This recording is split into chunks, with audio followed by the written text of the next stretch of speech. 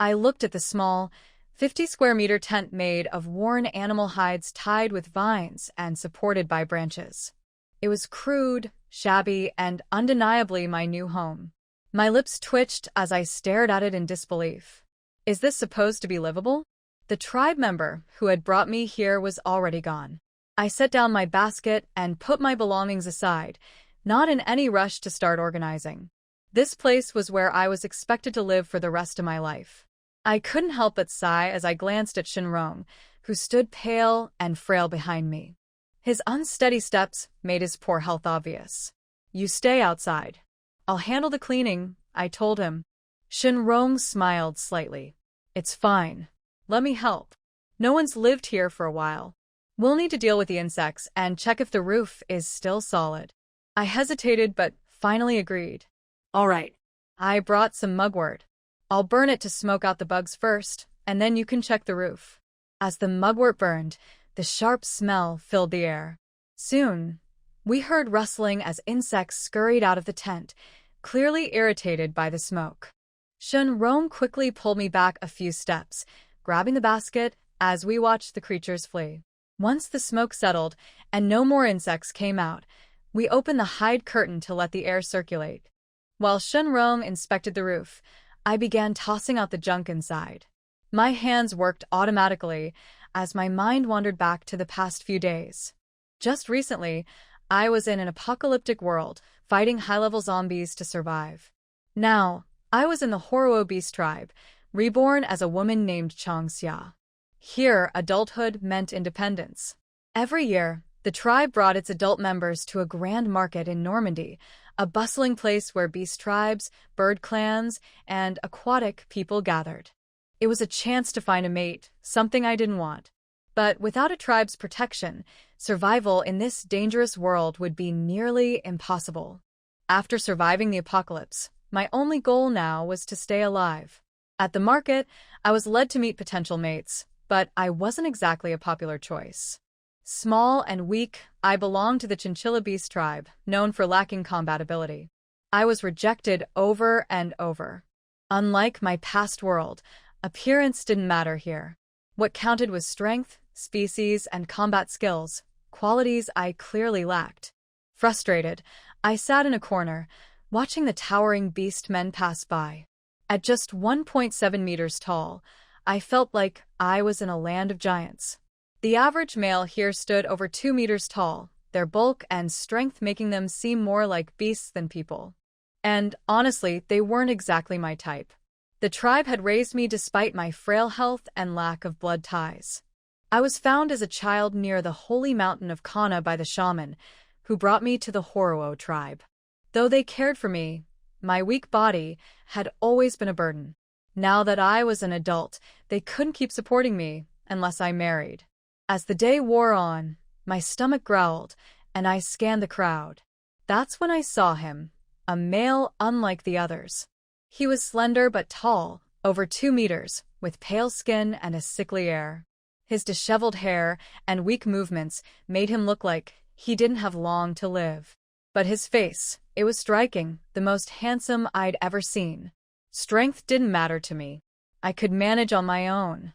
What mattered was that he wasn't one of those brutish, oversized men who only cared about power. Summoning my courage, I approached him. "Would you like to marry me?" I asked. I was surprised when I stopped Shinrong and asked him directly, "Do you want to marry me?" He looked down at me, towering over my small frame, clearly startled. I could tell he wasn't expecting someone like me, tiny, with a pale face but determined eyes, to ask such a bold question. He seemed stunned. After a pause, he finally smiled and asked, "Are all females in your tribe this direct?" I thought only bird clans behaved like this. I crossed my arms. I'm an adult. If I weren't, I wouldn't be at the Normandy market. Now, stop dodging the question. Will you marry me or not? I even gave him a playful pat on the arm, noticing how thin and sickly he looked. "You seem frail. No one else would pick you, but I can take care of you. So, what do you say? Come back to the Horo tribe with me?" Shinrong couldn't stop himself from laughing.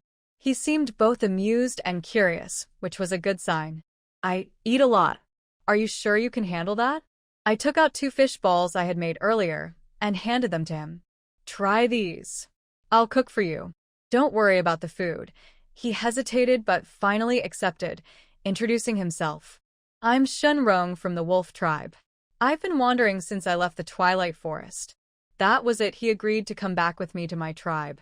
When we arrived, the tribe leader, Jen, looked shocked when I introduced Shenrong as my partner.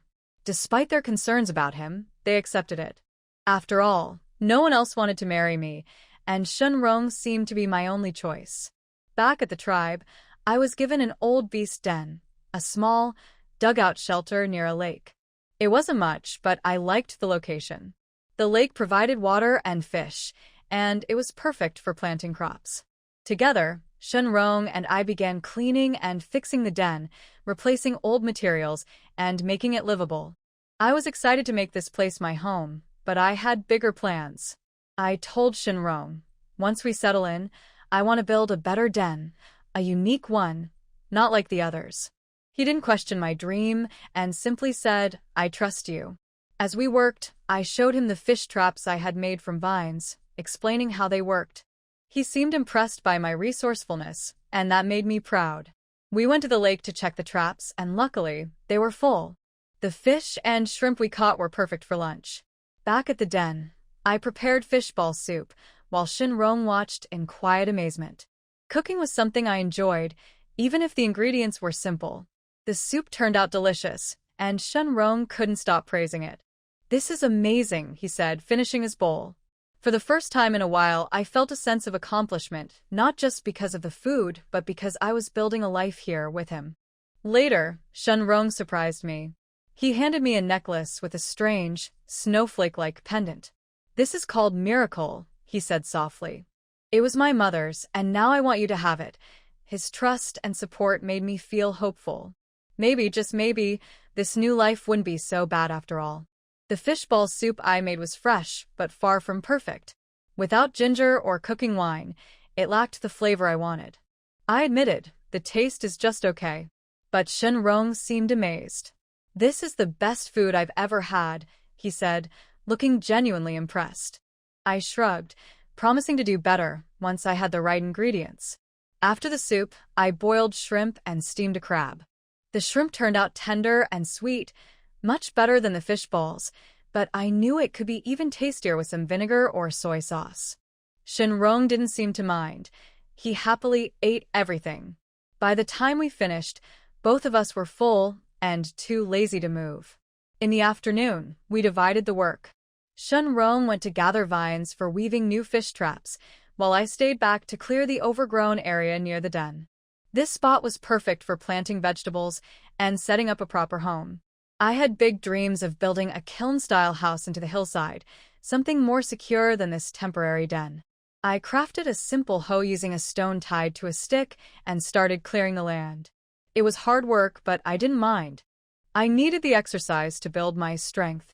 By the time Shenrong returned with a pile of vines, I had cleared 3 small plots of land. The soil was rich and perfect for planting. We spent the rest of the day weaving. Shenrong managed to make 3 fish traps, some baskets, and even a few mats. As we worked, I couldn't help but think of new ideas, like crafting sandals from the finer vines. The beast tribe didn't care much for footwear, but I wasn't used to walking barefoot like they did. By sunset, we were both exhausted but satisfied. Sitting outside the den, I shared my vision with Shenrong, building a proper home with vegetable gardens, fruit trees, and even pens for livestock.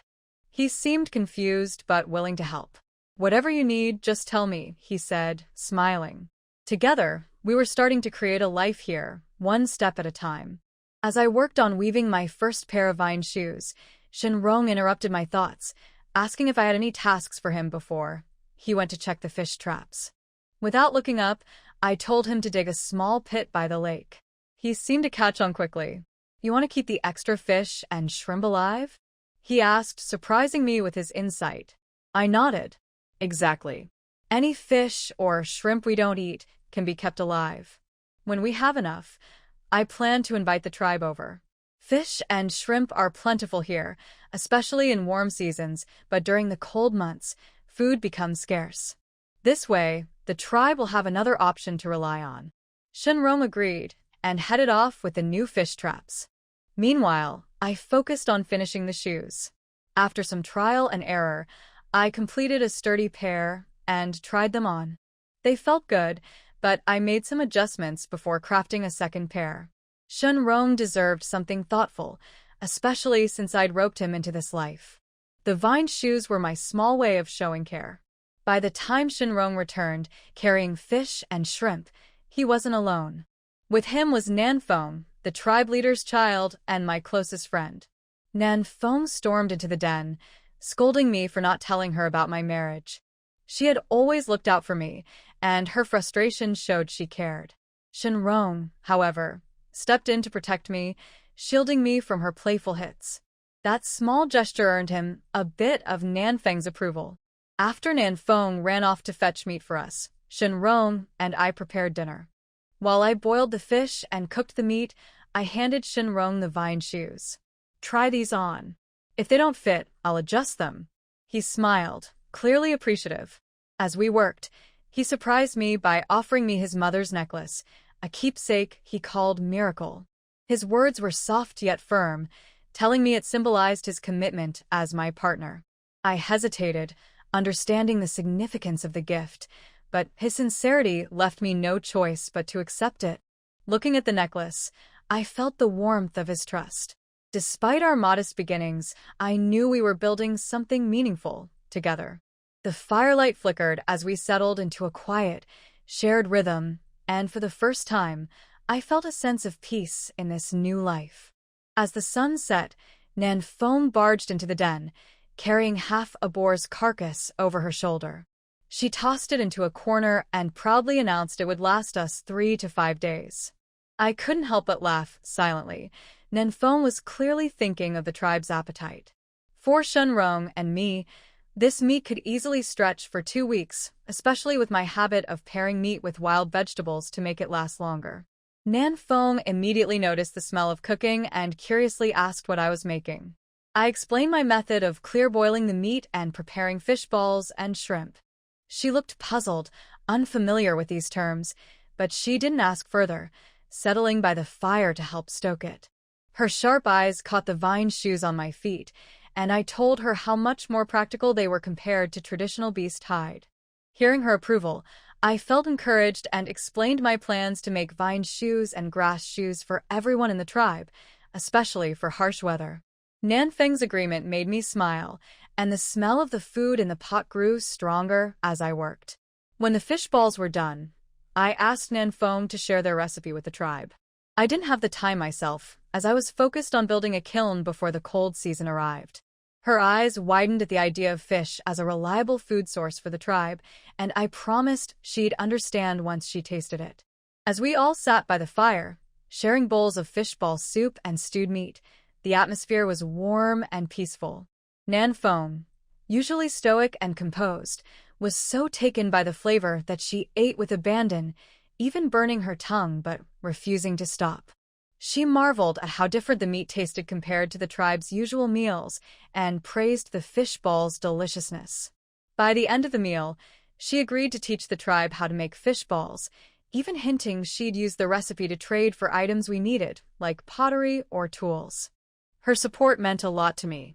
After all, this was my way of giving back to the tribe that raised me, and having Nanfeng on my side made me feel like I was finally starting to repay that kindness. Changxia was poor, but the Horo tribe was not. While the tribe wasn't extravagant, they never went hungry or cold. Nanfeng came into the den carrying half a wild boar, which she tossed into a basket. "This is boar meat, enough for you two to eat for a few days," she said confidently. I knew better. This much meat would last Shenrong and me at least 2 weeks with how little I ate and how careful I was with our meals. I didn't argue, though, planning to show her how pairing meat with vegetables could stretch our food further. As I prepared the shrimp, Nanfeng asked about the kiln I mentioned earlier. I explained that I wanted to build a new kind of den, a kiln nestled into the western hillside. She seemed intrigued and offered to help, though she hesitated, clearly unsure if it was realistic. Her support made me happy. The shrimp cooked quickly. I added a bit of juice from a sour fruit I'd collected, using it as a dipping sauce. At first, Nan Foam was skeptical, but after trying it, she was surprised by how the tangy flavor enhanced the shrimp. Shenrong also seemed impressed, and I made a note to gather more of these fruits for future meals. As we ate, Nan Foam agreed to teach the tribe how to make fish balls. She also offered to lend us the wood and stone she'd prepared for her own den, so we could start building the kiln.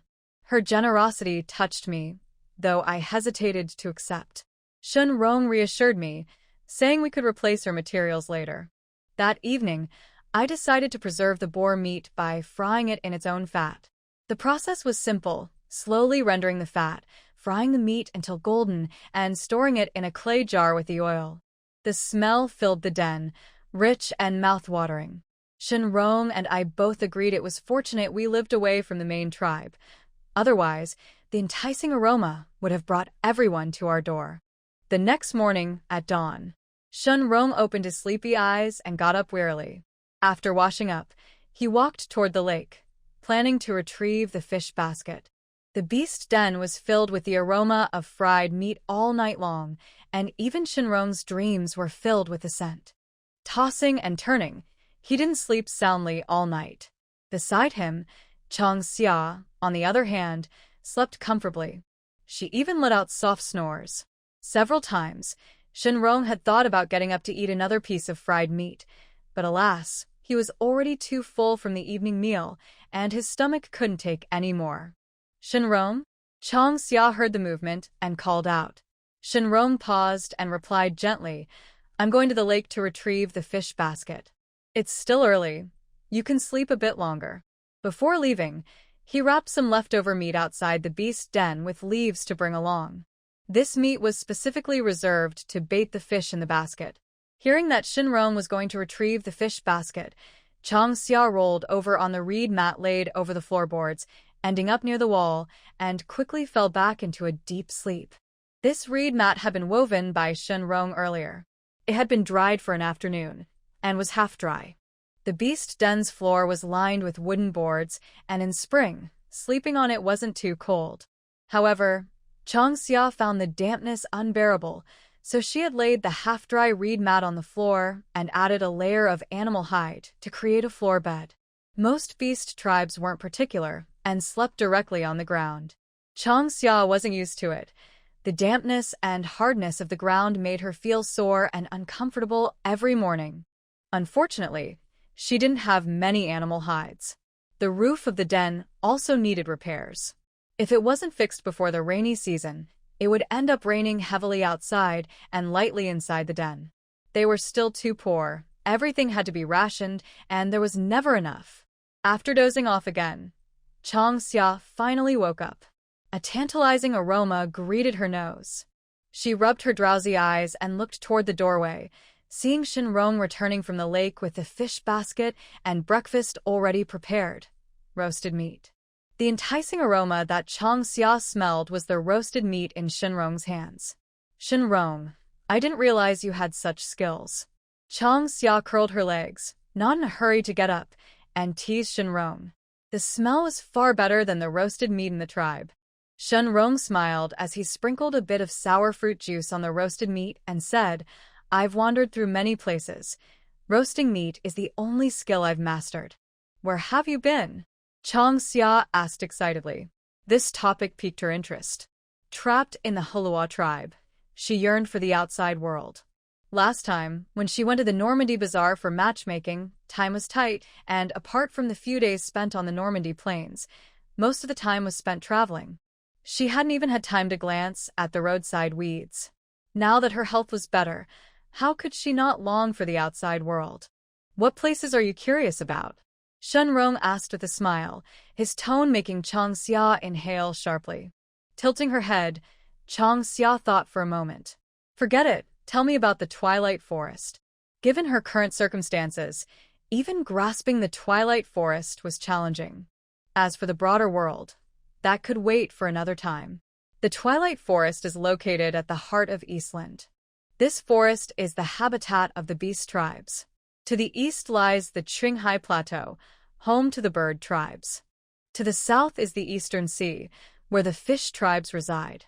The Hulua tribe is situated in the eastern part of the Twilight Forest and maintains a friendly relationship with the bird tribes. The Hulua tribe is home to the leopard tribe. To the north are the lion and wolf tribes. To the west live the snake, fox, and rabbit tribes. And to the south is the largest and most complex area. Changxia, a chinchilla tribe member, lived in the Hulua tribe. Shunrong didn't ask why, but he guessed it was due to some accident or other reasons. Listening to Shunrong's explanation of the divisions among the beast tribes in the Twilight Forest, Changxia's eyes sparkled with excitement. Nanfeng had once said the Twilight Forest was vast, but she had no direct sense of its scale. At this moment, Changxia was truly shocked. The Hulua tribe, which she was familiar with, already possessed a territory equivalent to an entire province. The Twilight Forest, as the centralized living area for beast tribes, was unimaginably vast. If the Twilight Forest was already this expansive, then how vast must this entire continent be? The thought made Changxia indescribably excited. Are you so familiar with the Twilight Forest because you've lived here before? Changxia asked curiously, watching Shunrong while getting up to wash up. Meanwhile, Shunrong's roasted meat was already done. On the stove, the stewed meat was bubbling, releasing an enticing aroma. It was clear that Shunrong was highly skilled. Having seen Changxia cook once, he could perfectly replicate it. Once again, Changxia silently rejoiced that she had brought Shunrong back to the tribe from the Normandy Bazaar. I was born in the Twilight Forest, Shunrong replied. Hearing this, Changxia raised her eyebrows. Born in the Twilight Forest, yet having wandered through many places. Immediately, Changxia's gaze at Shunrong became tinged with pity. Noticing this, Shunrong shook his head and smiled, saying, "Don't overthink it. I wasn't abandoned by my tribe or clansmen. There are some things I can't tell you right now, but I'll explain when the time is right, okay?" Now, he considered himself half-crippled. Whatever glory he once had was long gone. If possible, he wanted nothing more than to live the rest of his life as Changxia's partner. Fine. Tell me whenever you want to, Changxia waved her hand, not pressing him. Chewing on a willow twig, she washed her face with warm water. Sitting by the stove, she accepted the bowl of meat soup Shunrong handed her, took a piece of roasted meat, and savored its extraordinary flavor. From now on, the task of roasting meat would definitely be Shunrong's. It was just ordinary roasted meat, but Shunrong made it taste like gourmet barbecue. He was undoubtedly a genius. The roasted meat is amazing, Changxia exclaimed. Shunrong was delighted and said, "If you like it, eat more. Today we're going to the salt lake to fetch salt. How would you like to carry it?" The salt lake was near Mount Kana, a sacred site of the witches. Apart from fetching salt, beast tribes rarely ventured near Mount Kana. We'll empty the baskets. This time, we need to bring back as much salt as possible. We'll need it for curing meat and vegetables. Besides salt, I also want to gather some white fruits, Changxia calculated. Salt was used quickly in her household, and she didn't want to make frequent trips to the salt lake. If she was going, she wanted to make it worth it. White fruits. Why do you want to gather those? Shunrong asked, surprised. White fruits, once dried and ground into powder, were used to make fruit porridge for young cubs who couldn't drink milk. Generally, beast cubs under 6 consumed fruit porridge occasionally. They didn't have cubs, so gathering white fruits seemed a bit unusual. While asking, Shunrong cast a cautious glance at Changxia's belly. Changxia twitched her mouth, glaring at Shunrong, and explained, "What are you looking at?" "I want to gather white fruits to try making fruit powder into noodles or rice noodles."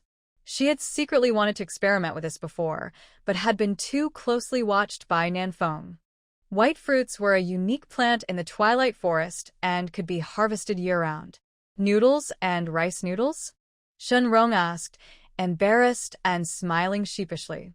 Changxia shook her head slightly and said, "Noodles and rice noodles are types of food. Once we've collected enough white fruits and dried and ground them, I'll see if the powder can be made into noodles or rice noodles." Tilting her head, she licked her lips. Remembering the taste of fruit porridge, which resembled rice porridge, She believed the powder had more potential to be made into rice noodles. Rice noodles. She couldn't help but imagine eating them. Gillen rice noodles, snail noodles, chungda rice noodles, stir-fried rice noodles. Alright, enough thinking. Any more, and she'd be drooling. You prepare more baskets, and we'll bring back as much salt and white fruits as possible. Then, I'll make something delicious for you, better than stewed meat and boiled river prawns. Chang Xia wiped the corner of her mouth and quickly finished the roasted meat in her hand. At this moment, she was eager to get started. Bring all the baskets and take 2 woven baskets.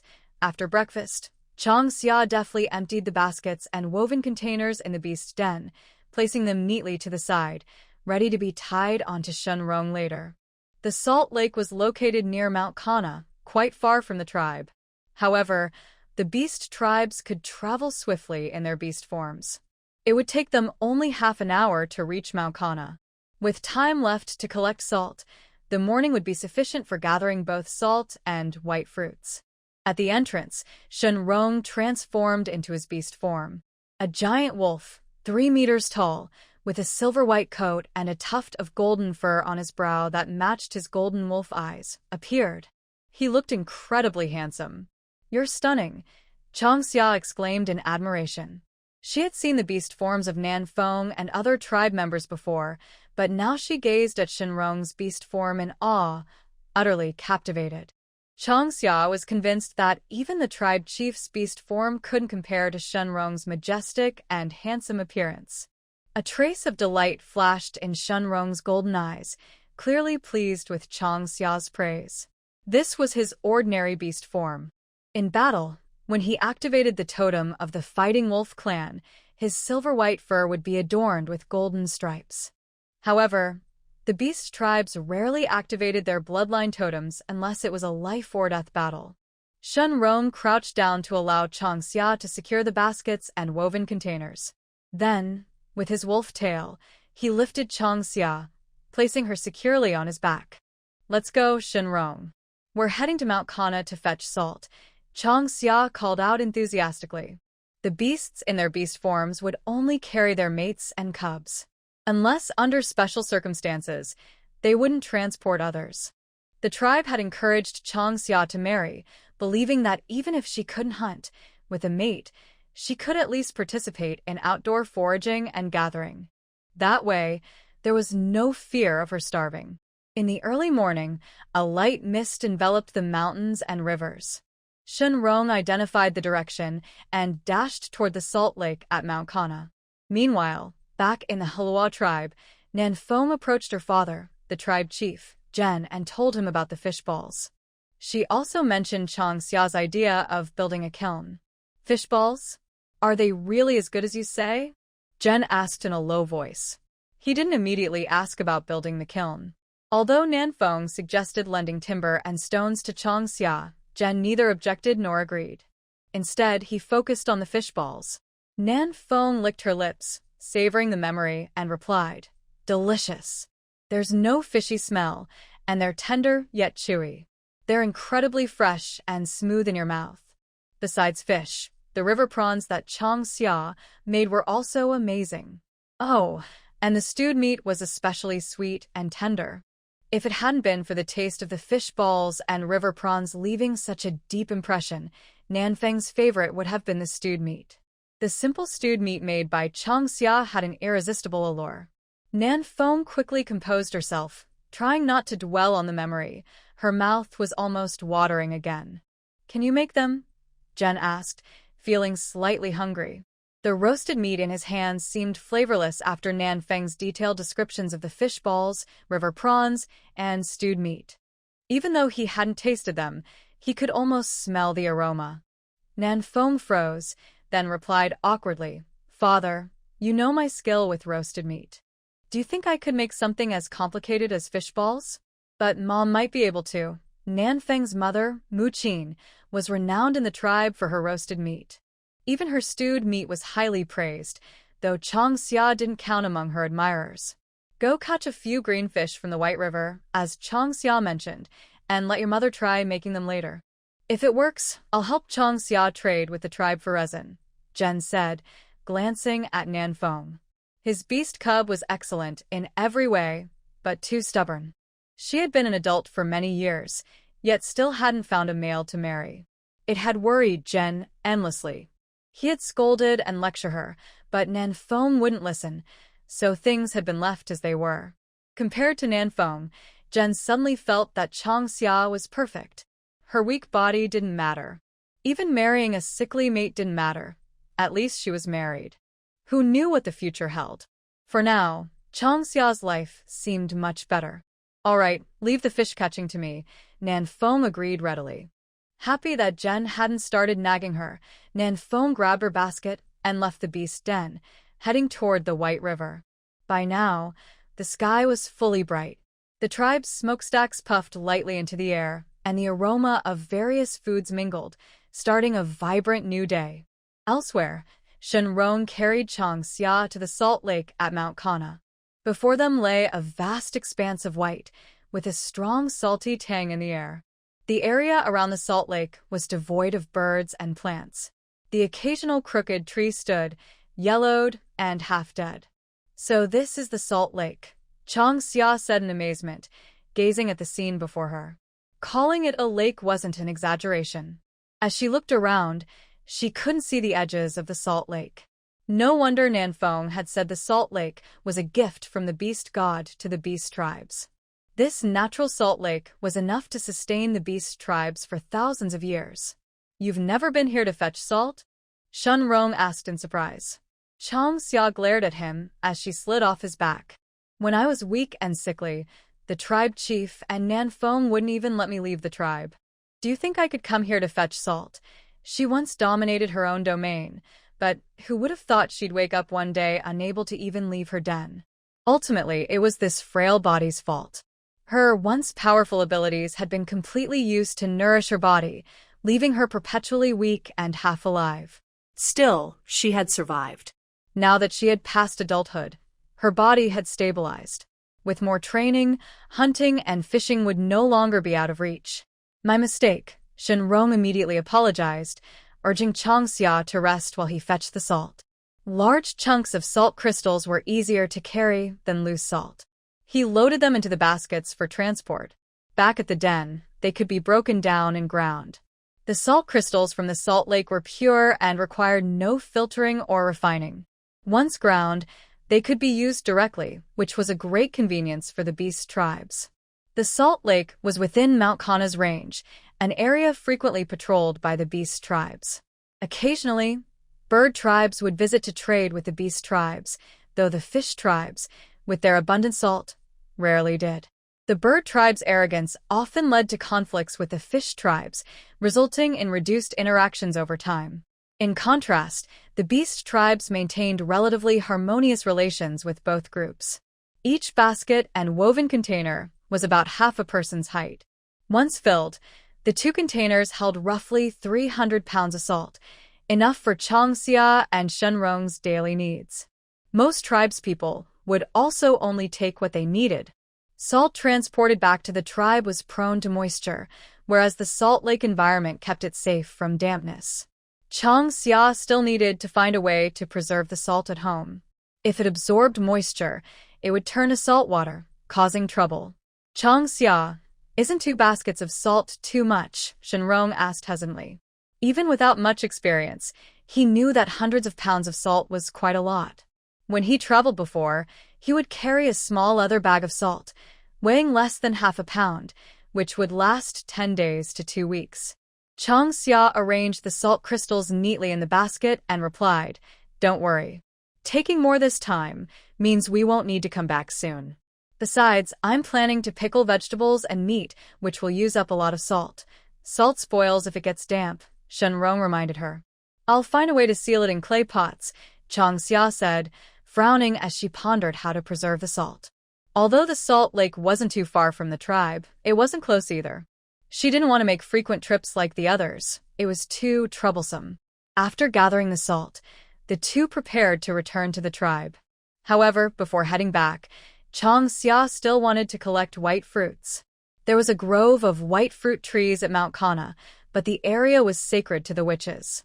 Unless given permission, No one from the beast tribes would dare touch anything there except for the salt.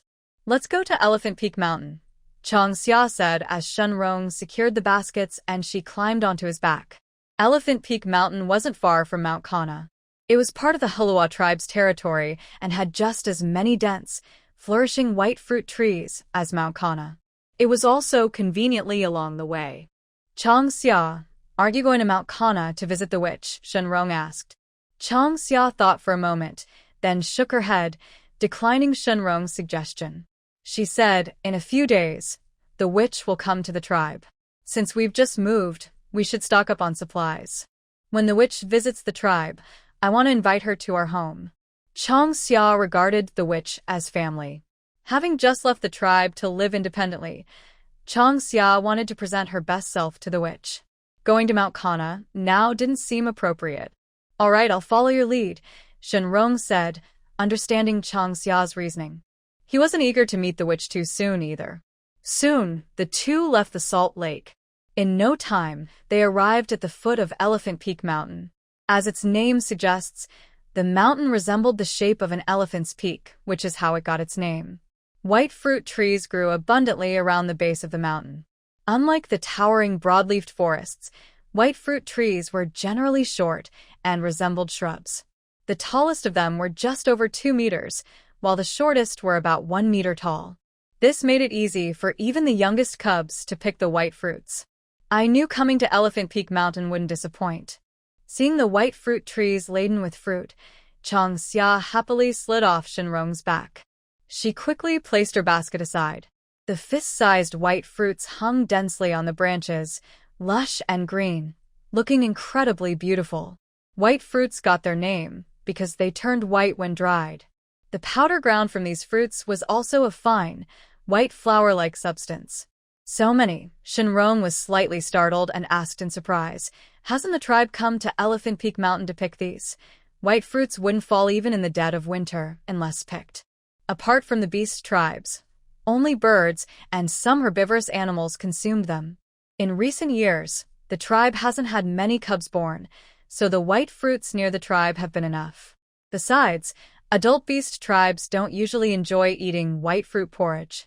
Chang Xia shrugged, explaining. White fruit porridge had a mediocre taste, especially since the beast tribes didn't have sugar or other seasonings.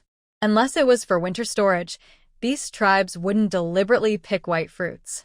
And since the fruits didn't fall if left unpicked, there was no issue of waste. White fruit porridge with honey tastes great, Shenrong said. Chang Xia pouted, looking longingly at Shenrong. Honey is hard to come by. The tribe collects a little every year, but most of it is sent to Mount Kana. As for sugar, unless someone knows how to make it. Sweets? Are you talking about cane sugar? Shenrong hesitated.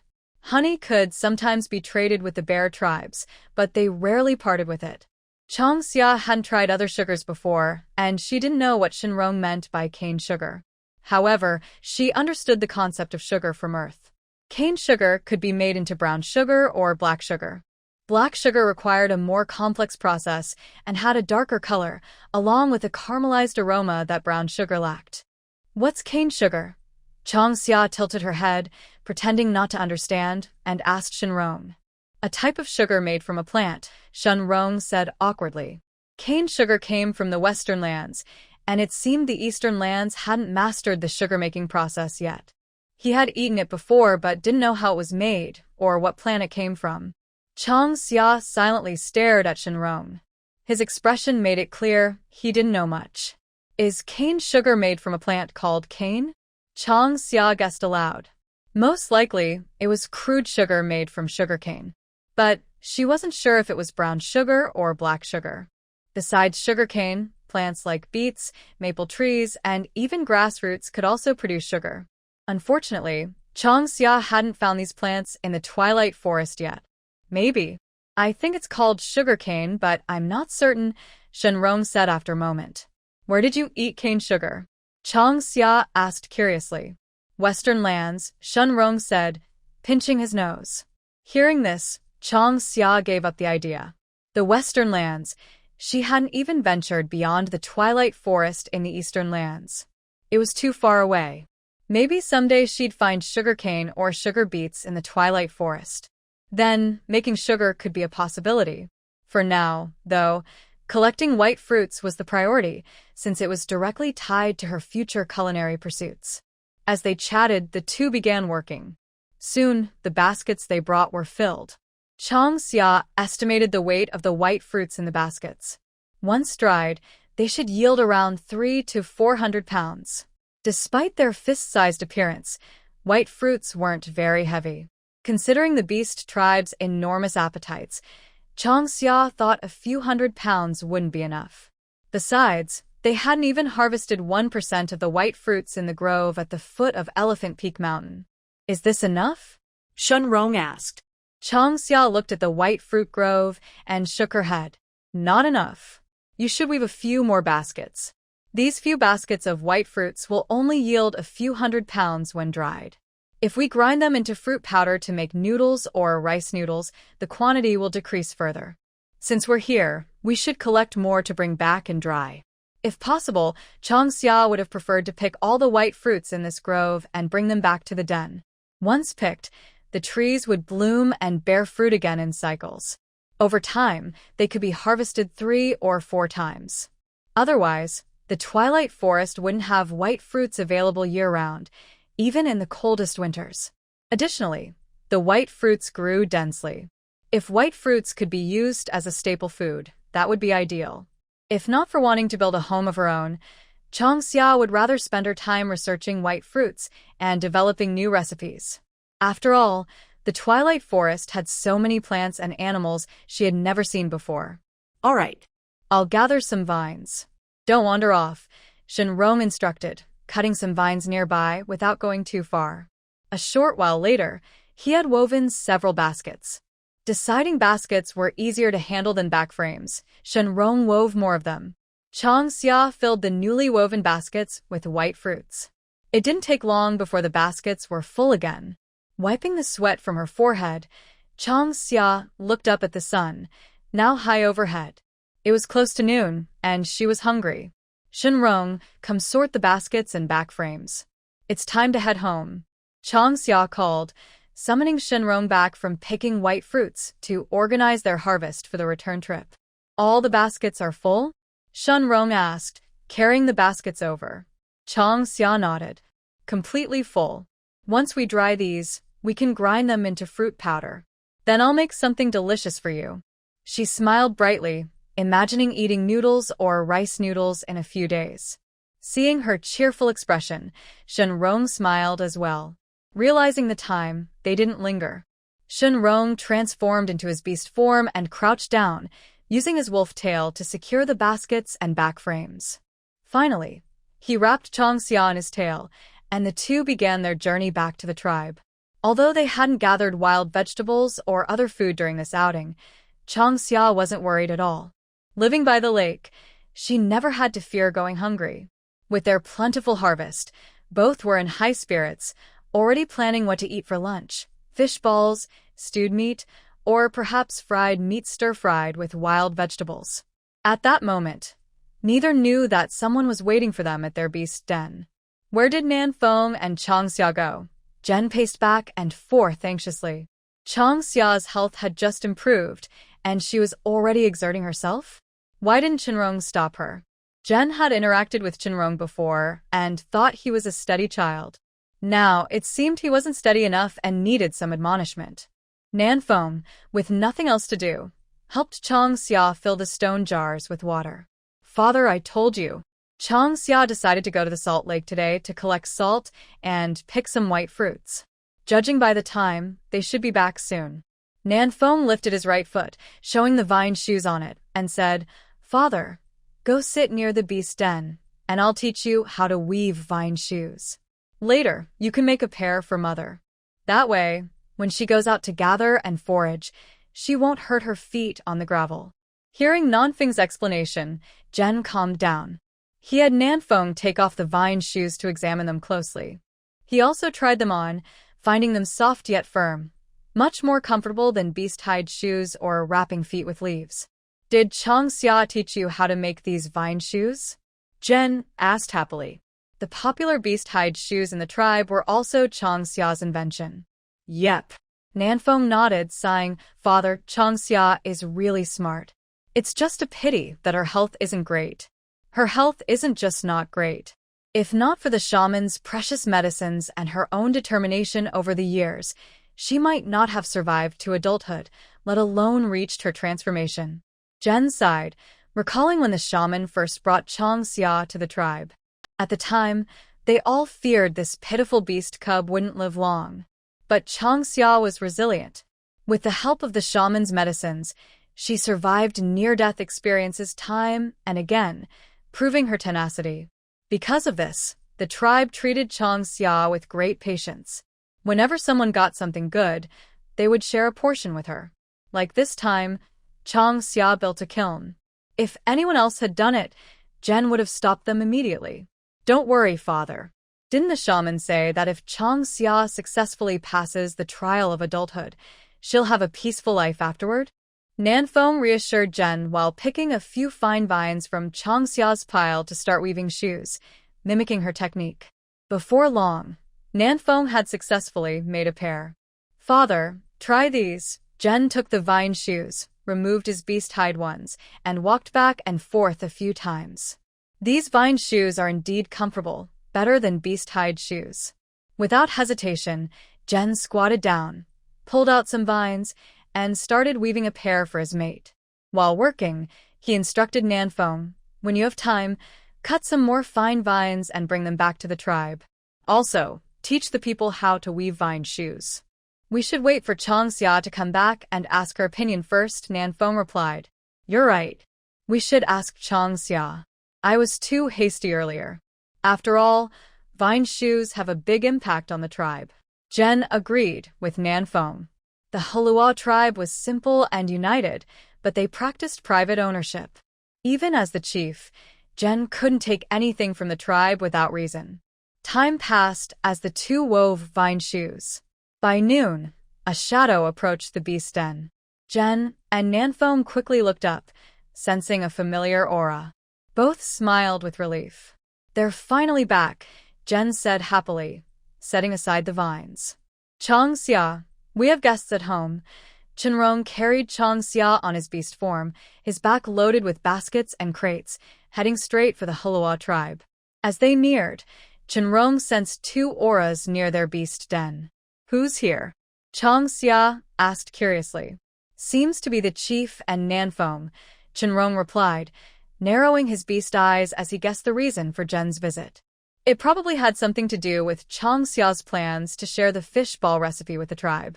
Not to mention there were also shrimp and stewed meat. The chief's temperament is as impatient as ever, Changxia sighed. Chenrong paused mid-stride. Of all people, did Changxia have the right to call someone else impatient? Changxia, didn't you bring back a bit too much salt and white fruit? Jen was about to greet them when his eyes landed on the load Chenrong was carrying, and he was immediately taken aback. Too much? I don't think so at all, Changxia said, holding Nanfeng's hand as she jumped off Chenrong's back. Seeing Jen's displeased expression, she quickly explained, Chief, the salt is for pickling vegetables and meat. I'll store it properly to prevent it from getting damp. As for the white fruit, I plan to experiment with it and make it into long-lasting food. Fruit porridge? Nanfeng teased. Changxia pinched the soft flesh on Nanfeng's waist and retorted, I'm not making fruit porridge. I'm thinking of making noodles or flour. Just wait. I'll tell you once it's done. I won't waste the white fruit. Fine. Do as you like, Jen said, no longer questioning her. Confirming that she wouldn't waste food, he turned to help Chenrong unload the baskets and crates. That's a lot. Nanfeng sighed, looking at Changxia with helplessness. Jen, however, said nothing more. He trusted Changxia to be a responsible child. If she promised not to waste, she would keep her word. Spread the white fruit out to dry and move the salt into the beast's den, Changxia directed. While the white fruit dried under the sun, it would be easier to grind into powder later. Looking at the baskets of fruit, Changxia muttered softly, There's too much white fruit. We need to trade with the tribe for some clay jars. Otherwise, there won't be enough space to store the powdered fruit. I can make wooden barrels, Chinrong offered. They didn't have items to trade for pottery, but he could craft things like barrels and vine baskets himself. You can make them? Chang Xia asked in surprise. Chinrong nodded. I can. Then make plenty of wooden barrels in various sizes. Like the vine baskets, they don't all need to be the same size, Chang Xia instructed. Nearby, Jen and Nanfeng listened quietly to their conversation, feeling a mix of emotions. Sure enough, marriage had matured the children. Chang Xia, if you need clay jars, I can help you trade with the tribe. You've contributed a lot with the fishball recipe, Jen said seriously. Earlier that morning, he had Nanfeng catch some fish from the river. Following Nanfeng's instructions, they successfully made delicious fish balls. While Nanfeng claimed the taste wasn't as good as Chang Xia's, both Jen and his mate Mulin were very satisfied.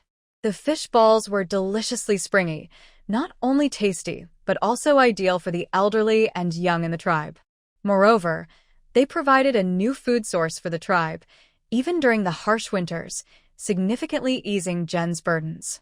Chief, I'd like to trade the fish ball recipe for some resin. Can I still trade for clay jars? Chang Xia nervously asked, rubbing her hands. She and Chinrong couldn't hunt for now, which meant they couldn't obtain hides or bones, valuable items for trading. You can, Jen assured her, explaining as he helped spread out the white fruit. Nanfeng also mentioned you know how to prepare shrimp and a new way to stew meat. If you're willing, I'd like you to teach these to the tribe as well. I'm willing, Chang Xia agreed eagerly. With the white fruit spread out and the salt stored in the beast's den, she turned to Chinrong. Chinrong, go to the lake and catch some fish and shrimp. The chief and Nanfeng will stay for lunch. Neither Jen nor Nanfeng declined. Chinrong nodded and, after washing his face, grabbed a basket and headed to the lake. Chang Xia, can the vine shoes also be taught to the tribe? Jen asked. The three of them entered the beast's den, and Jen eagerly brought up the topic of vine shoes. He held a pair of woven vine shoes in his hands, which he had made for Mulin. Chang Xia washed her face with water-soaked beast hide. Yes, Chang Xia replied.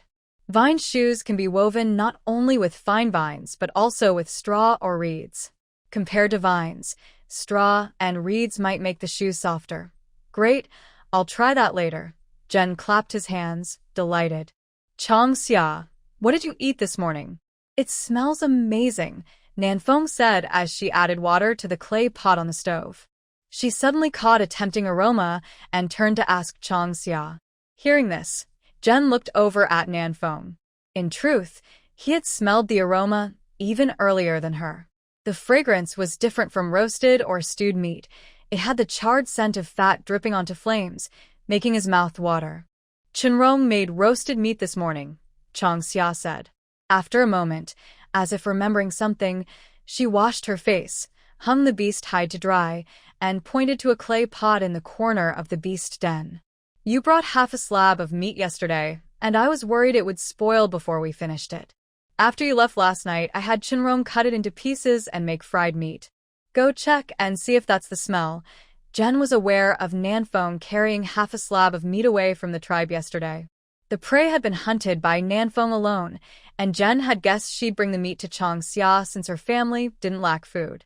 In fact, if Nanfeng hadn't delivered the meat, another tribesperson likely would have. Chang Xia, raised by the tribe, was cherished by everyone. Since Nanfeng took the initiative, the others held back. That's it. That's the smell, Nanfeng said excitedly as she lifted the lid, inhaling the fragrant aroma of fried meat. Chang Xia, how did you make this fried meat? Cut the meat into pieces, render the fat first, then fry the meat in the oil. Don't fry it too dry, half-cooked is just right. Once the oil cools down, store both the oil and meat in a sealed clay pot.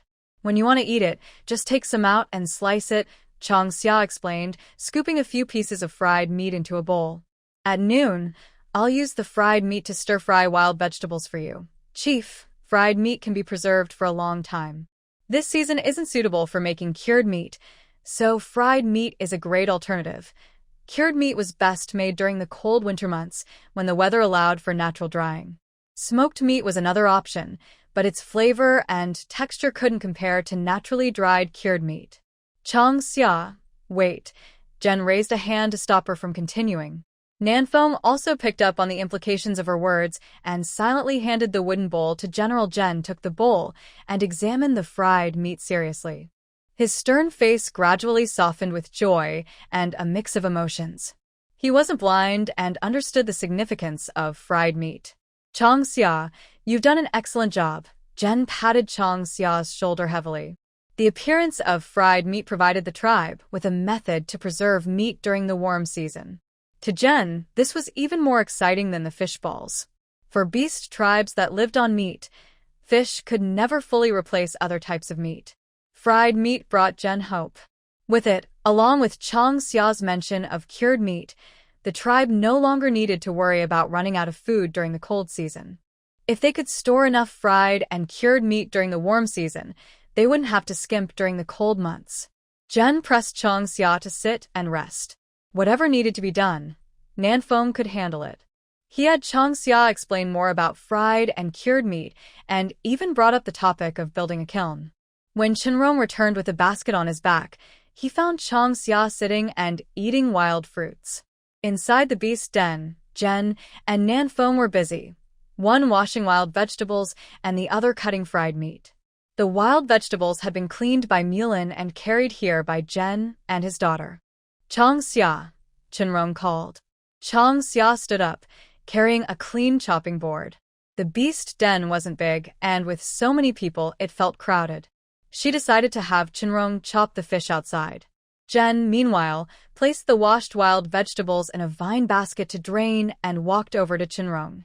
Peeking into the basket of fish and shrimp, he asked, Chang Xia, can these be eaten too? He picked up a river shrimp and glanced at the river crabs nearby. These small creatures were abundant in the White River, but even the beast cubs wouldn't catch them. They smelled strong, pinched fingers, and had little meat. Chief, river shrimp and crabs are edible, Chang Xia replied. Nanfeng reached out, staring at the river shrimp in Jen's hand and swallowing hard. Father, river shrimp are delicious. She hadn't tried river crabs yet, but judging by Chang Xia's pleased expression, she guessed they must be just as tasty. Chief, besides fish, shrimp, and crabs, things like clams, snails, and loaches are also edible, Chang Xia said excitedly. She had seen many small water holes near the lake earlier. Besides loaches, there might be eels in those holes. These seemingly insignificant creatures all had great flavors. It was time to gather more ginger, scallions, and garlic. The more complete the seasonings, the better she could cook. This would also help the tribe enjoy better days sooner. Chang Xia, share this knowledge with the tribe, and the tribe will help you build the kiln, Jen said decisively before Chang Xia could go into detail. He wasn't the type to take advantage of his own people and quickly made a promise. Having Chang Xia in the tribe felt like a blessing. Jen had a feeling that even without hunting, the tribe's location by the White River could sustain them all. Chief, is that okay? Chang Xia looked at Jen in disbelief, momentarily stunned. Nanfeng thought it over and agreed with Jen's suggestion. Sharing this information with the tribe in exchange for their help building the kiln was indeed a good deal. Chenrong said nothing, quietly chopping fish. The kiln Chang Xia described was entirely different from the beast den. He couldn't guarantee its success. Now, with the tribe involved, he felt relieved and even a bit expectant. Actually, I have my reasons, Jen said, his expression slightly embarrassed as he looked at Chang Xia.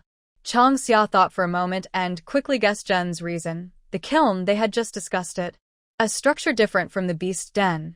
It could provide shelter from wind and rain and some protection against beast attacks. From her description alone, Jen could already see its many benefits. Chief, are you referring to the kiln? Chang Xia asked with a smile, looking at Jen.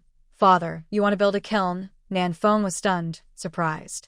Chenrong, with his sharp instincts, had figured out Chang Xia's plan when she first mentioned the kiln. Compared to teaching the tribe to make fish balls, she clearly had a bigger agenda.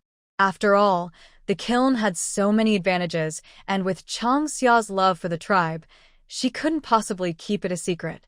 If the kiln is as good as Chang Xia says, it's obviously better than the beast den.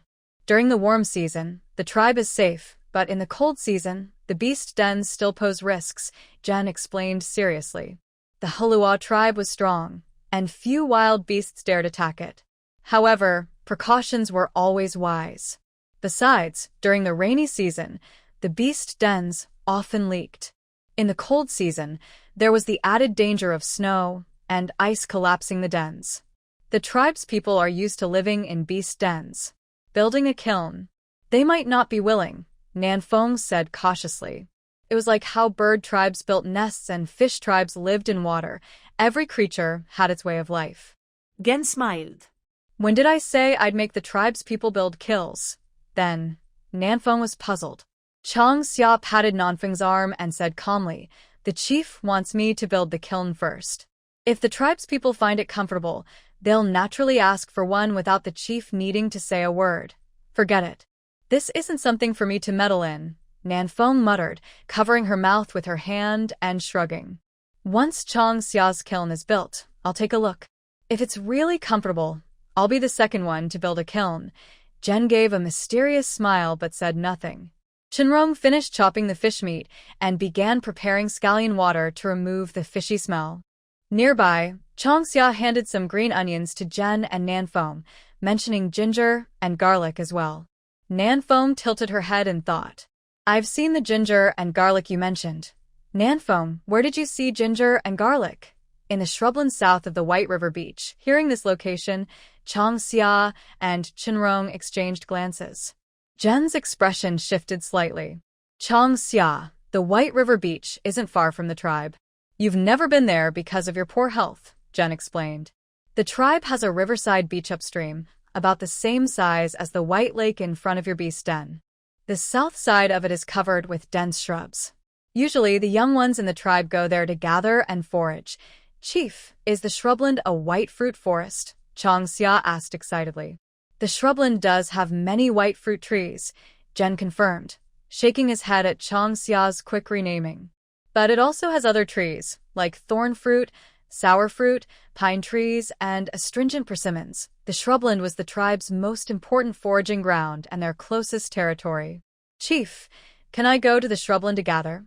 Chang Xia quickly rephrased, not bothering about whether it was a white fruit forest or shrubland. Compared to Elephant Peak Mountain, the shrubland was closer and more convenient.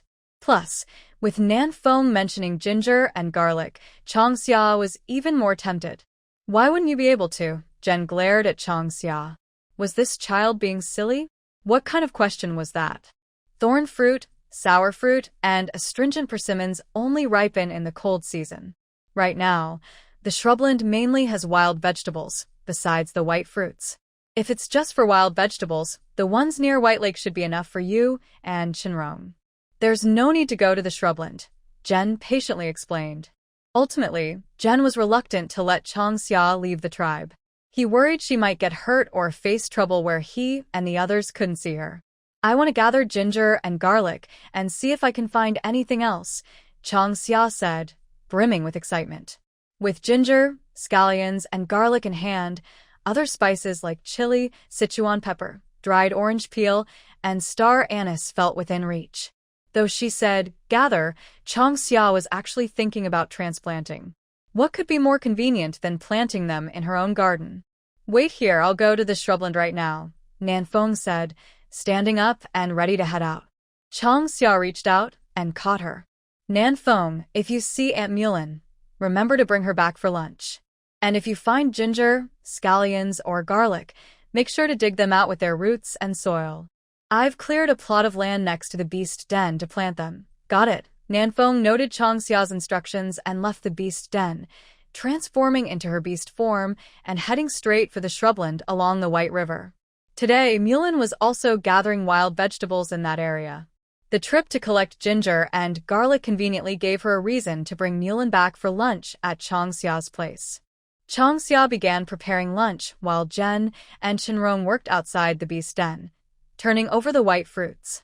The bright sunlight shone on the fruits, gradually giving them a silvery white hue, as if covered with frost.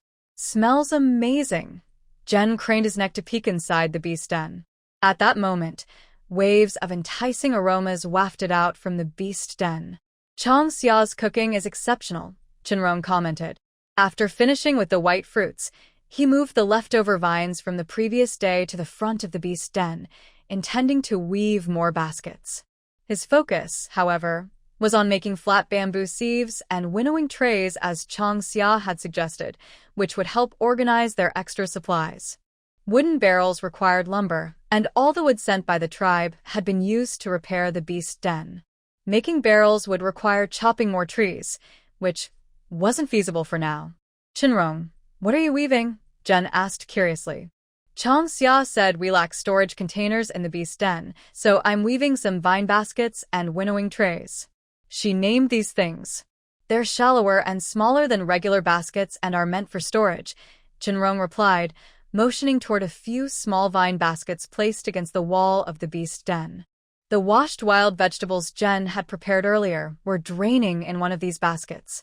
Jen observed them with amazement. Chang Xia is so clever, he praised. He wasn't foolish. These seemingly simple items were ingenious. They were easy to make, learn, and incredibly convenient for daily use. Life among the beast tribes was rugged, and their beast dens often had cluttered piles of belongings. Though Mulin kept their den relatively tidy compared to others in the tribe, it still seemed disorganized next to Chang Xia's. Jen could already imagine how delighted Mulin would be when she saw these things. She had always complained about how hard it was to keep the den clean, despite her efforts. Because of this, both Jen and Nanfeng had frequently faced her scolding, especially after returning from hunting trips. Smiling, Jen crouched beside Chenrong and started weaving. But the enticing aroma from the beast den was too strong, making both of them a bit distracted. The beast den only had 2 clay pots. Instead of making fishball and wild vegetable soup first, Chang Xia stir-fried fried meat with wild vegetables in one pot while simmering meat in cold water in the other. She skimmed off the foam while it cooked. The ginger and garlic Nanfeng was gathering would have to wait for another time. Ideally, she wanted to grow them in her garden. After finishing the stir-fry dish, she began forming fish balls. Since there were more people this time, she made the fish balls twice as large, about the size of a baby's fist, similar to those she had brought to the Normandy market. The river shrimp and crabs waited in a vine basket until the pots were free. Thinking about the ginger and garlic Nanfeng was fetching, Chang Xia didn't slow down her pace. If only the clay pots weren't prone to cracking under high heat, she'd have liked to cook a few more dishes. After about 30 minutes, Nanfeng returned from the shrubland with Mulin. Mother, hurry down, Nanfeng urged as soon as she stopped, encouraging Mulin to dismount her beast form. Smelling the food from the beast den, Nanfeng's stomach growled loudly, and she felt like she could eat an entire horned ox. Mulin slid off Nanfeng's beast form with a darkened expression. Just as she was about to scold her, the enticing aroma wafted over from the distance. Mother, what are you standing there for? Hurry, let's go, Nanfeng urged again, slinging her basket over her shoulder as she headed toward the beast den, salivating at the thought of the meal Chang Xia had prepared. Mulin shot her a glare, but quickened her pace toward the den. Inside, Chenrong and Jen set aside their weaving materials and joined them in the beast den, their eyes fixed on the bubbling clay pots, swallowing hungrily. This scene didn't escape Mulin's notice as she approached. Jen, what are you doing? Hearing her voice, Jen turned around with a sheepish smile. Mulin, you're here. I wasn't doing anything, just taking a sniff. Oh, Nanfeng, get some water for your mother to wash her face. Chang Xia has finished cooking, and we can eat any time now. Nanfeng tossed her basket into the corner of the beast den and quickly fetched water. Her movements were smooth and efficient. Aunt Mulin. Chang Xia greeted her warmly, carefully arranging the basket Nanfeng had discarded in the corner. Chang Xia, thank you for your hard work, Mulin said with a smile as she stepped into the beast den. Her eyes lit up as she scanned the surroundings, noticing the various sizes of vine baskets and woven trays in the corners. Seeing this, Jen immediately understood. These were woven by Chenrong, Jen said, handing a vine basket to Mulin. His words were filled with praise for Changxia. Mulan accepted the basket and examined it closely. "This basket is great. It's perfect for gathering and storing," she said. In the past, no one in the tribe had thought to make smaller baskets for convenience, but now, looking at the variety in Changxia's den, it all became clear to her. Mulan couldn't help but agree with Zhen's praise for Changxia. Aside from her weak health, Changxia was exceptional in every way. If only Nanfeng weren't female, Mulan had even entertained the thought of having Nanfeng live with Changxia to take care of her in her later years. "Changxia, I always knew you'd manage well," Mulan said, patting Changxia's shoulder gently. She put the basket down and walked around the beast den, her expression full of satisfaction. Her smile deepened when she saw the food on the stove. The child they had raised was finally living independently. Along with her pride, there was a bittersweet feeling of reluctance. "Aunt Mulan, please have a seat and try the food I prepared.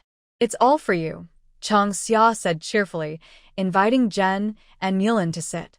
Since there were no chairs or tables in the den, she spread out a woven mat and turned a basket upside down to serve as a makeshift table.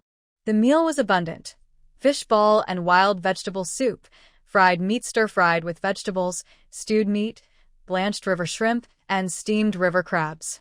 Zhen's family was amazed, their eyes wide with surprise. The tribe's daily meals typically consisted of roasted meat and stews. Roasted meat was simply cooked over a fire, while stews involved throwing chunks of meat into a pot with wild vegetables or plant roots. However, the tribe didn't know how to remove the gamey taste, so the flavor of the stews was often unpleasant. In contrast, the fishball soup was fresh and juicy, the stir-fried meat crispy and fragrant, the stewed meat tender and easy to eat, and the shrimp and crab flavorful and springy. As soon as they started eating, Zhen's family of 3 couldn't stop, their heads staying down as they devoured the meal. Ah, "I'm so full. Changxia, let us know if you need anything," Mulan said after the meal, patting her full stomach. In just 15 minutes, the table was a mess, and everyone lay back on the mat, rubbing their round bellies with satisfied expressions. They couldn't help but lament how they had been missing out for so many years. Changxia wants to build a kiln and needs to trade resin with the tribe. She can use Nanfeng's wood and stone for now, but other materials will require exchanges, Zhen explained. Even if he didn't say it, the tribe would likely support Changxia in some way once they learned of her plans. Mulan nodded and said, "Changxia, tell Nanfeng whatever you need her to do, and she'll help you. In a few days, the shaman will visit. I'll arrange to trade for some clay pots for you later." A beast den without enough clay pots is unacceptable. Before Changxia could respond, Zhen and Mulan had already made the decision for her. In their eyes, Chenrong wasn't much stronger than the frail Changxia. Seeing this, Chenrong chose to remain silent and resigned himself to his role. Changxia smiled happily.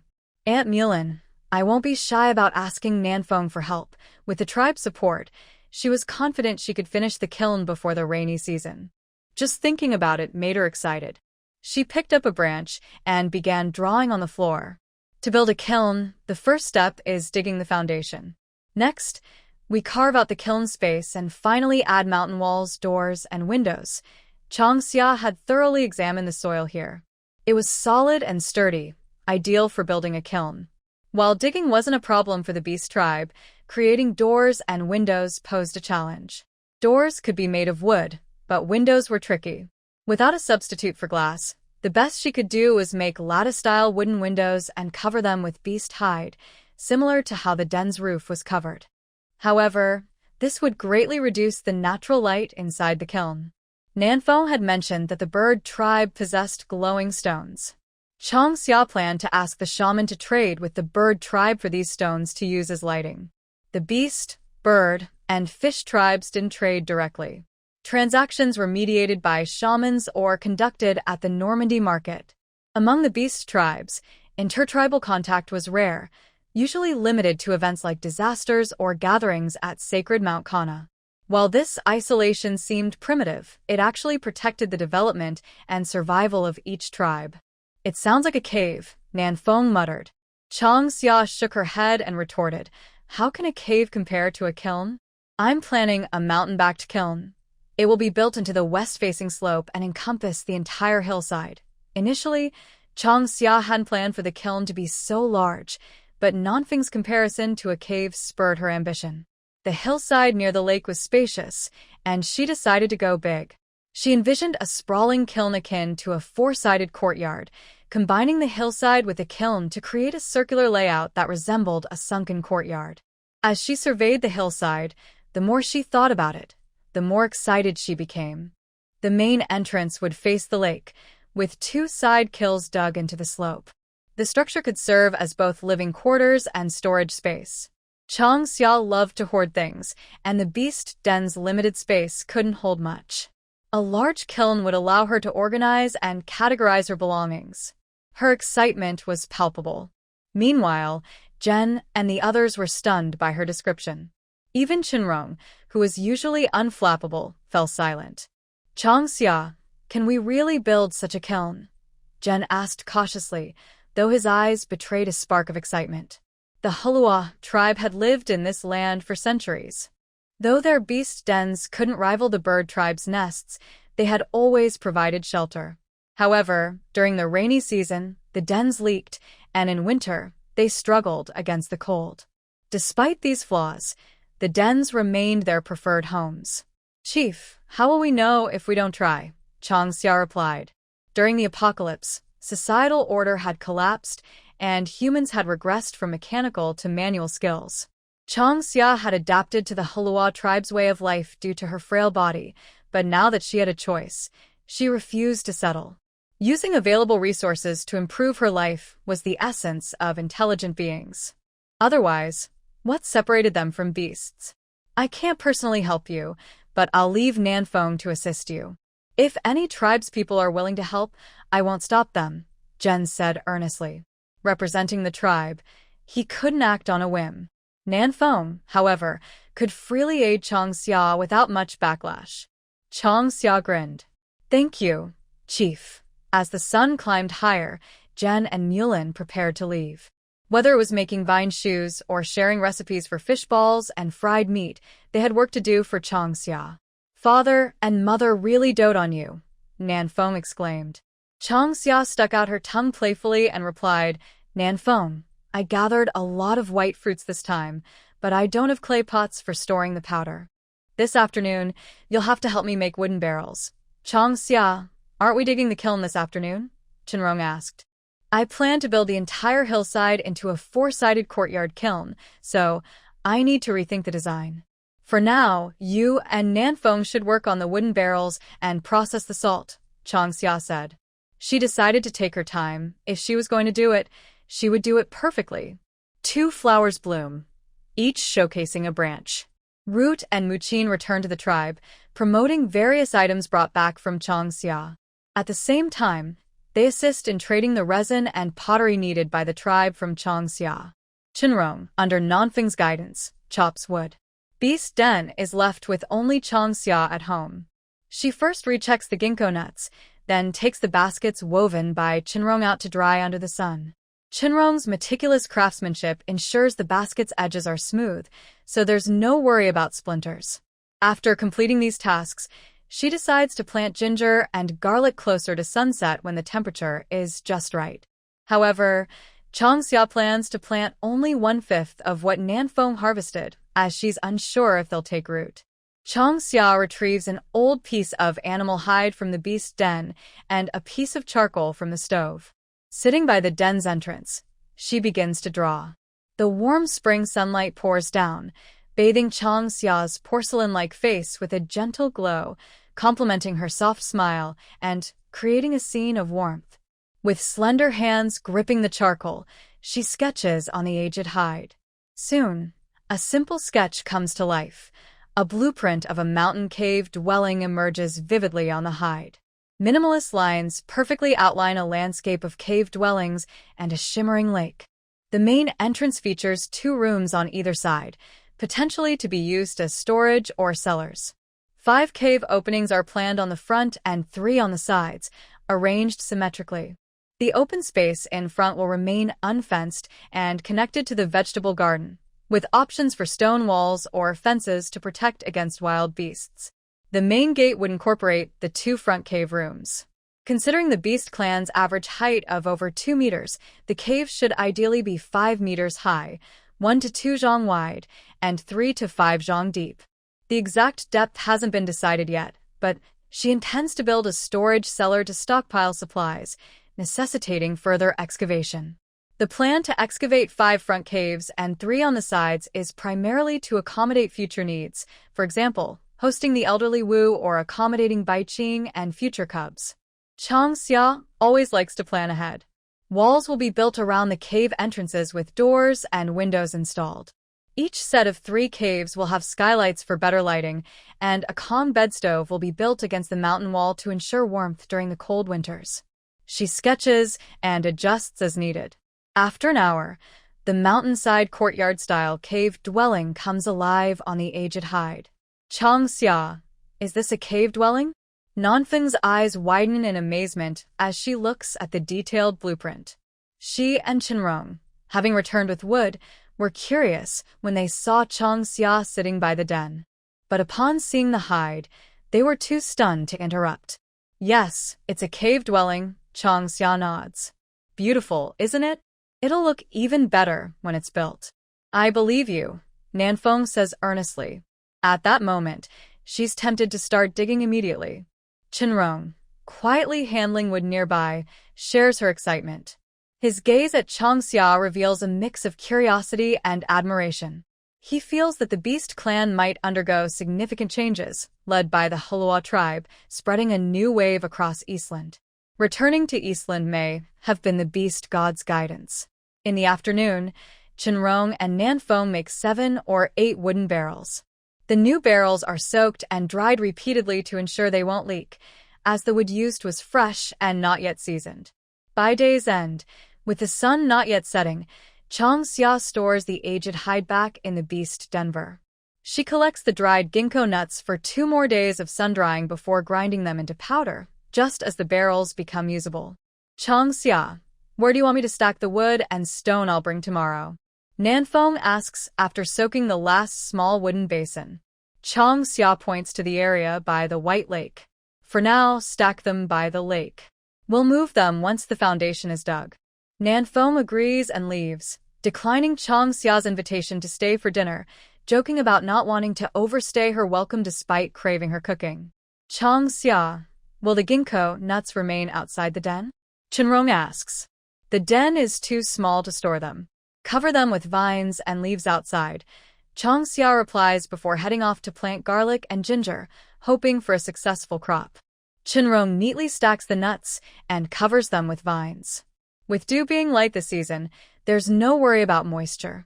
He then goes inside to boil water. Chang Xia, what's for dinner? He asks while grinding salt crystals into finer grains.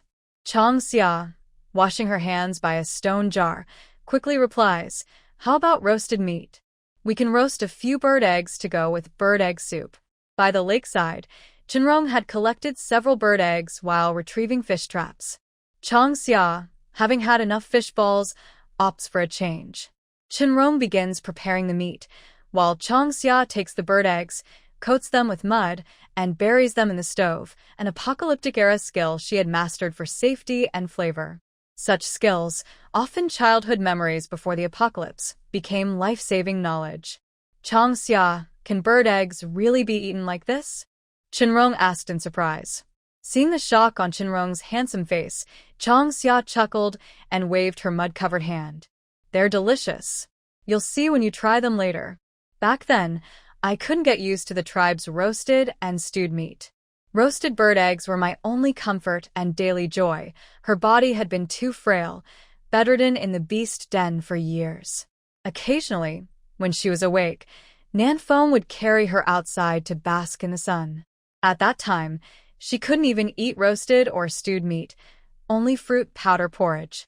Before adulthood, her diet mostly consisted of medicinal soup and fruit powder porridge. Despite her many ideas, her weak body left her dependent on the tribe for care. Roasting bird eggs had been her only act of rebellion. She secretly hid bird eggs and buried them in the stove when the chieftain and others weren't looking. Did the chieftain know? Chenrong asked. Considering how much Root and the others valued Changxia, they would hardly have allowed her to try unknown things. If they had known, would she have been confined to the tribe until adulthood? Beast cubs were the treasure of the Beast clan, and fragile ones like Changxia were under constant watch to prevent any harm. What do you think? Changxia rolled her eyes playfully. If Root knew I was eating like that, wouldn't he have made a fuss? In some ways, Root is even more nagging than Muqin and Nanfeng. Outside the beast den, the sky was painted with a brilliant sunset, its vibrant colors illuminating the entire Halua tribe. Changxia, are you in a hurry to build the kiln because of the rainy season? Chenrong asked seriously. He had been away from the Twilight Forest for years, but his memories of the rainy season were as vivid as those of the harsh, cold season. During the rainy season, rivers and lakes swelled, bringing floods, landslides, and mudslides, along with ferocious beasts. Is the rainy season really that terrible? Changxia hesitated. Before adulthood, she had been confined to a corner of the Halua tribe. Her knowledge of the rainy season came only from stories she had heard from the tribe members. She had never experienced it firsthand. Terrifying, Chenrong said gravely. In the warm season, the earth revives and everything flourishes. But when the rainy season arrives, the forest floods and the Beast clan hunts far less. The harsh environment further strained the Beast clan's survival, leaving little space for them to thrive. Beast cubs, with limited survival skills, rarely made it back alive if lost in the wild. Changxia had survived to adulthood thanks to her resilience and the meticulous care of Wu and the Halua tribe. Why didn't Wu or the chieftain ever tell me about this? Changxia murmured. No wonder Root had been so excited when she introduced fish balls, yet he hadn't asked about the kiln. Despite the abundance of food during the rainy season, its dangers rivaled the freezing winter. They probably didn't want you to worry, Chenrong comforted her. In private, members of the tribe, including Root and several others, had spoken to Chenrong under the guise of sparring, instructing him to take care of Changxia. Even Nanfeng had done so. Let's finish building the kiln as soon as possible, Changxia said resolutely. Seeing the worry on her face, Chenrong regretted mentioning the rainy season. Don't worry, he reassured her. You've lived in the tribe for so long without hearing about any accidents during the rainy season. Nothing will happen now. I was just speaking offhandedly. I understand, Changxia said, waving her hand. She didn't dwell on the potential dangers of the rainy season. Instead, she focused on building the kiln, identifying plants, and gathering supplies. Here, have a taste. Chenrong smiled as he handed her a piece of roasted meat. He had seasoned it with the ginger, garlic, and scallions Changxia had mentioned, making it even more delicious. This is amazing. Changxia took a bite and immediately gave Chenrong a thumbs up, praising him repeatedly. If you like it, eat more, Chenrong said, serving her another bowl of soup. After a long day of work, you must be tired. I boiled hot water for you. Take a bath and get some rest after dinner. After the meal, Changxia soaked in the beast den's bathtub, while Chenrong went to White Lake.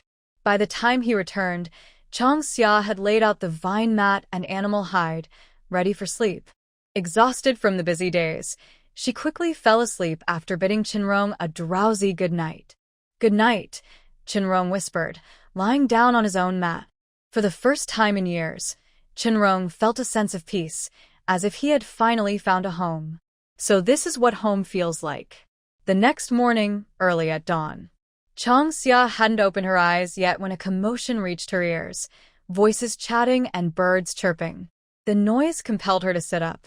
Is Changxia awake? A face peeked in from the entrance of the beast den, waving at her. Yadong, why are you here? Changxia rubbed her eyes, sitting cross-legged and yawning. He's on duty today. I asked him to help transport wood and stone, Nanfeng explained. Root and Muqin had returned to the tribe to share the recipes for fish balls and fried meat with the others. Last night, the entire tribe was filled with delicious aromas. Nanfeng, unable to sleep well, had grabbed Yadong, who was wandering around in the morning. Get up quickly. Chinrong has already made breakfast. Chang Xia, hurry and get up. It was early in the morning, but many people from the tribe had already arrived. Besides bringing resin, they'd also brought wood and stones, not to mention a variety of meats and wild vegetables. A rough estimate suggested there was enough food for Chang Xia and Chinrong to eat for a month, with leftovers to spare. Why such a rush? Chang Xia muttered, getting up to wash up. As she stepped outside, she saw the piles of supplies around the beast Denver. Her eyes widened in surprise. Oh my, what's all this? Chinrong smiled and replied, these were brought by the tribe this morning to thank you for the fish balls and fried meat. He had anticipated the tribe members would visit today. Early in the morning, he went to White Lake to retrieve the fish traps. Since construction on the kiln was set to start today, he had built a temporary stove outside the beast den to prepare breakfast. Sure enough, as soon as dawn broke, the tribe members began arriving with supplies. This is too much, Chang Xia exclaimed in awe. There were heaps of resin, meats, and wild vegetables piled into a small hill. Chinrong stirred the stew with a wooden spoon and gestured toward White Lake on the hillside. In addition to the wood and stones Nanfeng brought, the tribe also contributed a lot. They were worried you wouldn't have enough. Since no one in the tribe is planning a marriage ceremony soon, everyone brought a share, Nanfeng explained. She had tried to refuse on Chang Xia's behalf, but ended up being scolded by the tribe. Yadong and another male tribesman, Shankuan, squatted by the stove, staring at the clay pot in front of Chinrong. They gulped down their saliva, barely restraining themselves from sticking their faces into the pot. Compared to the tribe's stew from the night before, Chinrong's cooking was undeniably more fragrant.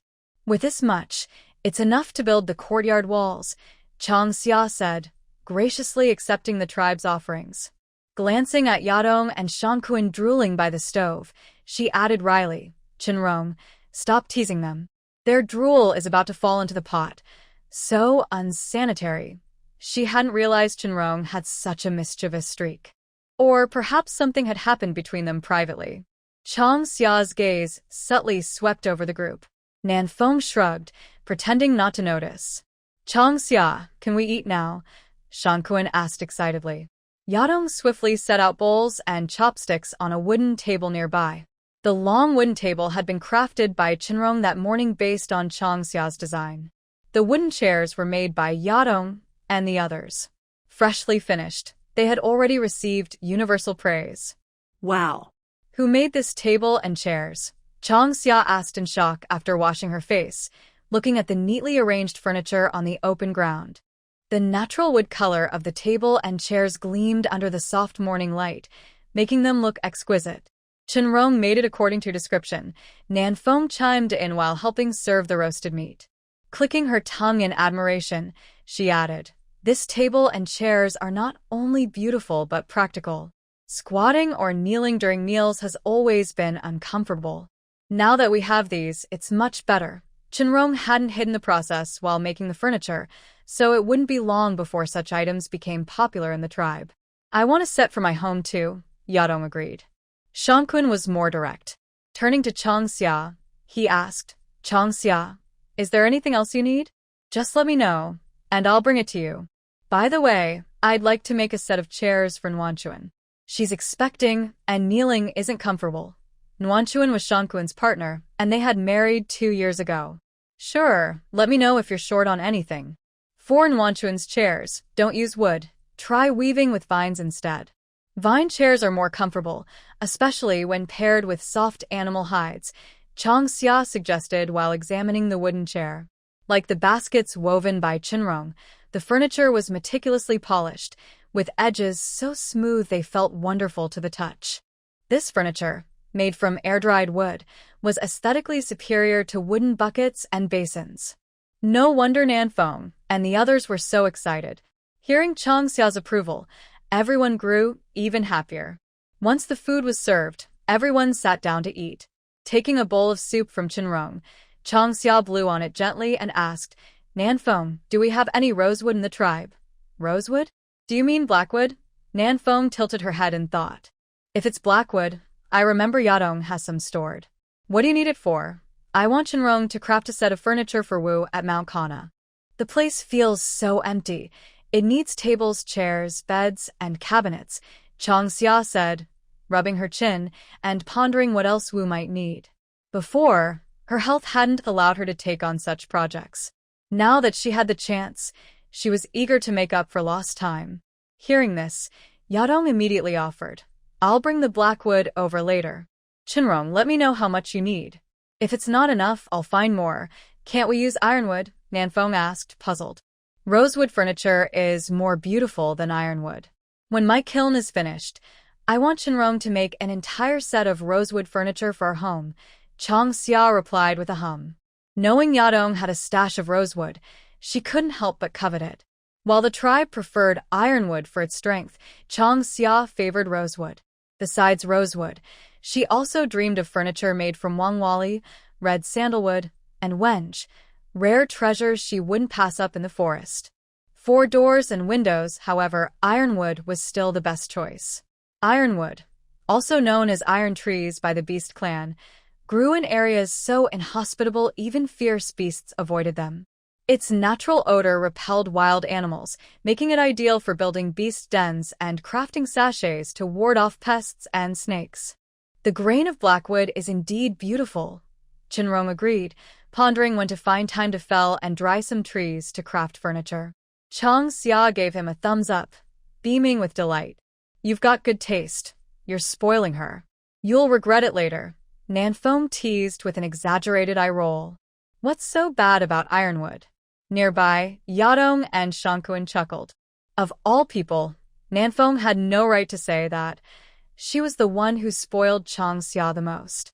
Even Wu had scolded Nanfeng for pampering Chang Xia too much. Now, Chinrong had joined the ranks of her indulgent supporters. Thankfully, Chang Xia was sensible. If she had been spoiled and willful, the tribe would be in chaos every day. Chinrong only smiled in response to Nanfeng's remark. Chang Xia, should we dry the ginkgo nuts? Chinrong asked. Yes. I want to eat noodles and rice noodles soon, so we need to dry the ginkgo nuts and grind them into powder quickly to get started. Chang Xia, are noodles and rice noodles tasty? Shankuan asked eagerly. Yadong pushed aside the animal hide and strode over, thumping his chest. Drying ginkgo nuts? Leave it to me. Nanfeng glanced around. With the beast den already packed with supplies, it made sense why Chinrong had asked. Drying the nuts here wouldn't be easy. Don't worry, Chang Xia assured them. Once the ginkgo nuts are dried and ground into powder, I'll figure out how to turn them into noodles or rice noodles. She was confident of success. Anything less would be an insult to all the years she endured eating ginkgo porridge. With fish and fried meat to fall back on, Yadong and Shankuan weren't worried about failure. At worst, they could simply eat ginkgo porridge again. After breakfast, Yadong and Shankuan didn't let Chang Xia lift a finger. They spread the ginkgo nuts out to dry and cleared away the stones and weeds near the beast den. Meanwhile, Chinrong reviewed the blueprint Chang Xia had drawn, discussing it with Nanfeng. Chang Xia squatted on the ground, organizing the supplies brought by the tribe. The meat needed to be processed to prevent spoilage. Wild vegetables, roots, and fruits had to be sorted and stored separately to avoid rot. At that moment, Chang Xia felt immensely grateful for her trip to Salt Lake. She had planned to make cured meat, but with the season still warming, the temperatures weren't high enough yet. She'd have to wait until summer for that savory treat. Chinrong, can you help cut the meat into pieces and rub it with salt to marinate? We'll fry it by noon, Chang Xia called out. There was too much meat for her to handle alone with her slender arms and legs. Cutting it all herself would take the entire morning. Seeing the sun climbing higher, she decisively called for Chinrong's help. What will you use to store the meat? Nanfeng asked. The tribe hadn't delivered their promised pottery yet, and Chang Xia only had a few clay vessels at home. One was used for cooking, another for storing fried meat, and a third for crushed salt crystals, which were currently wrapped in leaves to prevent moisture. Chang Xia often sighed about her poverty, and for good reason. Her small beast den barely had space for everything. Even if she weren't building a kiln, she'd still need to construct a new den or cellar. Most tribe members had connected dens, resembling yurts from a distance. Realizing her pottery shortage, Chang Xia hesitated. Should we? Use the wooden barrels we made yesterday. I've tested the new barrels, they don't leak, Chinrong confirmed. Compared to his previous life, Chinrong much preferred his current one. It was busy and filled with small but fulfilling tasks. He shared Chang Xia's joy in stockpiling bit by bit. Bring the new barrels over. We'll use them to marinate the meat, Chang Xia decided, glancing cautiously at Nanfeng. In a low voice, she asked, Nanfeng, do you think the tribe will agree to trade pottery for the fish ball and fried meat recipes? Fried meat, once made, wouldn't be suitable for storage in wooden barrels. Pottery would be ideal. Don't worry, the pottery will be delivered soon, Nanfeng assured her. Given how the tribe had relished the aroma of food last night, they'd gladly exchange pottery for those recipes. Good, Chang Xia said, cradling the salt jar as she spread salt evenly over the meat and placed it in the clean barrels. After marinating for an hour or two, she would fry it in oil. Looking at the heap of meat, she turned to Chinrong. Chinrong, we'll need a stone pot. A stone pot? Why do you need one? Before Chinrong could answer, Nanfeng asked curiously. Clay pots aren't durable for extended cooking. With so much meat to fry, a stone pot would be better, Chang Xia explained. Her 2 clay pots were handy but fragile. If one broke, she'd be heartbroken. Chinrong hesitated. Stone pots require hard stone for crafting. Are there suitable stones nearby? Yadong, come here, Nanfeng called, beckoning Yadong, who was drying ginkgo nuts outside. Do you know where we can find stones suitable for making stone pots near the tribe? Yadong nodded. Upstream on the White River, there's a rocky shoal with hard, heat-resistant stones. That's where the tribe gets materials for stone tools. I need a stone pot for frying meat. Clay pots are too fragile, Chang Xia explained. How many stone pots do you need? Yadong asked. 5, Chang Xia decided after some thought. Yadong, can you help gather enough stone for 5 pots? I'll make you a pot of fried meat and throw in a basket of fish balls in exchange. I can help gather stone too, Shangquan offered. Yadong kicked him aside. Your mate can already make fried meat and fish balls. Chinrong opened his mouth, about to volunteer, but a sharp look from Nanfeng silenced him. Suppressing a sigh, Chinrong thought, I'm not useless, really. He resolved to find an opportunity to detoxify himself and change his fate. He couldn't let himself become a burden. Suddenly, a wave of nausea and tightness overwhelmed him. Covering his mouth, he coughed quietly, a faint trace of blood seeping through his fingers. Darn it, was the poison acting up again? The meat was cut, salted, marinated, and stored in wooden barrels. The ginkgo nuts were spread out to dry, with rows of baskets, woven containers, and wooden barrels neatly arranged. Yadong left for the rocky shoal. Before he departed, Nanfeng stopped him and asked him to gather more people from the tribe to help bring back the stones in one go. Meanwhile, Chang Xia led the others to the western hillside to start work. Before excavation, the foundation needed preparation. Proper drainage was crucial and couldn't be overlooked.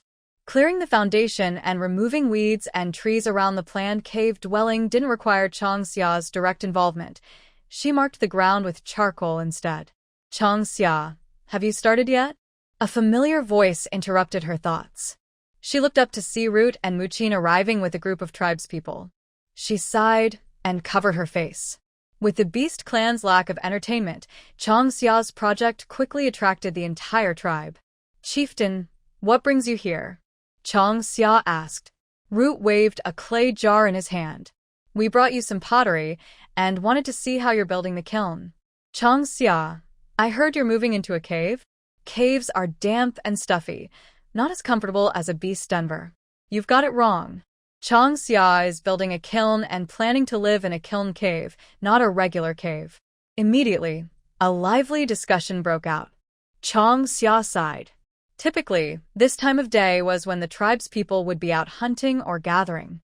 Today, however, they had gathered to spectate, unlikely to leave anytime soon. Quiet down and watch silently, Muqin ordered, silencing the debate. She instructed the tribespeople to set down the pottery and other items, over 10 pieces in total, given as a return gift for Chang Xia's shared recipes. Root shrugged, offering no further explanation. Don't rush. Come back to see it after the kiln is built. Right now, we haven't even laid the foundation or started digging, Changxia patiently explained. She knew that changing the tribe's perception of kiln caves versus regular caves would require time and evidence. Words alone wouldn't suffice. As expected, after about half an hour of watching, the crowd gradually dispersed. In the Beast clan, food storage wasn't common practice. Most tribespeople hunted or gathered daily, rarely staying in the tribe unless ill or injured. Even though Changxia had shared the fish ball recipe, she understood they would likely continue their habitual way of life rather than adopting her methods of stockpiling food or planting and raising livestock. "Where's Yadong?" Root asked. Muqin, crouching to help weed and clear the area, replied while other beast folk climbed the hillside to remove weeds and trees. "I traded fried meat and fish balls with him to gather stones from the rocky shoal. I plan to make a few stone pots. The tribe brought over too much meat, so I want to fry it all and store it for later," Changxia explained. In the distance, only the elderly and beast cubs remained at the tribe. The others had returned to their tasks, planning to revisit after the kiln was built.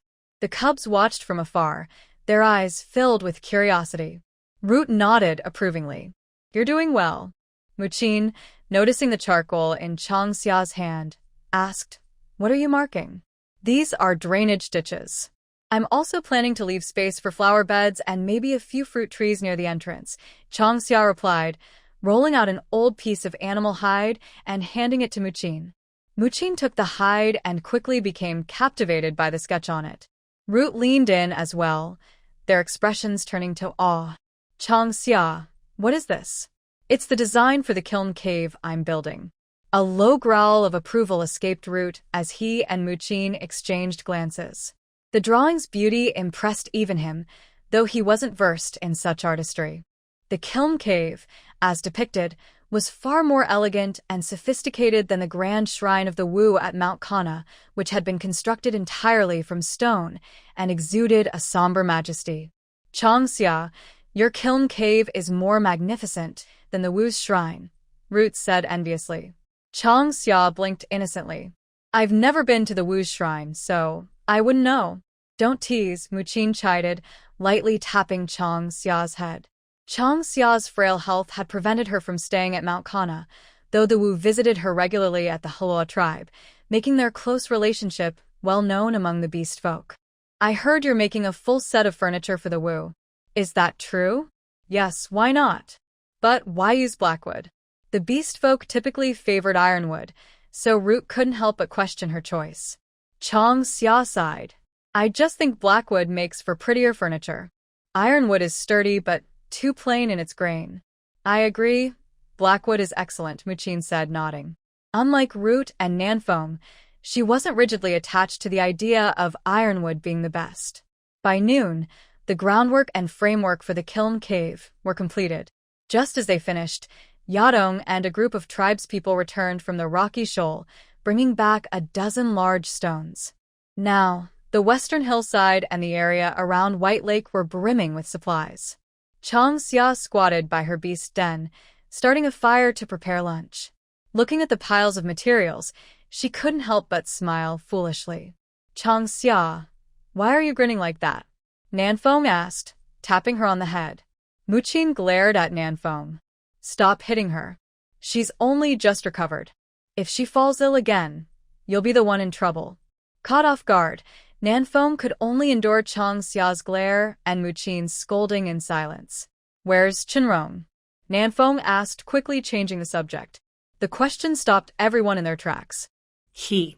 Changxia began, suddenly panicking. "He was sitting right here earlier." Root's expression darkened as he sniffed the air. "I smell blood." "Nanfeng, go to the tribe and fetch Elder Shimu immediately." Inside the beast den, they found Chenrong collapsed on the floor, his body trembling slightly, faint bloodstains on his clothes. He was coughing weakly, blood seeping from his mouth. "Chenrong." Changxia cried out, horrified. "Don't worry. It's an old ailment. I'll be fine after resting," Chenrong said softly, trying to reassure her. But seeing the black blood on his hands, he withdrew them, unwilling to touch her. The atmosphere grew tense until Elder Shimu arrived and conducted an examination. Elder Shimu, how is he? Root asked. Elder Shimu shook his head. Chinrong's condition is strange. It resembles both illness and normalcy. I can't determine the cause. I'll need the Wu to intervene. For now, don't touch the blood, he coughs up. It's toxic. Let him cough it out and have him eat plenty of meat afterward. For the beast folk, eating meat was the ultimate remedy for strengthening the body. At noon, the scorching sun blazed overhead. Chinrong's poisonous blood was cleaned up by Elder Shimu, who sprinkled medicinal powder over it. Chang Xia, I'm really fine now, Chinrong reassured repeatedly, but no one believed him. Left with no choice, he continued lying down, watching the others work tirelessly. He realized that his fragile state would likely spread throughout the Haloa tribe, known by everyone, from elders to the youngest cubs. Oh no! Chinrong couldn't bear to imagine his life in the tribe after this. Outside the beast den, 6 stoves had been set up. Smoothly polished stone pots were cleaned and placed on the stoves. Marinated chunks of meat were tossed into the oiled stone pots, and in no time, the enticing aroma of roasted meat wafted through the air. Muchin stirred the pot with a spatula, her eyes fixed eagerly on the 2-handled stone pot in front of her. Turning to Root, she said, Root, when you get a chance, go to the rocky shoal. Chang Xia said stone pots are better for frying meat and stir-frying vegetables. We're missing a stone pot at home. Bring back a few stones to make one. She asked for extra stones, intending to gift one to the Wu, just as Chang Xia was planning to give furniture. I'll head to the rocky shoal this afternoon, Root agreed without hesitation, understanding Muchin's intentions immediately. Chang Xia, where should I put the blackwood? Yadong called out, taking advantage of the time while they fried the meat to return from the tribe with the blackwood he had stored. Shankuan accompanied him, along with Nwanchuan, her pregnant belly in full view. Carrying a basket on her back, Nwanchuan followed them leisurely. Seeing her from afar, Nanfeng hurried over to take her basket. Place it somewhere shady, out of the sun, Chang Xia replied. Got it.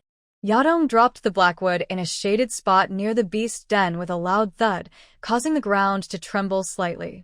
Chang Xia didn't know much about wood, but seeing the beautiful grain on the blackwood's cross-section, she felt elated. Nwanchuan, have a seat. After admiring the wood, Chang Xia waved Nwanchuan over to sit down. Nwanchuan pointed to the basket Nanfeng had taken and smiled. I brought you some yellow-skinned roots. I've tried stewing them with meat. They turn out soft and delicious. I thought you might like them. Really? Chang Xia excitedly pulled the roots out of the basket for a closer look. Oh wow! These yellow-skinned roots turned out to be yams. Thrilled, Chang Xia exclaimed, Nwanchuan, these yellow-skinned roots are yams. Where did you find them? The tribe's females often went out to gather various wild vegetables, calling them by generic terms. This was the first time Chang Xia realized what a treasure she'd been gifted. Yams? That name sounds better than yellow-skinned roots, Nwanchuan said with a laugh, leaning back slightly to rest her belly. I found them on the edge of the wasteland near the shrubs and pine trees. Are yams tasty? Nanfeng asked eagerly. Chang Xia nodded enthusiastically. Yams are delicious in stews, hot pots, or stir-fried. They're also great for people with weak constitutions like the elderly, or even me and Chinrong. This explanation piqued everyone's interest. Even Root and Muchin looked tempted to head to the shrubland immediately. Nwanchuan, are there a lot of yams in that wasteland? Muchin asked. Nwanchuan thought for a moment and replied, quite a few. I found some by chance last winter, and I dug up more this spring. Perfect, Root said, nodding. Tomorrow, I'll ask the gatherers to search for yams in that area. Chieftain, yams are best harvested in winter, Chang Xia added, though she admitted she wasn't sure if the seasons in the twilight forest mirrored Earth's. It's fine to harvest them now. The yams I brought were just dug up a few days ago, and they're soft and delicious, Nwanchuan reassured her. Chang Xia picked up a yam, inspecting it carefully. Nwanchuan was right, it hadn't sprouted or developed buds. Chang Xia was reminded of the ginkgo nuts that were available year-round and decided not to overthink it. For lunch, Let's do some yams with meat, she declared, quickly deciding to add the dish to the menu. Chinrome had lost so much blood earlier. He needed to replenish his strength. While the tribe's resources were limited, yam stew was within her means. The idea was met with enthusiastic approval.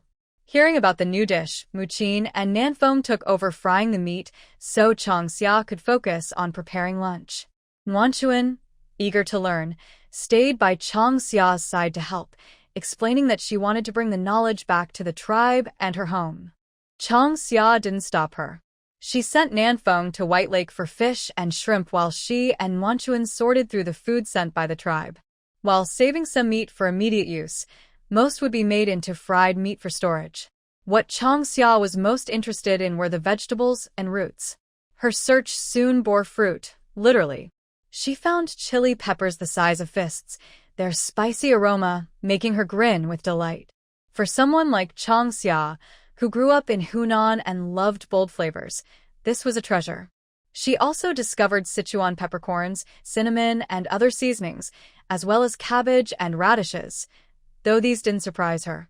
The cabbage and radishes were larger than what she was used to, but otherwise familiar. "What is this sharp smell?" Wanchuan asked, covering her nose and stepping back. "It's even stronger than ginger or garlic." "Are you sure it's edible?" "Chili peppers. That's their spicy aroma. And over here are Sichuan peppercorns and cinnamon. All perfect for cooking," Changxia explained excitedly. The news that lunch would include spicy boiled fish, yam stew, fried meat with wild vegetables, grilled meat, and steamed fish and shrimp left everyone eagerly anticipating the meal. Spicy boiled fish. Is it like stewed meat? As soon as Changxia mentioned spicy boiled fish, Root, Nanfeng, and the others became anxious. They had tried boiling fish before, and even the rough-palated beast folk couldn't accept the taste. Root cleared his throat and quietly said, "Changxia, I think fish balls are delicious. Why don't we just have fish balls again for lunch?" "Fish balls are bouncy, fresh, sweet, and chewy, so good," Muqin added. Soon, Nanfeng, Wanchuan, and the others joined in, all trying to dissuade Changxia from making boiled fish. Changxia burst into laughter. Judging by their expressions, she could easily guess what they were thinking. "My boiled fish is different from what the tribe makes," she said with a mysterious smile. Spotting Nanfeng returning with a wooden bucket, she called for Shankuan and Yadong to slice the fish and marinate it with salt, ginger, scallions, and sour fruit juice. Nearby, Wanchuan peeled yams and cut them into chunks under Changxia's instructions. She wanted the yams stewed with meat since thin slices would dissolve too easily during cooking. Shankuan and Yadong wielded bone knives, slicing with precision. "Changxia, is this thickness okay?" "Perfect." Seeing that stopping Changxia was impossible, Nanfeng gave up and shifted her focus to Shankuan. "Shankuan, save some fish meat for me. I want to make fish balls." Okay," Shankuan replied hesitantly, glancing at Changxia. But upon seeing Nanfeng's determined expression, he chose silence. Changxia's cooking was never bad. If the fish balls were delicious, her boiled fish would likely be even better. However, Nanfeng's firm stance left Shankuan with no choice but to nod. Root and the others didn't openly agree, but subtly reminded Shankuan and Yadong to save plenty of fish meat for more fish balls, believing it would leave Changxia no opportunity to make boiled fish.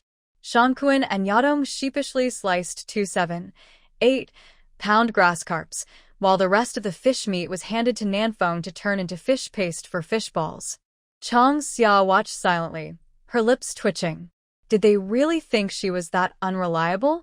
She washed the garlic, ginger, scallions, chili peppers, Sichuan peppercorns, and dried tangerine peel one by one, draining them in a small woven sieve.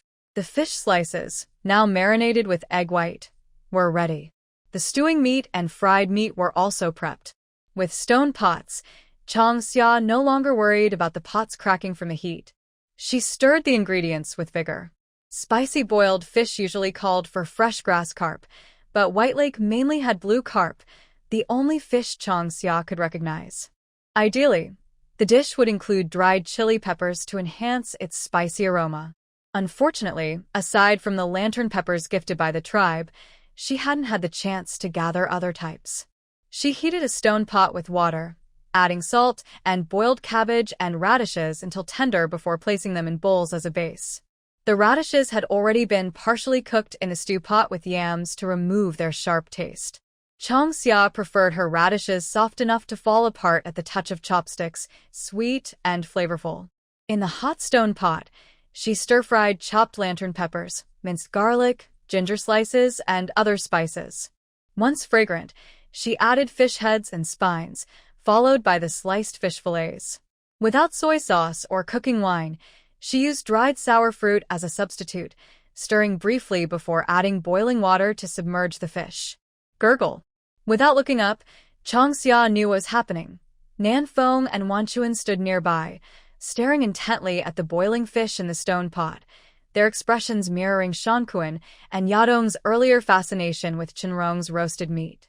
"This smells amazing," Nanfeng exclaimed. Her regret was immediate. How could she have doubted spicy boiled fish? It smelled far better than fish balls. Wanchuan's eyes sparkled. "Changxia, this spicy boiled fish smells divine. Of course, my boiled fish is the best," Changxia said smugly, arching a brow at Nanfeng. Muqin chuckled. The tribe usually just boils fish plain or with a bit of wild vegetables and roots. Nothing as meticulous as this. She had learned from Chenrong that when cleaning fish, the stomach contents and black lining should be removed. Scales could be left on or scraped off depending on preference, though Changxia preferred to scrape them off. The lack of proper cleaning methods made boiled fish in the tribe taste as bad as it smelled. Fish has a strong odor, so it needs thorough cleaning. "Too bad we don't have soy sauce or cooking wine. It could be even better," Changxia said, pouring the cooked fish into bowls already layered with cabbage and radishes.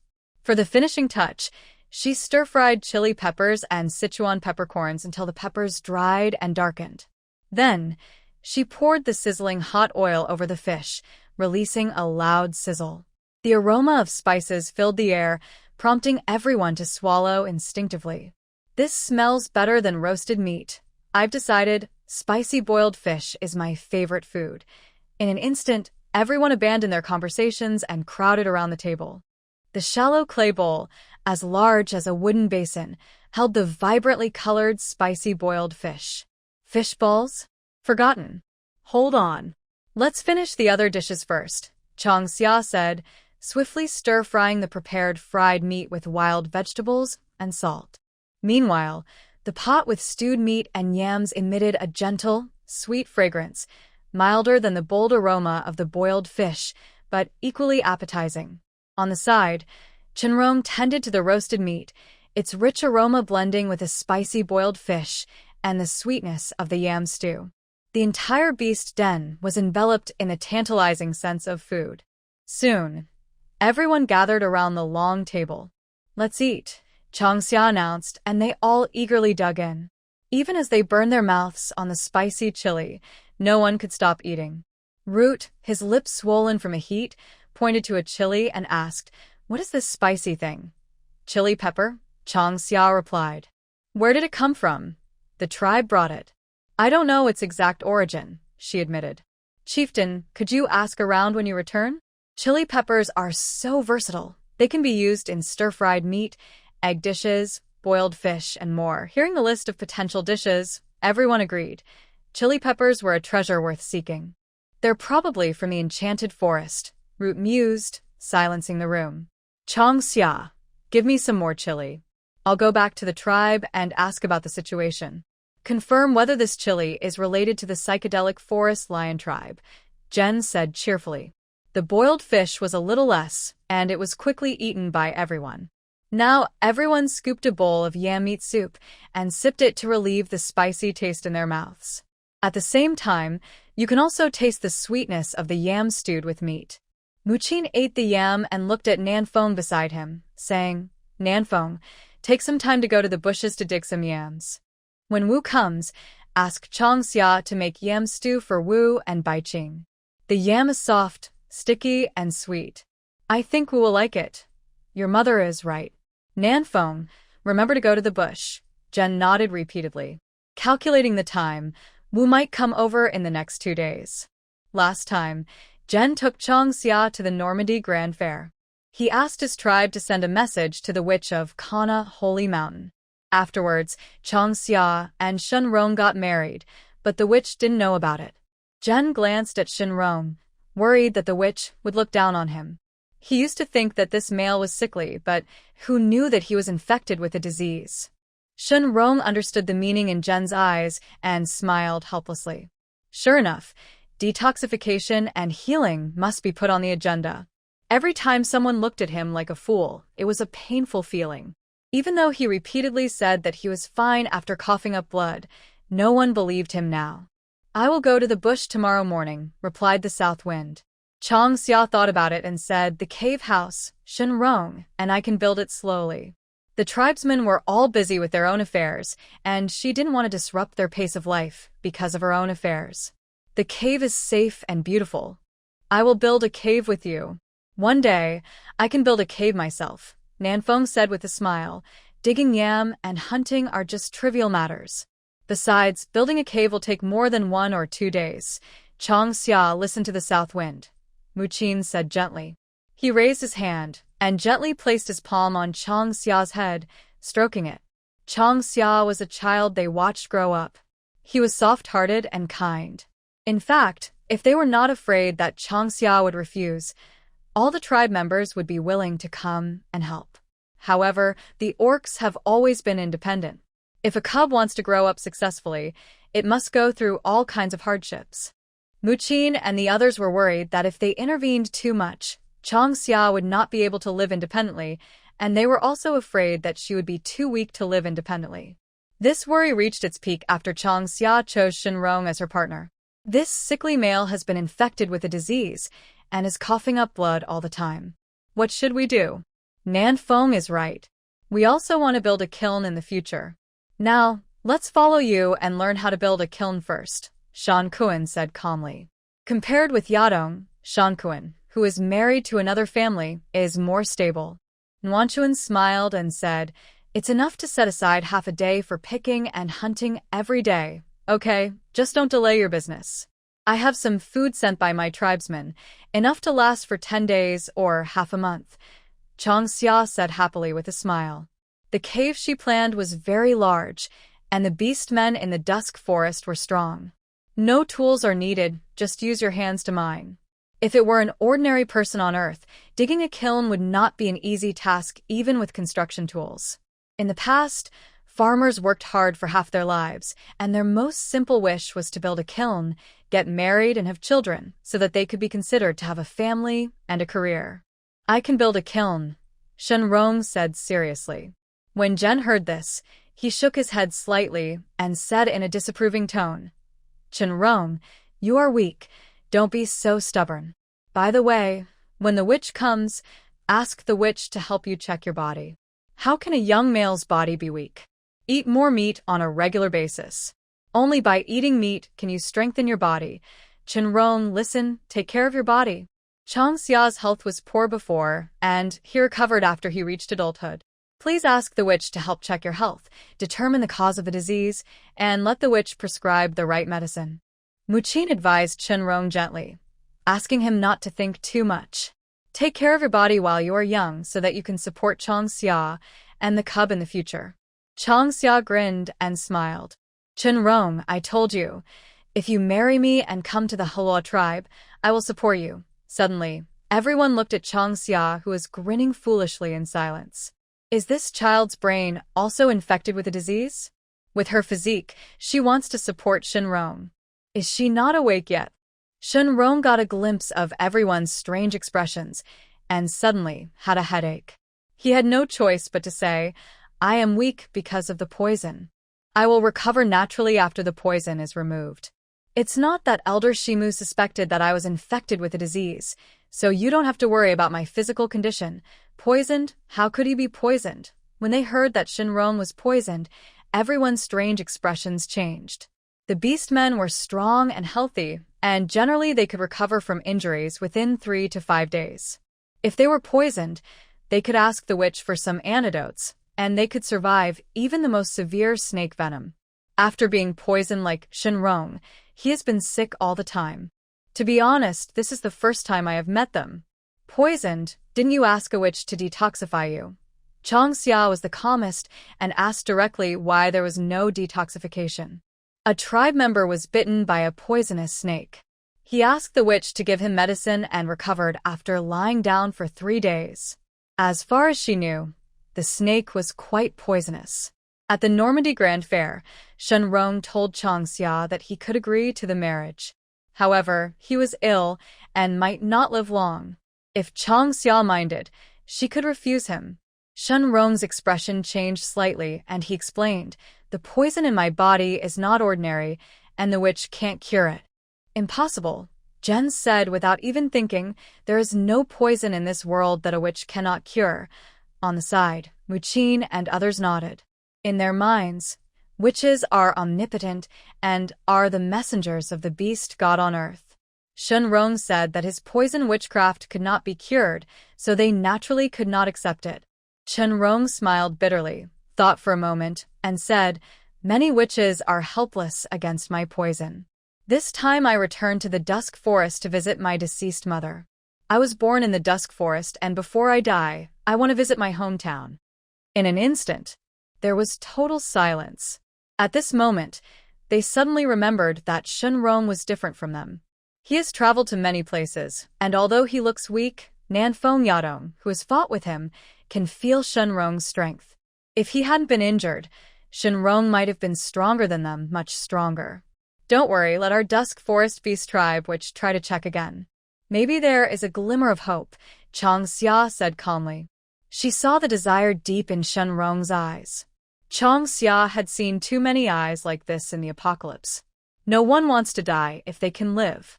Besides, Shen Rong had been poisoned for so long and hadn't died yet, so who could say that he would definitely die? Chang Xia never believed in fate. If she believed in fate, she should have died long ago. At the same time, she was thinking about finding an opportunity to check on Shen Rong's body tonight. Yes, listen to Chang Xia. Wait for the witch to come and let her check you out.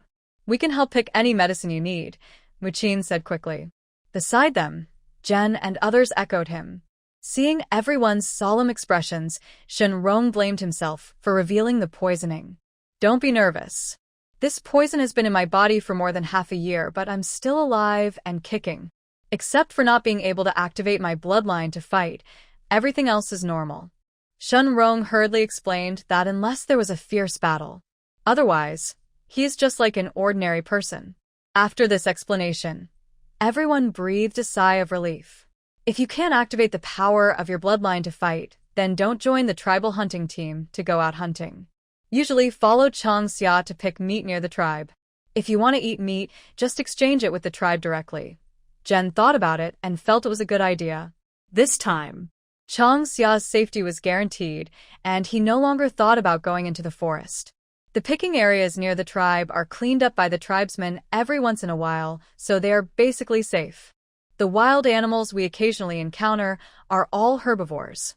Not to mention males, even females can handle it. That's right, Shan Kun said hurriedly. Ask Chang Xia to prepare some more delicious food, and we will exchange meat with you. Yes, exchange with us. Yadong agreed.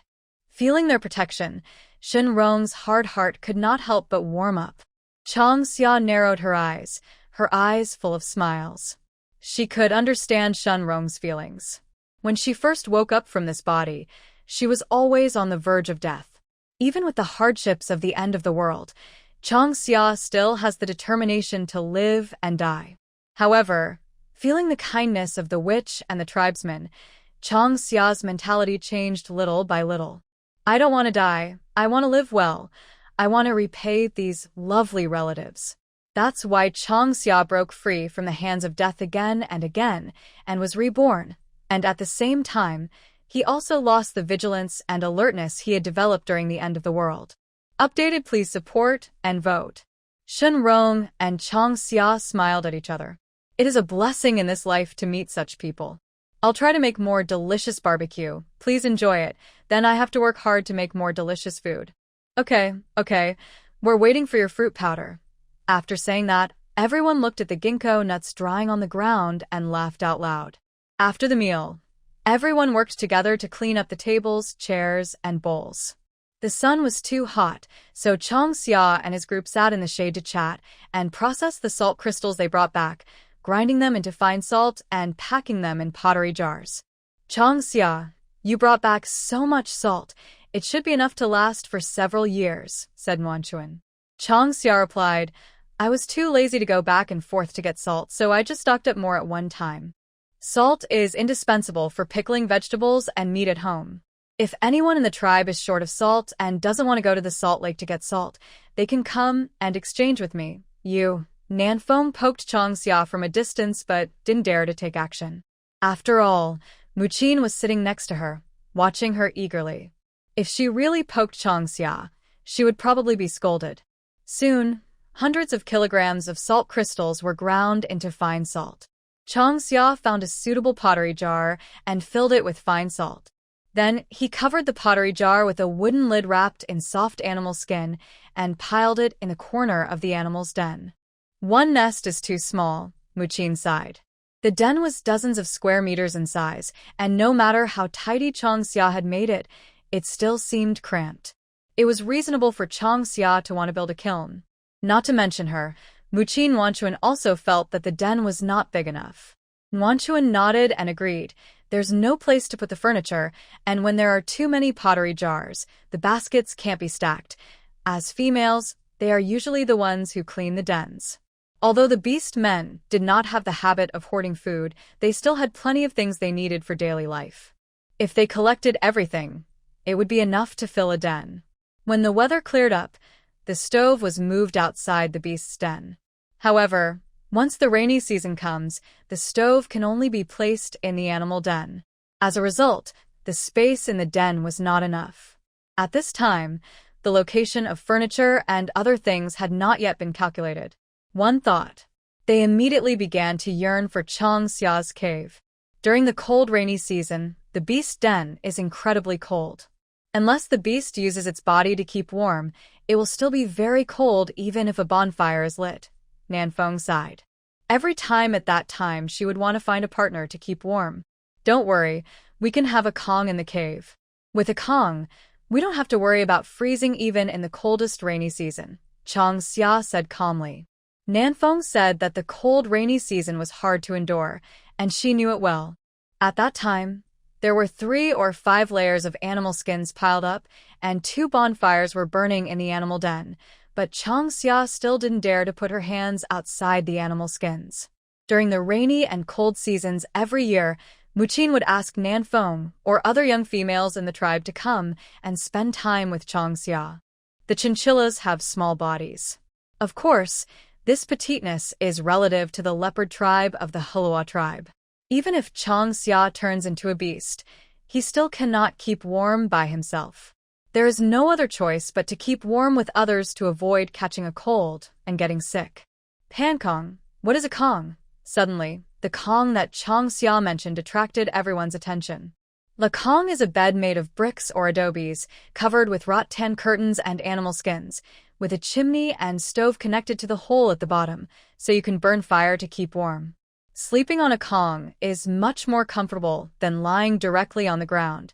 The ground is very humid, and sleeping on it for a long time will make you sick.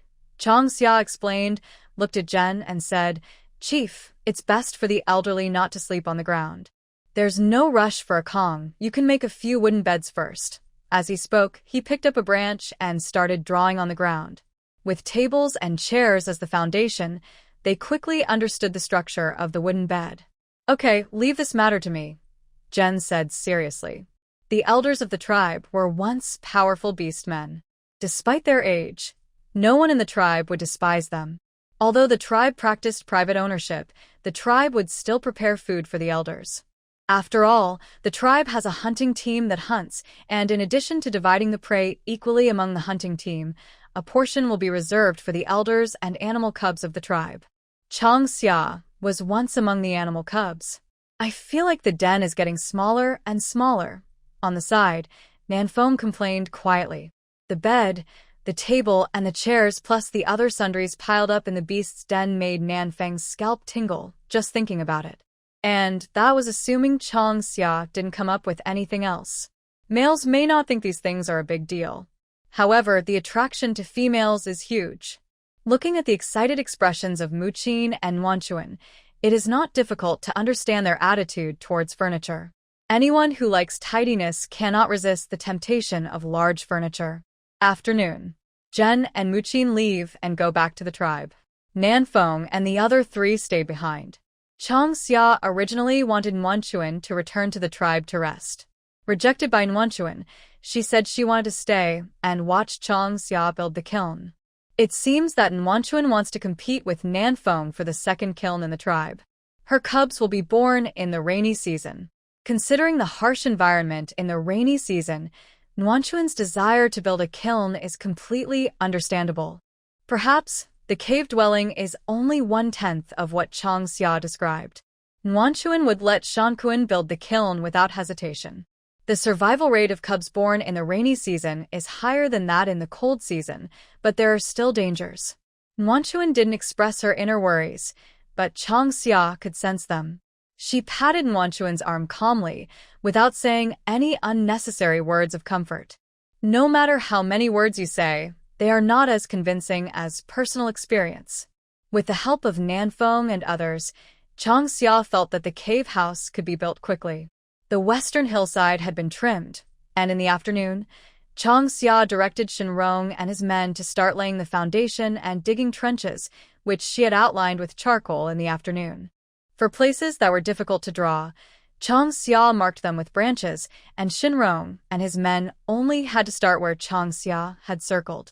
After the beast transformation, the solid and hard loess layer was quickly dug up.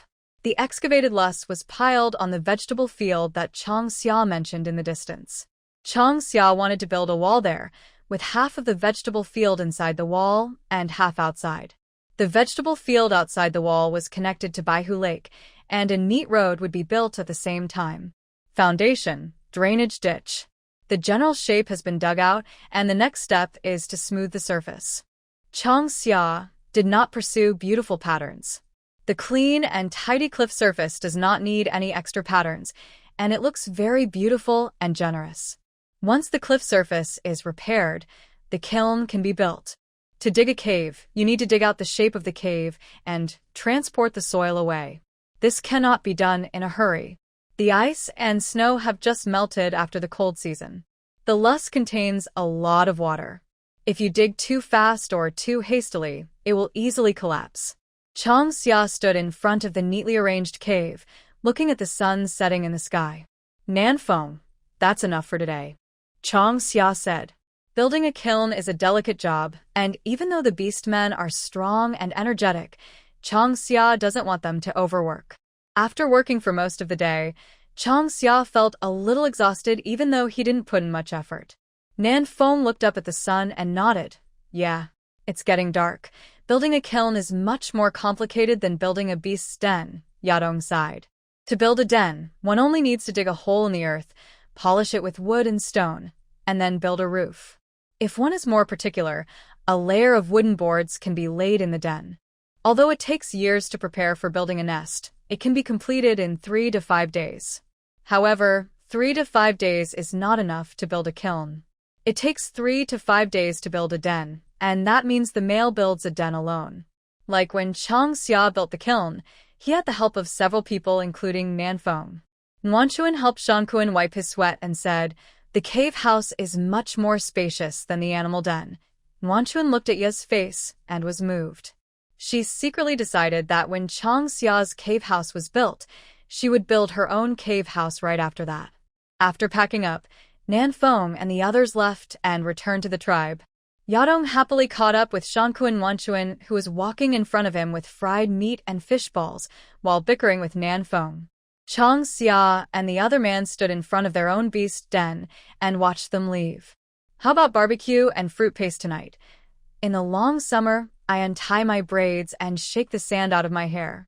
I have to wash my hair at night, it's a bit itchy, and I have to wrap my hair with a piece of animal skin tomorrow. Shenrong thought for a moment and said, "How about mixing the fruit powder paste with bird eggs and frying it in a stone pot?" Upon hearing this, Chang Xia was shocked by her beauty. depend on. Shenrong's ability to draw inferences from one instance is too strong. Jianbingguizi. Why didn't she think of it? Suddenly, Chang Xia wanted to shut herself up. Yes, but add some wild vegetables. Chop the wild vegetables and mix them with some fried mincemeat. We will fry them instead of deep frying them. Okay, I'll do it. Then I'll go pick up the ginkgo nuts, and you can come over and carry them later. Having seen Shenrong's cooking skills, Chang Xia was happy for Shenrong to do it. She was once again thankful in her heart that she had chosen Shenrong at the Normandy Grand Bazaar. Shenrong was tall and thin, and his thinness was sickly. Take care of yourself, and you will recover soon. His features were distinct and handsome, and the beast men generally had high looks. Shenrong had a good-looking appearance, especially his deep and restrained eyes, as if he could feel the accumulation of years. When he looked directly at her, it was like embracing the warmth of the whole world. Her character is full of innate melancholy and gentleness, which makes people love her. Chang Xia felt that there was no other male more suitable for her than Shenrong. Someone said, All love at first sight in the world stems from love at first sight. Chang Xia didn't believe it before. However, after meeting Shenrong, Chang Xia felt that this was so true. There were so many males at the Normandy Grand Fair, and she chose Shenrong. What I was greedy for was Shenrong's face. Every edge and corner happens to be right on the tip of Chang Xia's heart. Tonight, she must check his body. At the same time, she was curious about what kind of poison even witches could not cure. Chang Xia had lived in the end times for many years. The reason for this, apart from his awakened supernatural powers, is his cautious nature. Her ability is very strong and also very weak. Would type more healing. There is a big difference from the normal wood system. She couldn't convert her wood-related abilities into attacks, but rather used them for communication, stimulating growth and amplification. If she used this ability to farm, she would definitely be a great help. However, in the cannibalistic apocalypse, how can you farm without any ability? Chang Xia had no choice but to study and transform her ability into healing. Not to mention, she really managed to find a way out. Unfortunately, he didn't survive in the end. When she woke up in the dusk forest, she was happy, angry, and finally calm. Over the years, I have benefited from the care of my fellow tribesmen. During the long summer, my mentality becomes more peaceful and optimistic. After she grew up, she finally pulled her weak body back from the brink of death. Given time, it was only a matter of time before she became a true beast warrior. Otherwise, she would not dare to promise Shenrong to support him. Before sunset, in Chang Xia, pick all the ginkgo nuts and put them into rattan baskets. Have you finished picking up? Shenrong's gentle voice, slightly deep, came from behind. Chang Xia brushed off the sand on his hands and said with a smile, I've finished picking it up. How about you? Have you finished frying the fruit flour pancakes? It's ready, waiting for you to taste. Shenrong bent over and began to carry the rattan basket to the beast's den. The fruit powder used to make the fruit powder cake tonight was given by the tribe. At the same time, this was also instructed by the witch. She said that the body is weak in the long summer, and eating more fruit powder porridge is good for health. Of course, the main reason for this is that Chang Xia is unwilling to take medicine anymore. After she grew up, Chang Xia finally recovered her health and would never touch strange-tasting medicine again. Even though the medicine did save Chang Xia's life, she still didn't want to drink it again. It smells good. Chang Xia gave Shenrong a thumbs up while washing his hands and then asked Shenrong, Shenrong, have you eaten a lot of delicious food when you traveled on the continent? Delicious food. Shenrong placed the rattan basket filled with ginkgo nuts against the beast's den, with red sandalwood next to it. In just a few days, the beast's den was filled with all kinds of sundries. Sure enough, this beast's den was indeed too small. Ponder for a moment. Shenrong shook his head slightly and replied, In fact, the food of the beast tribe in the Eastland is richer than that in the Westland, and tastes better. He seemed to remember something, and his expression suddenly became terrifying. No, that can't be. Chang Xia was slightly stunned and said in surprise. Shenrong said seriously, Before I met you, I never knew that you could add seasonings such as ginger and onion to barbecue. Of course, this is not to say that other places don't add anything to cooking. More methods are similar to those of the Halwa tribe, simply adding wild vegetables and roots. Some large tribes controlled expensive spices, and they would often sprinkle spices on the barbecue to remove the fishy smell and enhance the flavor. However, no matter how expensive the spices are, none of them are as delicious as the dishes cooked by Changxia. This. No way. Changxia showed an expression of disbelief. Although she had never been out of the Halwa tribe, let alone the Dusk Forest, when she chatted with Shenrong, she could more or less feel that this continent was not small. The civilization on the mainland is becoming weird, and the diet is still at the level of a desert? Some large tribes know how to use spices to enhance the flavor of food. However, not all spices taste delicious, said Shenrong.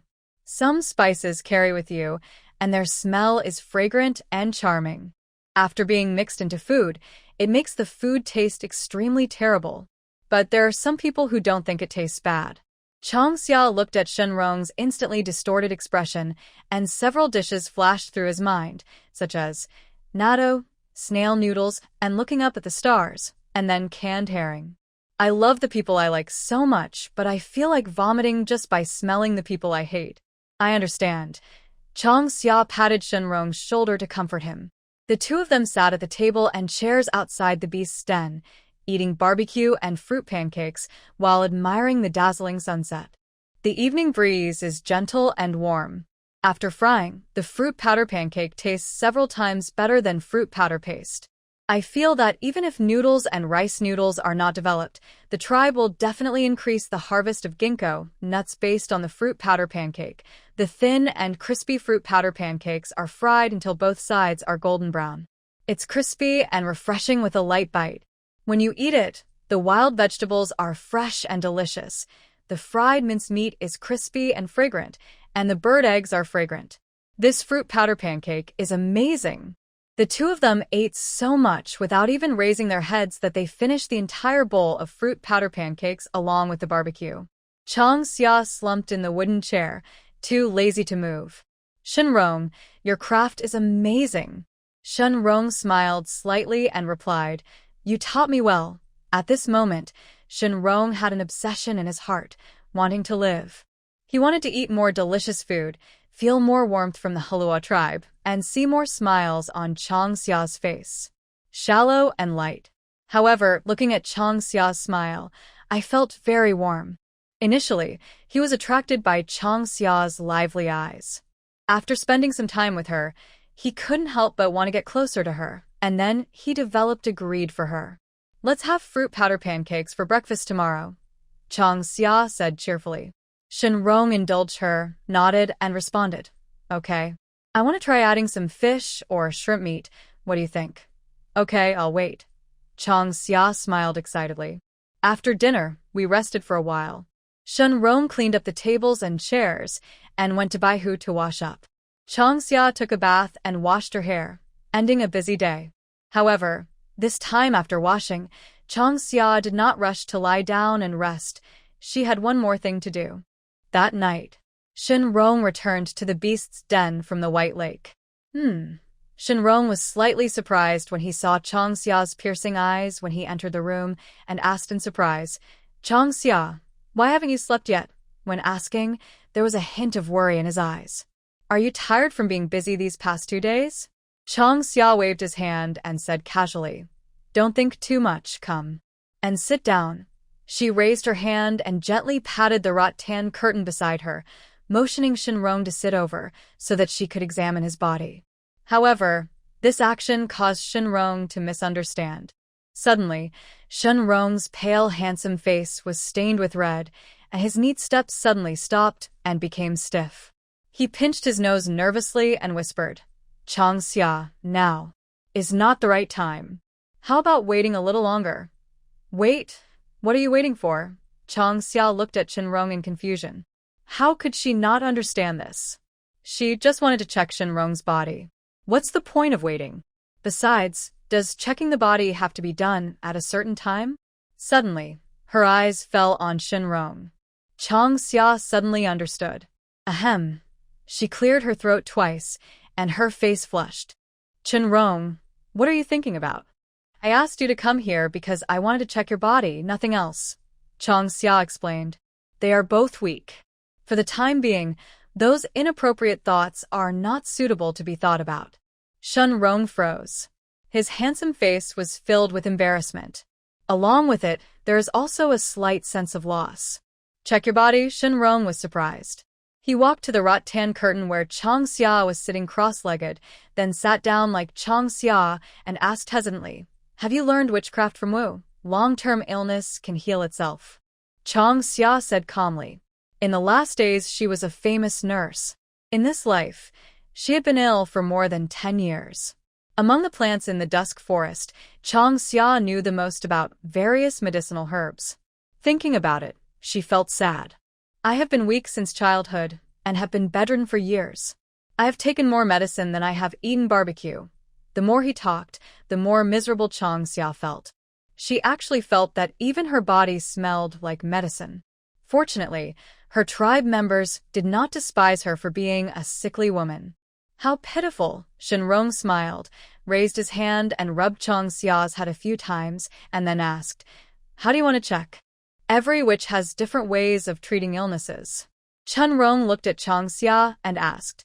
Chang Xia was picked up by a witch and brought to the Halua tribe to grow up. In a way, she was the witch's child. Perhaps the witch taught her some witchcraft. Therefore, Shenrong did not reject the long summer physical examination. Put your hand out, Chang Xia said.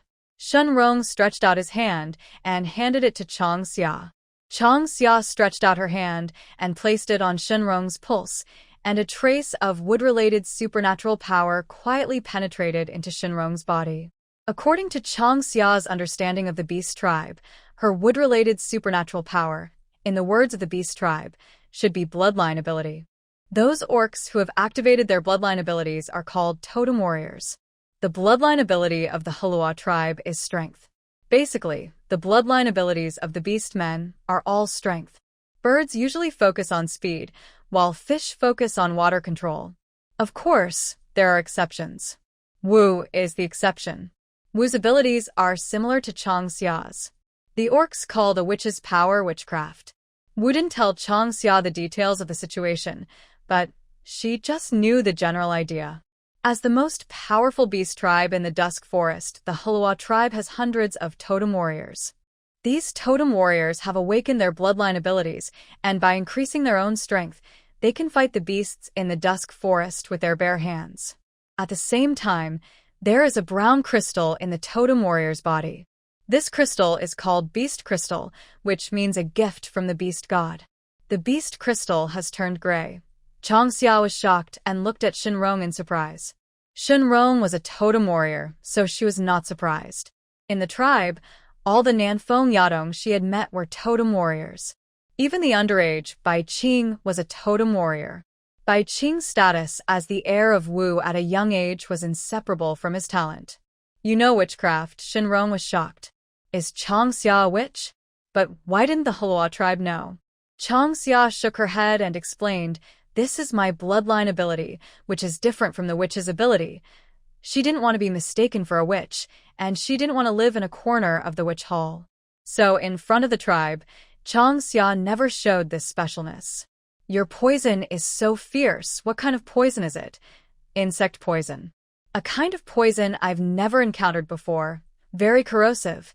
As soon as Shenrong used his bloodline ability, the insect poison would continue to eat away at his body.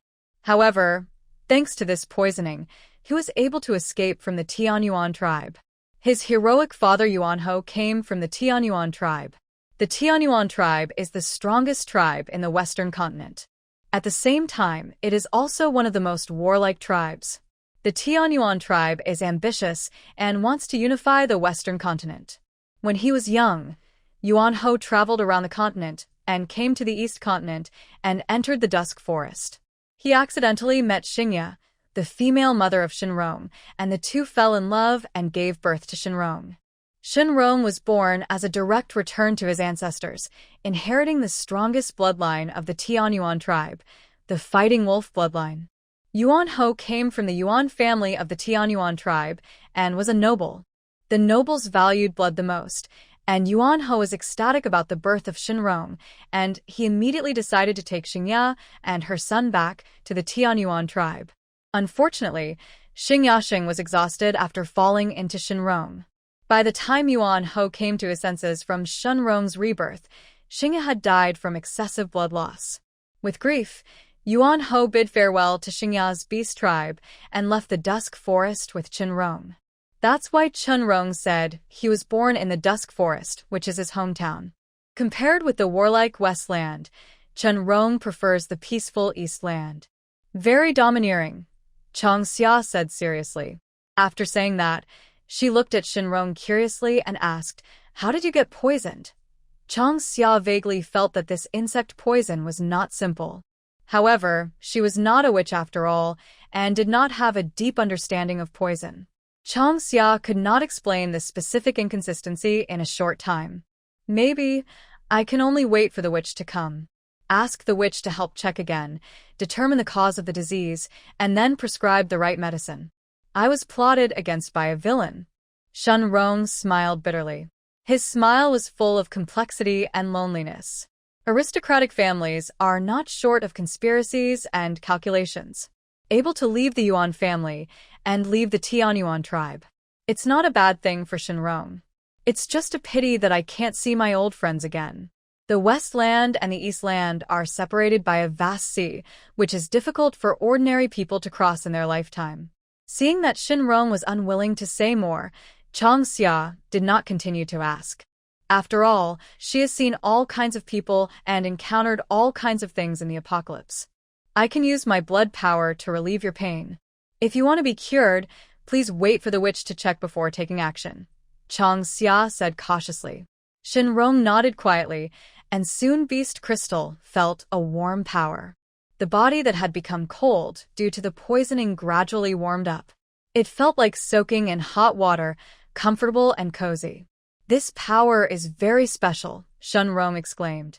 Chang Xia was very satisfied with Shinrong's praise and whispered, "I can live to adulthood, all thanks to the power of my bloodline to nourish my body, and of course the witch's precious medicine."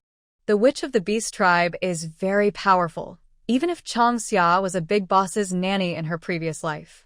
But she was still willing to call Wu the strongest. Of course, this was also related to her lack of knowledge of the flora and fauna in the Dusk Forest. "Chang Xia, you guys haven't woken up yet." The next day, Chang Xia was awakened from his sleep. He opened his eyes and saw that the den was dark and gloomy. It was obvious that Shinrong was still asleep. Last night, Chang Xia warmed up Shinrong's body. This allowed Shinrong, who was in so much pain, to have a good night's sleep. This was the most comfortable night he had slept since he was poisoned. Yesterday, Chang Xia suggested that Jen let the elders of the tribe sleep on the bed instead of lying on the ground. Jen went back to the tribe and talked to the elders. The elders did not ask much about the wooden bed, but directly asked Jen to help find Chang Xia to make the bed. Except for trusting your own cubs. More importantly, they had eaten delicious fish balls and fried meat, and believed that the bed would be the same this time. Jen tried it overnight. As a result, he found that he couldn't put them together. So, he ran over before daybreak. "Chief, is there something that brings you here so early?" Chang Xia asked hastily. Jen was slightly embarrassed and smiled awkwardly at Shinrong, who opened the animal curtain. Hearing Jen's call, Shinrong quickly woke up. He slept well and was in a good mood. Lifting the animal curtain, he smiled and went to meet Jen. "I'll ask Shinrong something. You continue to sleep." Jen thought of Chang Xia's weak body and immediately pulled Shinrong out of the beast's den. At the same time, he felt a little guilty that it was too early. These 2 days, Chang Xia moved out of the tribe's original beast den, always busy with no rest. Although Wu said that Chang Xia's body would gradually recover after he became an adult, Jen couldn't help but still treat Chang Xia like a cub and regretted it too early. Chang Xia waved his hand and replied, "It's okay, I'm awake." Jen went to talk to Shinrong, and Chang Xia got up to wash and prepare breakfast. It just so happened that Jen could try the fruit powder pancake, and he would definitely like it. So this is how it gets stuck. Jen squatted and watched Shinrong piece together the wood. Soon, a wooden chair was made by Shinrong. The beast-like claws were sharp and pointed. They quickly polished the barbs on the corners to make them smooth and shiny. A rivet-like structure spliced the wood together. Even if it was thrown, it would not loosen. This was figured out by Shinrong himself. You can also try drilling holes and pouring in resin. This should make it stronger. Shinrong pointed to the location of the card slot and said, "In the West there are low stools, and the custom among the nobles is to sit on them on their knees." When Chang Xia mentioned the table and chairs, Shinrong thought of the low stools in Shilu. By analogy, he easily made the table and chairs that Chang Xia mentioned. At the same time, the finished product was far beyond Chang Xia's imagination. "Will it be too hard if we lay the wooden planks here?" Jen hesitated. The wooden bed was temporarily made for the elders of the tribe. Jen wondered if it was a bit hard to lie on. Shinrong pointed to the vines beside him and said, "If it feels hard, weave a few rattan curtains to pad it. Otherwise, fill it with straw mats and leaves, and then cover it with animal skins. Lying down and getting hard is an easy problem to solve. You asked this question because you haven't figured it out yet." Sure enough, as soon as Shinrong finished speaking, Jen slapped his head with his hand, regretting that he had become stupid. Chang Xia had discussed this matter with Shanquan earlier. "That's enough." Jen stood up and said, "I'll go back to the tribe and try again. Chief, don't be in such a hurry to leave." Chang Xia opened his mouth and called Zhu Zhen hurriedly, stirring the fruit powder paste in a wooden basin in his hand. "I'm making fruit powder pancakes. It won't be too late for you to leave after you eat the pancakes, Chief." In the morning, they would go out picking or hunting. Chang Xia estimated that they would come to help with the kiln in the afternoon. There was food sent by the tribesmen in the beast's den. She and Shinrong were not in a hurry to collect it. They could try to build a kiln first. By the way, let's see if there is much moisture in the loess layer. If there's a lot, the speed must be slowed down to avoid collapse. Fruit powder pancake. Jen paused, grabbed a handful of hair, and looked towards Chang Xia's wooden basin curiously. How did the fruit powder paste turn into fruit powder pancake? Could it be that Chang Xia has come up with some new food? This thought came to mind. The roots stood still and were no longer in a hurry to leave. Shinrong left the wood next to him to Jen and turned to go to Baihu to collect the fish basket. At the foot of the hill, in the puddle next to the White Lake, dozens of fish were already raised. Shinrong would bring shrimps and crabs back to the den every day. The shrimps would be dried and ground into shrimp powder by Chang Xia and stored in pottery jars. As for the crabs, they would be eaten directly. At this time, the crab has no crab roe. Chang Xia has no desire to make trouble for the time being. The amount of shrimp powder is small, so Chang Xia has not taken it out for the time being. After stockpiling more, he would take them out and distribute them to the tribesmen. Chang Xia did not dare to tell the tribesmen about this delicate work, for fear that they would use the shrimps directly to cook dishes. After all, the power of the hodgepodge is still vivid in our minds. Add bird eggs, mincemeat, and chopped wild vegetables to the fruit powder paste, then add oil to a stone pan and fry until both sides are golden brown. It tastes crispy and fragrant. When Shinrong comes back with a fish basket, I'll add some shrimp or fish meat. Jen's mouth began to water as he listened to Chang Xia's description. She pursed her lips quietly and couldn't help swallowing her saliva. It is good to come to Chang Xia in the morning. This fruit powder pancake sounds delicious. They shouldn't have restrained Chang Xia before. Otherwise, why would I have been eating mixed stews and fruit powder porridge to fill my stomach over the years? Thinking about it, Jen felt a little regretful, especially when Chang Xia fried the first mincemeat, bird's egg, wild vegetable, and fruit powder pancake. This regret reached its peak. "Chief, come and try it." Chang Xia handed over the fried fruit powder pancake and motioned Jen to eat it with wooden chopsticks to avoid burning his hands. He ignored it and reached out to take the fruit powder cake and put it into his mouth. Snap. The crisp sound startled General with a light bite. The rich aroma immediately explodes from your mouth. The mincemeat, bird eggs, Wild vegetables and fruit powder pancakes with onions, garlic, and sour fruit pulp are delicious. They are salty and crispy, with a light roasted meat flavor. It's amazing after one bite. The stone pot is not as fast as the iron plate in heating, but the fruit powder paste is not mung bean flour, so it tastes chewier.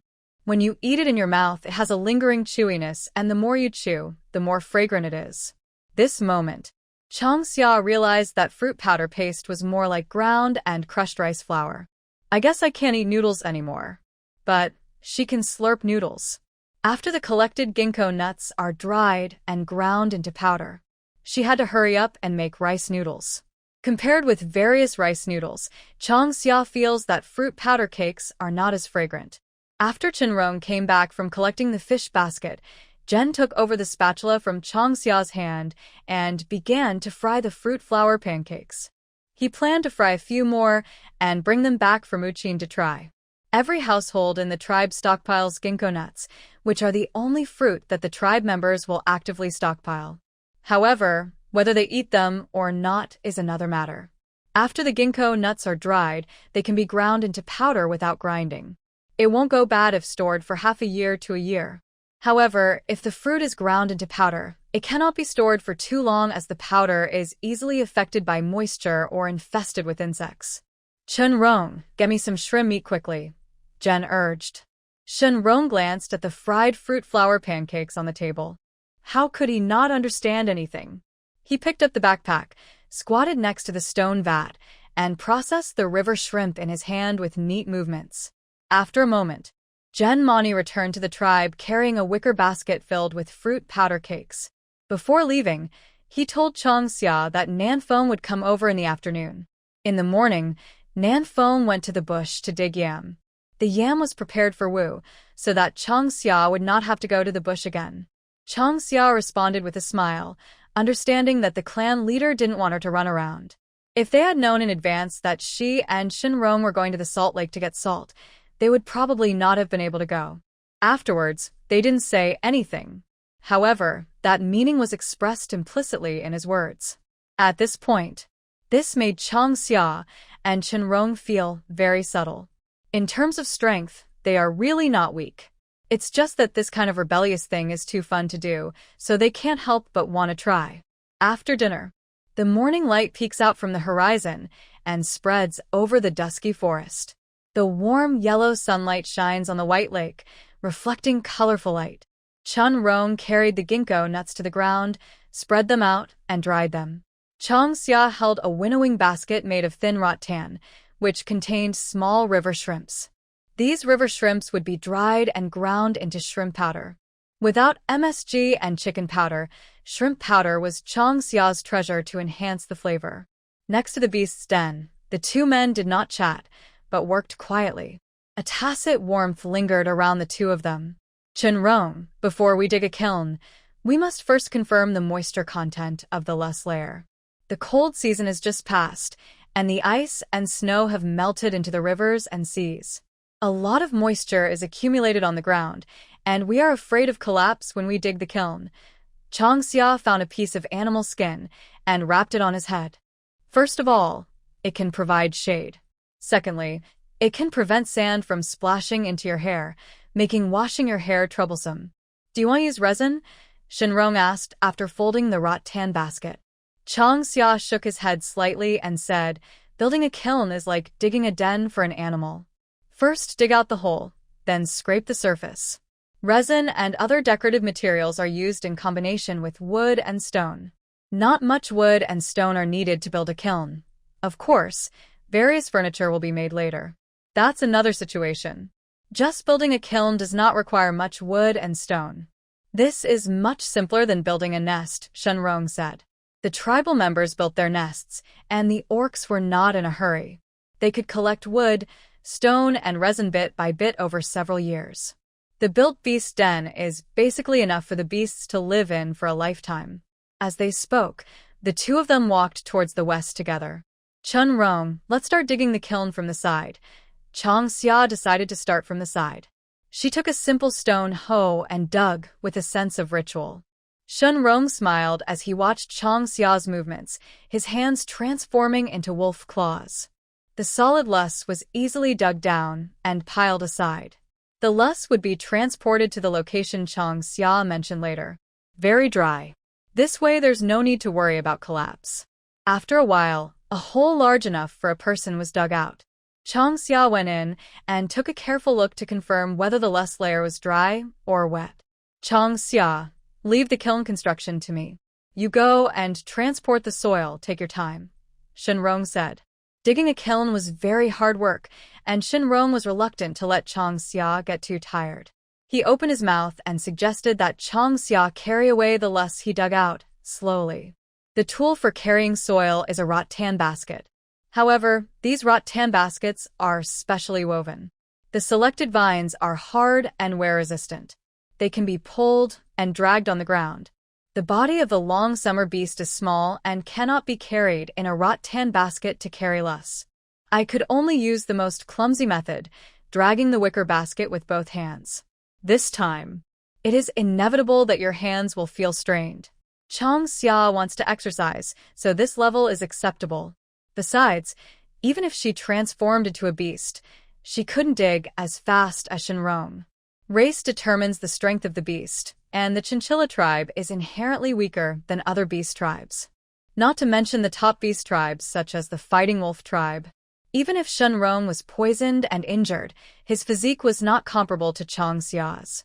Totem warriors like Nanfeng almost suffered losses in their fight with Shenrong. If they really fight, Shenrong will not necessarily lose. Long summer. From afar, the calls of warm spring can be heard. Chang Xia put down the rattan basket and looked over. She saw Nuanchuan carrying a rattan basket and walking towards her slowly. She said, I picked up some bird eggs a few days ago. I'll give you a basket. Jen returned from Chang Xia. I handed over the method of making fruit powder pancakes to the tribe members. Suddenly, the air above the tribe was filled with a rich fragrance again. Nuanchuan guessed that the tribesmen would send some ginkgo nuts and bird eggs to Chang Xia in the next few days. There were many wild vegetables at this time of year, so the tribesmen probably wouldn't deliberately send them. Nuanchuan, have you tried the fruit powder cake? Chang Xia brushed off the sand on her hands and smiled. Seeing Nuanchuan's savoring expression, she guessed it. Jen has always cared about the tribe and had no selfish motives. The fruit powder pancakes are delicious, and he will definitely teach his tribesmen how to make them. I've tried it, it's delicious. Nuanchuan smiled and nodded, saying, fruit powder pancakes, is that the new food you made from studying ginkgo nuts? Before, she was worried that there were too many ginkgo nuts picked in the long summer. After eating the fruit powder cake, Nuanchuan was worried that there would not be enough ginkgo nuts to pick near the tribe. No. The fruit powder pancake was made by Shenrong by accident. I studied the ginkgo nuts because I wanted to use the fruit powder to make other delicious things. However, the ginkgo nuts haven't been dried yet. I'll start after they're dried. Chang Xia smiled mysteriously. The fruit powder pancakes were indeed delicious. But compared with rice noodles, the way of eating is a bit monotonous. Can't think about it. The more I think about it, the more I crave it. As they chatted, the two of them delivered the bird eggs to the beast's den. Then they wandered to the cave on the west side, and looking at the cave that had been dug on the left, Nuanchuan couldn't help showing joy on her face. Chang Xia, is it done digging now? Nuanchuan asked. Chang Xia shook his head, not knowing what to do, and said, we have just started the kiln construction. After the cave is built, we need to carve out the kiln. Carve out the arch from the top of the kiln, and scrape the kiln side smooth. After this whole process, the kiln construction is completed. After the cave is dried, we need to use less chopped weeds and resin to make the kiln mud. If you want the cave to be beautiful and tidy, you need at least 2 or 3 layers of mud so that the walls will be smooth and flat. Clay kiln, Chang Xia is still thinking about it. The mud kilns she knew were mainly made of dry soil, wheat straw, and mud. The mud wall is no less beautiful than the cement wall. There is no straw here, but there is resin. Chang Xia is not worried about not being able to clean the kiln wall, but is worried about whether the viscosity of the mud will be too strong after adding resin. The proportions will then need to be adjusted, or, at worst, wooden panels will be used for inlay. Chang Xia's long explanation successfully confused Nuanchuan. She didn't understand what he was saying, but she felt it was impressive. "What do you need me to do?" Nuanchuan asked. Since she couldn't understand, she simply chose to watch and remember it directly. This way you won't have to worry about problems arising when you build your own kiln in the future or not being able to figure it out. No need. Chang Xia shook his head and refused. The cub in Nuanchuan's belly will be born in the rainy season. At this time, Chang Xia dared not ask Nuanchuan for help. The birth rate of beast cubs is very low, and each one is extremely precious. Nuanchuan saw Chang Xia's nervous expression and guessed what she was thinking. So, Nuanchuan rolled her eyes at Chang Xia, reached out and grabbed the rattan basket next to Chang Xia, and dragged her away. Chang Xia was stunned by his relaxed look. Chang Xia was in good health, and this basket was specially woven for her by Shenrong. It was a circle smaller than the average rattan basket, and a basket of less weighed about 100 kilograms. With the strong physique of the beastmen, ordinary beastmen could easily lift or drag it, and this weight was very suitable for Chang Xia now. Nuanchuan is not a totem warrior. However, the power is much stronger than Chang Xia. 100 pounds of weight is easy for her. So, we have this scene before our eyes. Nuanchuan, slow down, Chang Xia said nervously. Nuanchuan dragged the wicker basket to transport the soil easily, and her speed was 2 points faster than Chang Xia's. Chang Xia, this weight is very light. Don't worry, I care about the baby in my belly more than you do. It's okay. Shenrong, who was working on a kiln in the distance, watched silently without saying a word. However, he was 2 points faster in the kiln. He was afraid that if he was slow, he would be ridiculed by Nuanchuan. Recently, there have been more and more stimulating things. Shenrong felt his shoulders become heavy, and he felt tired. Chang Xia, come here. It was approaching noon. Suddenly, the sound of nanfeng came from the beast's den. The south wind is coming. Nuanchuan put down the rattan basket and said, she should be here with the yams. She went to the bushes early in the morning. Many tribesmen went with her. They should have dug up all the yams in the wasteland in the next 2 days. Let's go. Chang Xia nodded and called Nuanchuan to go back to the den. It was almost noon, just the right time to go home and rest and prepare lunch. Okay, Nuanchuan said. I'm not tired, but it's so comfortable basking in the warm sun that I want to sleep. Shenrong, take a break. Let's go back to the beast's den to prepare lunch. You should come back early later. Chang Xia turned around and shouted at Shenrong, reminding him to take a break. Okay. Shenrong turned around and responded. In front of the beast's den, Nanfeng unloaded 4 baskets of yams. 3 of them were brought by the tribe members.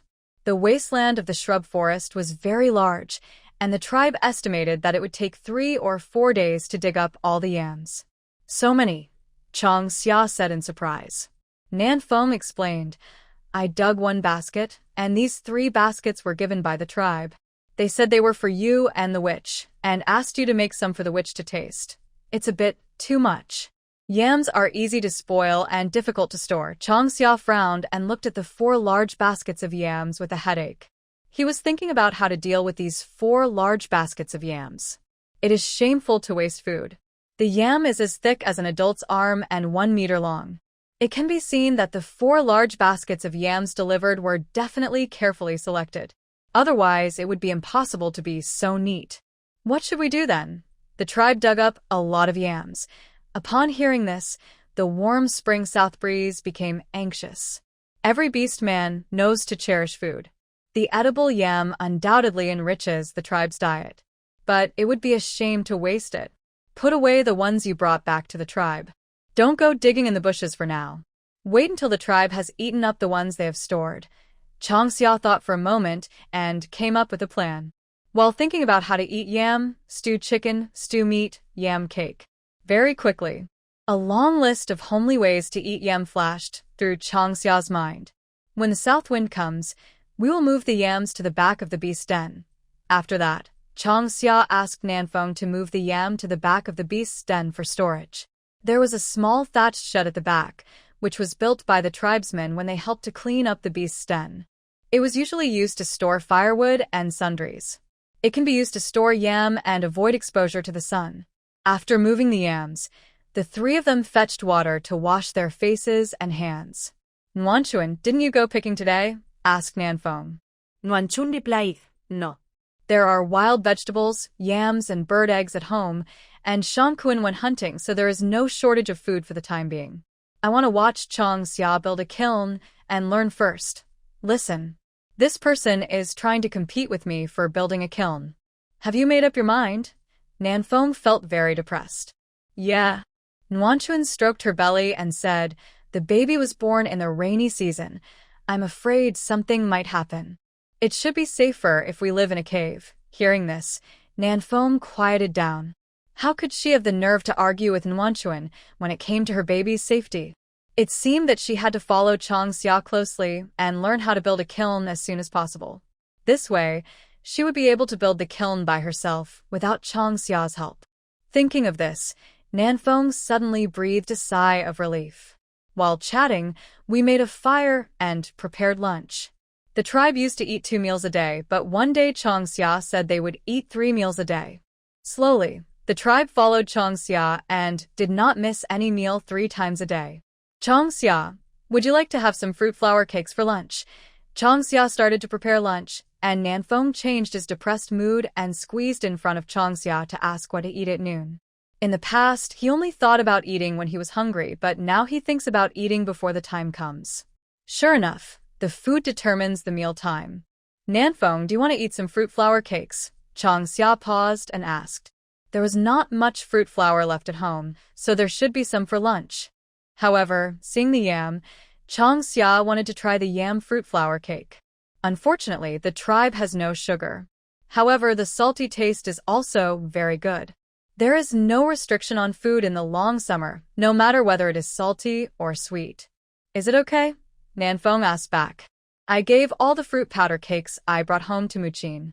By the time Nanfeng found out about the fruit powder pancakes, they were already eaten up. Chong Xia smiled and said, "Sure. There are a lot of yams, so I want to try the yam fruit powder cake. At noon, I'll have another pot of yam stewed with meat. Okay, what do we need to do?" In an instant, the warm spring breeze from the south brings refreshment. "Please help wash the yams, peel them, and slice them. I'll clean the pottery, steam the yams, and then add the fruit powder paste and bird eggs." The half piece of meat that Nanfeng brought had already been eaten fresh. Fortunately, the tribesmen sent a lot of food yesterday. In addition to the fried meat, Chong Xia kept a small part. It was just right to stew yam. In fact, yam stewed chicken tastes very good and can also strengthen the spleen and stomach. But I have to be busy with building the kiln. I don't have time to go to the reeds at Baihu Lake to catch pheasants for the time being.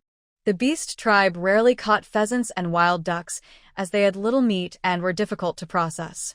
Although the chickens and ducks in the dusk forest were much larger than those Chong Xia knew, they were still too small in the eyes of a tribe. Occasionally, naughty cubs in the tribe would use them to practice hunting skills. Apart from this, they rarely hunt actively. The three of them worked together, and soon the aroma of steamed yam came from the stone pot. It was fresh and sweet, and you could tell from the smell that it tasted almost like yam. "It smells so good. It smells good.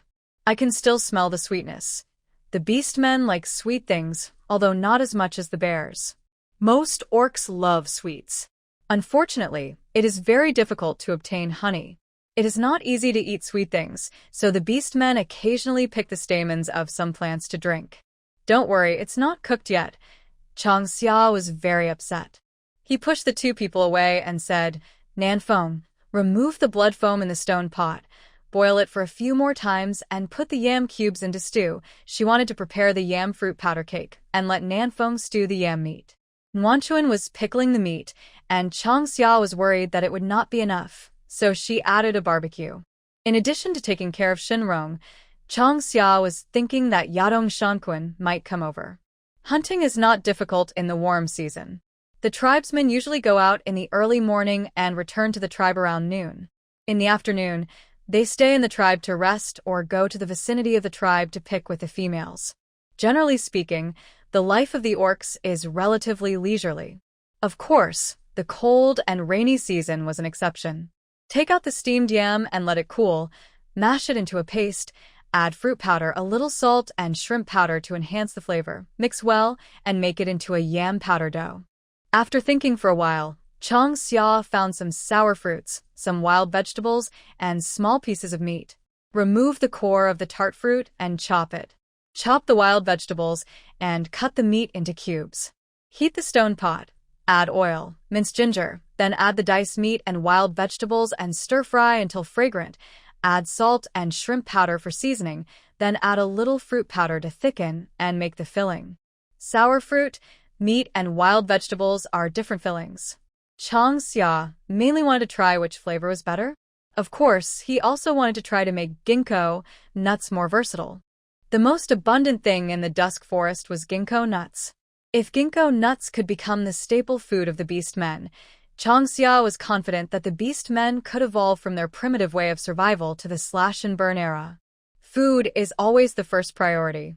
When the chopped sour fruit filling and the diced meat and wild vegetable filling are ready, Chang Xia brings the yam flour dough over, pinches it into the size of a baby's fist, adds the chopped sour fruit filling or the diced meat and wild vegetable filling, and then gently presses it into pancakes. Then, coat them with some fruit powder and deep fry them in warm oil. The sizzling sound, accompanied by the rich aroma of yam cake, quickly drifted into the wind. Not to mention Nanfeng Wanchuan, who was swallowing hard beside him. Even Chenrong took the initiative to walk back from the west slope. It smells really good. It's so mouth-watering that one can't help but salivate. Chang Xia, can I have a taste? Suddenly, 3 different voices sounded at the same time. Chang Xia looked up and frowned. It was just a yam fruit powder cake. How could it be so exaggerated? Chang Xia, what are you doing? Yadong's lively and cheerful voice came from far away. Then they saw him and Shankuan coming with meat in their hands. They had gone hunting with the tribal hunting team today and had a good harvest. Thinking of coming to Chang Xia's house for a free meal, they brought some meat and ran over. Come quickly, Shankun. Chang Xia fried some yam fruit flour cakes. Wanchuan waved her hand and called her partner to come quickly. She couldn't compete with Nanfeng alone, let alone Shinrong, who was favored by Chang Xia. The yam fruit powder cake is golden in color, crispy and fragrant on the surface, and sweet and sour in the mouth. 2 different fillings, experience double pleasure, and taste great. Hearing Yadong Shankuan's pace suddenly quickened. The fruit powder pancakes they had in the morning made them reminisce all the way when they went out hunting. Don't look at it anymore.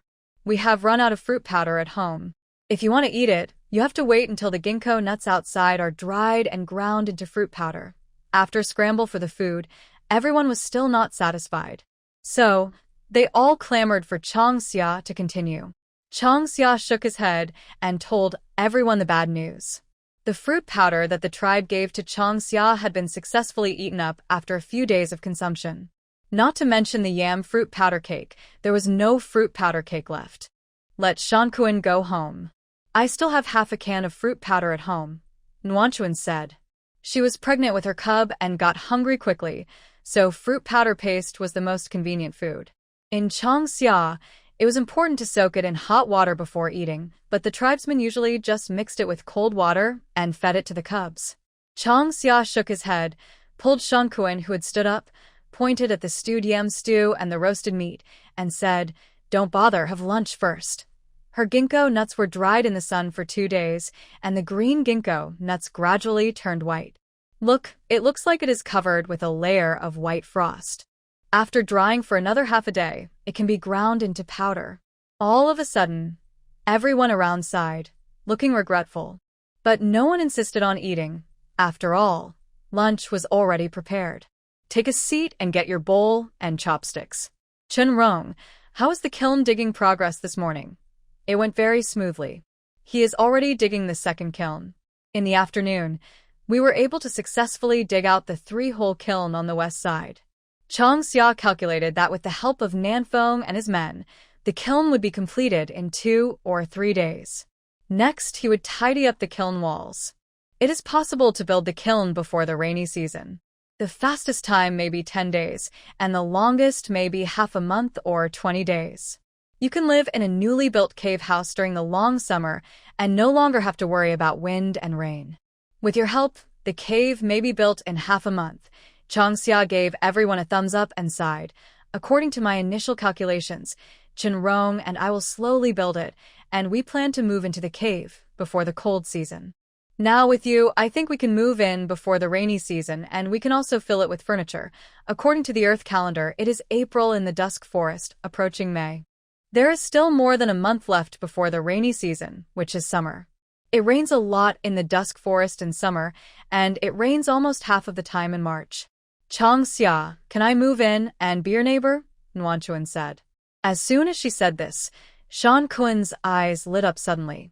The tribe lived close together, so it was not very convenient to build a kiln. Moving to Changxia was indeed a good idea. Changxia smiled and nodded.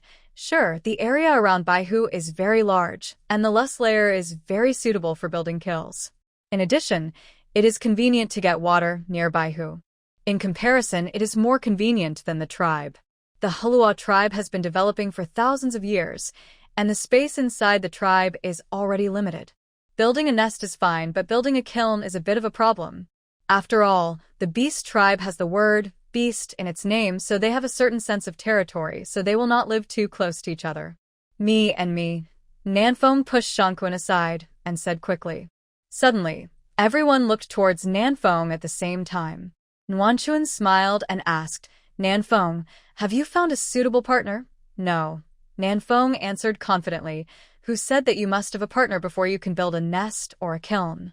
This is what is said. Yadong next to him was also moved. Changxia, I also want to build a kiln near your house. Living next to Changxia and Chenrong, wouldn't it mean I can eat free meals anytime and anywhere? Perhaps it was because they were both foodies that Yadong's thoughts were immediately connected to Nanfeng, Nuanchuan, and the others. They smiled at each other, and everything was said without words. No problem. You were all there when we laid the foundation yesterday. You can choose a suitable place nearby to build a kiln. However, you have to ask the tribe leader for his opinion. After all, this is the edge of the tribe and is not as safe as inside the tribe. At first, Changxia spent a long time looking for the route. Genkai reluctantly agreed and asked Changxia to move out of the tribe. Even so, Jen deliberately asked the totem warriors of the tribe who patrolled every day to go to Baihu Lake more often, for fear that if they were not careful, the Changxia cubs they had raised with great difficulty would die. The long summer caused a lot of worry to the roots and the tribe. And in the future, I guess I will continue to worry about it. It's okay. We'll discuss it with the clan leader after we make our choice, Nuanchuan said excitedly. She believed that the patriarch would definitely nod his head on this matter. Jen has been looking forward to Nanfeng's marriage for a long time. If the clan leader does not agree, they can say that they will wait until Nanfeng builds the kiln so that it will be more convenient to find a male for marriage. Afterwards, who cares whether Nanfeng gets married or not? The beastmen always act according to their own will and do not pay attention to details. Marriage and the like all depend on rapport. Changxia shrugged and said nothing more. She believed that with Nanfeng Nuanchuan's difficulty, it was only a matter of time before he nodded. What's more, improving the living environment of the tribe members is also a good thing for the tribe. There was the drive to build a kiln. In the afternoon, Nanfeng and his men not only dug the 3-hole kiln on the right, but also dug 2 holes in the 5-hole kiln on the front. This speed made Changxia marvel. The remaining 3-hole kiln will be finished tomorrow morning. According to calculations, the cave house can be carved out in 2 days. Depend on. I feel dizzy all summer. Doesn't this mean that we should consider making doors and windows now? Chenrong, are they crazy? Changxia stood in front of the cave in amazement, looking at the cave that already had a general appearance. Satisfied, happy, all kinds of emotions came flooding in. At this time, Nanfeng and the others had already returned to the tribe. Changxia and the other person stood in front of the cave, reminiscing about the past. Shenrong smiled and brushed off the sand on his hands. The cave is much better than the beast's den. The nobles of the western land lived in the royal court, which was made up of yurts made of countless animal skins. The interior was very gorgeous, but in Shenrong's opinion, it was not practical at all. In comparison, the cave dwellings are simple and heavy. It brings people a stronger sense of security and comfort. Of course, Chang Xia nodded proudly, pointed at the cliff face of the cave, and said, I want to build a roof with wood and stone here. Watch the snow, listen to the rain, and bask in the sun. Do you think it's beautiful? Shenrong tilted his head, thinking about the eaves that Chang Xia mentioned. Hesitating, could it be the curtain? You draw the picture, and I'll do it. Shenrong said, this way the light in the cave will be weaker. The west land uses oil lamps for lighting, but the east land does not have oil lamps. However, oil lamps are easy to make, and Shenrong knows how to make them. If the light is dim, you can light an oil lamp in the cave. Thinking of this, he felt that the eaves Chang Xia mentioned were quite good. Nanfeng said that the bird tribe has a kind of glowing stone. When the witch comes, I will ask her about the situation, Chang Xia said. I know how to make oil lamps, Shenrong nodded and added. Chang Xia shook his head slightly and said, oil lamps are fine at night. It feels awkward to light lamps during the day. However, there is a skylight on the roof of our cave house, so the light won't be too dim. Holding hands, the two walked back to the beast's den while chatting. For several days in a row, with the help of Nanfeng and others, the rough form of the cave house has taken shape.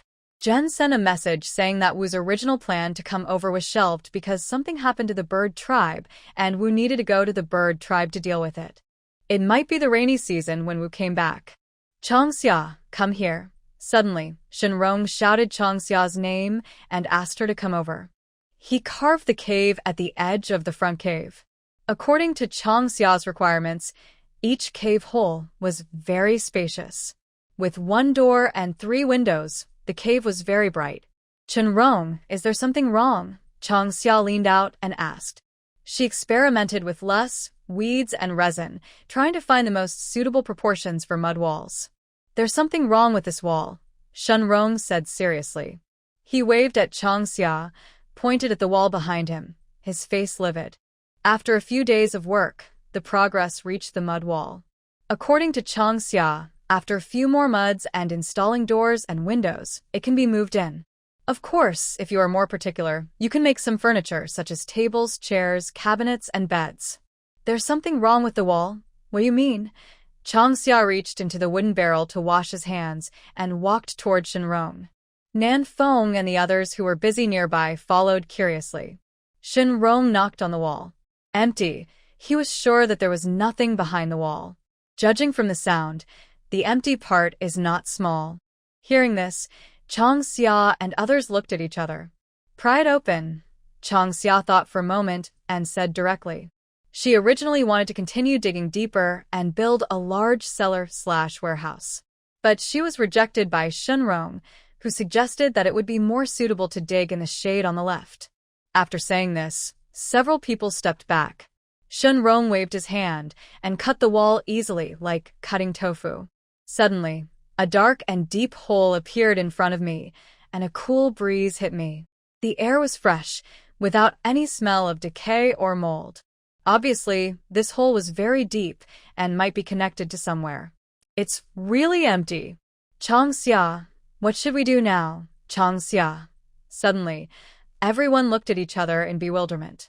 Chang Xia built a kiln here, so he naturally inspected the surrounding area, and suddenly a hole appeared, which was very strange.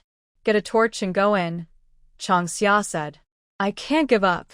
Now I have to go in and see what this cave is like. In an instant, Yadong fiddled with a few torches. Several people, each holding a torch, led by Yadong Shanquan, Chang Xia and his companions walked into the cave that suddenly appeared. It seems to be going down. It's windy and quite cold. Cold, good. The last sentence was said by Chang Xia. It was cold, which reminded her of a refrigerator. Suddenly, Chang Xia's face was filled with a happy smile. This cave was an ideal natural cellar. However, it was necessary to confirm whether it was safe. Chang Xia, what's good? Nanfeng patted Chang Xia's shoulder and asked. I have been exercising in the long summer, and my body is getting better and better day by day. It's amazing, and I can't help but feel deeply moved. If Chang Xia hadn't been sick, he would definitely be able to activate the power of his blood, become a powerful totem warrior. Sell, Chang Xia said, before I thought about digging another cellar to store things, like fruit powder, wild vegetables, meat, etc. The cellar should be deeper and wider, and most importantly, it should not face the sun. After listening, everyone looked around the cave. It seems, this cave that popped up out of nowhere is perfect. This cave may be the lair of some kind of wild animal. However, it was abandoned a long time ago. Perhaps the beast died or left. Shenrong looked around the cave, analyzing it. This cave is very spacious, about 400 or 500 square meters. The area is almost as large as the cave dwelling above.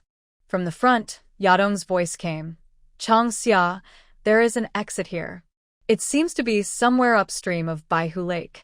There is no danger. Hearing this, Chang Xia walked over to check. Confirming that the exit is indeed fine, there are polished claw marks on the inside of the cave. It should be like what Shenrong said a long time ago, this was the nest of some wild beast. Judging from the situation inside the cave, it has been abandoned for a long time.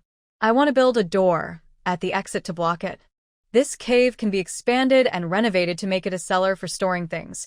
Chang Xia looked at Shenrong and said. Shenrong nodded and said, okay. There is no need to dig a cellar. This cave is perfect. It just needs to be repaired and tidied up, and it will be perfect for storing things. After checking the cave, everyone returned to the cave. The open space in front of the cave is filled with various woods, stones, and resins. The kiln has been carved, and the kiln surface has been plastered once. Wait until the dry mud is mixed in the long summer, and then plaster twice, and then you can install the doors and windows. The cave is so beautiful and bright, Nuanchuan said happily. Looking at the cave, he did not hide the envy and jealousy in his eyes. However, thinking that his family would soon build a kiln, all his emotions turned into anticipation. Similarly, Nanfeng Yadong had the same expression. Are you sure you want to wait until I finish building it before you start? Chang Xia asked. The cave had been dug, so she and Shenrong could take their time to clean it up.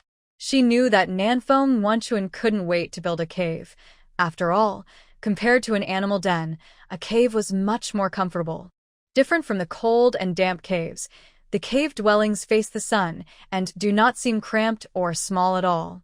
Living in them is warm and comfortable. If it hadn't been ready yet, Chang Xia would have wanted to move in directly. I'm not in a hurry. Nanfeng shook his head and said against his will. Nuanchuan agreed, yes, we'll wait until you install the doors and windows, then it won't be too late to start. After all, when they built the kiln, they didn't plan to make it as big as Chang Xia's. Normally, 3 holes are enough for living. Even if you need to store things, you can just dig a cellar or something. They knew that Chang Xia dug so many kilns, probably considering Wu and Baiqing. Otherwise, why would we need so many rooms for daily living? Thus, whether it was a south wind or a warm spring, they were not in a hurry to build the kiln immediately. Okay, once I finish building my side, I'll be able to free up my hands to help you, Chang Xia nodded. She had been busy building the kiln these days and hadn't even had time to study the fruit powder. After the ratio of dry mud was adjusted, the doors and windows were handed over to Shenrong. Chang Xia just took the time to study fruit noodles and tried to develop rice noodles to improve the food problem. The wood sent by Nanfeng and his tribesmen was mostly ironwood. Coincidentally, Chang Xia thought that ironwood was the most suitable material for doors and windows.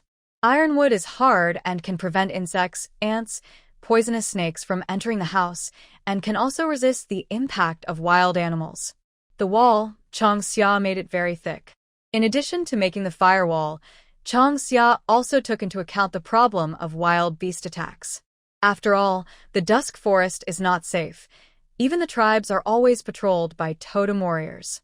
It is necessary to prepare for a rainy day. Chang Xia was full of motivation thinking about moving into a clean and tidy cave as soon as possible. After countless failures, Chang Xia finally found the best ratio of dry loess, weeds, and resin.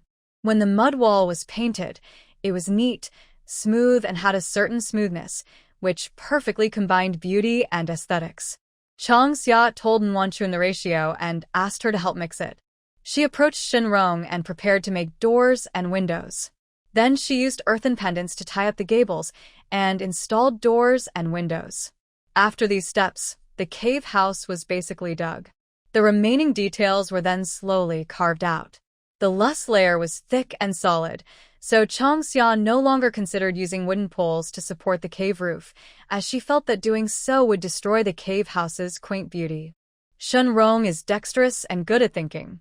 For problems with doors and windows, Chang Xia only needs to simply describe the style, and Shinrong can make it. This greatly improves efficiency. Although Chang Xia understands it, it is another matter to actually make it. Sure enough, working together as a man and a woman is not tiring. As the rainy season approaches, the weather becomes brighter and clearer. Chang Xia yawned and walked out of the beast's den. She opened her mouth and called out to Chenrong, who was walking towards Baihu Lake, saying, "Chenrong, you continue to think about the doors and windows. I'm going to Baihu Lake to collect the fish baskets, and I'll go to the reeds to see if I can catch any chickens, ducks, or hares. The ginkgo nuts have been dried and are piled in rattan baskets next to the animal den." During the day, Chang Xia and Chenrong were busy building the kiln. At night, after dinner, they spent half an hour grinding ginkgo nuts before going to bed. Chang Xia put all the fruit powder in a pottery jar. If he wanted to turn the fruit powder into rice noodles, he needed a flour-making machine, which delayed Chang Xia's time to eat rice noodles. Chang Xia thought about it and finally decided to build the kiln first. At the same time, he told Shinrong and Nanfeng about the problem. "If you want to eat noodles, you'll have to wait until the kiln is built. Can you do it alone?" Shinrong stopped and asked hesitantly. Chang Xia covered his mouth, yawned as he walked, waved his hand, and said casually, "Why not? The kiln is just missing the doors and windows. I'll prepare a good meal to entertain Nanfeng and the others." After all, the rice noodles promised before will probably take some time. Chang Xia still needs to figure out how to squeeze the dough into rice flour. Trying to make a flour-making machine is a big or small thing, and it will take time. However, she has some ideas. After the cave house is equipped with doors and windows, it should be possible to make it, probably like a mooncake mold. Carrying the backpack, he slowly walked towards Baihu Lake. Beside Bai Lake, Shinrong built a pool with stones. There are a lot of fish in the pond. You can come and catch them whenever you want to eat them. It's very convenient. Chang Xia quickly came to the place where the fish baskets were placed beside the White Lake, collected the fish baskets, dumped the fish, and sorted the fish, shrimps, and crabs. After collecting the fish baskets, she did not rush back to the beast's den, but walked towards the reeds upstream of the White Lake. In the early morning, the dewdrops sparkle in the sunlight. Chang Xia was walking among the reeds, holding a wicker basket in his hands. "Pick up the bird eggs you see and put them into a rattan basket." This reed bed is like a natural breeding farm, which greatly enriches Chang Xia's daily menu. When Nanfeng Wanchun moves in, Chang Xia will consider enclosing the reeds and using them to raise chickens and ducks. Facing the White Lake, they can even save on feeding them. Whoa, just picked up a few eggs. The sound of pheasants crowing was heard. There must be a flock of chickens nearby. Good luck, V. Chang Xia put down the wicker basket, bent down, and gently pulled aside the reeds in front of him.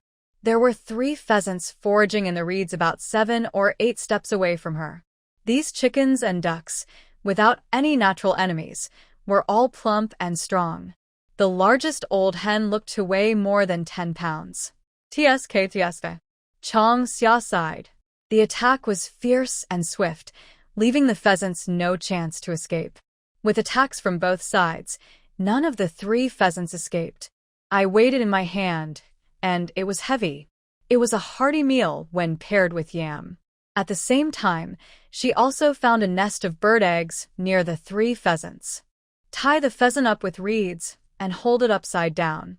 After picking up all the eggs from the chicken coop, he carried the pheasant back to the pond by the White Lake, took the backpack, and slowly walked towards the den. Nanfeng, so early, from a distance, Chang Xia saw Nanfeng squatting in front of the beast's den, fiddling with something. Yadong Shankuan stood not far from Shenrong. Maybe it was too early. Nuanchuan didn't get up, and she always felt sleepy and drowsy recently. However, she missed the cave so much that she still insisted on coming here every day. We want to install the doors and windows of the cave as soon as possible, and then build the Kong walls and Kong beds, as well as the cabinets and beds you mentioned. Nanfeng said excitedly. As the cave dwelling was gradually improved, the expectations in everyone's hearts not only did not diminish, but became more intense. After half a day of research, Shenrong successfully made the doors and windows. However, there are still some problems with the installation. The windows are wooden windows with a grid pattern. Glass windows are useless without glass inlays. Wooden windows with a grid pattern, paired with straw curtains, can ensure light while blocking out the view. In the cold season, cover it with animal skin curtains.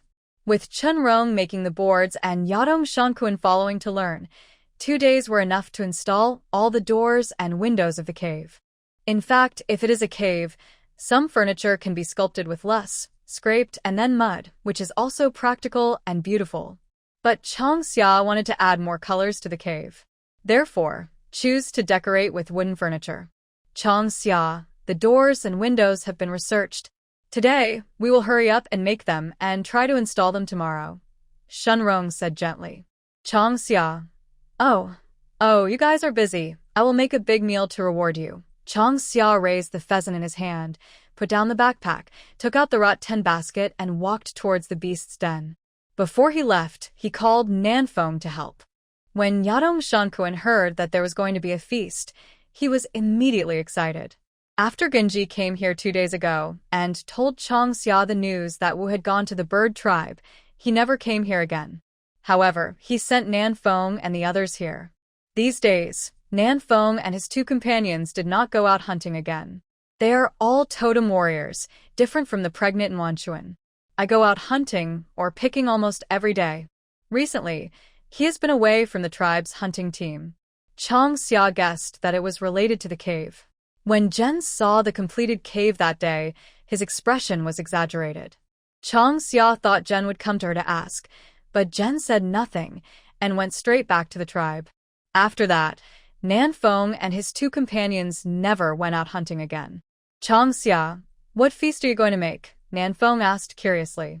He turned his gaze to the pheasant in Chang Xia's hand and said disdainfully, Why did you catch 3 sharp-beaked beasts? The meat of these beasts is small and unpalatable. Are you using sharp-beaked beasts to train your hunting skills? Recently, Chang Xia has been exercising. They all saw it and would occasionally give Chang Xia some advice. Unfortunately, Chang Xia was unwilling to transform into a beast and use his beast body for training. When he was a child, Nanfeng liked to hold Chang Xia's body the most. It was soft and fleshy, and it was the most comfortable to hold in his arms. When Chang Xia grows up, she will no longer be willing to transform into a beast. Not to mention, being held in Nanfeng's arms. Chicken stewed with yam, beggar's chicken, Chang Xia said. 3 chickens might not be enough. We have to add barbecue and fruit powder pancakes. The yam fruit powder pancakes are too time-consuming. I don't want to make them in the morning in Chang Xia, because they are too greasy. Of course, the beast men don't have the concept of greasy food. After all, the tribe members can eat barbecue 3 times a day. Chang Xia couldn't bear this. I grill meat. Nanfeng rubbed his hands and said hesitantly. Chang Xia handed the pheasant over and said, You kill the chicken first and prepare the pheasant. Grill the meat and I'll marinate it. Take the bowl and the beast's knife. Obviously, she didn't intend to waste her energy. Before marinating the meat, Chang Xia squatted beside Nanfeng and taught her how to kill a chicken. Also, how to deal with the chicken's internal organs. After that, she began to marinate the meat.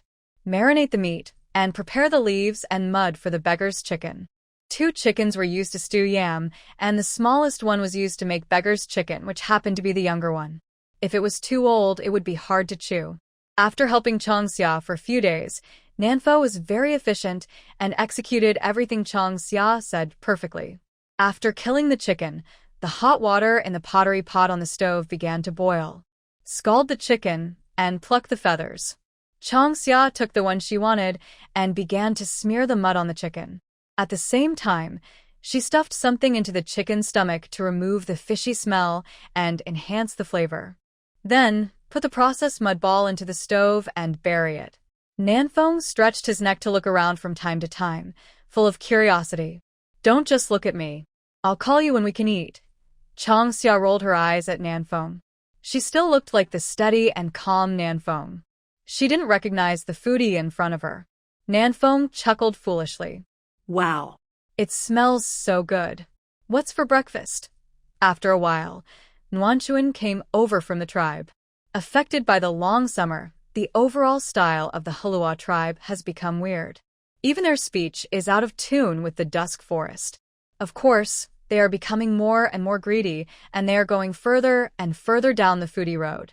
As the delivery date was approaching, Nuanchuan looked increasingly lazy. Even when walking, I was out of breath and seemed to be unable to do anything. I even developed drowsiness, a symptom only seen in early pregnancy. This made Changxia and the others very worried, and they hoped that it would come as soon as possible. Chicken stewed with yam, fruit powder pancakes, and barbecue. In addition, there is a beggar's chicken buried in the stove by Changxia. Nanfeng pointed at the ash in the stove, his curiosity almost overflowing from his eyes. She had been watching since she buried the pheasant in the stove in the long summer. Right now. It's almost time for breakfast. She still didn't see Changxia dig out the mud ball. Perhaps it was buried in the ashes and no smell could be smelled. This made Nanfeng even more curious. What is a chicken? Nuanchuan blinked, held her belly with both hands and leaned back in the chair, trying to make herself more comfortable. After a few days, Changxia's cave house was completed. She could plan the cave for herself and Shangkuan, and just thinking about it made her feel motivated. However, Nuanchuan couldn't help yawning as she thought about it. She had just woken up not long ago, so why was she sleepy again? Sharp-mouthed beasts, and two-eared beasts are hidden everywhere in the tribe, the bushes and the reeds of Baihu Lake. Nanfeng couldn't help complaining. In the past, the tribe would not pluck the hair of sharp-mouthed beasts when they caught them, but chose to skin them like dealing with wild animals. Today, under Changxia's guidance, Nanfeng learned that to deal with the sharp-beaked beast, one must use hot water to remove the hair and also cut it open to clean the internal organs. Fortunately, Changxia didn't mind the trouble and thought so deeply. Could it be that poor health can light up wisdom skills? In this regard, apart from Changxia, even Wu and Baiqing in the tribe are probably not as knowledgeable as Changxia. On the contrary, Shunrong seems to be able to keep up with Changxia's thinking rhythm. Which one tastes better, the sharp-mouthed beast or the fish? Nuanchuan asked. She didn't doubt whether the sharp-beaked beast could be eaten. Changxia opened her mouth, and even if it couldn't be eaten, it would become edible. Nuanchuan was just curious, which one tasted better, the creature named chicken by Changxia or the fish. As expected, the foodie was invincible. Long summer. She used to worry whether her tribe members could accept the change in diet. Now looking back, I realized that I was overthinking. Compared to what you eat, whether it tastes is more important. Each has its own merits. Changxia covered his twitching mouth and uttered 4 words. In Changxia's eyes, all meat is delicious. Yes, carnivorous creatures are so fraternal. As long as it's meat, we love it. Nanfeng, scoop half a bowl of yam-stewed chicken for Nuanchuan to taste and notify Qinrong and the others to wash their hands and faces and prepare for dinner. Changxia started talking before he finished speaking. Nanfeng couldn't wait to respond and acted quickly. While scooping soup for Nuanchuan, he didn't forget to prepare some for himself. While walking toward Qinrong, he drank the yam-stewed chicken soup in big gulps. The aroma is long-lasting and mellow, and yam-stewed chicken is more fragrant than yam-stewed meat. The yam stewed with meat is fresh and sweet, while the yam stewed with chicken is fragrant and smooth. With a light bite, the fragrance flows straight into the throat along the mouth.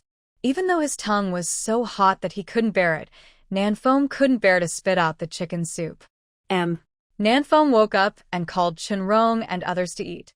Shenrong and the other two looked confused and didn't understand what Nanfeng was mumbling.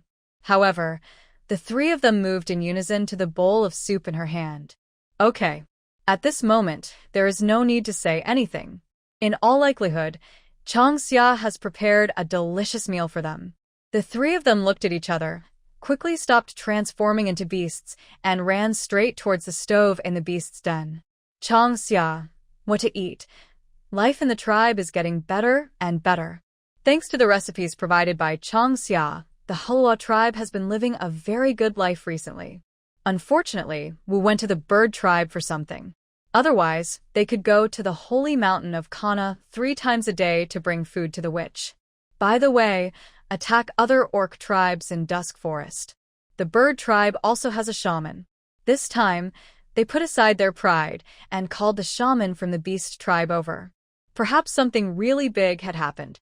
Nuanchuan opened her mouth and explained the matter of the sharp-mouthed beast.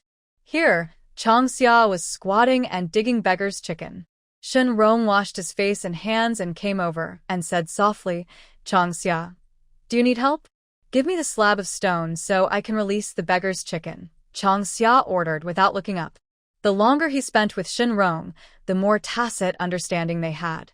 Sometimes, you can know what the other person is thinking without words. Changxia enjoyed this feeling very much. Shenrong brought the stone slab over, and Changxia dug out the beggar's chicken wrapped in mud from the stove. The mud was burnt through and was grayish-white with a few cracks on it.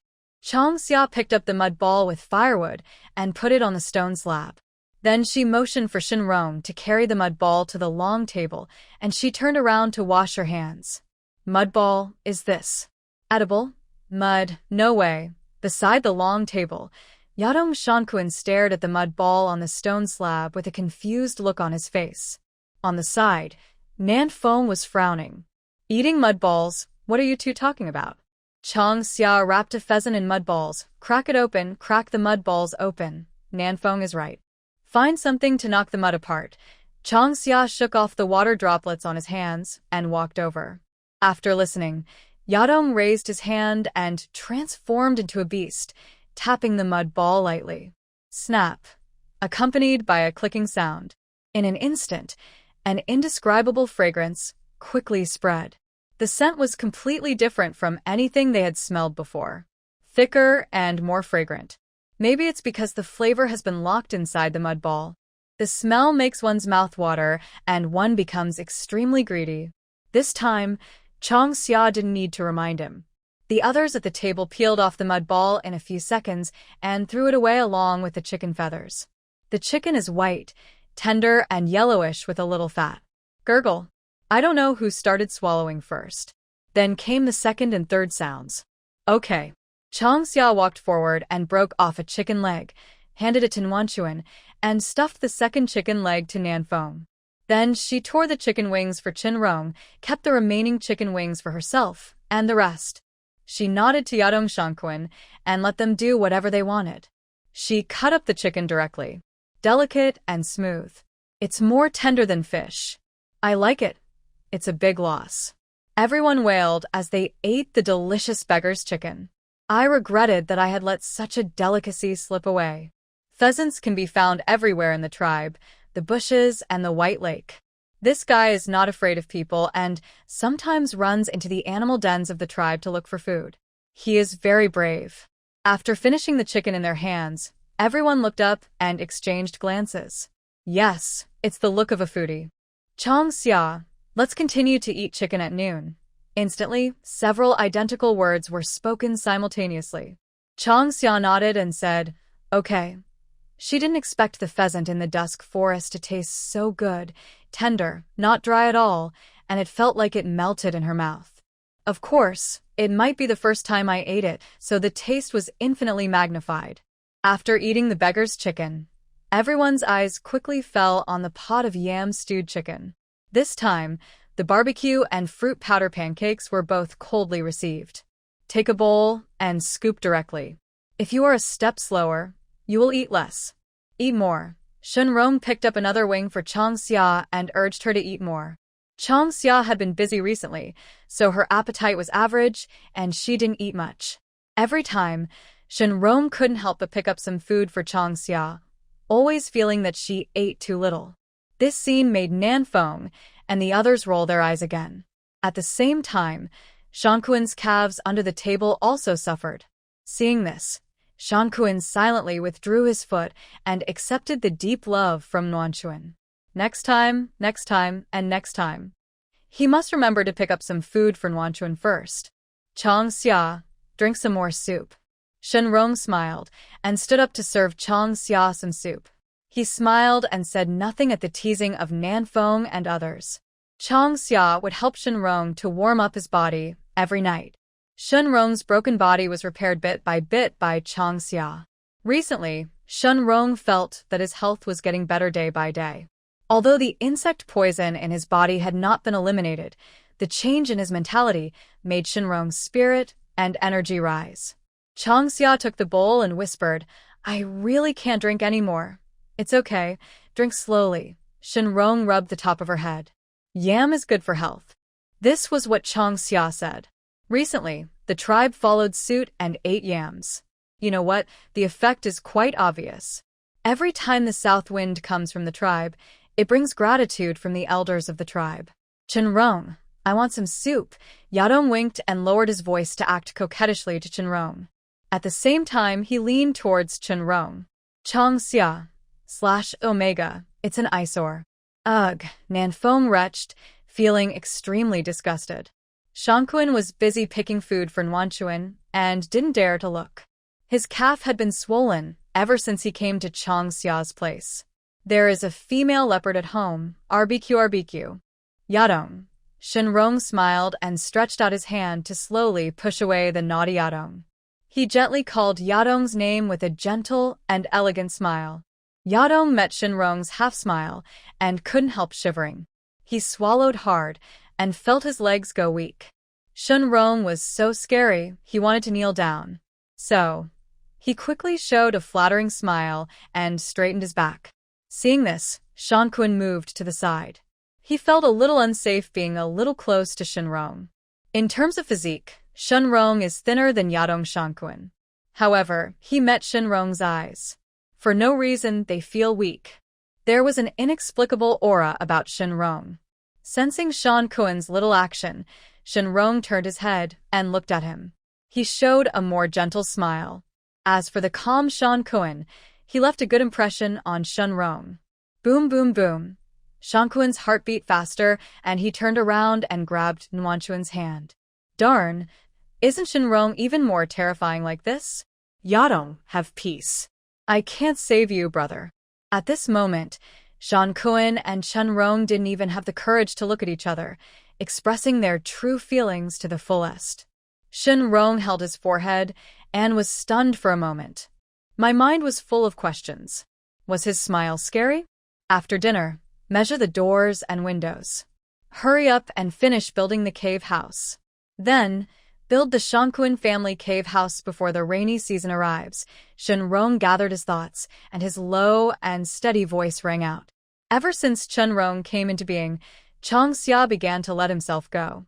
Shenrong lived up to everyone's expectations, and everything became very smooth in his hands. What about me? Nanfeng asked nervously.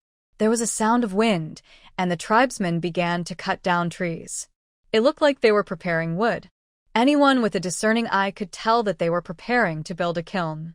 Nanfeng and his men were busy in Chang Xia and had no time to cut wood, let alone collect stones.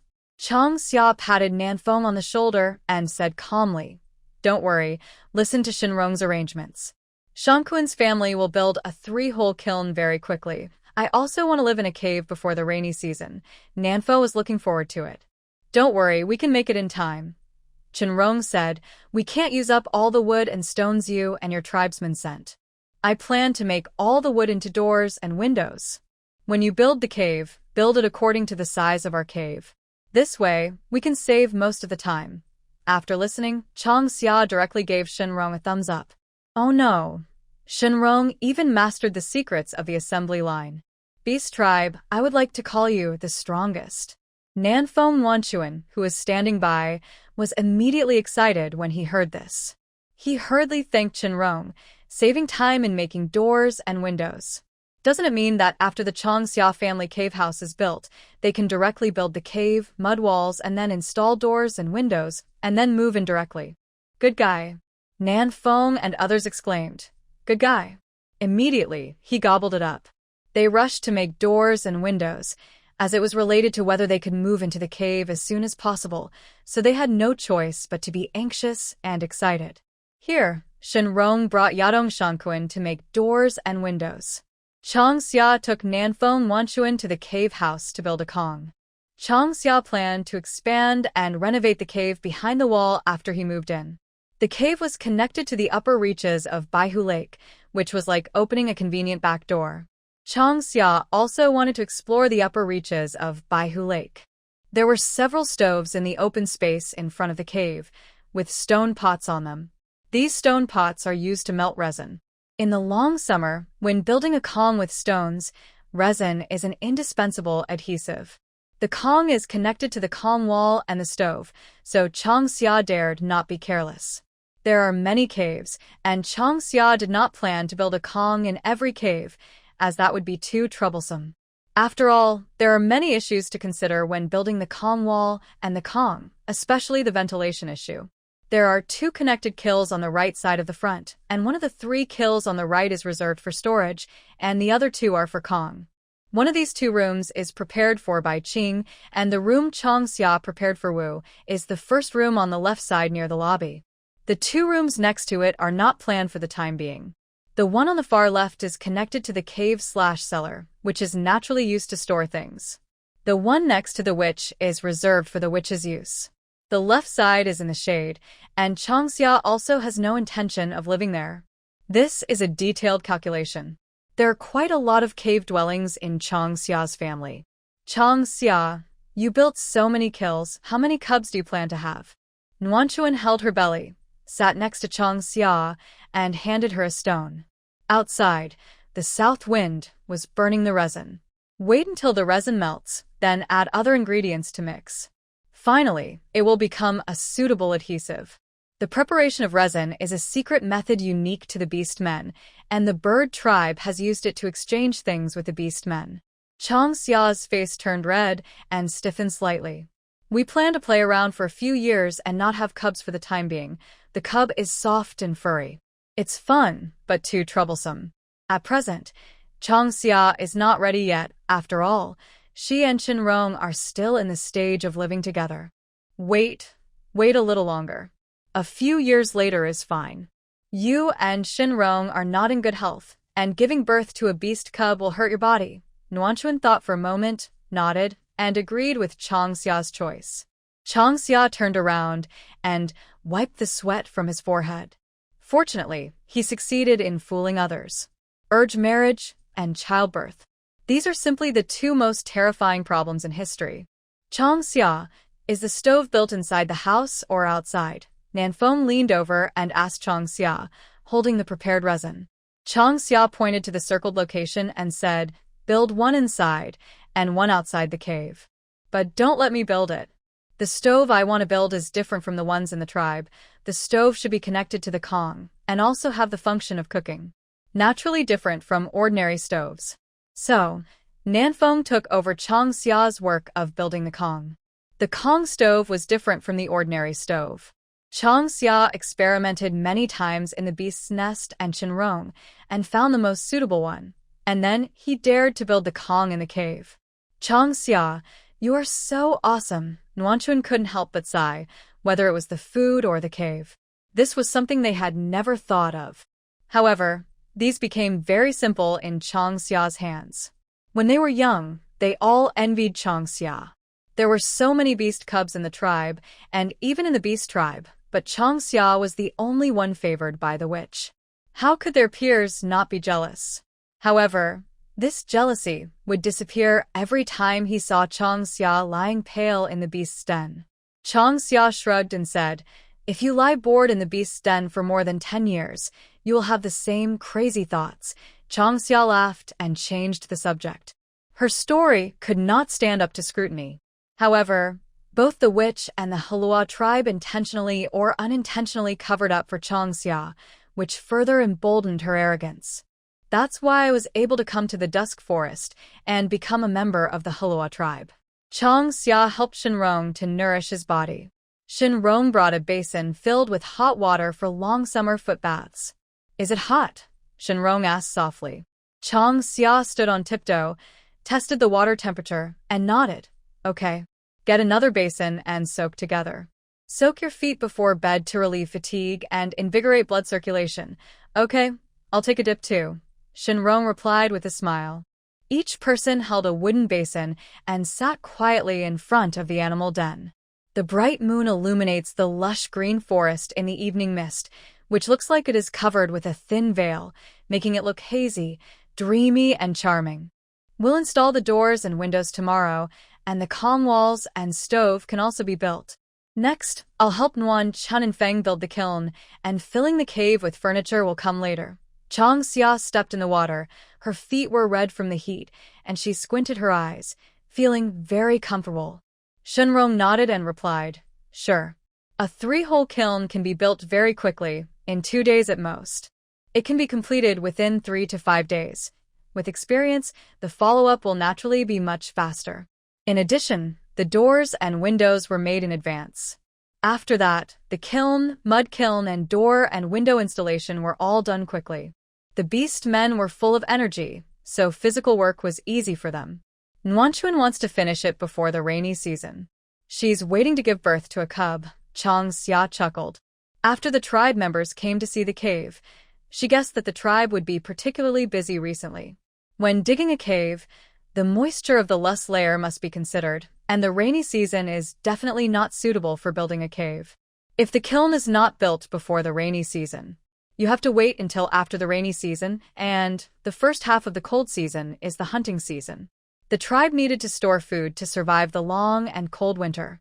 If you calculated carefully, unless you were not afraid of the cold winter and wanted to build a kiln, you would have to wait another year. Of course, kilns can also be built during this period. However, they needed to build the kiln while hunting and picking. That would be extremely tiring. Originally, the long summer was calculated in this way. The doors and windows will be installed tomorrow, and the Kong bed and other things have been built and are waiting to dry. What else needs to be cleaned up in the cave? Shenrong asked. When do you plan to start the expansion and renovation of the cave? Rainy season. Changxia shook his head. Everything that needed to be cleaned up in the cave had been tidied up. He just needed to ventilate the cave so that the smell could be removed. Then he could move in from the beast's den. She needs to plan the cellar carefully. So there is no rush to expand and renovate the cave. Rainy season, that's fine too. Shenrong thought about it and understood Changxia's plan. While helping Wan, Chun, and Feng build the kiln, they also needed to set aside time for hunting and gathering. The rainy season is plentiful, but very dangerous. The rain was continuous, making it inconvenient for either picking or hunting. If possible, it is necessary to stock up on as much food as possible. When they move over, the animal den here will be demolished and filled in. After it is tidied up, Changxia plans to use it to plant flowers and trees. The animal den is close to the cave, so Changxia plans to enclose this side into the cave courtyard. Of course, these things will take time to sort out bit by bit. Shenrong, can you help me make a flour mill? Changxia hung his feet on the edge of the wooden basin, not rushing to wipe his feet. Instead, he looked at Shenrong seriously. These 2 days. In Changxia, I was busy with the trivial matters in the cave while thinking about the processing of fruit powder. If she couldn't make a flour mill, she would consider trying handmade rice noodles. The ginkgo nuts were dried and she and Shenrong would grind them every night, and they were almost half done. At home, the pottery jar sent by the tribe was almost full. Tonight, the two chose to soak their feet instead of grinding ginkgo nuts. Because there is no pottery jar to hold the fruit powder, ginkgo is more durable than fruit powder. After finishing the cave house, Changxia thought about thinking of some things to exchange with the tribe. She wasn't going to trade food for anything more. Just once, that's enough. When Nanfeng and the others returned to the tribe today, Changxia chatted with Nanfeng for a few minutes. Let Nanfeng tell Jen that the tribe doesn't need to send her food anymore. She is also a member of the tribe, so it's her duty to give some food to the tribe, not to mention that she has helped the tribe a lot this time. Chang Xia doesn't want to be a greedy person. She also wanted to change the Hulua tribe bit by bit, to save the tribe members from hunger and cold and no longer have to go out hunting and gathering all day. At the same time, she knew this was not something that could be changed overnight.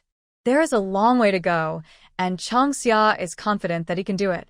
Powder making machine, do you mean turning fruit powder into rice powder? Shenrong asked hesitantly. Yes, Chang Xia nodded happily and explained the principle of the flour-making machine to Shenrong. If he couldn't make a flour-making machine, a press would be a good idea. Thinking about it, Chang Xia talked about the press again. When she mentioned the press, she immediately thought of raw rice noodles. Compare with making dry rice noodles with a flour mill. Raw rice noodles are much easier to make. Suddenly, Chang Xia wanted to abandon the complicated flour-making machine. Shenrong, we don't make flour mills, we make presses. With presses, we can eat raw rice flour. Presses are easy to make, and the tribe can learn faster. Shenrong said nothing, secretly taking note of what Chang Xia had just said. After soaking their feet, they prepared to go to sleep. Before going to bed, Shenrong said, Chang Xia, how about I go to help Nuanchu and Nanfeng build a kiln, and you stay at home to think about the fruit powder? The rainy season is coming soon, and the tribe is picking ginkgo nuts recently. According to Nanfeng, the tribe has reserved a portion for you and me. He knew Chang Xia, and the tribe would feel embarrassed if they sent her away directly. However, if you exchange rice flour with the tribe, this way, it's good for you, for me, and for everyone. The tribesmen no longer have to go out hunting and picking during the rainy season, and he and Chang Xia can exchange enough ginkgo nuts. That won't work. Chang Xia shook his head. When she built the kiln, Shankuan and Wanchuan came to help. Nanfeng was busy from beginning to end, and even contributed the wood and stones for building the nest. When it was their turn to build a nest, Chang Xia had no choice but to do it. How could she find excuses to refuse? To build the kiln, it will be enough for us to have Yadong, Shankuan, and I. You guys stay in the beast's den to study the fruit powder. Nuanchuan has become more and more sleepy recently. You help Shankuan look after Nuanchuan. I think Shankuan will be very happy, Shenrong explained. As he spoke, his eyes fell on Chang Xia's hands placed on the animal skin bedding. I still remember the first time we met at the Normandy Grand Market. Chang Xia was white, tender, and petite. The hands that handed him the fish balls had distinct joints and no calluses. Looking at them, one couldn't help but want to hold them in the palm of his hand and knead them. But I've been very busy recently. Chang Xia's hands were covered with fine scars, and Shenrong felt very guilty. But I don't know what to say. Chang Xia is strong-willed and likes to do things by himself. She looks like a very delicate person, soft and tender, but in fact she is very stubborn and strong-willed. Shenrong tried several times but to no avail, so he could only join forces with Yadong Shankuan to persuade Chang Xia to let her rest more. Even if it's exercise, there is a gradual process, isn't it? Shenrong used Nuanchuan's body as an excuse. Chang Xia indeed hesitated. Shenrong was right. Nuanchuan's recent condition was worrying. Today, when she was building the Kong and handing over stones, she fell asleep several times. If she and Nanfeng hadn't noticed it quickly, she would have almost fallen to the ground several times. At that time, she and Nanfeng were almost scared silly. But if we help you move the soil, you can save more time, Chang Xia said. Shenrong said bluntly, after the tribe leader has seen our cave, I think more tribesmen will want to build caves. When the time comes, let other tribesmen help. Besides, Yadong, Shankuan, and the others all have their own friends. It's easy to invite them to help out for a day or two. At the same time, I believe that the tribesmen will be happy to help. I heard from Nanfeng that if they were not restrained recently, the tribe would have come to inquire about the situation of the cave long ago. The weather is gradually becoming hot and dry before the rainy season begins. Today is the day to finish the cave house. We will install doors and windows, clean it, dry it, ventilate it, and remove the odor. You can move into the cave house. at any time. With the current good weather, Changxia is planning to move in 5 or 7 days. The reason why she chose 5 to 7 days was that she was thinking about the warm spring in the south and wanted to move into the new home with them, hold a hot pot banquet, and invite the tribesmen to visit the cave. In addition to fulfilling the long summer's wish to give back to the tribe, she also wanted to relax and rest a little as the rainy season was approaching. Nanfeng, when will the clan leader come? Nuanchuan poked her head out and looked into the distance of Baihu Lake. She had asked this question several times. Shenrong and the other two installed the last wooden door, and Changxia used animal skin to wipe the dust off the doors and windows. In the dusk forest, a newly built courtyard cave stands by the White Lake in the Hulua tribe. Under the glittering sunlight, the purest color of luss and the cold gray iron and wood doors and windows complement each other, weaving into a dreamy color.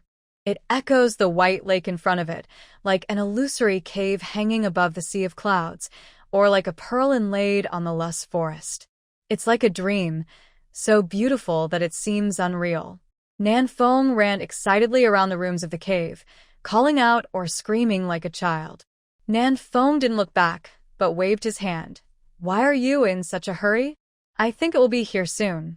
Last night, she returned to the tribe to tell Zhen Chong that the Xia family cave dwelling was completed today. Next, they planned to build a new kiln. This is a signal that the tribesmen can come and visit at any time. After all, the rainy season is getting closer and closer. Changxia said that the rainy season is not suitable for building kilns because they are prone to collapse. Changxia, you are so awesome. Changxia, tell me what you want to do in the future and I will help you. Long summer, build a kiln, build a kiln, build a kiln. I want to build a kiln. After Nanfeng finished touring the cave, she grabbed Changxia's hand and kept flattering her. Her heroic face was filled with surprise and excitement, and she wanted to praise Changxia to death. If you lie down for more than 10 years, you can become as smart as Changxia. She can do it. Changxia. .. Yeah, Changxia smiled and let Nanfeng pull her hand and shake it. She was very happy to see the steady and mature Nanfeng reveal such a childish side. After all, no one is born to be sensible and mature.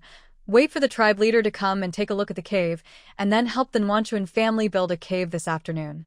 Your cave can be started the day after tomorrow at the latest. After discussing with Nanfeng, I decided to build a kiln for Nuanchuan's family first. In the warm spring, birth may occur in half a month at the latest, or in 5 or 6 days at the earliest. Normally, she shouldn't be so sleepy when she's about to give birth, but it happened. This is why Changxia hesitated last night when Chenrong suggested that she take people to study fruit powder and stop helping to build the kiln. The warm spring situation is so strange and worrying. Good, very good. Nanfeng laughed, unable to contain his joy. When Nuanchuan heard Changxia say that construction of their cave house could begin soon, she no longer bothered to ask whether Zhen could come over, and instead pulled Changxia aside to ask various questions about building the cave. They have talked about these things countless times, but they still enjoy it. Helplessly, Changxia asked for help from Shenrong, who was far away. The palm-sized face, full of confusion and distress, looks extremely cute. Seeing this, Shenrong's deep and reserved eyes were filled with an intoxicating smile. The door was installed, and the cave was built. After several days of hard work, it was time to check the results. Looking at the quaint and elegant cave, all the hard work was worth it. Changxia, the clan leader, is here. Shenrong's gentle voice came from far away. He walked forward and gently took Changxia's hand, rescuing her from Nanfeng and the other man. Nanfeng, Nuanchuan looks a little pale. Take her to find a place to sit and rest for a while. I'll take Changxia to see the clan leader and talk about the cave. All right.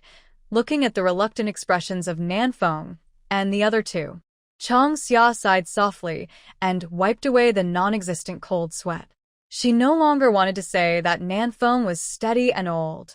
Changxia, this cave is so beautiful. Zhen was absent-minded, staring at the cave for a long time and couldn't come back to his senses.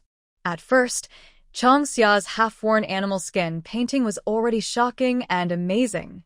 However, a painting is just a painting after all. When you see the real thing with your own eyes, the shock of that moment is indescribable. Changxia, Nanfeng also wants to build a kiln, right? Muqin said in a gentle voice. She retracted her amazed look and looked at Changxia eagerly. At this time, without any excuses or reasons, Jen and Muqin were both tempted to build a kiln. Compared to the cave dwelling, the beast's den is too rough. Muqin reached out and gently pushed open the iron and wooden door, then walked into the main hall. Clean and bright. Even though there was nothing in the cave. However, just being in the cave gives you a natural sense of comfort. Yes. I helped Nuanchuan's family dig a kiln in the afternoon. After that, it will be Nanfeng and Yadong's turn. They both want to build a kiln in Baihu, which is close to my cave, Changxia said honestly. The desire on Xylophone's face solidified into substance.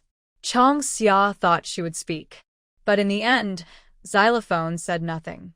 Jen shook his head slightly towards Changxia, raised his hand and rubbed her head, and said, I am the chief of the Haloa tribe.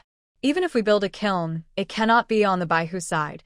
These words sound like an explanation, but also like some kind of promise. Sure enough, a smile suddenly broke out on Muqin's face. This scene. Changxia was stunned, and then he suddenly understood. It's obvious. Jen's words were not directed to her and Shenrong, but to explain to Muqin. Hearing this, Changxia couldn't help but envy the relationship between Jen and Muqin. The root understands the xylophone, and similarly the xylophone understands the root's position. Supporting each other through thick and thin. That's all. Seeing Changxia's envious expression, Shenrong reached out his hand and gently grabbed Changxia's hand hanging by his leg. Gently pull tight. Feeling the warmth from his palm, Changxia turned to meet Shenrong's tender eyes. For no reason, she slowly began to smile happily. Then she held Shenrong's big hand in return, her small hand holding the big hand. The faint body temperature in the palm connected the two people, and everything fermented and spread without words.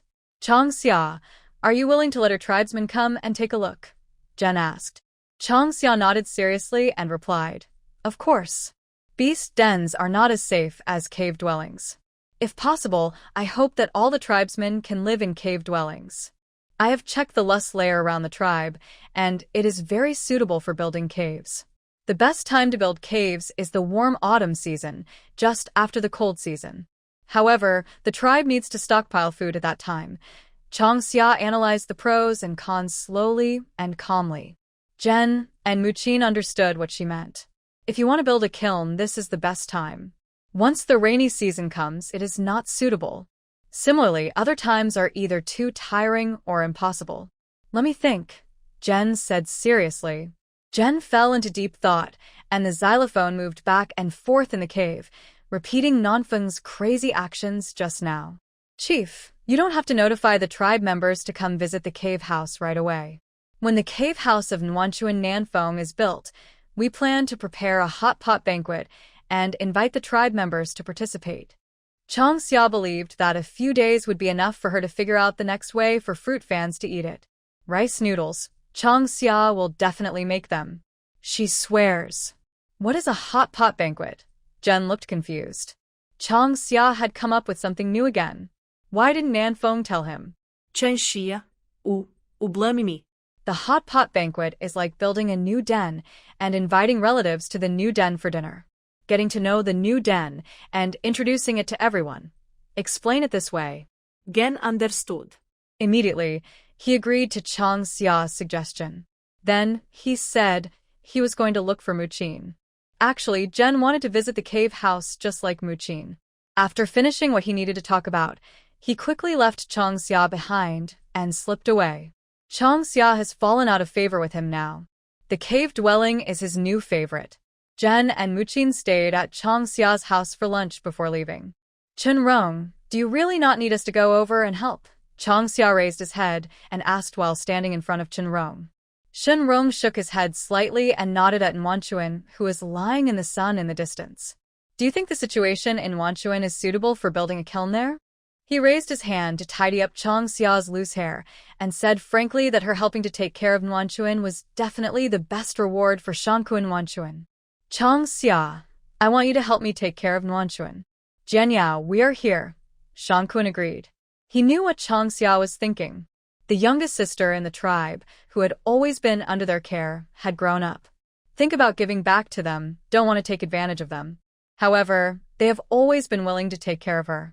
The witch brought her to the Halua tribe, where Shangkuan and his friends were still young, thick-skinned and rough and naughty and mischievous, causing chaos in the tribe every day.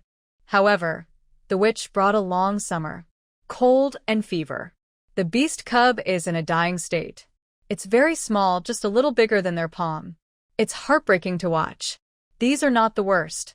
The trouble is that Chang Xia was born weak and did not inherit the strong physique of the beast men at all. Not to mention being naughty, she even had difficulty walking and talking. Even with the careful care of the witch and the tribe, Chang Xia was only able to stand up and walk, speak, and transform into a human form when he was 5 years old. It was not until he was 10 that he walked out of the beast's den and came into contact with the outside world for the first time on his own. Unfortunately, I can still only walk around the beast's den. At that time, the tribal beasts did not dare to approach Chang Xia for fear of hurting her. Contact was even more difficult. Meeting Shangkuan's gentle gaze, Chang Xia's heart moved slightly. Shangkuan, don't worry, and leave Nuanchuan to me. You guys go dig the kiln, and I'll take Nanfeng to research the fruit powder. Maybe we can eat delicious rice noodles tonight. Chang Xia no longer insisted on going to help, and chose to stay in the beast's den to take care of Nuanchuan and study how to make fruit powder into rice noodles. Okay, please. Shan Kunhan smiled and said happily. Nuanchuan's condition was getting weirder and weirder. Fortunately, she had been helping Chang Xia recently and didn't have to go out hunting or picking. Otherwise, Shangkuan would have been worried about Nuanchuan staying alone in the den. After discussing it here, Yadong said, Kongshan will come over later. Chang Xia, you don't have to worry about no one to hunt in the kiln. If the hunting ends early today, there may be other people from the tribe besides Kongshan coming over. Lately, White Lake has been as peaceful and tranquil as ever. However, this does not mean that the tribesmen do not care about the cave dwellings. Every day, when they returned to the tribe from here, they would be stopped by the tribe members to ask about the progress, even though no one had explicitly expressed the desire to build a kiln. But if they really didn't care, why would they ask Yadong Shangkuan about the situation every day? Then I really won't go over, Nanfeng hesitated. She looked at Chang Xia with hesitation. Chang Xia didn't hesitate and said, Yes, you don't have to go either. Stay in the beast's den and study fruit powder with me, and take care of Nuanchuan. While they were chatting, Nuanchuan fell asleep on the wooden chair. That's right, I fell asleep again without any warning. Every day, tribe members go to the holy mountain of Kana, and Wu has not returned from the bird tribe. No one knows what is going on in Nuanchuan, so they can only keep an eye on it for the time being. Chang Xia, you work hard. Kongshan has long wanted to try the fruit flour pancakes you made. I think he'll be even happier if you can make rice flour pancakes, Yadong said excitedly. Nanfeng rolled his eyes and said speechlessly, I don't know whether Kongshan is happy or not. But you must be very happy. This guy eats so much that Nanfeng can never get him any food. She is all alone. Unlike Chang Xia and Nuanchuan, who have a partner, Nanfeng always suffers when facing Yadong. Here, Nanfeng Yadong came up again. On the side, Shen Rong pointed to the wooden barrel at the door of the beast's den and said softly, Chang Xia, the barrel of rice noodles at the door is freshly ground. I'll help you move it out so you don't have to move the pottery jar. In the straw shed behind the beast's den, I've tied up a few pheasants and other prey. If I come back late at night, you can eat first. Shen Rong did all this secretly when Chang Xia wasn't paying attention. He couldn't bear to be too tired in the long summer. With Chang Xia nurturing his body, even though he couldn't use his blood power to fight, the hidden injuries in his body gradually healed, and he only needed to detoxify. Chang Xia's expression changed slightly, and a faint mist appeared in her eyes. Chen Rong, when did you go hunting? Chang Xia asked in a tender voice. This is easy to explain to the fruit fans.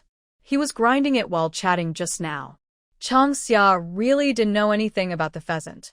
I've been busy finishing up the cave recently, so Chang Xia doesn't have much mood to think about food.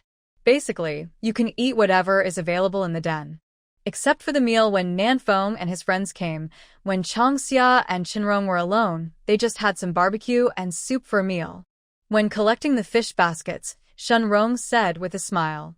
As he said this, he gently squeezed Chang Xia's little hand on him. He was thinking about finding an opportunity to go around the White Lake. Shenrong knew that there were several kinds of animal fats that could be made into skin-soothing ointments after being boiled in a special way. This ointment, called vanilla ointment, was a luxury item used by the nobility in the Western continent. It was expensive and out of stock. As a direct descendant of the Yuan family, Shenrong naturally enjoyed this ointment. In addition to moisturizing the skin, it also has multiple functions such as removing scars and wrinkles. Tonight, I'll make beggar's chicken. Chang Xiahui held Shenrong's big hand and whispered, 2 chicken legs, both are for you. Yeah. Okay. Shenrong raised his charming smile. Suddenly, Chang Xia was completely fascinated by her. Speaking of which, this is something Shenrong just discovered recently. Chang Xia seems to like his face very much, especially when he smiles. He can't help but reveal an obsessed expression. Chang Xia thought he had hidden it well. Little did he know that this scene had already fallen into Shenrong's eyes. In the past, many people would show this kind of look to him, and Shenrong only felt bored and disgusted. After he got into trouble, the Yuan family wanted him to marry. When Shenrong learned about this, he was disgusted. However, he did not feel disgusted by Chang Xia's eyes. On the contrary, there is a faint sense of joy and happiness. Chang Xia's eyes are pure and clean. Even if they are infatuated, they are not tainted with greed. Hey, Chang Xia, what are you two talking about in secret? Nanfeng shouted. Shankuan carried Nuanchuan into the den and laid down, preparing to leave. Nanfeng saw Chang Xia Qinrong being sticky and couldn't help but interrupt. Depend on. Why haven't I seen Chang Xia being so clingy with people before? The kid I raised has started to change. Nanfeng realized the frustration he had felt some time ago. Shenrong sensed Chang Xia's embarrassment and turned to Nanfeng with a kind smile. Although he didn't say anything, Nanfeng shuddered for no reason. It was still a long way from the cold season, so why did she feel a little cold? Did she catch a cold after taking a bath in Baihe last night? But this was not right. Except in the cold season, she always bathed in the Baihe River and never caught a cold. Yadong huddled in the corner, avoiding Shenrong's gentle smile. Nanfeng, what a stupid female.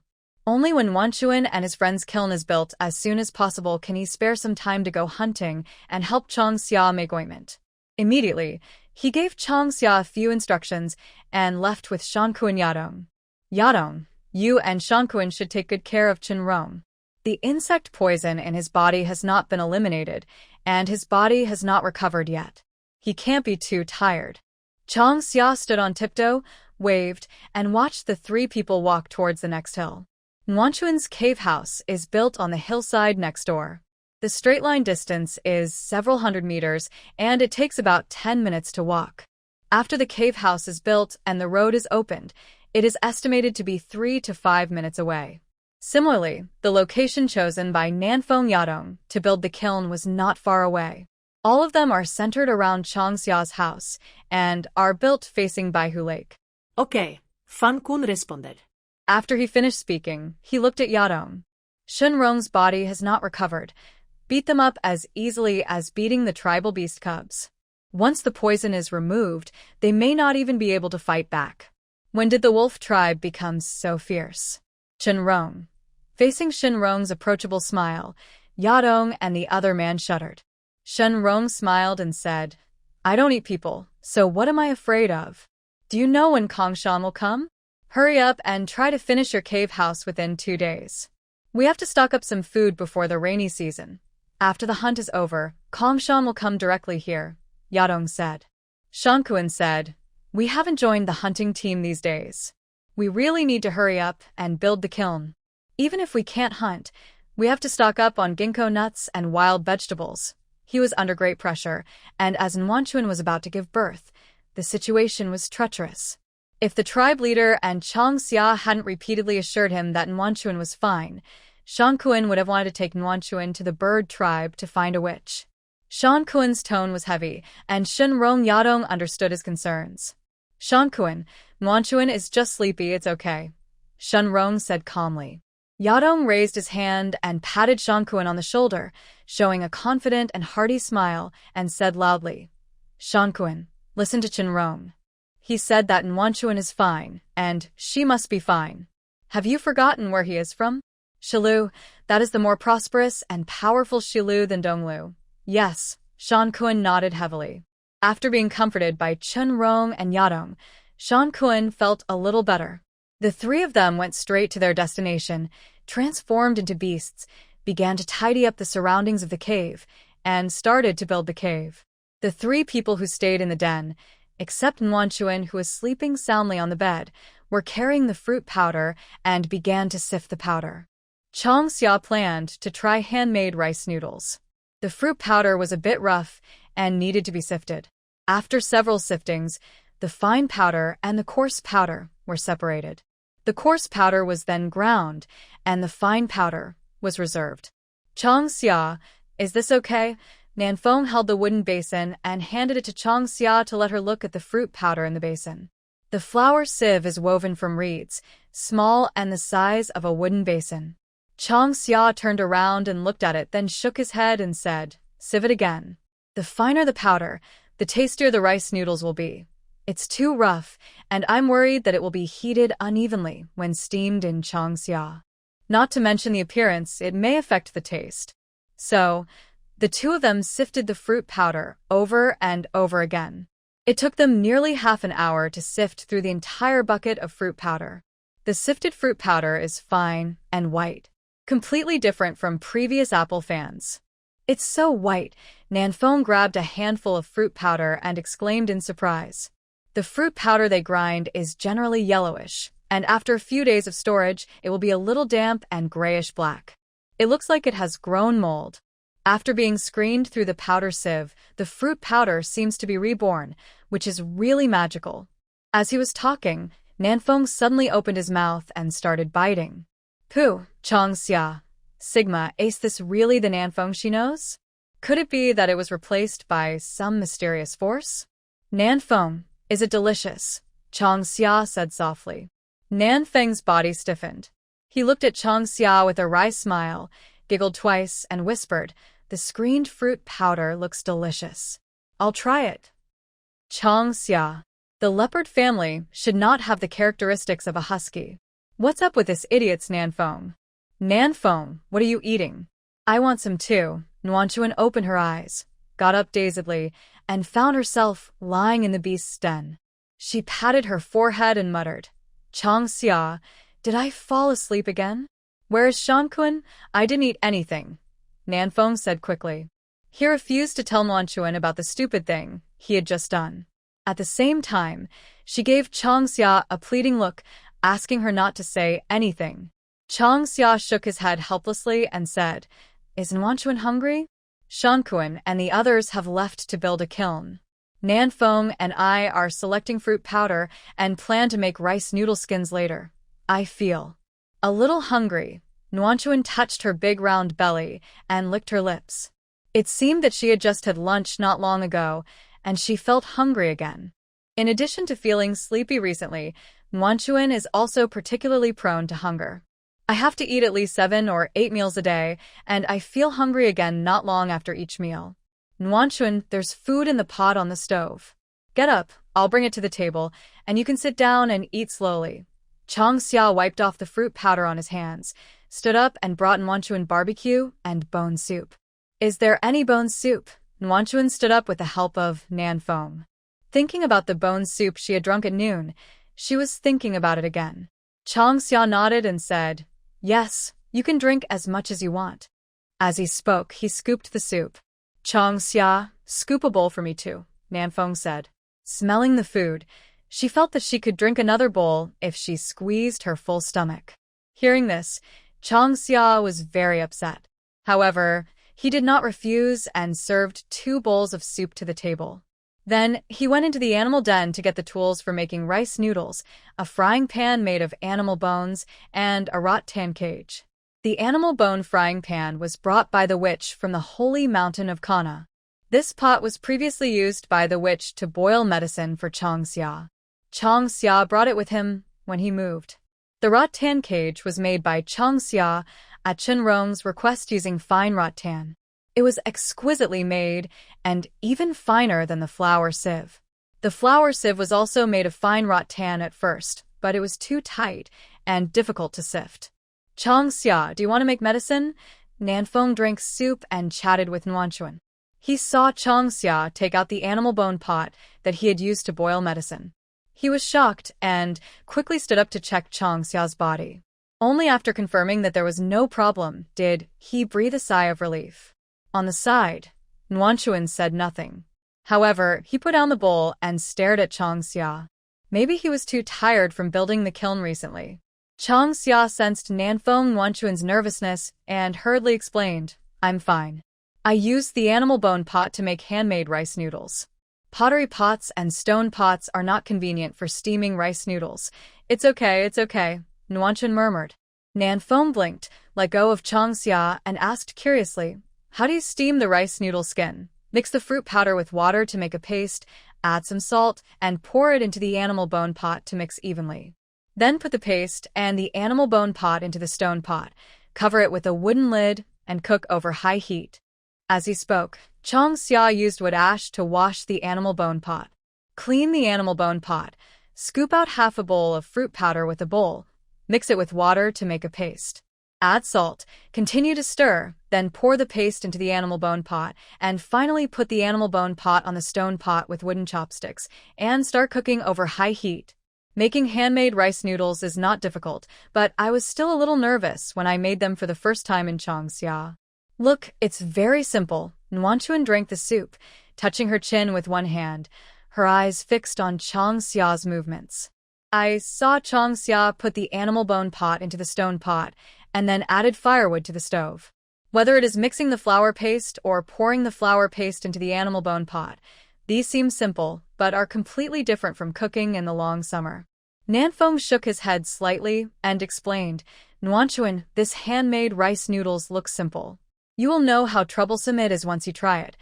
Most people in the beast tribe have rough personalities, and this kind of delicate work is not easy at all for Nanfeng. The paste made from flour can easily become too watery or too sticky, so Nanfeng didn't dare to try it. Just like the fried yam fruit powder cakes before, Nanfeng fried them too hard and not thoroughly. He made it wrong several times before he found the right texture and didn't waste the fruit powder and yam. Speaking of yam fruit powder cakes, Nanfeng felt greedy again. Later, asked Chang Xia to fry a pot and take it home to enjoy slowly. However, you have to hide it when you take it home. My father and mother are too stingy. He always cheated on her, making her defenseless. Why? How could she have such an unethical father and mother? She was helpless. Every time she complained to Chang Xia said that she shouldn't eat alone. However, the number of times her father and mother ate alone was far greater than hers. Wait. I'll try. Nuanchuan was excited, showing an eager expression. She was different from Nanfeng. Nuanchuan's blood was not as good as Nanfeng's, so she failed to become a powerful totem warrior. However, she was more careful and resilient than Nanfeng in doing things. Chang Xia did not refuse and responded, Sure. Come and help me after you finish eating. I'll make some toppings and mix them with the noodles later. Chang Xia grew up in southern Hunan, and the rice noodles she usually eats are mostly Guilin rice noodles, Shaoyang rice noodles, and Changda rice noodles. With the development of society and the rise of the service industry, food is no longer confined to one place. No matter which city on the earth you are in, you can eat food from all over the world as long as you want to eat. Unfortunately, all this beauty was destroyed at the end of the world. Chang Xia shook his head to clear away the chaotic thoughts in his mind. With the tenacity of human beings, no matter what disaster they encounter, they believe that they will eventually get through it safely. She now lives in the Dusk Forest, wishing that the earth can once again return to peace. Is the topping delicious? Nanfeng asked excitedly, swallowing his saliva. When it comes to eating, she is very interested. Especially since the topping can be mixed with noodles and eaten together, it makes me even more interested. The toppings and the whistle mean the same thing. Use meat, wild vegetables, bird eggs, etc. to fry, and then mix them together after the rice noodles are made, Chang Xia said as he took a clean wooden barrel, washed it, and filled it with water. After the rice noodles are steamed, they need to be put into cold water to cool down. Brush some more oil, and take out the rice paper. Cut into strips and put in a bowl. Stir-fry or eat directly with toppings. No matter which choice, the taste is very delicious. Thinking about the taste of handmade rice noodles, Chang Xia felt that he should have started earlier. He shouldn't have been so obsessed with making dry rice noodles, which were too troublesome to make. However, I want to really store the ginkgo nuts. Dried rice noodles are necessary again. Forget it. Eat first and think later. I'll fry the topping. Nanfeng fetched water to wash his hands and said happily. The stone pot on the stove next to him was steaming, and the faint smell of fruit powder filled his nose. Nanfeng estimated that the rice noodle skin might be ready soon. So she took immediate action. Wanchuan ate a piece of barbecue and drank a bowl of bone soup. Mani burped and stood up. Nanfeng, you prepare the meat, eggs, and clean the wild vegetables, and I will fry them. When it comes to cooking, Wanchuan is better than Nanfeng. What Nanfeng cooks is edible at best, and it is impossible to pursue a higher level of taste. The food cooked by Wanchuan can catch up with Chang Xia, but is slightly worse than that cooked by Shenrong. Occasionally, Chang Xia couldn't help but sigh that teaching apprentices would starve the master to death, and the apprentices were too smart, which made her, as a master, look too bad. But she just wanted to say one thing. Well done. Unfortunately, the chili peppers were not found. When Zhen took the peppers back to the tribe to inquire, he was told that the peppers were found by Kongshan. At the same time, Kongshan said that he picked the peppers by accident. The location was too far from the tribe, located at a place called Kingshanyan where the Halua tribe and the Tianshi tribe meet. The Tianshi tribe is the territory of the Beast tribe and the Lion tribe. Kongshan was patrolling the tribal territory last time and could not pick the peppers for the time being. Chang Xia asked Zhen to ask Kongshan for the location of Qingshan Rock and wait until the cave was built. Find an opportunity to go out with Shenrong. Chili peppers, she would never give up. No matter what she lacked, she couldn't lack chili peppers. Since there was no pepper, Chang Xia thought about looking for cornel. In ancient times, when there was no pepper, cornel was a spicy condiment. Usually it was picked in August, pounded and filtered to extract the juice, and then stirred with lime to make cornel oil, also known as spicy rice oil. Spicy rice oil has a spicy taste and can be used to add flavor to cooking. There is no dogwood to be picked at this time of year. I don't know what happened to the peppers picked in the empty mountain. Chang Xia guessed that the climate in different parts of the dusk forest varied greatly. Otherwise, such diversity would be impossible in plants. Chang Xia has a dream to travel all over the tribe's hunting territory and then get in touch with a witch to visit other beast tribes. Birds and fish tribes are also in her target, but it just takes time. After all, as far as she knew, the beast men rarely set foot on the territories of other tribes. Unless invited, approaching them rashly would be considered a provocation and an invasion. Once discovered, it would definitely lead to a fight. Chang Xia likes peace and naturally has no intention of solving the problem through violence. She chose to make friends and communicate through PY. Just like exchanging with the tribe, as long as Chang Xia has accumulated enough good things, doesn't he believe that other beast men will not be tempted? Clean the stone pot, add oil, pour in the chopped minced meat and stir-fry until fragrant. Scoop out and fry the bird eggs and wild vegetables separately. Each bowl was filled with half a bowl of toppings, and the tempting aroma spread all at once. Here, Chang Xia brushes the steamed rice noodles with oil. Cross the water and enjoy the coolness. The animal bone pot is about 9 inches in size, and the vermicelli is cut into pieces and filled up a full bowl.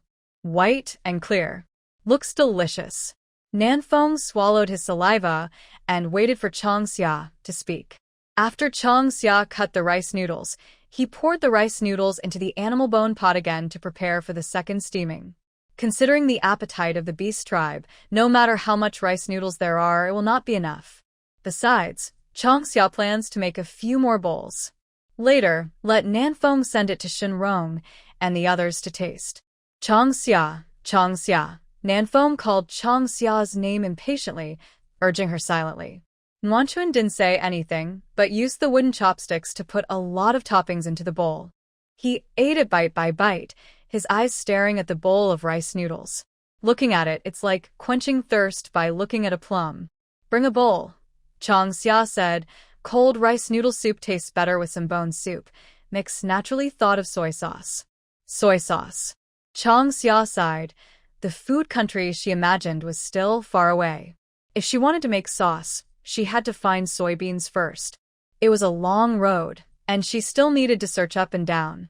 Nanfeng and Wanchuan on the side quickly handed over their respective wooden bowls. Changxia didn't waste any time and divided the rice noodle in the bowl into 3 equal portions. Then he handed it back to Nanfeng and Wanchuan and asked them to add soup and toppings to mix it themselves. She added half a bowl of bone soup, mixed it with 3 kinds of toppings, and started eating it eagerly. Although I had lunch just over an hour ago, I was not hungry. However, the combination of the white and tender rice noodles with the minced meat, bird eggs, and wild vegetables of various colors was very appetizing. After taking a bite, Changxia was immediately amazed by the rough and thick texture of the handmade rice noodle skin. She had originally worried that it would not taste good. Delicious! The cold rice noodles are the most delicious food I have ever eaten, Nanfeng said. Wanchuan chuckled and joked. I didn't hear you say that before. You said beggar's chicken was the best. How come it became cold rice noodle soup? Did I say that? Wanchuan, you must have remembered it wrongly, Nanfeng retorted with a wry smile. Changxia and Wanchuan looked at each other and were overjoyed. After eating the cold rice noodle, Wanchuan stood up and walked towards Changxia. He reached out and took the animal bone pot from her hand, brushed it with oil, followed Changxia's movements to peel off the rice noodle, let it cool, cut it into strips, and put it in a bowl. Wanchuan, do you want to try making porridge? Changxia asked. When she first started learning how to make it, Changxia didn't make too much paste, just enough for 2 rolls of rice noodles. Seeing Wanchuan's eager expression, she asked with a smile. Wanchuan put the cut vermicelli into a bowl. She was already full, so she was not in a hurry to eat more. Changxia, is it okay? Sure. Make more, and have Nanfeng send it to Shenrong Shankuan and the others to try. As he said this, he handed all the tools to Wanchuan. When making rice noodle wrappers in the warm spring, she can try using raw rice noodles. Different from the production of rice noodles, raw rice noodles are made by using fermented rice paste to press it into powder strips through a press. The powder falls into a boiling pot, and after a few minutes, the white rice noodles can be taken out of the pot. Raw rice noodles are delicate, flexible, and chewy. The taste is completely different from dry rice noodles. The preparation of the batter is simple, but the difficulty lies in how to drain the batter and turn it into dough. At the same time, the dough of raw rice flour needs to be fermented, which is a big problem. The Halua tribe's daily clothing mainly consists of animal skins, as well as a kind of feather clothing. Feather clothes are woven by birds using a special silk thread. The bird tribe is flamboyant and narcissistic, and the feathers they wear are gorgeous and colorful. The feathers worn by the beast tribe are obtained through trade with the bird tribe, and the colors are mainly blue and gray. Therefore, the beast tribe also calls feathers blue cloth. Changxia had many sets of clothes made of blue cloth. Except for the cubs of the tribe and some given to the elderly, most of the blue cloth that the Halua tribe exchanged with the bird tribe was made into Changxia's clothes. Changxia had delicate skin since childhood, and when he transformed into a human form, he would easily develop rashes and allergies when wearing ordinary animal skins. Then his whole body would swell up, and it would sting unbearably when touched. The witch and the tribesmen tried every possible way, and finally went to the bird tribe to exchange blue cloth for clothes, so that they could finally have clothes to wear during the long summer. It is no exaggeration to say that Changxia is the darling of the Hulua tribe. Before, Changxia asked Nanfeng to tell Jen that she didn't want the tribe to send food anymore because she didn't want to take advantage of the tribe anymore. She had been favored by the tribe members since she was a child, but fortunately, the beast men were simple and cheerful. The tribe members of the same age as Changxia didn't care about her.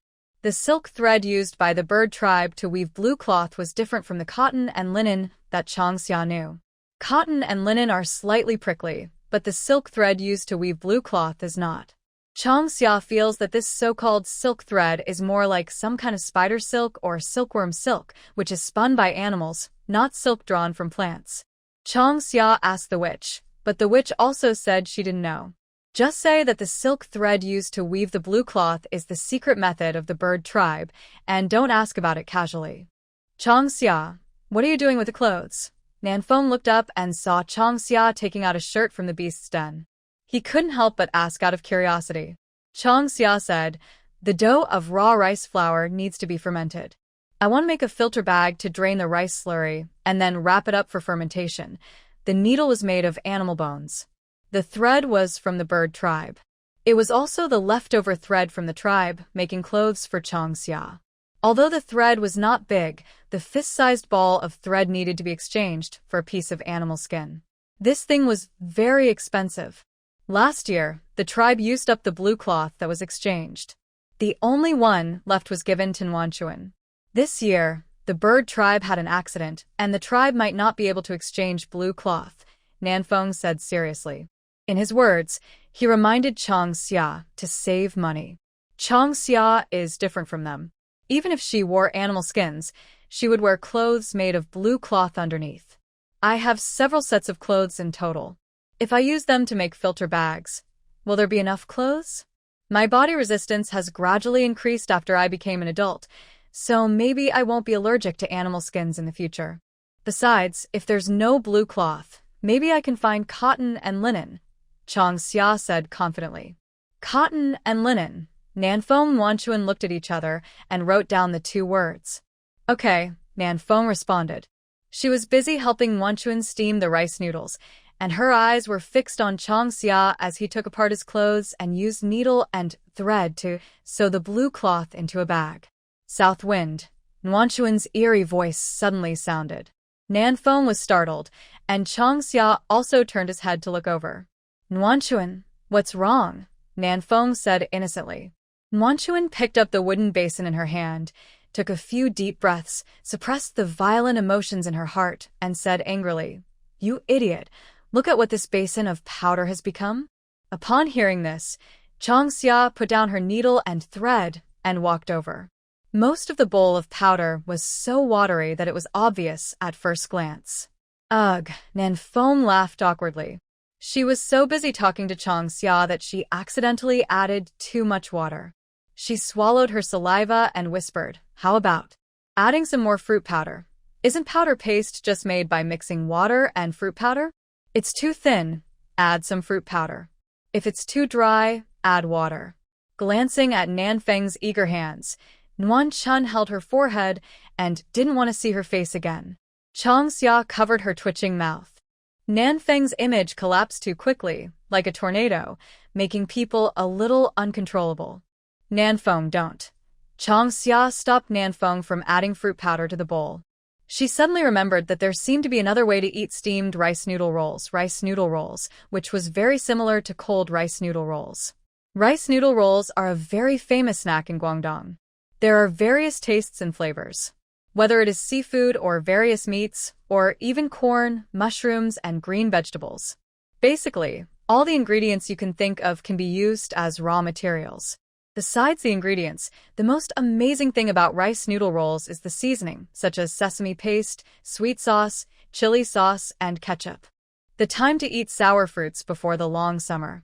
She was thinking about making some sour fruit jam. After all, there was still a large basket of sour fruits in the beast's den. However, she was busy building the kiln at that time and had no time. Now, Nanfeng accidentally made a rice paste suitable for rice noodle rolls, and Changxia thought that the making of sour fruit jam could be put on the agenda. Throw it away. Nuanchuan asked with concern. Chang Xia smiled and said, "Don't throw it away. You can try to make rice rolls. Rice rolls are also delicious, but it's a pity that we don't have any sauce at home. Rice rolls without sauce are soulless. But it's worth a try. Rice noodle rolls, how to make them." Nuanchuan let go of the hand holding the wooden basin and breathed a sigh of relief. He turned around and glared at Nanfeng fiercely. Nanfeng looked up at the sky, not daring to meet Nuanchuan's eyes. Sure enough, this kind of delicate work was not suitable for her. Should she learn from Chang Xia and find a male who can cook? Looking at the sky, Nanfeng's thoughts could not help but wander away. "It's similar to rice noodle soup," Chang Xia said. "Pour the rice noodle paste into the animal bone pot, then add meat slices, bird eggs, shrimp meat, wild vegetables, etc. Steam them until cooked, and then pour the delicious sauce on them." Chang Xia, "Is the sauce made of ginger, onion, and garlic?" Nuanchuan asked curiously. No. "The sauce is boiled. For example, sour fruits can be boiled into sour fruit jam, and river shrimps and crabs can be made into shrimp paste and crab paste. There are not enough materials in the beast's den, so we can't make the sauce for the time being." Chang Xia explained while taking out a piece of fresh meat from the beast's den and slicing it. "There is no sauce, so you can only eat it with bone soup. The paste made from fruit powder and flour tastes good, so I think the rice rolls made from it will not taste bad. Sour fruits can be used to make sauce. Aren't they sour?" Nuanchuan bared her teeth and shuddered. It was obvious that she was savoring the taste of sour fruits. The sour taste was unforgettable, not to mention eating it. In the past, when females in the tribe were pregnant, they particularly liked to eat sour fruits. But Nuanchuan is totally not the case. After taking a bite, my teeth became so sore that I couldn't eat anything else. Nanfeng smacked his lips and said, "The barbecue tastes great with the sour juice. Sour fruits can be used to make jam, but unfortunately the tribe doesn't have sugar. Add some rock sugar to the sour fruit jam, and the sour fruits will be sour and sweet. Very delicious." Chang Xia licked the corner of his mouth, recalling the taste of strawberry jam and ketchup in his memory. After a pause, he continued, "Sour fruits are sour, and the juice has a unique flavor when poured on barbecue. The sour fruit pulp can be used to stew meat and soup, which can enhance the flavor of the soup and has a certain effect in removing fishy smell. Are sour fruits really that good?" Nuanchuan doubted, showing an expression of disbelief. Nanfeng pointed at the barbecue on the table and said, "Didn't you notice when you ate the barbecue? The barbecue made by Shunrong is crispy on the outside and tender on the inside. The gravy splashes when you take a bite. The light sour taste matches the burnt aroma of the barbecue, which is very memorable. Using the same technique, she couldn't make barbecue as delicious as Shunrong's. The barbecue made by Shunrong is really delicious," Nuanchuan praised. However, she didn't notice that the barbecue was topped with sour juice. She was pregnant and would occasionally help Chang Xia with things. Shunrong would take over the barbecue, and Chang Xia and the others would only do it if he was busy. Come to think of it, Nuanchuan really didn't know that barbecue and sour fruits were connected together. "Chang Xia, can you make sugar?" Nanfeng rolled his eyes and asked in a low voice. Chang Xia said that sugar is like honey, very sweet. When you eat it in your mouth, it can make your heart sweeter. Nanfeng had never eaten sugar, but she had tasted honey. Not much, just a little bit. Chang Xia dipped the food with chopsticks and fed it to her. Chang Xia was in poor health and had to take medicine all the time, but the medicine was too bitter, so every year the witch would leave a small jar of honey that the orcs sent to the holy mountain of Kana for Chang Xia, so that she could take a sip or two when taking the medicine. The witch will keep the remaining honey to make medicine. Similarly, the honey obtained by the tribesmen from hunting was usually sent to the holy mountain of Kana. As a result, the beast tribe was very envious of the bear tribe. The bear tribe loves honey and has thick skin and rough meat. Among the beast tribes, the bear tribe can easily find honey. Unfortunately, the bear tribe is not willing to trade with honey and will not exchange it with others except sending it to the holy mountain of Kana. You can do it, but you have to find the raw materials for making sugar, such as sugar cane, beets, or maple trees. Chang Xia thought for a moment and continued, "Sugar can also be made from thatch roots, but the taste is not as sweet as sugar cane and beets. Changxia, can you draw the appearance of sugarcane and other things? How do we know what can be used to make sugar, if you just say the names? Draw it, and I will give it to the tribal hunting team. The tribal totem warriors go out hunting every day, and they may have seen sugarcane and beet somewhere. Nanfeng's brain worked quickly, and he thought of the cave that Changxia had drawn with animal skins. So she directly suggested that Changxia draw all the sugarcane and beets. Everyone in the tribe knew that Changxia liked to name things. Some members of the tribe had objected in the past, but gradually they were directly assimilated by Changxia. Oh, that's right. I was so stupid. Nanfeng, you are so smart. Changxia slapped his head and came to his senses. Her power alone is limited. However, it is possible to involve the tribe. This makes it more justifiable to refuse tribal exchange. At the same time, it can also train the enthusiasm and participation of the tribe members. Wait a minute, I'll use animal skin to draw later.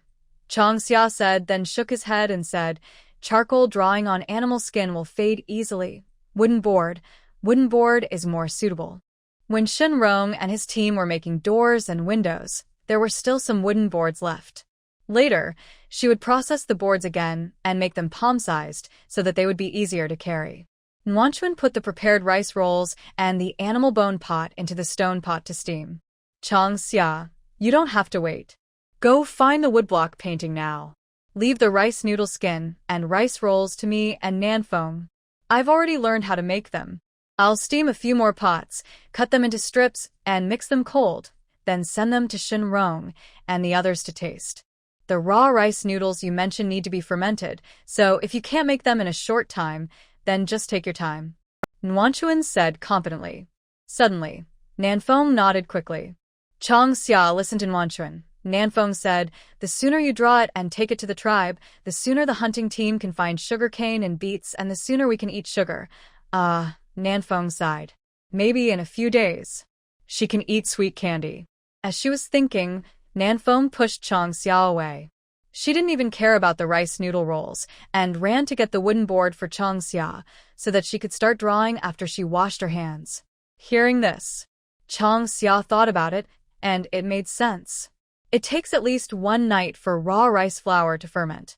Now, she has already prepared the rice flour bags for filtering. Later, she will steam some fruit flour and knead it with the dough to ferment. This matter is not urgent. It can be done before dinner. But if you want to eat raw rice noodles, you have to wait until tomorrow. Taking the wooden board that Nanfeng stuffed into his hand, Changxia transformed his right hand into a beast and began to polish the wooden board with his sharp claws. First, he cut the long wooden board into palm-sized pieces and then polished the wooden thorns on the edge. In addition to sugarcane and beets, which are plants that can produce sugar, Changxia also plans to draw other edible plants. The palm-sized wooden board is somewhat challenging for painting skills. Of course, what's more important is that the charcoal pencil is too soft and easily smudges when drawing. While processing the wood board, Changxia was thinking about how to improve the charcoal pencil. His eyes flashed and fell on a piece of unburned firewood, charcoal. Charcoal is harder than a burnt charcoal pencil, so when holding the pencil, you need to apply more balanced force, so it won't spread. With this piece of charcoal, you don't have to worry about making charcoal in the long summer. At this time, it was almost the rainy season and the temperature was high. It would not be too late to think about charcoal in the cold season. Besides, she had already made a Kong bed. Small, thin wooden boards, neatly sanded. Changxia picked up the charcoal and tried it on some scraps of wood. The flora and fauna in the dusk forest are slightly different from those on Earth, but are generally similar. However, their sizes, shapes, and colors vary greatly, and you need to taste them to identify them. Considering the rich resources of the dusk forest, Changxia did not ask the tribesmen to bring back exactly the same plants. As long as they were similar, it was a success. Apple fans are the best example. The taste is similar to rice, and there is no need to plant it. The dusk forest is covered with ginkgo trees.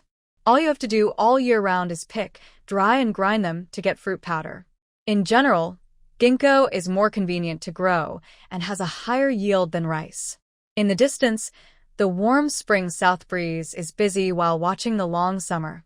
Looking at Changxia, who is concentrating on painting, the two of them had gentle and hopeful expressions, as well as deep pride and happiness.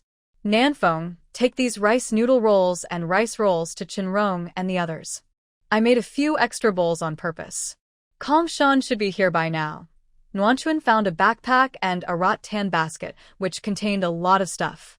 It was inconvenient for her to walk back and forth with her bulging belly. Changxia was busy, and they didn't want to disturb her. Therefore, Nanfeng had to go on the trip alone. Nanfeng nodded and said briskly, "It's a piece of cake, leave it to me." After taking the backpack filled with rice noodle rolls and toppings, and then picking up the rattan basket, Nanfeng ran quickly to the next hilltop. "There's a power outage. Sorry, it's even later. Please give me votes." Changxia rubbed his sore neck and looked up. "Where's the south wind, Nuanchuan?" Nuanchuan opened her sleepy eyes and answered. She went to deliver rice noodle rolls to Chenrong and the others. "Have you finished drawing?" After the south wind left, Nuanchuan hugged her stomach and found a shady place to take a nap. "I fell asleep in a daze." Changxia's voice woke her up, and she yawned, using the help of the table to stand up, and walked towards Changxia. She didn't get close before, for fear of disturbing Changxia. In fact, Nuanchuan had long been curious about the small wooden board in Changxia's hand. Changxia looked at the stacked wooden boards in front of him and smiled. "I drew more than a dozen pictures. I'll draw the others when I remember." "Wow. What's this called? It looks weird. Is this a wild fruit?" "This one looks familiar." Nuanchuan sat down next to Changxia and began to flip through the small wooden board. There were continuous exclamations and curiosity. Changxia shrugged and stood up to drink water. When she first found ginger, onion, and garlic, she found them based on their smell, in addition to their appearance. This time, she drew the map so that the hunting team could pick similar plants and bring them back for identification.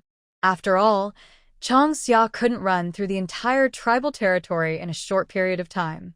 The Gunha tribe would not let Changxia leave the tribe at this time unless Shenrong was cured of the poison, or she became stronger. If the tribe members could help, things would be much simpler and easier. This would benefit both her and the tribe, and it would be mutually beneficial. "Changxia, it turns out there are so many kinds of peppers," Nuanchuan said in surprise. The peppers Kongshan brought back to the tribe were round lantern peppers. In addition to the round ones, there were also slender and pointed ones, as well as small ones, all in a variety of colors on the small wooden board in Changxia. Nuanchuan shook her head. She seemed to have never seen chili peppers in the tribal territory. The bell pepper was found in Kingshanyan, where there must be more peppers growing. But I wonder if there are other peppers? "Spicy, I ate it once. You will never forget it." "Yes," Changxia nodded and said, "different peppers have different flavors. The smallest peppers are the spiciest. There are also long and pointed ones called screw peppers, which are also very spicy. Pepper, also known as chili pepper. It's small, but tastes very spicy. After being made into pickled peppers, they are spicy and crispy." As he spoke, Changxia couldn't help swallowing. Chili. She really wants to eat chili. "Spicy chili?" Nanfeng came from afar and heard Changxia say. It was very spicy. "Hey!" Nuanchuan exclaimed. "Nanfeng, why did you take so long?" "Haha." Nanfeng put down the backpack and wicker basket, put his hands on his hips, and laughed. Nuanchuan and Changxia looked at each other in bewilderment, not understanding what Nanfeng was up to. "I have good news for you," Nanfeng said. "Kongshan will bring Hassan, Wanmu, and Fenghuo to Baihu this afternoon. I will deliver rice noodle rolls to them, and Chenrong will bring people to dig my cave." With so many men and women, Chenrong decisively divided his troops into two groups. "In the afternoon, we can finish digging Nuanchuan and her house. Tomorrow, in the morning, we can finish digging Yadong, carving the kiln, mudding the walls, and installing the doors and windows. Maybe, in less than 2 days, they can build 3 cave dwellings." "So fast," Changxia said happily. The appearance of Kongshan and his men meant that most of the tribe members might want to build a kiln. Thinking of this, Changxia looked at Nanfeng with a rather strange look. Could it be that Nanfeng and the others said something to the tribesmen when they returned to the tribe every day? She did not deny that the cave was comfortable and safe, but the beast's den inherited the wisdom of the beast tribe for hundreds and thousands of years. Changxia did not think that the tribe's attitude would change so quickly. There must be something unknown behind it. It's better to be quick. Nuanchuan was very happy. Suddenly, she remembered that Kong Shan had brought his son and the other two. Would the rice noodle rolls and rice rolls that Nanfeng had sent over be enough? The amount she had prepared was not much to begin with, and now there were 3 more mouths to feed, so a fight would probably break out over there. Nanfeng, are there enough rice noodle rolls and rice rolls? Not enough. Kong Shan and the others had a fight. Nanfeng said it casually. It was normal for the beast men to fight with each other. Whoever had the stronger fist had the right to distribute. Did Chunrong participate? Changxia asked nervously. Hearing this, the corners of Nuanchuan and Nanfeng's mouths twitched. Nuanchuan knew that Shenrong was good at fighting because she heard it from Shankuan. Nanfeng knew that he had sparred with Shenrong, and neither won nor lost. Who would have thought that Shenrong, a poisoned and injured male, would go head-to-head with the powerful totem warriors of the tribe and not be at a disadvantage at all? The tribe agreed to let Changxia live in Baihu.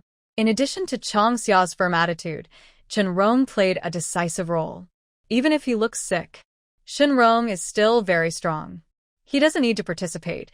Nanfeng cleared his throat twice and replied. Nuanchuan smiled and said, Bo Xianpi and Chong Fan are all made by you.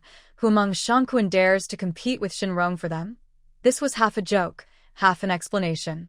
Changxia, Kongshan asked me to bring you a message. He said some people in the hunting team want you to help them make some fried meat, and they can exchange things with you. Nanfeng said. The hunting team is mostly composed of adult and single males in the tribe. Males who have not married usually eat barbecued meat for most of their meals. After eating fried meat, they think the barbecued meat tastes ordinary. So, I couldn't help but want to find someone to help. However, the females of the tribe who were getting married had their own things to do every day. After thinking about it, Kong Shan and the others naturally thought of Changxia. It just so happened that Shenrong was still poisoned and couldn't go hunting for the time being. Changxia is in poor health and cannot participate in hunting. At the same time, fried meat is the first thing made in the long summer. Okay. Changxia nodded and agreed without saying anything. Tell them to bring the meat for frying, and I'll make it for them. Oh, and you have to bring your own clay pots. I can provide the salt. Kongshan and the others had taken good care of Changxia in the past. Now that there is an opportunity to help Kongshan and the others, Changxia is very willing to help. At the end of the evening, they will come to find you. Then you can tell them, Nanfeng said. I knew Changxia would agree. It seems that I have to come early to help tomorrow.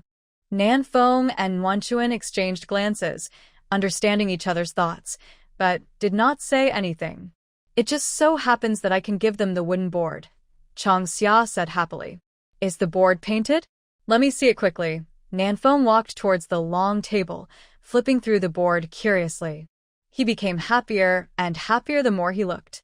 If you can find these plants on the board, it means there will be more delicious food. That's great. Look, after you finish watching, we will continue to make rice noodle skins. In the evening, you can all bring some back to the tribe. Well. We also need to make some yam fruit flour cakes, and the raw rice flour dough needs to be tanned and fermented overnight. We will eat raw rice flour tomorrow. Changxia rolled up his sleeves and kept talking while making arrangements. On the side, the warm spring breeze listened with a smile. Nuanchuan felt that standing next to Changxia would reduce her tiredness by a bit. It seems that the baby in my belly also likes the long summer.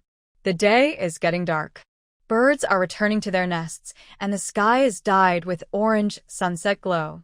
Countless figures started up from the white lake and flew towards the forest in the distance. The orange sunset glow is reflected on the clear white lake, outlining a beautiful dusk lake view. The sky, lake, lush cave, and forest, the 4 colors complement each other, weaving the sky of Halua tribe into a paradise. Changxia, Did you fry the yam fruit powder cake? It smells so good. From afar, Yadong's cheerful shouts were heard. Following closely was the familiar conversation and laughter of Kongshan and the others. Changxia, do you still have cold rice noodles and rice rolls? Rice rolls, I want to eat them. All the ones in the afternoon were snapped up by Yadong, and I didn't even get to taste them. I think the topping is delicious. Can Changxia let me have more? Questions came from far away. Soon, Chen Rong led Yadong and the others to the beast's den. He fetched water to wash his face and hands, staring blankly at the bowls and basins on the long table. Suddenly, several sounds of swallowing saliva came one after another. What are you standing there for? Come eat. Changxia chuckled, pulled out wooden chairs and invited everyone to sit down. Have dinner at my house tonight before you leave. Nanfeng Wanchuan and I spent half an afternoon cooking this table of dishes. Upon learning that Kongshan and the others were coming, Changxia planned to prepare a whole table. In fact, she wanted to recruit some females from the tribe. This time, after a few days, when we hold a hot pot banquet in the cave, we can ask the females to help. The Hulua tribe is the strongest beast tribe in the Dusk Forest, with a population of over 1,000 people. Don't underestimate the scale of 1,000 people. The beast tribe is strong and can transform into beasts. They are at the top of the food chain, and the amount of food they consume every day is not a small amount. If a tribe wants to grow stronger, the number of its members is the key. Changxia wanted to change the life pattern of the beast men by growing more food to meet their basic living needs. With enough food, the tribe can produce more cubs. At the same time, it can also feed more people. It smells so good. All words eventually turn into the simplest 3 words. Without further ado, Shenrong took his seat first. Seeing this, the others stopped refusing and took their seats. Don't rush to eat the barbecue. Drink the soup first. This bone soup has been stewed for half an afternoon, and even the marrow has come out. Sprinkle some chopped green onions, and it will taste delicious. Changxia served soup to everyone and asked them to drink the soup first and then eat. The main course tonight is not barbecue, but cold rice noodle, fruit rice noodle cake, and rice noodle roll. The yam rice noodle roll is the last to be steamed. Compared with other foods, the rice noodle roll tastes the best when it is just out of the pot and drizzled with sauce. Bones can actually be used to make soup. This soup is really delicious, better than any stew I've ever had. Changxia, you're amazing. Kongshan and his men flattered Changxia in different ways, and some of the words made Changxia feel embarrassed. However, their faces were full of sincerity, without any trace of hypocrisy. Chenrong, how's the progress over there? Changxia asked softly. Chenrong took the soup handed over by Changxia and drank it in small sips, feeling the warm bone soup sliding from his mouth all the way into his throat. With the help of the 4 people from Kongshan, we will dig the caves of Nwanchuan and Nanfeng at the same time this afternoon. Tomorrow we will directly carve the caves, mud the walls, and install the doors and windows. He didn't mention Yadong, but Yadong's cave house could also be dug tomorrow. If it weren't for the fact that it takes time to build the mud walls, the 3 cave dwellings could be completed tomorrow, without waiting until the day after tomorrow. Strength lies in numbers, and this is not an empty saying. So fast, Changxia was shocked. Should she say that the beastmen are strong? Or should she say that the beastmen are strong? Changxia initially estimated that it would take several months to build the kiln, but it only took a few days. As expected, she had underestimated the beastmen's ability. Hee. Nanfeng couldn't help but laugh happily. Soon, she would be able to live in a spacious and bright cave house like Changxia, no longer having to worry about getting wet in the rainy season or catching a cold in the cold season. The people in Kongshan ate and drank and looked at Changxia several times, wanting to say something but stopping themselves. Kongshan, if you have something to say, just say it, Changxia said. She was not blind, so she could naturally see the conflicted and nervous expressions of Kongshan and the others. Kongshan chuckled and whispered, Changxia, can we build a kiln? This question. Suddenly, Kawamori and others nearby became more nervous. Yes, it can be built. As long as you are willing, you can build a kiln at any time. However, the rainy season is not suitable for building a kiln due to the heavy rain. If you want to build a kiln, you'd better hurry up, Chang Xia said seriously. Snap. Several people in Kongshan clapped excitedly. Then can we also come to Baihu to build a kiln? Wanmu squeezed through the empty mountain, approached Chang Xia, and looked at Chang Xia with excitement.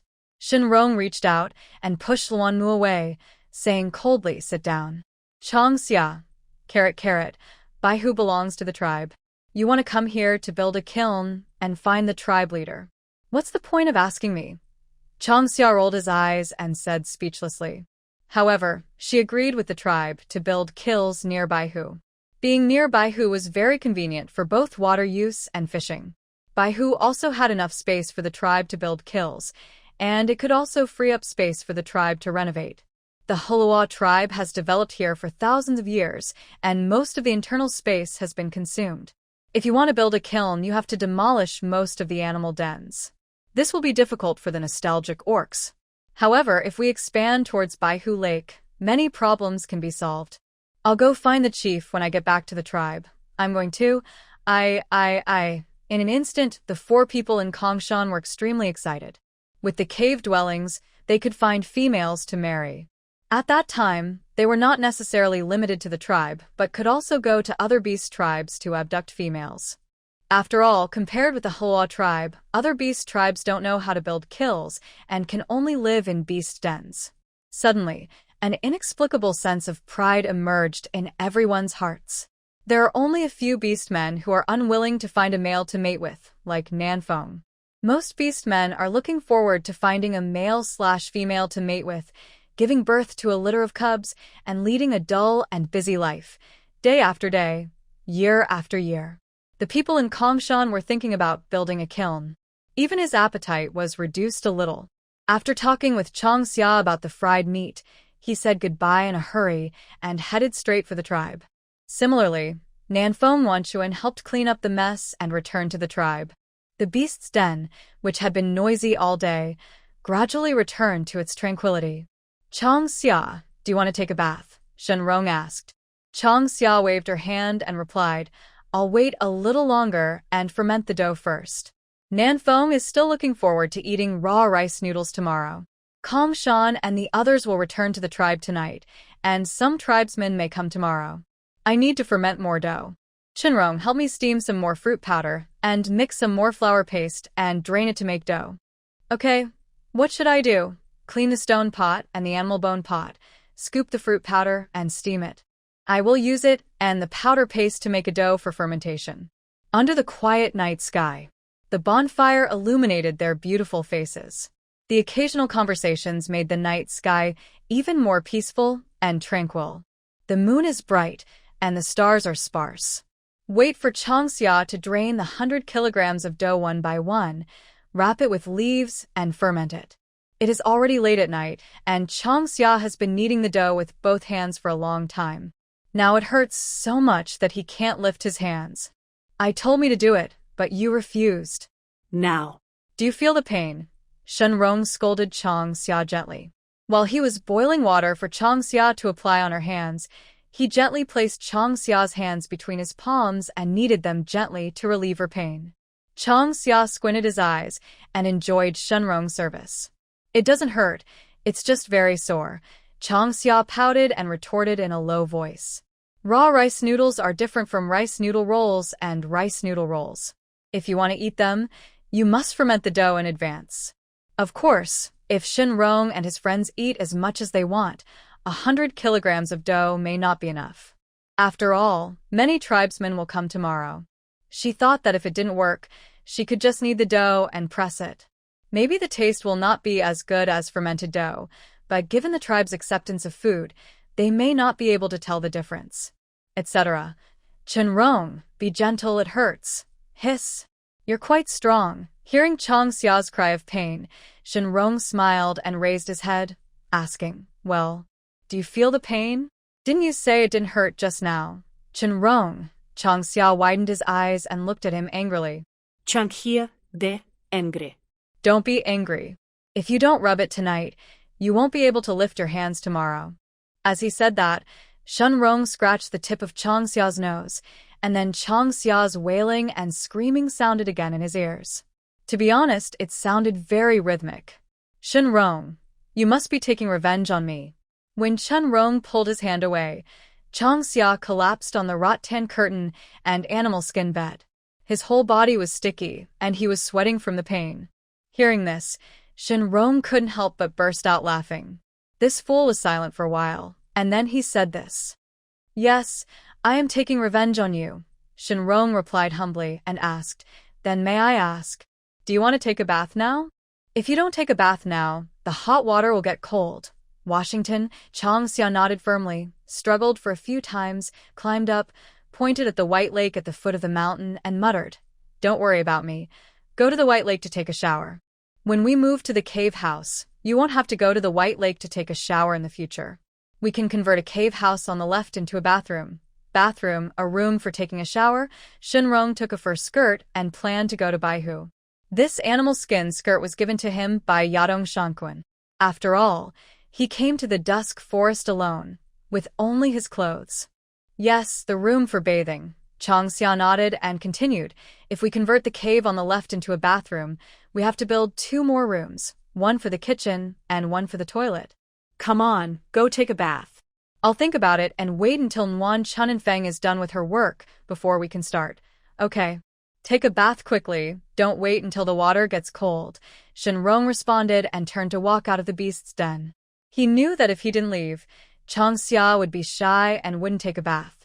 This female Normandy Grand Bazaar dared to ask him to marry her, but when they actually got along, she was very shy. If you get close to me, my face will blush. The red face is so cute. Chang Xia took off his clothes and got into the bathtub. The boiling hot water covered his whole body, and he snored in comfort. Before Shenrong came back, Chang Xia slowly came out of the bathtub.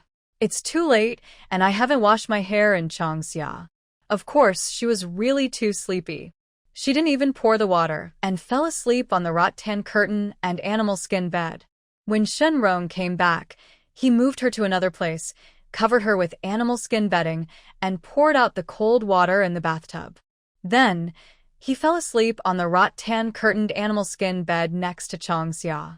I tossed and turned several times before falling asleep. An idea crossed Shenrong's mind. If he moved to the cave house earlier, would he be able to sleep on the same Kong bed with Chang Xia? Thinking about it. Shenrong's handsome face was filled with an intoxicating smile. Unfortunately, the night is getting deeper.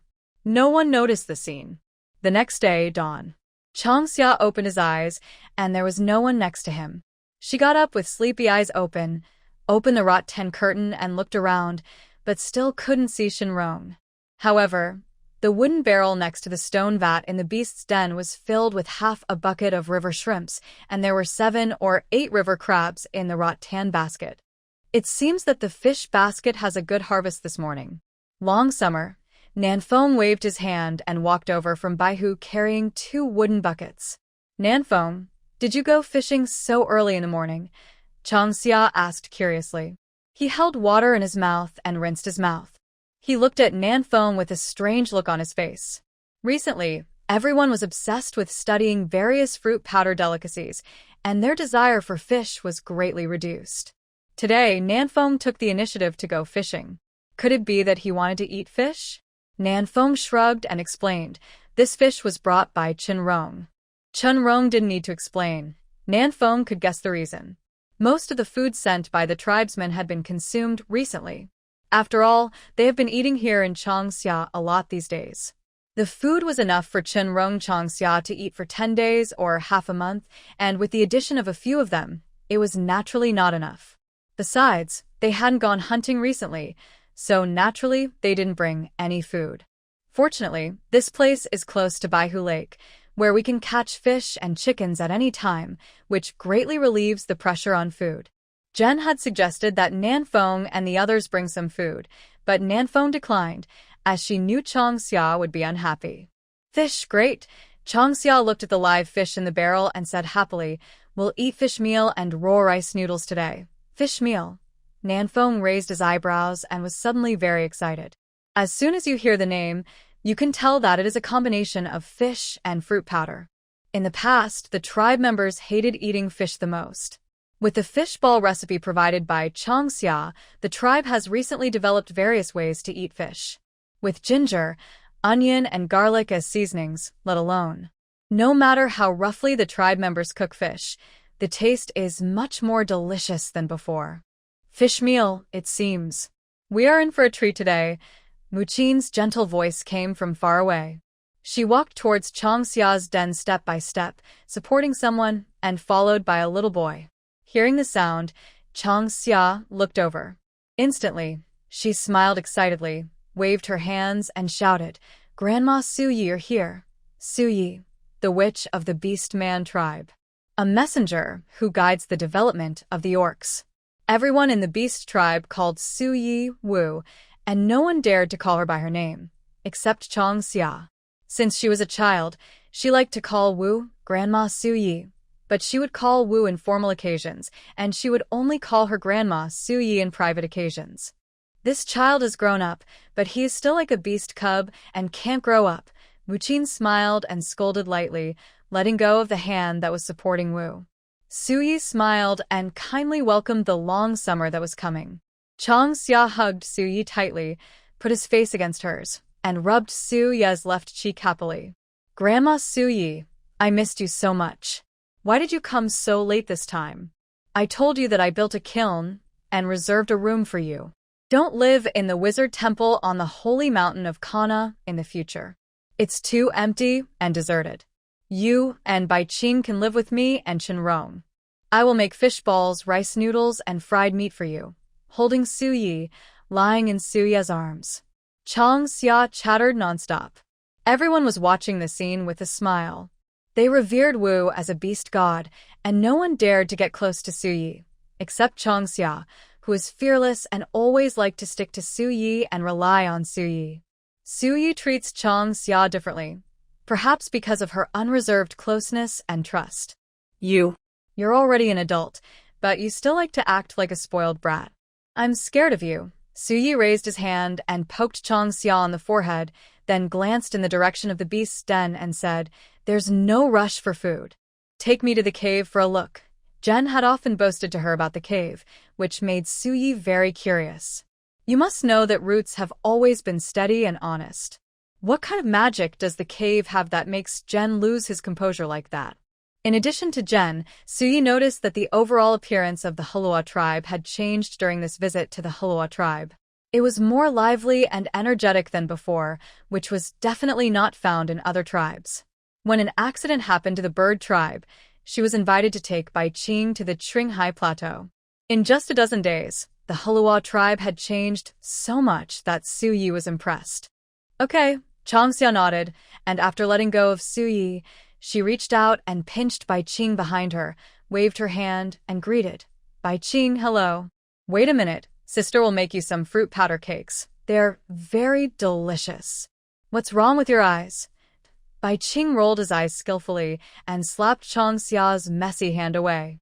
Changxia in front of Suyi Bai Qing is particularly childish. She especially likes to tease Bai Qing. She always calls herself sister and especially likes to pinch Bai Qing's face.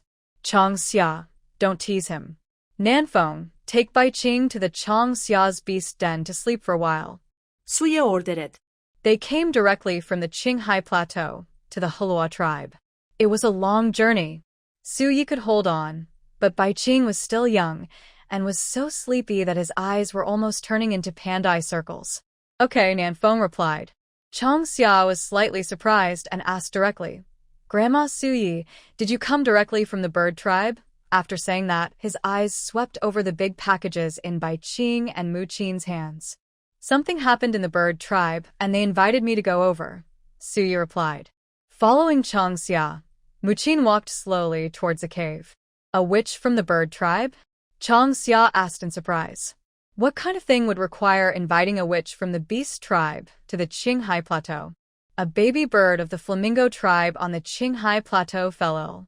Wu Nanha of the bird tribe couldn't find the problem, so he asked the flamingo tribe to come to the dusk forest and ask me to help treat the disease. Suyi did not hide anything and explained the reason. The Halua tribe had been raising a sickly rice seedling all summer long. The bird tribe and fish tribe that were close to the beast tribe all knew about it. Moreover, some of the precious medicine that Changxia drank had ingredients that Suyi had exchanged with the bird and fish tribes. As a result, Suyi's reputation for being good at curing diseases spread throughout the two tribes. "Is the little bird okay?" Changxia asked nervously. Suyi smiled and replied, "It's fine. I caught a cold and had a fever, plus I ate too many ice fruits. Compared with Changxia's illness, this situation was nothing." Suyi went over to check the baby bird's body, confirmed the cause of the illness, and started to boil medicine to treat the disease. In 2 or 3 days, the baby bird was rescued. The main reason why it took so long in total was that the Qinghai Plateau had entered the rainy season, and we wasted some time there. "That's good." Changxia breathed a sigh of relief. Soon, the three of them arrived at the cave. "No matter how many times I see it, I always feel amazed and shocked," Muqin said softly. Suyi also looked at Changxia in amazement. Has the beast cub, who was once only the size of her palm, grown up to be so outstanding? She did not pursue material things, and did not express shock like a xylophone. She followed Changxia to inspect the cave step by step. Listening to Changxia's division of ownership of each cave, Suyi's smile never stopped. From the moment he picked up Changxia, Suyi found that she was different. Desolate, lonely, and filled with a strong smell of death. These emotions should never appear in a beastman cub, especially the desperate aura of death, which even made Suyi tremble with fear. For a moment, she thought she couldn't save this special cub. At the beginning, Suyi had been conflicted when she chose to send Changxia to the Halua tribe. She wanted to raise Changxia herself, but her duty as a witch forced her to send Changxia away. Now it seems that the original decision was correct. The Halua tribe did not let her down. The beast cub, once filled with despair, has now grown up successfully and has his own mate. Suyi did not explore the secret of Changxia. Instead, as an elder, she continued to tolerate Changxia and taught her to start her life again, to feel family and friendship again, and she even found love herself. "Which, can the beast men build kills?" asked Muqin. Suyi nodded and shook his head, which surprised Muqin. She couldn't tell what Suyi was really thinking. Changxia, who was standing next to him, understood a little bit. Building a kiln required external forces. The soil quality determined whether the kiln could be built. If the soil quality was not suitable, building a kiln would be much more troublesome and difficult than building a nest. "Changxia, tell me whether the Beastman tribe can build a kiln." Suyi looked at Changxia kindly with a smile. She had noticed something wrong with Changxia's body a long time ago. She felt that she was suitable to be a witch of the Beastman tribe, just like Bai Qing. But we need to take Changxia's physical condition, personality, and many other aspects into consideration. In the end, Suyi chose to remain silent. This child might be more suitable to be left alone. The Halua tribe can build kilns. However, other beast tribes still need to understand. Changxia put his hand on the wall of the cave and said, "The soil for building kilns must be this kind of soil that is strong and reliable. Other soils are prone to collapse or water seepage when excavated. This is why the rainy season is not suitable for building kilns." After listening, the xylophone fell silent. She was happy that the Halua tribe could build a cave, but she was disappointed that such a good cave could not be shared by all the beastmen. Muqin am. A house doesn't necessarily have to be a cave. Wooden houses and brick houses are just as beautiful as cave dwellings. In some ways, they are just like animal dens, except that they are more spacious. Changxia chose to build a kiln simply because Baihu is suitable for building a kiln. Other beast tribes cannot build kilns, so they build wooden houses or brick houses. The only trouble is that it is a bit more laborious. Considering the physique of the beast men, Changxia couldn't be considered to have worked hard. Compared with a wooden house, a brick house, or a cave dwelling, which one is better? Muqin asked curiously. Changxia smiled and said, "Each has its own advantages, depending on the terrain and surrounding environment." Then, Changxia explained in detail the advantages and disadvantages of wooden houses and brick houses. Muqin thought about it and wrote down what Changxia said one by one. Changxia, can you prepare a few sets of these furniture for my wizard hall? Suyi asked in surprise. She did not ask about the wooden house or the brick house, but looked at the red sandalwood furniture placed in the cave differently. These pieces of furniture were made by Shunrong during his rest time. The beast's den was too small, so he moved them to the cave. At first sight, Suyi fell in love with it. She didn't bother to be polite with Changxia and spoke directly. Changxia took Suyi's arm and said happily, "Grandma Suyi, these furniture are made for you. You see, I specially selected beautiful red sandalwood." Well, the blackwood pattern is indeed beautiful, Suyi acknowledged Changxia's vision and exclaimed. Muqin met Changxia's smug eyes, smiled and shook her head. After visiting the cave, the group headed towards the beast's den. On the way, Muqin expressed his love for the small wooden boards and asked Changxia if he could make more if he had time and distribute them to the females in the tribe. In this way, if the females come across similar fruits while picking outside, they can bring them back for Changxia. Changxia happily agreed. Changxia, what is a wooden board? Suyi asked. After returning to the den, Nanfeng took Baiqing back to the den to rest and started a fire to boil water to prepare fruit flour pancakes. Barbecuing meat, yam fruit flour pancakes, and other delicate work, Nanfeng's taste was not very good. However, the fruit powder pancakes she made tasted pretty good. I drew the appearance of some plants on a wooden board with charcoal and then gave them to the tribesmen. When they went out hunting or picking and encountered similar plants, they would bring them back and give them to me for identification. Changxia explained, pointing to the ginger, onions, and garlic planted not far from the beast's den, and told Suyi that she was going to plant them. There is no rush for breeding for now. Wait until Nanfeng Wanchuan and the others move in, and then plan step by step. As he spoke, Changxia took the remaining wooden boards and charcoal and handed them to Suyi. Suyi stroked the wooden board and looked at the charcoal. There are things that can be written in the wizard temple of Kana Holy Mountain. If you want, you can ask Jen to go to Kana Holy Mountain, Suyi thought and suggested. White tree, a wonderful existence. It only grows near the wizard's temple. To some extent, it can be said that the white tree is the wizard's companion tree. The leaves of the white tree are like paper, white and thick, and the branches can be broken off and used as pens for writing. Legend has it that the white tree was given by the beast god to all races on the continent as a vehicle for passing on knowledge. It grows near the wizard's temple and coexists with the wizard. Every witch has a white tree of his or her own. White tree, sacred and holy. What is it that can be written? Changxia suddenly became curious. The beastman's writing is more pictographic, and there are not many literate people in the tribe. Changxia studied with Wu and can read. However, she had always written on the ground and had never seen writing tools such as paper, ink, pen, and inkstone. At this moment, Suyi suddenly said that there were writing tools in the wizard hall. How could she not be curious?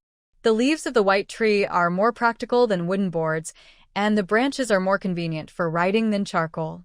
The white tree is a writing tool unique to the wizards. The chief of the beast tribe is qualified to use white leaves and branches. There should be some roots left. If you need them urgently, you can take his share, and I will give him more in the future, Suyi explained. Ordinary beastmen do not know how to write, so it is useless for them to hold the leaves and branches of the white tree. Furthermore, the white tree symbolizes the identity of a witch and cannot be used casually. If it is used to record things, as in Changxia, it is acceptable. Paper and pen? That's amazing! After listening to this, Changxia sighed with emotion. Suyi glanced at Changxia and did not express her opinion on her changing the names of White Leaf and Branch. After all, paper and pen sounded more concise than White Leaf and White Leaf Branch. Changxia was overjoyed and thought that maybe he would encounter some magical item again one day. She should be able to take it more calmly. If you like it, I will give you more then, Suyi promised. Her white tree was so tall and ancient that it covered most of the wizard hall. Picking some leaves and branches would hardly hurt the tree. Okay, Changxia nodded, very happy.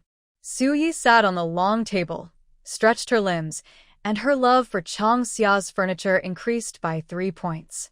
Suddenly, she remembered the gift she brought back from the bird tribe for Chang Xia. Nanfeng, where did you put the animal skin package? Suyi asked lightly. Nanfeng pointed to the beast's den and replied, The beast's den.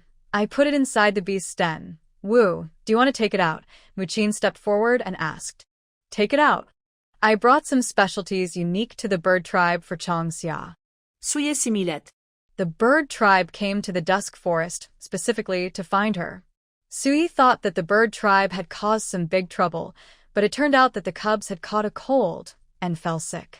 After curing the beast cub, the bird tribe gave it a generous reward. Suyi picked out a few items for Chang Xia. After choosing, Suyi felt a little regretful. However, when she came to the Halua tribe and visited Chang Xia's cave, Suyi was very happy, and the gift that made her regret seemed to be very suitable for Chang Xia's cave. Granny Suyi, did you bring me a gift? Chang Xia was very excited. Hearing this, Nanfeng became jealous. Wu, you brought a gift for Chang Xia. Do I have one? Nanfeng yelled, asking Wu for a gift. If it were in the past, Nanfeng would probably not ask, but recently she has become a little more self-indulgent. Hearing this, Suyi didn't say anything yet. Muqin put down the animal skin package in his hand, raised his hand, and slapped Nanfeng on the back of the head several times. The south wind howled in pain. Nanfeng. Suyi was slightly surprised and looked at Nanfeng in surprise. Was this child so lively before? Xylophone's mouth twitched. Wu, don't pay attention to Nanfeng. Muqin said. What gift do you want? I brought a few luminous stones for Chang Xia, intending to let her play with them. I think the cave is not suitable for lighting a bonfire, and these luminous stones are suitable for lighting. Suyi untied the animal skin package, took out a small animal bag and poured out 7 or 8 luminous stones inside. Lightstone, a kind of mineral unique to the bird tribe. The bird tribe likes to polish the polished stones into ornaments and wear them as decorations. They are rarely willing to exchange with foreigners. This time, Suyi helped the bird tribe a lot, and the bird tribe agreed to exchange with Suyi. Chang Xia happily took the light stone. The light stone sparkled in the sunlight, flashing a bright luster. Grandma Suyi, you are awesome. You are like a worm in my stomach. I was thinking of asking you about the polished stones.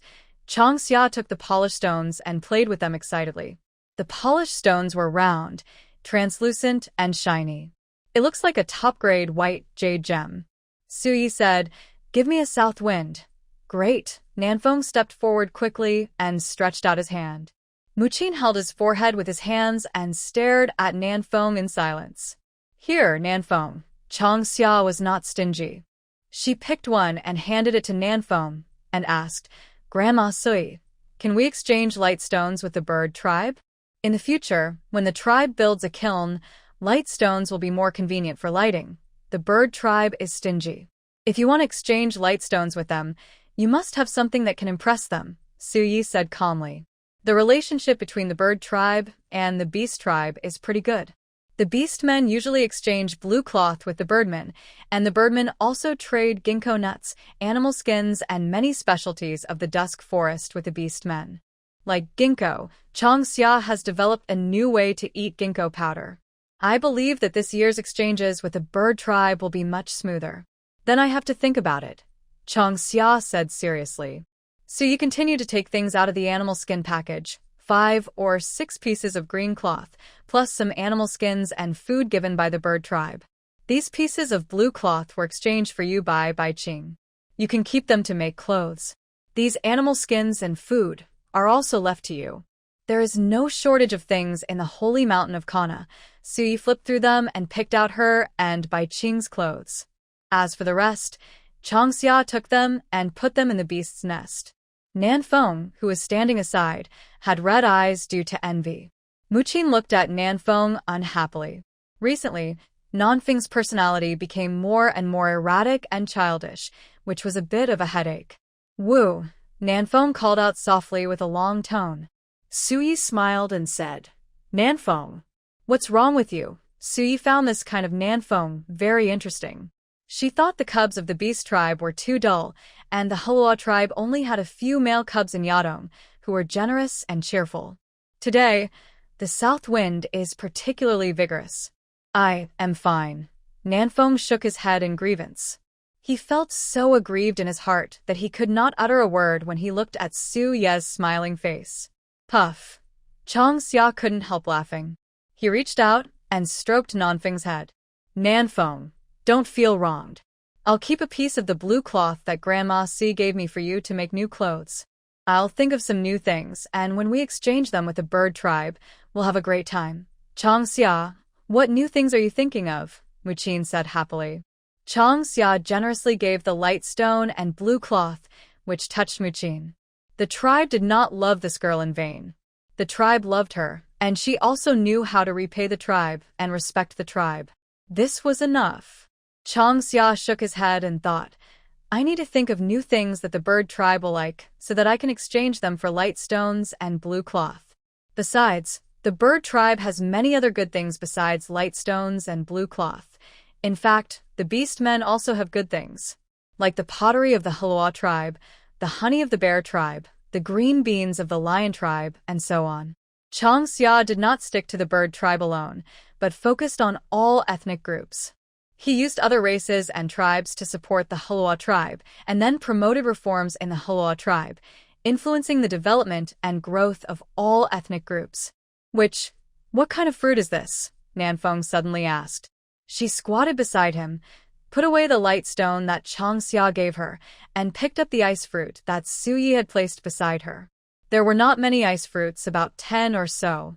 Each one was the size of a baby's fist, and she could feel a piercing coolness when she held it in her palm, which was magical. Su Yi turned around and replied, Ice fruit is a special wild fruit that grows on the Qinghai Plateau. It is the favorite wild fruit of the bird tribe. The flesh is soft and sticky, and eating it can cool you down during the hot rainy season. Ice fruit, light stone, and blue cloth are things unique to the bird tribe. Among them, ice fruits and light stone bird tribes are rarely exchanged with other countries. Chang Xia's thoughts were interrupted, but she was not angry. She reached out and took an ice fruit and held it in her palm, feeling the slight coolness in her palm. She was surprised and said, It's so cool. Granny Su Yi, are ice fruits grown on trees? No, ice fruit is the fruit of a plant called ice crystal grass. Ice crystal grass is short and grows close to the ground. Some people in the bird tribe will plant ice crystal grass in bird nests and use it to refrigerate food to prevent it from rotting, Su Yi said in a gentle voice. She wanted to exchange ice crystal grass with the bird tribe, but was rejected by the bird tribe.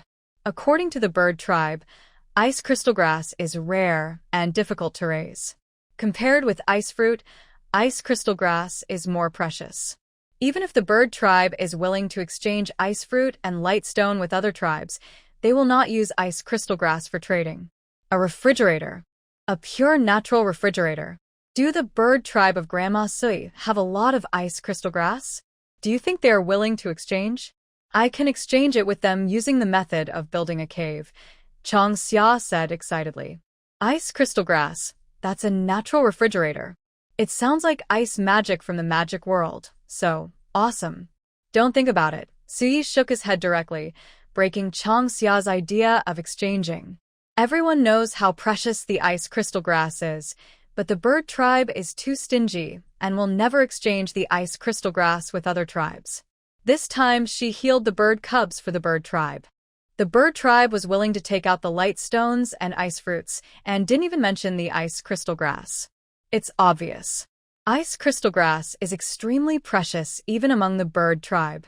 Compared with the Qinghai Plateau, the dusk forest is rich in products, but nothing too dazzling. Thinking of this, Su Yi couldn't help but sigh. Chang Xia, don't think too much. The ice crystal grass is the lifeblood of the bird clan, so there's no point in thinking about it. Prepare some food for Wu and Baiqing. They have been coming back from the Qinghai Plateau, and they're already hungry. Muqin patted Chang Xia's shoulders twice and spoke. At this point in time, Shenrong and his team were already busy. Looking at the deserted stove, he must have gone to work in the kiln without having breakfast. As soon as Muqin said this, Chang Xia suddenly woke up. Look at me. I'm so happy to see Grandma Sui coming. I'll go prepare breakfast now. Muqin AM hasn't had breakfast yet, right? I'll make some fish meal for you to try, Chang Xia said. She also remembered that Shen Rong might not have eaten breakfast either. Immediately, she asked Nanfeng to help cut the fish, and she began to knead the fruit flour, intending to fry the fruit flour pancake. It takes time to process the raw rice flour, so Chang Xia decided to steam the rice flour skin, which is faster. The raw rice noodles were saved for lunch and for Wu. It was a good opportunity to taste the raw rice noodles with the tribesmen and promote the various ways of eating the rice noodles. After the various ways of eating the fruit spread, the ginkgo nuts near the tribe were almost picked up by the tribe members. Now, the tribe members began to pick ginkgo nuts in the territories near the tribe. The tribe sent hundreds of kilograms to Chang Xia's family.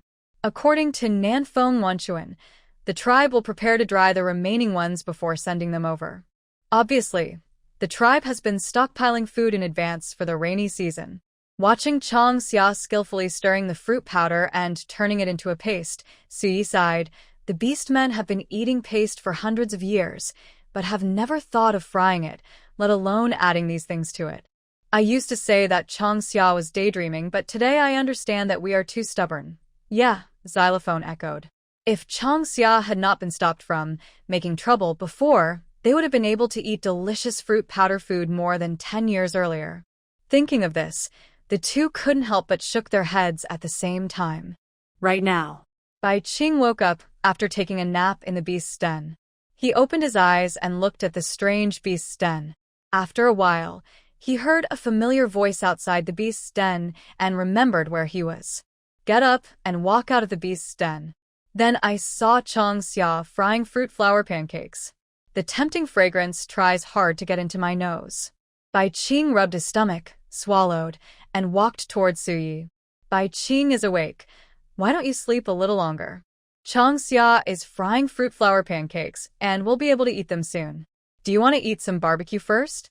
Muqin said in a gentle voice. Nanfeng was cutting the fish, and Muqin was helping with the grilling. Wanchuan hasn't come yet. She should still be sleeping. Wait, I can ask Wu to check her and find out what caused her to be drowsy. Muqin just told Suyi about this. Suyi originally planned to go to Wanchuan's house, but Muqin told her that Wanchuan was still sleeping, so they came to Chang Xia's place. I slept well, Bai Qing said. Bai Qing is not yet an adult. He is introverted and steady, and usually doesn't talk much. He is always bullied by Chang Xia, who says he is mature beyond his years, like a little old man. He has a stern face, and tries to be cool. Are you hungry? Sui glanced at him and said, If you are hungry, eat the barbecue first. Then try the fish meal and fruit meal pancake made by your sister Chang Xia. Bai Qing, let me tell you that the stewed fish and grilled fish made by Chang Xia are also delicious. Like beggar's chicken, yam stewed chicken, yam fruit powder cake. Nanfeng chattered out a long list of dish names and told Bai Qing that these were all made by Chang Xia, and they all tasted excellent. As we chatted, waves of tempting aromas soon filled the air. Not to mention Su Yi and Bai Qing couldn't stand it. Even Muqin and her daughter, who often ate Chang Xia's cooking, couldn't help swallowing their saliva frequently. Grandma Su Yi, you, and Bai Qing can have some fruit flour pancakes first. The fish flour will have to wait. Chang Xia cut the fried fruit flour pancakes into pieces, put them in a bowl, and brought them to the table for Grandma Su Yi and Bai Qing to eat first. At the same time, she scooped 2 bowls of the bone soup that was stewing on the stove. The bone soup is stewed in the stone pot, and you can drink it directly after heating it. This saves a lot of trouble, but it makes the fire a little more troublesome. The minced meat, bird eggs, wild vegetables, and fruit powder pancakes were steaming hot, and the tempting aroma hit my nose. Together with the sweet bone soup, it penetrated into my nose, and I could feel the deliciousness before I even ate it. Speaking of the previous praise for Nanfeng, I still had some doubts. At this time, Su Yi Bai Qing completely believed what Nanfeng said. The dishes cooked by Chang Xia were both delicious and tempting. Bai Qing, drink the soup first, Muqin reminded.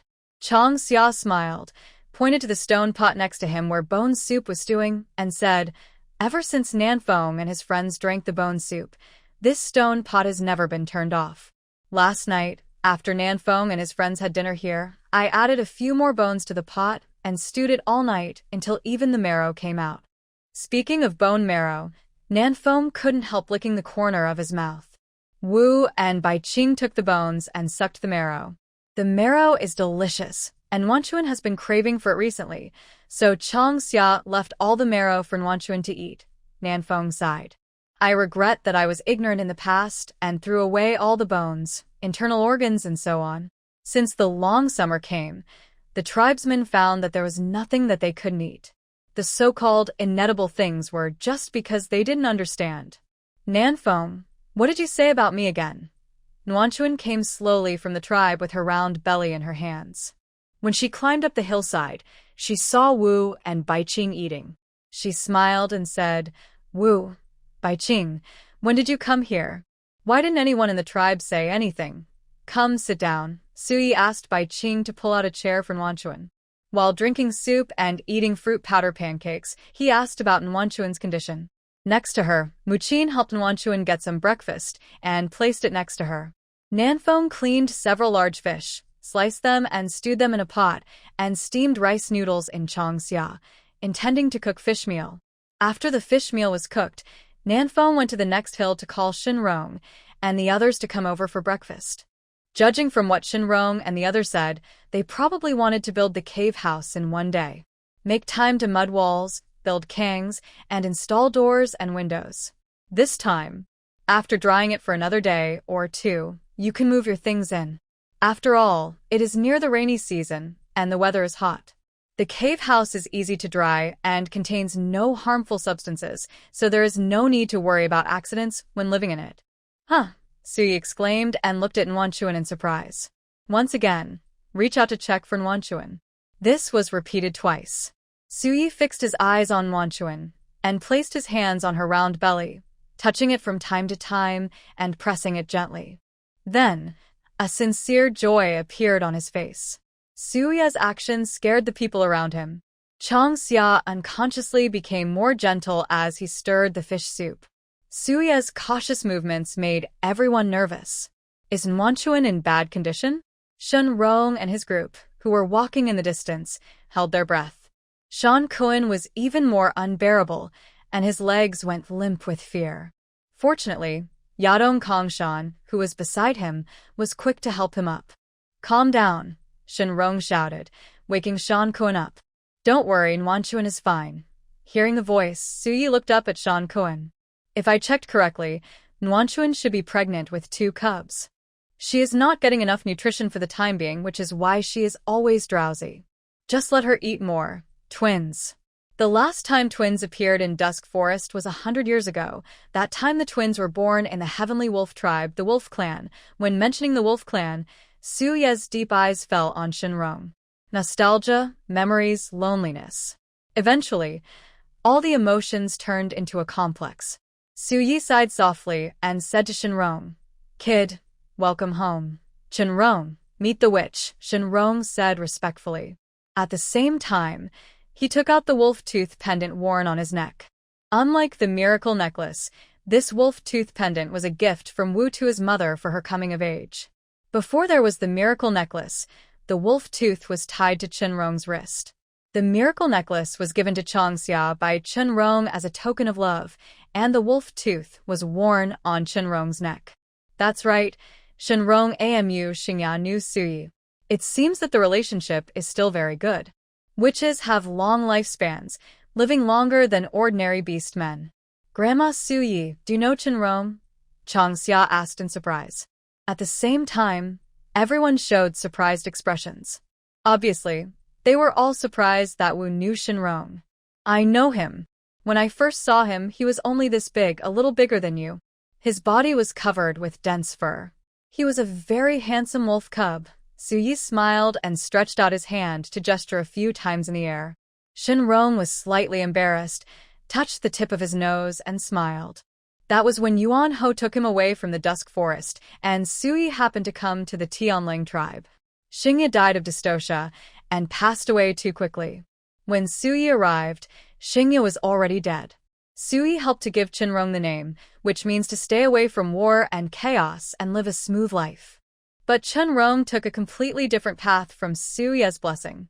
If he hadn't been poisoned and injured and on the verge of death, the Yuan family would not have let him leave.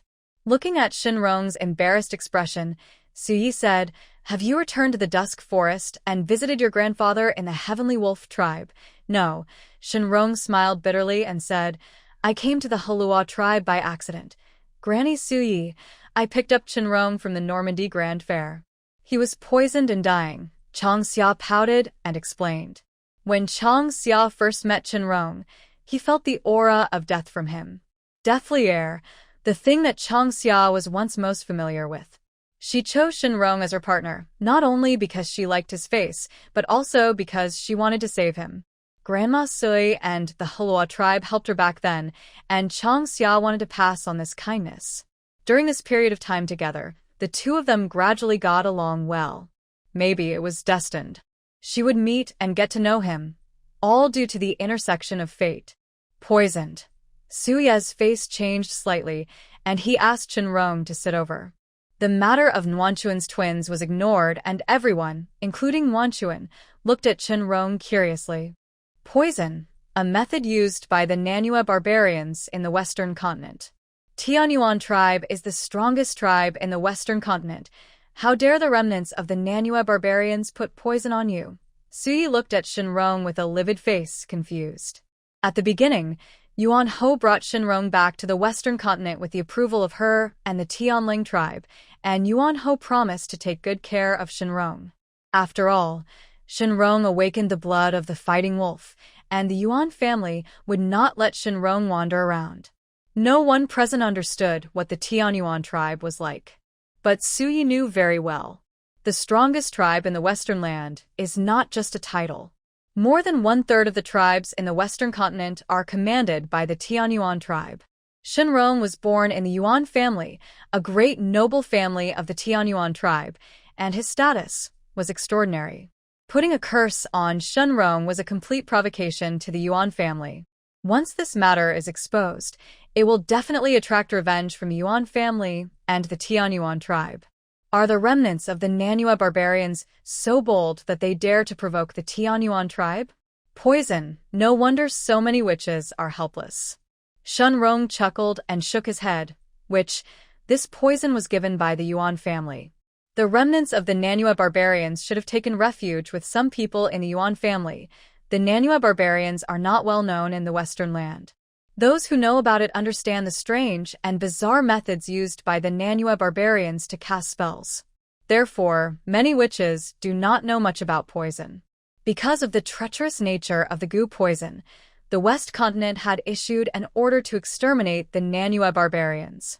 The Yuan family asked him to leave the West continent, probably because they didn't want him to reveal the goo poison. He was able to return to the East continent smoothly from the West continent, and he had to thank the Yuan family for not killing him. No. Perhaps those in the Yuan family who plotted against him never thought that he could return to East Land alive. Someone from the Yuan family has cast a spell on you. Whereas Lord Yuan, Suye's face suddenly changed, and she glared at Qinrong, insisting that he explain clearly. Back then, Yuan Ho promised her and the Tianling tribe that he would take good care of Qinrong. Only more than 20 years had passed, and Yuan Ho had broken his promise. Do you really think that Su Yi and the Tianling tribe are easy to bully? Father, he disappeared half a year ago, Qinrong said softly. He found out that the last place Yuan Ho went before he disappeared was Nanhua, and it seemed that he was investigating a murder case. The murder case involved a wide range of people, affecting countless nobles. Through secret channels, Qinrong also learned some inside information. The murder case was related to the succession of the leader of the Tianyuan tribe 30 years ago. At the same time, the person who issued the order to exterminate the Manhwa barbarians was the current leader of the Tianyuan tribe. As soon as Qinrong found out about this secret information, something went wrong. Wanting to escape from the prison-like life and the whirlpool, Qinrong used the excuse of being injured and poisoned to find an opportunity to leave the Yuan family. Forget it, I'm glad you're okay, Suyi thought with a gloomy face, realizing that something big might happen in Shilu. She looked at Shinrong and said, take the medicine to recuperate first. The poison is ever-changing. I'll confirm what kind of poison you've been poisoned with first, and then prescribe the right medicine. Suyi has traveled across the continent, has a wide range of knowledge, and is known as the strongest wizard of the Beastman clan. If someone else were to encounter a poison, they would have no choice but to wait for death.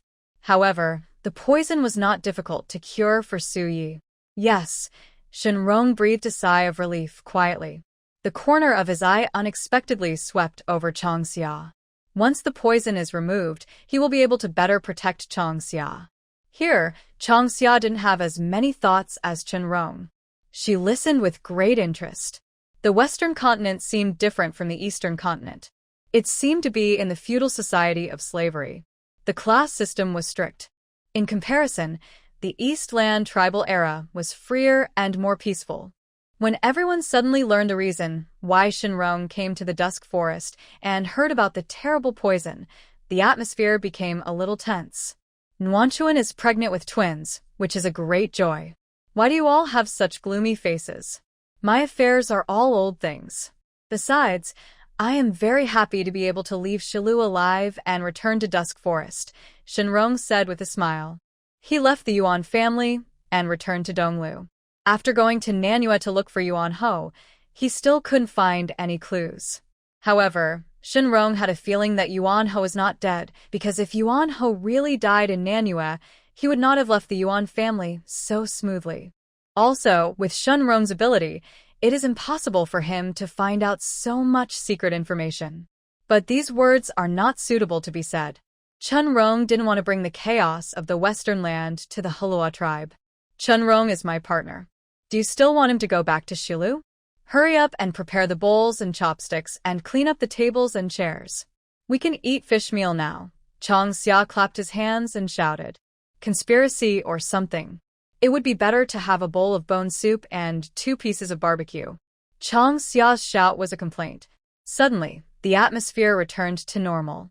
Nuanchuan held her heavy belly and said, Changxia, I want to eat 3 bowls of fish meal.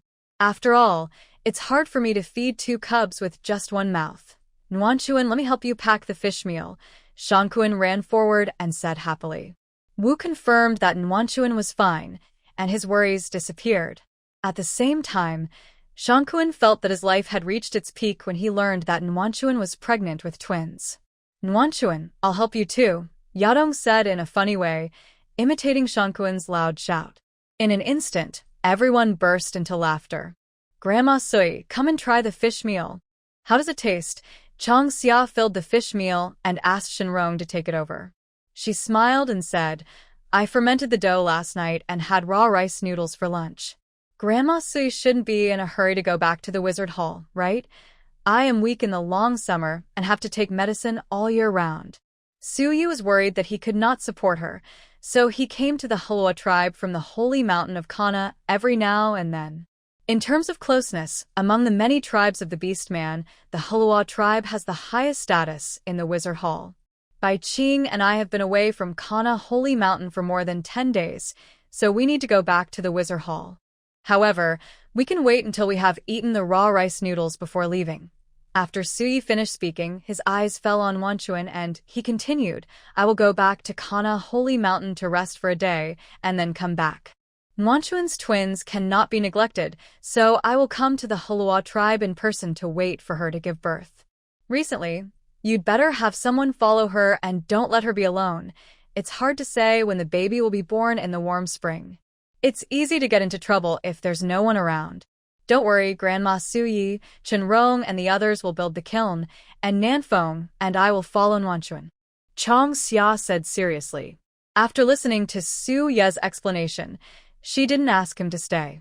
Thinking about what to prepare for Su Yi to take back to the holy mountain of Kana when she leaves. As for whether he could get it, Changxia had never thought about it.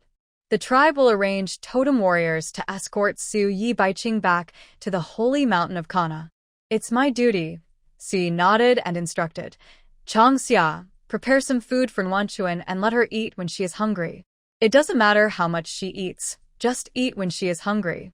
The cubs need energy to grow, and Wanchuan is sleepy because the cubs are about to give birth. In the warm season, the tribe has no shortage of food. If it is the cold season, the warm spring will most likely suffer. On the side, everyone understood the meaning of Su Ye's words. The beast men are strong and healthy, and even the cubs are very gluttonous. Chang Xia has been tinkering with various foods recently and accidentally saved Nwanchuan's life. Nwanchuan grinned and smiled at Chang Xia. Chang Xia is indeed the tribe's lucky star. Cub, in the future, remember to repay and Chang Xia. Okay, I'll steam some yams and make them into snacks. This way, Nwanchuan can eat them whenever she's hungry. Chang Xia responded. Eat it in warm spring, don't fry it. It tastes good when fried, but it can easily cause a sore throat. Pregnant women are prone to getting inflamed. If they eat too much fried food, they may not be able to bear the long summer and warm spring. Chang Xia, do you want to fry yam fruit powder cakes? Nanfeng asked excitedly. Yadong, who was squatting on the ground eating fish meal in the distance, jumped up and said happily, Chang Xia, remember to make more fried yam fruit powder cakes. I want to eat some too. Long summer. Suddenly, Kongshan and others spoke one after another. At the same time, they also brought a few baskets of meat, all of which they wanted Chang Xia to help make fried meat. They did not move the meat into the beast's den, but placed it in the shade next to the White Lake, intending to wait until Chang Xia was done before asking her to start. This time, the yam fruit powder cakes will not be fried but steamed. Fried ones can easily cause getting a sore throat. Eating too much in the warm spring may not be enough for your body. If you want to fry them, I'll make some more. Chang Xia gave in and promised. Even if the tribesmen didn't come, she could handle it with the help of Muqin Nanfeng. It's not tiring to make some yam fruit powder cakes. She was happy to help her tribesmen in whatever she could. Besides, once her tribesmen got used to eating a variety of delicious foods, they would naturally want to eat better food.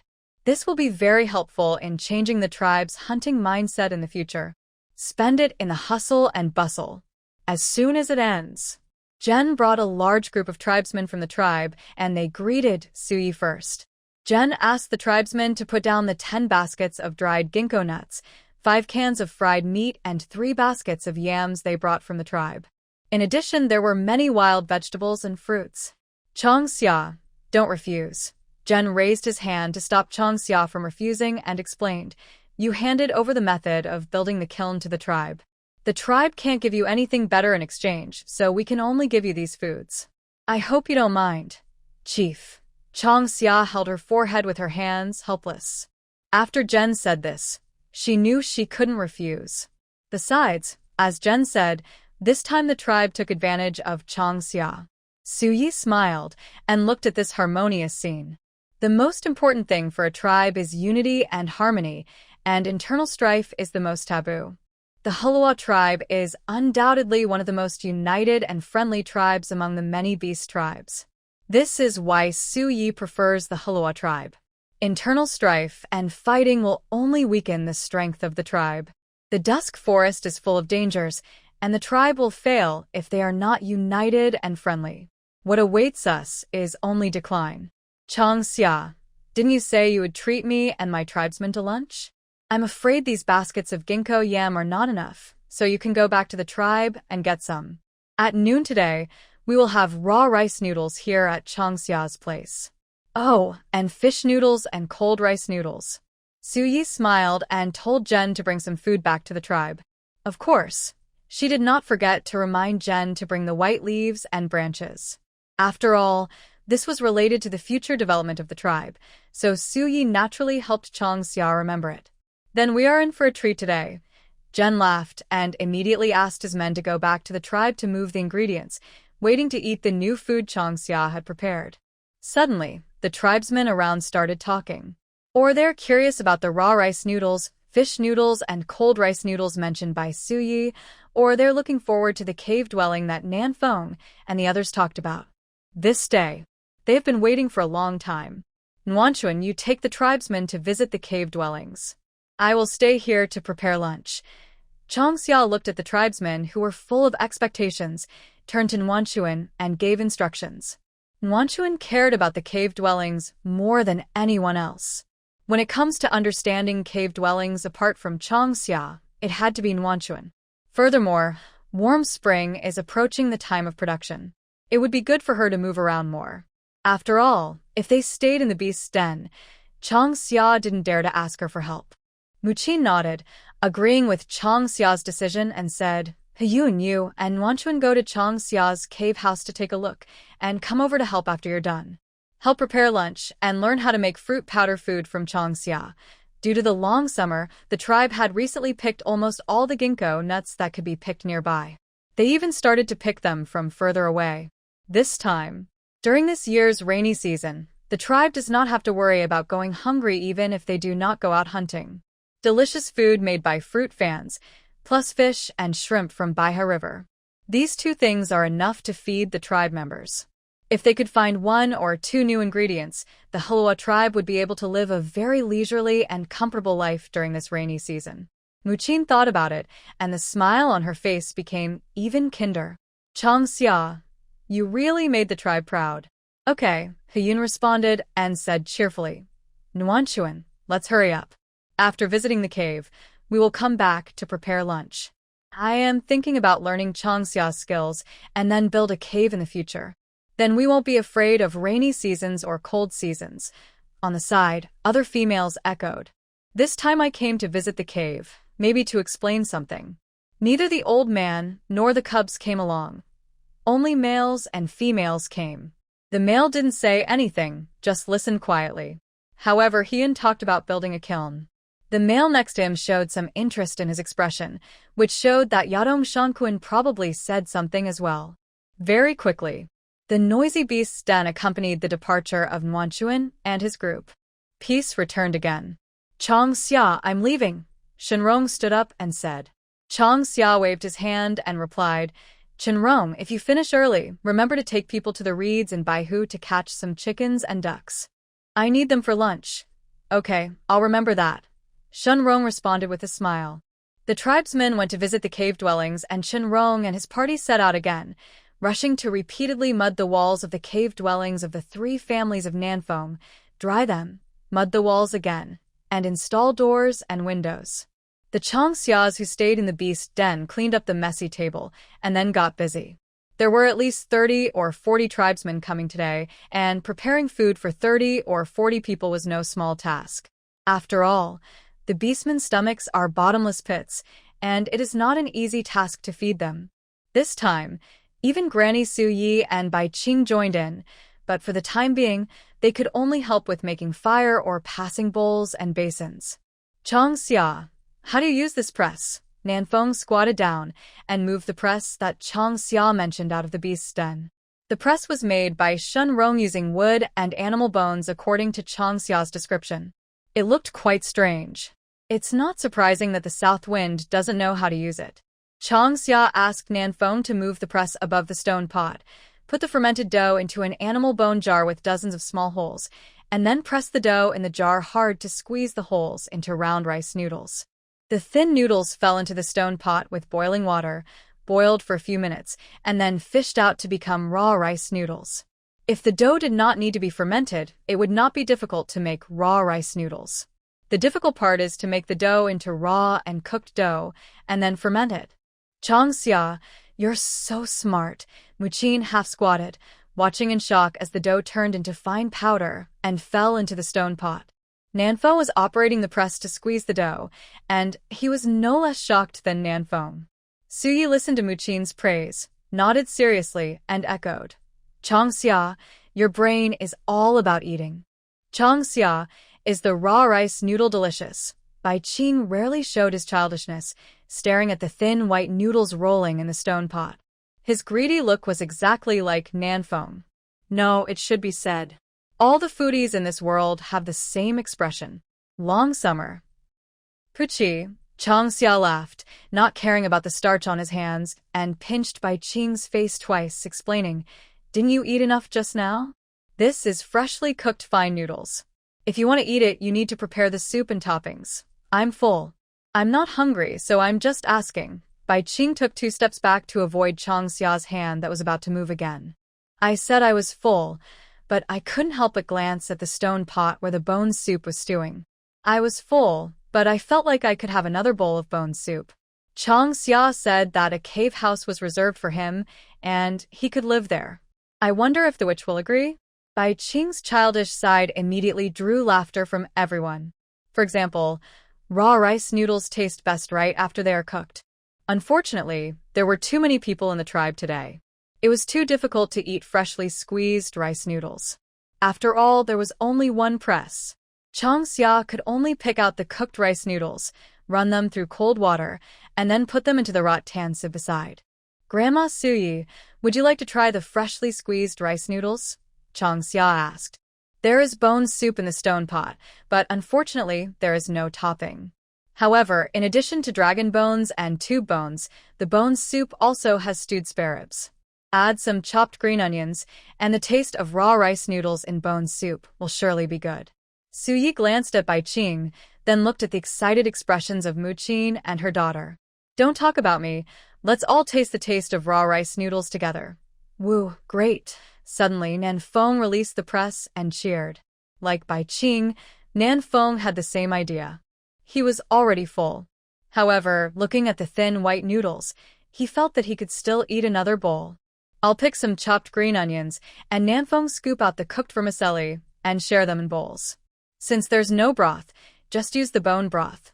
Chang Xia walked briskly towards the vegetable patch next to them to pick green onions. Not to mention that Bai Qing and Nan Feng were tempted. Ahem, actually Chang Xia was a little greedy too. It has nothing to do with whether I'm hungry or not. I just want to try what the raw rice noodles made with fruit powder taste like. Bai Qing, bring the bowl here quickly. Nan Feng ordered. Woo. She didn't dare to order him around. Bai Qing, before he took over the duties of Wu, she ordered him around for once. Today, probably because she was dazzled by the delicious food, Bai Qing usually had a serious face, didn't smile, and was very majestic. Not to mention ordering him around, Nanfeng even felt a little insecure about talking to him. It turns out that people who love food are all one family in the world. Chang Xia quickly picked some chives, cleaned them and chopped them, then sprinkled them on the raw rice noodles that Nanfeng had prepared. Nanfeng was quick-witted and walked to the long table with the bowls in hand. She handed the first bowl to Sui, the second to Mu Qin, and the third bowl to Bai Qing with a sigh. Finally, she and Chang Xia each took a bowl and sat down at the long table. Sui Mu Qin looked at the mischievous Nanfeng, smiled, and shook his head. Then lower your head and taste the raw rice noodles. At the first bite, several people chose to drink the soup. Fresh, sweet, and slightly sour. Su Yi and the others didn't know where the sour taste came from, but Chang Xia knew it. The sour taste came from the fermentation of the dough, and the raw rice noodles tasted slightly sour, which was different from the taste of other rice noodles. The taste of raw rice noodles is completely different from that of cold rice noodles, and it's also different from fish noodles. Nanfeng quickly tasted the difference while eating the raw rice noodles. Chang Xia smiled mysteriously. Most people can't tell the difference when it comes to raw rice noodles. Nanfeng is quite good at talking. She remembered that the raw rice noodles in Nanning, China on Earth, like to be added with basil. Chang Xia couldn't get used to the taste of basil, but she could accept it when it was used to grill fish or cook seafood. But she couldn't accept eating noodles with basil. The taste was too strange and awkward for Chang Xia. Chang Xia, can the fine powder of raw rice noodles be preserved? Sui asked. She has eaten rice noodle soup, which is easy to make. However, it is obvious that vermicelli is difficult to preserve. If the fine powder made from raw rice noodles can be preserved, ginkgo nuts will probably become even more important. The dough of raw rice noodles needs to be fermented, so the fine powder produced in this way cannot be stored for too long and will easily go bad. However, fruit powder can indeed be made into dry powder for storage, but the process is complicated and I need time to study it. Chang Xia said in a deep voice. She understood why Sui asked this. The dusk forest is rich in resources, allowing the beastmen to thrive and multiply here for generations. However, the dusk forest was both its success and its failure. Unlike the Qinghai Plateau and the East China Sea, The dusk forest had no other unique products except ginkgo nuts and could not provide more strength for the beast tribe. For example, there are light stones and ice crystal grass in the Qinghai Plateau and various pearls, tourmalines, and corals in the East China Sea. These are all valuable treasures. Any of them can be exchanged with foreign tribes for valuable items. On the other hand, the only things that the dusk forest could offer were animal skins, animal bones, and various wild vegetables and fruits. These things could fill their stomachs and feed the huge beast tribe, but they could not be exchanged with other tribes to obtain more things. Nowadays, if Changxia can develop dry powder, things will never be the same again. Food is the top priority for any race. This is especially important when it comes to food that can be stored for a long time without rotting. Changxia, you said. Fruit powder can be made into dry powder and stored like ginkgo nuts. Not far away, Jen was holding an ironwood box, which contained the things Sui asked him to bring, the leaves and branches of the white tree, as well as the paper and pen that Changxia wanted. Several tribesmen followed behind him, all carrying things. Ginkgo nuts, flesh, wild vegetables, and unknown roots. After Changxia confirmed that the yellow root Wanchuan mentioned was yam and made many delicious foods with yam, the tribesmen became more and more enthusiastic about digging the root tubers. Because Changxia was busy building a kiln recently, the tribesmen did not come to disturb him. Todai, Sui spoke. Jen asked the tribesmen to pick out a small portion of each item they had collected during this period and bring it over, waiting for Changxia to identify it. Changxia turned to look at Jen, who was trembling with excitement, nodded gently, and said seriously, "Dry powder can indeed be stored for a long time, but the production process is complicated. Vermicelli and raw rice noodles are rice noodles made by simplifying some processes. Although both are rice noodles, the former is simple to make but not durable, while the latter is complicated to make but can be stored for several years without spoiling." "Changxia, you can tell the tribe if you need anything," Jen said seriously. He and Sui looked at each other, their eyes filled with excitement. If Changxia could develop dry powder, Dusk Forest would be able to get rid of the embarrassing situation. At the Normandy Grand Fair next year, the exchange between the beast tribe, the bird tribe, and the fish tribe would no longer be at the bottom. Thinking of this, the two of them looked at Changxia with eyes full of passion and anticipation. "I won't be polite to the tribe," Changxia replied with a smile. Although she didn't quite understand the excitement of Grandma Sui and Jen, she had some guesses. But no matter what the reason was, it was useless to be curious before the powder was made. "It smells so good." "Xylophone, what are you and Wu eating?" The tribesmen didn't understand what the three were talking about. They wanted to know what Wu and Changxia were eating. It smelled delicious. "Raw rice noodles." Muqin picked up a thin noodle and slurped it into his mouth, making a slurping sound. Changxia said that this is how you should eat noodles. A few people tried the xylophone and it felt okay. However, when I first started eating it, I didn't know how to slurp it and a lot of soup splashed out. After eating it a few times, I slowly learned how to slurp the noodles. You know what? It's quite interesting to talk about it. Anything else? Some tribesmen couldn't resist their greed and asked. Muqin pointed to the side and said, "The prepared rice noodles are all here. If you want to eat them, just make them yourself. Nanfeng, go teach Uncle Yundong and the others to make some more raw rice noodles. I think Huyun and the others will be here soon." Yundong is Huyun's partner and is about the same age as General. He was also a powerful totem warrior of the tribe. He was bewitched by the root and came to visit the cave, thinking that after today, the tribe would become extremely busy. "Nanfeng, come and teach Uncle how to make raw rice noodles." Yundong waved to Nanfeng. Several people took off their rattan baskets and stared at the raw rice noodles that Su Yi and the others had not finished eating on the long table with shining eyes, expressing one meaning. They wanted to eat. "Uncle Yundong, wait a moment." Nanfeng devoured the raw rice noodles in front of him, drinking up not a drop of the soup. Then he stood up calmly and walked towards the stove. He directed Yundong to put the dough into the animal bone jar of the press and pressed the dough in the jar hard to turn it into thin white noodles, which then fell into the stone pot with boiling water below. "This weird thing is amazing. Put the dough in, press it, and it will turn into fine powder," Changxia is smart, Yundong and his companions were discussing while they were preparing half of the fine powder. Changxia finished eating the raw rice noodles and didn't rush over to help. She was busy preparing some more toppings. The animal den was stocked with meat, bird eggs, and wild vegetables. Stir-fry mincemeat. Then use the bird eggs to fry some fried eggs. Fried eggs means breaking the bird eggs and mixing the egg liquid evenly, then pouring it into the oil pan and frying it thoroughly. The fried eggs made in this way have a crispy and fragrant taste when eaten directly, and if they're soaked in the soup of raw rice noodles, the taste will be different. Wild vegetables are simpler. Just add minced meat or bird eggs and stir-fry them together. Changxia, what are you doing with the bird eggs? Nanfeng added firewood to the stove. Yundong and a few others were stuffing the dough, so it was not her turn to take action. Changxia was carrying a basket of bird eggs that she had picked up from the reeds at Baihu Lake. Jen came over today and brought Changxia 2 more baskets. If she didn't finish eating them at noon, she would probably pickle a batch. Bird eggs will also go bad in hot weather. I'll fry some bird eggs and use them as toppings. You light a fire on the stove next to you and stir-fry some minced meat and wild vegetables, Changxia replied. What a big eater. Fortunately, she worked hard last night and made more than 100 kilograms of dough, even though her hands were sore.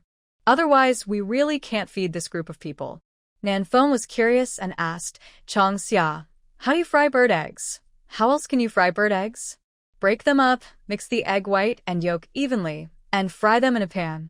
Of course, if you like to eat poached eggs, you can just break the bird eggs and fry them in a pan, Changxia said directly without looking up. Talking about fried eggs, Changxia buried a bird's egg in the stove out of greed. What she was craving for was not the mouth, but the memory. In the past, she was in poor health, and Grandma Jen and Grandma Sui took care of her. Changxia often ate fruit powder porridge and fruit powder porridge. So, she could only fool Nanfeng Wanchuan or the tribal beast cubs and ask them to secretly bring her bird eggs. At that time, there were few tools in the beast's den where Changxia lived. The only solution she could think of was to bury the bird eggs in the stove and eat the roasted eggs. At that time, roasted bird eggs were the only salvation in the long summer.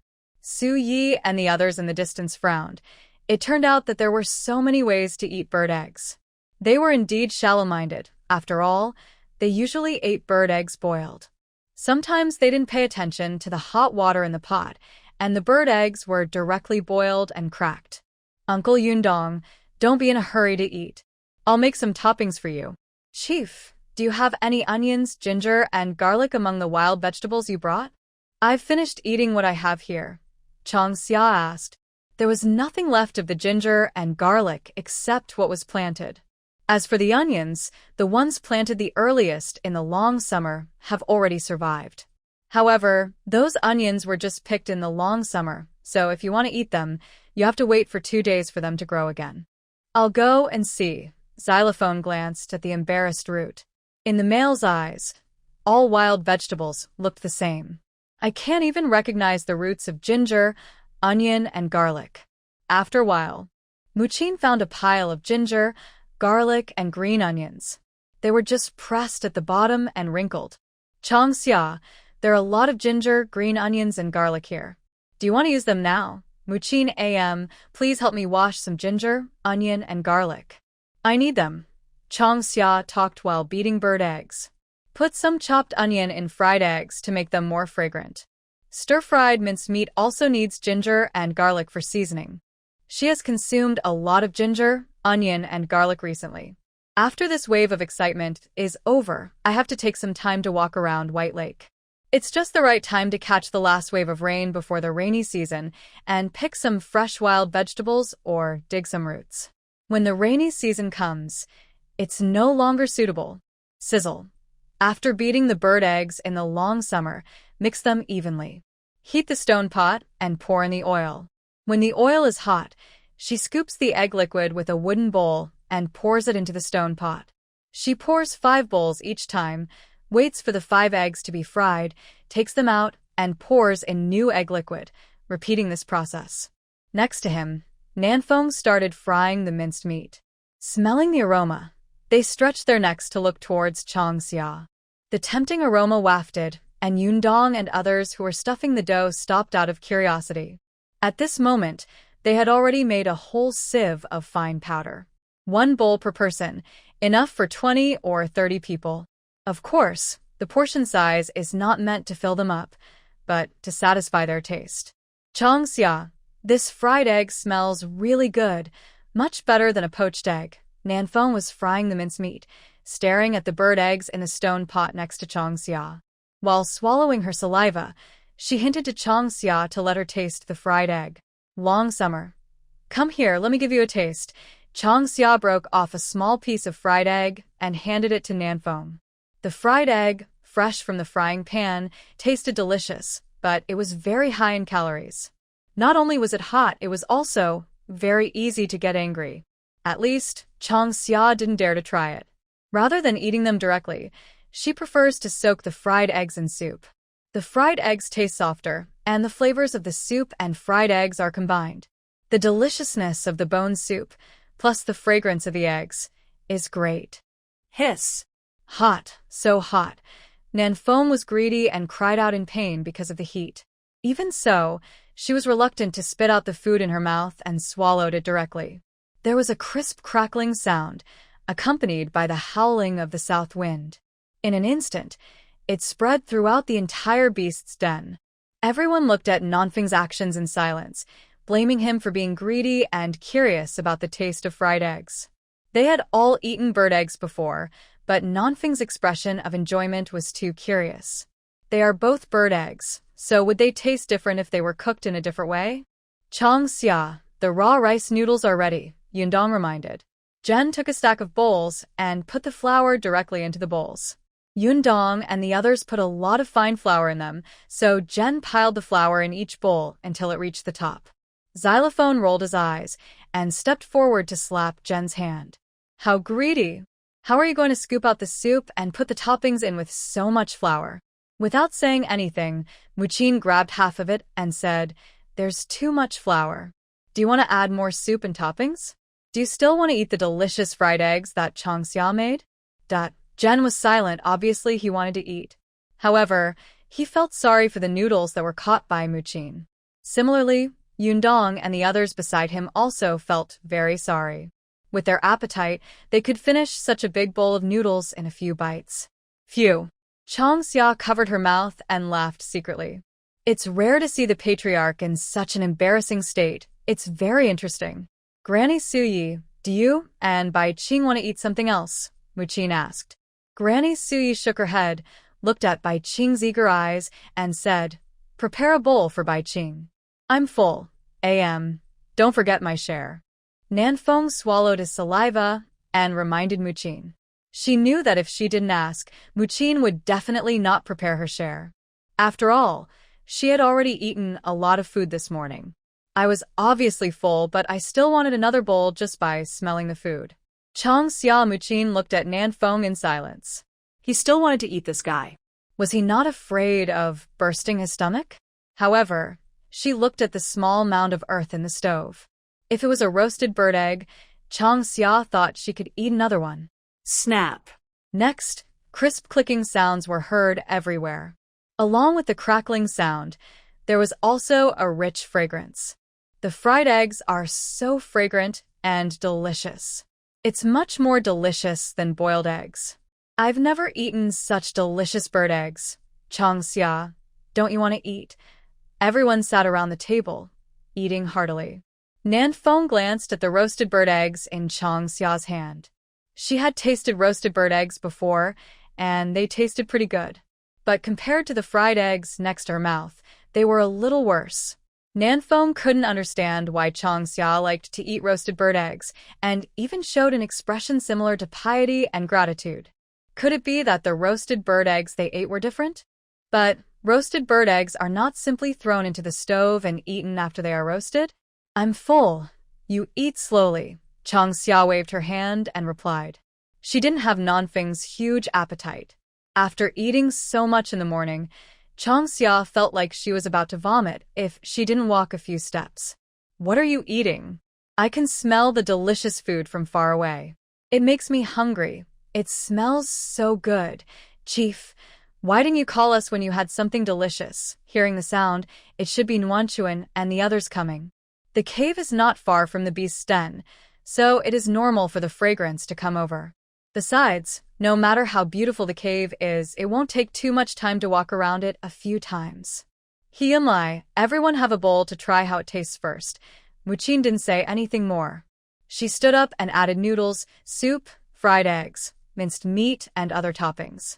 Her movements were quick and clear, as if she had done it countless times. He-yun and the other females were all straightforward people and didn't nag anymore. Walk forward and take the raw rice noodles. They found a place to sit or squat and started eating. Compared with Yun Dong and the others, the movements of the females like He-yun were slightly more gentle. In an instant, Yun Dong and his companions ate up all the fine powder that was squeezed out. Everyone stared at Chong Xia with a look of aftertaste. Chong Xia took a short break after eating and then started cutting meat with nan foam, preparing to make fried meat from the baskets of meat brought by Kong Shan and his friends. In the evening, Kong Shan would take it back to the tribe. Chong Xia, is this raw rice noodles really made from ginkgo nuts? Hien said in surprise. Chong Xia smiled, put down the beast's knife, nodded and said, yes. The presto is made by grinding the fruit powder of ginkgo into a paste and then fermenting it into dough. This is not difficult. He and AM, if you want to learn, I can teach you just like building a kiln. However, there are bags for making dough and fermenting, a powder sieve for filtering, and the press for pressing the dough. You need to prepare these tools by yourself. I don't have any left. Listen. Everyone showed their joy. Chong Xia, what do you want us to exchange for? No need to exchange, I will teach you directly. The tribe helped a lot in building the kiln. Besides, she initially studied ginkgo, not only because she was greedy, but also because she wanted to benefit her people. Unfortunately, the production process of dry powder is complicated and needs further research. Chief, listen to Chong Xia. Just 2 sentences and the matter is settled. After all, sometimes being too clear in distinction can make things seem distant. After eating the raw rice noodles, He-yun and other females surrounded Chong Xia, helping to make fried meat and asking Chong Xia for advice on various methods and techniques of making fruit noodles. Nanfeng Wanchuan has been bringing back a lot of new food from Chong Xia to the tribe recently. Over time, the tribesmen learned from what they saw and heard. However, they had time today. Naturally, they didn't want to miss it. In addition to the various ways to cook fruit powder, there were also many other things, such as how to preserve meat and bird eggs, and how to pick and eat wild vegetables. The tribesmen were happy to ask Chong Xia about it. Before noon, Kong Shan and his men fried all the baskets of meat they brought, put them in clay pots, and waited until they were completely cooled before covering them with wooden lids. This way it can be stored for a long time and is very convenient to eat. Chong Xia was busy making fried meat, and Yun Dong and his team took over the physical work of pressing and stuffing the dough. When Chong Xia finished frying the meat, more than 100 kilograms of dough were all made into fine powder, which was still put into the powder sieve. Before noon, Shun Rong returned with a full load. Each of them was carrying a few prays, and Yadong was carrying 2 large geese. They looked very similar to the large white geese that Chong Xia knew, but were 2 or 3 times larger. Each weighed about 40 to 50 kilograms and was definitely a large goose. Chong Xia, look what I hunted for you, Yadong said loudly. As he spoke, he kept shaking the big white goose in his hand. Feeling the pain, the big white goose screamed, "Go, go, go," and pecked at Yadong's thigh with its mouth. Yadong's face turned pale with pain. "Goose, where did you hunt it?" Chong Xia said happily. When she saw the goose, a dish of stewing the goose in an iron pot flashed to her mind. There was no iron pot in the den, but a stone pot would work. 2 geese were just enough for 1 pot. There is a shallow beach upstream of Baihu Lake, similar to Baiha Beach. These 2 geese were caught there. In addition to the geese, there are also many bird eggs, Shunrong said in a gentle voice. He put down the 5 or 6 pheasants in his hand. The legs of these pheasants were tied, so he didn't have to worry about them running away when he put them on the ground. Chong Xia, can these sharp-mouthed beasts be eaten? He squeezed forward and looked at them. Chong Xia said, they are edible. The big ones are geese, white geese. The smaller ones are ducks, white ducks and gray ducks. It seems that there are many wild ducks living in Baihu Lake. The most colorful ones are chickens. These small birds can be raised by clipping the feathers on their wings. I plan to build a shed in the reeds beside Baihu Lake and raise some chickens, ducks, and geese. Nowadays, Nan Feng and his family's cave dwelling was built. It just so happened that many people came to the tribe today, and Chang Xia directly revealed his idea of raising the animals. Ever since he was a child, Chang Xia always said something shocking. In the past, the tribesmen classified these as animal cubs. However, as Chang Xia built a kiln and used fruit powder to make a variety of foods, the tribesmen gradually realized that Chang Xia's words were not aimless. "Chang Xia, do you need help?" Jen asked. This time he did not obstruct and asked Chang Xia directly if he needed help. "I have no idea what breeding is." He just knew that Chang Xia would not harm the tribe. "Chief, that's not necessary," Chang Xia said happily. Nan Feng patted his chest and said straightforwardly, "Chang Xia, how many chickens, ducks and geese do you want to raise? I will go and catch a few more for you. When you have raised them well, remember to treat me to a meal." Haha. Suddenly, cheerful laughter rang out all around. It was obvious that the tribesmen were amused by Nanfeng's shamelessness. Chang Xia proposed the idea of raising them, and the tribesmen didn't say anything, but the females like Hyun kept it in mind. After tasting the chickens, ducks, and geese, they will decide what to do. For now, there is no rush. Chang Xia rolled his eyes at Nanfeng and then set his gaze on Shenrong. "Chenrong, take Yadong and the others to Baihu to deal with the chickens and ducks, and also deal with these 2 geese. We will prepare a hot pot feast in advance, and the tribesmen are welcome to come and visit." She felt that no communication could be more convincing than having a meal. If 1 meal isn't enough, then 2. "Chang Xia, would you like to have beggar's chicken for lunch?" Nanfeng asked happily. She didn't feel anything at all about Chang Xia's rolling eyes. When she heard that she asked Shenrong to go to Baihu to deal with the chickens and ducks, she was immediately excited. Beggar's chicken, Nanfeng went back to the tribe and made it. Unfortunately, the taste was not as good as Chang Xia's. Sure. Chang Xia nodded and continued, "In addition to beggar's chicken, we will have goose stewed in a stone pot for lunch." Almost. A few short words quickly aroused the foodie instincts of the crowd. They all asked Chang Xia what he needed them to do. Chang Xia pointed to the largest stone pot next to the beast's den and said, "Hyun, please help clean the stone pot. I want to use it to stew the goose later." These stone pots were specially polished by Chang Xia at Shenrong's request. The stones were collected by Yadong Shankuan from the rocky beach upstream of Baiha Beach. Shenrong polished 7 or 8 stone pots of various sizes. The small stone pot is big enough for Chang Xia and Shenrong to use. If there are more people, she can just pick a suitable stone pot. With the stone pot, Chang Xia no longer has to worry about cooking. She used to cook with a clay pot, but when she used it for stir-frying or frying, she was always worried that the clay pot would crack and explode, which made her very nervous. "Who polished this stone pot?" Hyun brought out the stone pot and liked it.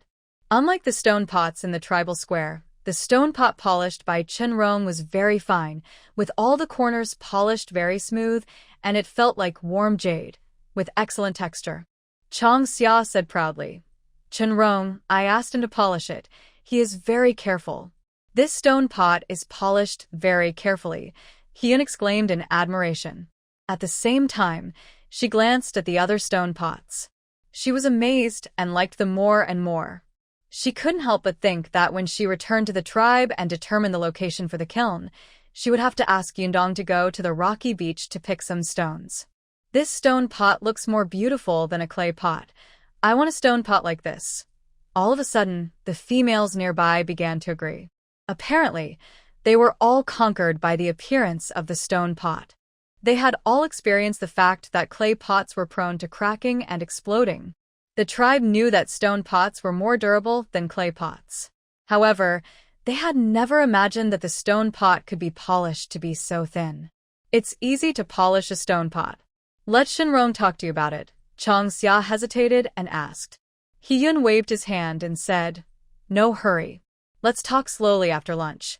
Soon, Hyun took the two of them to clean the big stone pot. Then they built a stove, put a stone pot on it, lit a fire, heated the pot, and boiled it. Seeing nothing to do, Jen called a few people to move the ginkgo nuts to the table and grind them. In the past 2 days, Changxia had consumed a lot of ginkgo nuts. The pottery jar that was originally filled with ginkgo nuts was now empty. Although Jen did not open the lid of the pottery jar, he could roughly guess the fine powder in the powder sieve. The tribesmen do things efficiently and decisively. For some trivial matters, Hyun and the others just did them without Changxia asking for anything. They chatted while working, from cave-dwelling construction to the cooking of beggar's chicken. The sky above the beast's den was never quiet, and they kept asking when Changxia would move. "I'll move in when Nanfeng Wanchuan's cave is finished." Changxia said, "The cave is quite empty. I want to make some furniture to put in, like tables, chairs, and benches. The cave dwelling has a Kong bed, and a wooden bed is optional. If you do, put it in the empty room. If you don't, you can just sleep on the Kong bed. But you must have a wardrobe. After all, it's hard to store things without a wardrobe. Similarly, it's best to have a few things like shelves. This table and chairs are really well made. Ironwood is the best. It is strong and can withstand falls." They think the same as xylophone. All agree that furniture made of ironwood is the most beautiful. They think rosewood and the like are not practical. That's right, the orc's aesthetic is so simple and real. Everything is based on practicality. They went to visit Changxia's cave house and saw the doors and windows made of ironwood, and they all gave high praise. They believed that the doors and windows made of ironwood would definitely be able to withstand the attacks of wild beasts, and it was really safe. "I think things like bowls, chopsticks, tables, and chairs should all be made of ironwood, and the same applies to furniture," Muchin agreed. At the end, she glanced at Changxia, blaming her for not knowing the value of the goods. Unfortunately, Su Yi agreed with Changxia's use of rosewood to make furniture. Otherwise, Xylophone probably wants to say something. "What's so good about that weird pattern? No matter how good-looking it is, can it be better than being strong and resistant to falling?" "Mom, stop trying to persuade me. Changxia won't agree to use ironwood to make tables and chairs. She thinks ironwood is ugly." Nanfeng laughed and retorted. Changxia shrugged and said nothing. If the Halua tribe was not more suitable for building a cave, she would have liked to build a wooden house with red sandalwood. Thinking of this, Changxia looked up at the roof of the cave. Maybe it would be nice to build a small wooden house there? Of course, this is something to consider in my spare time later. I don't understand the perspective of you young people.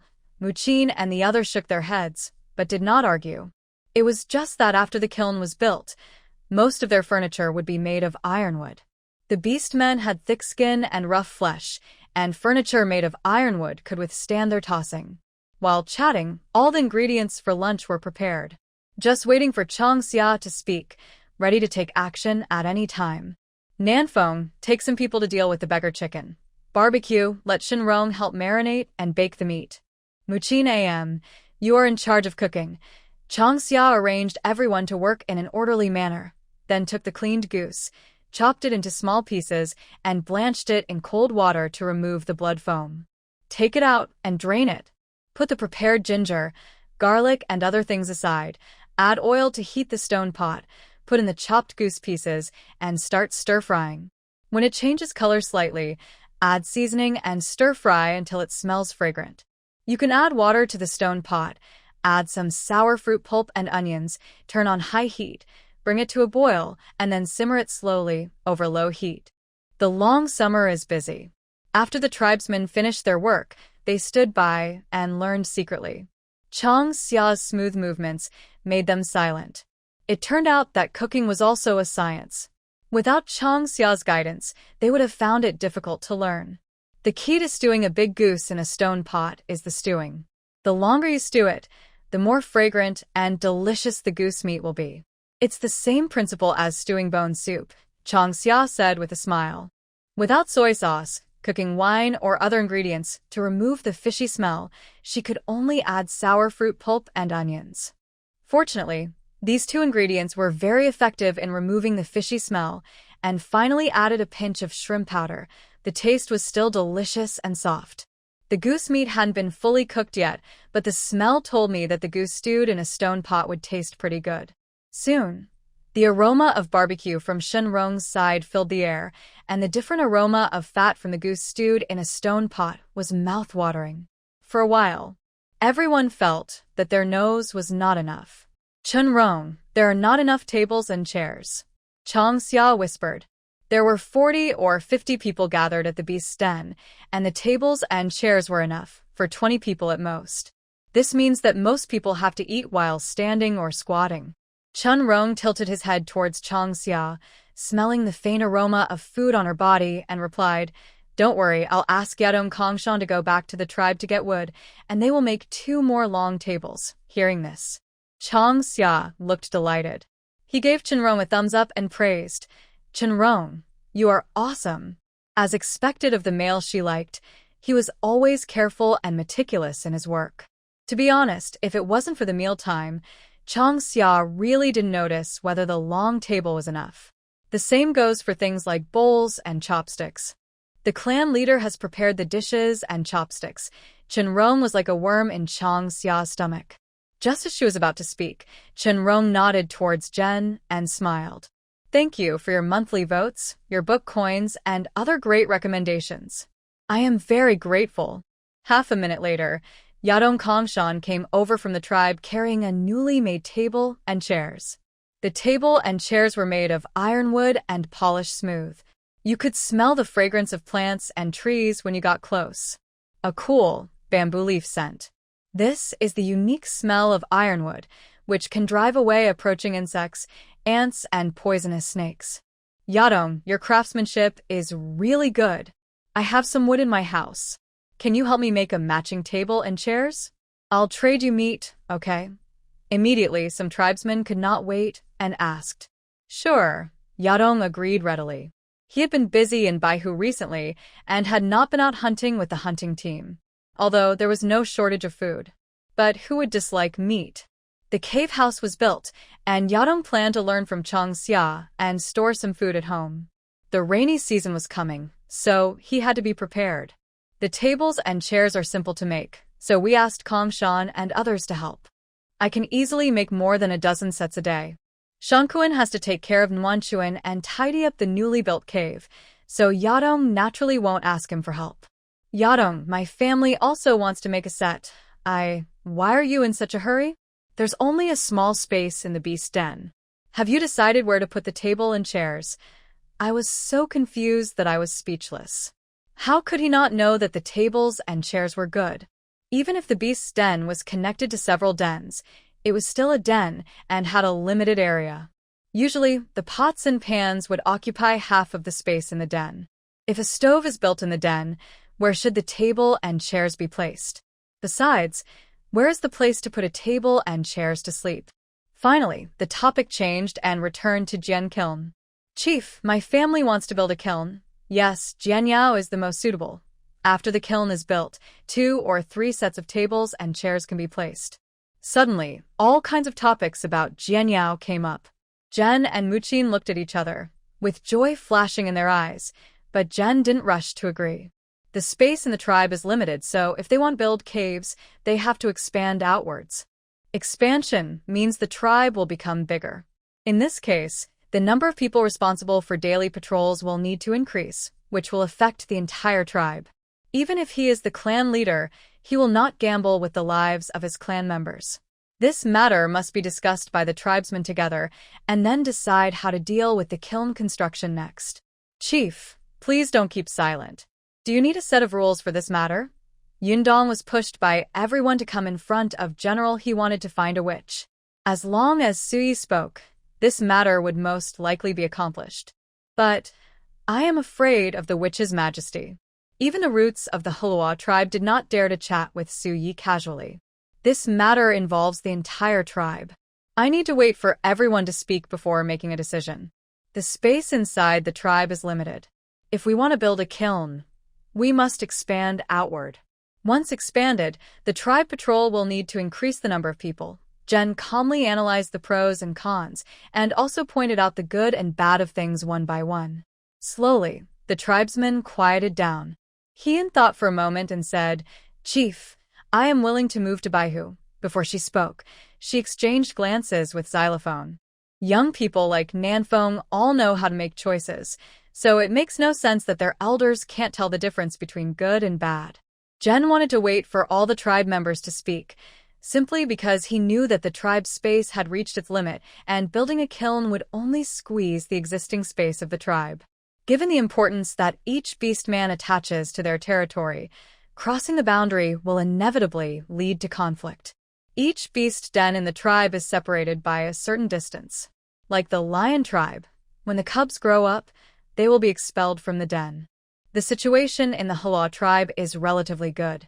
After all, Nanfeng still lives with Jen and Muqin after he grows up. If I can build a kiln by moving to Baihu, I would be willing to do so.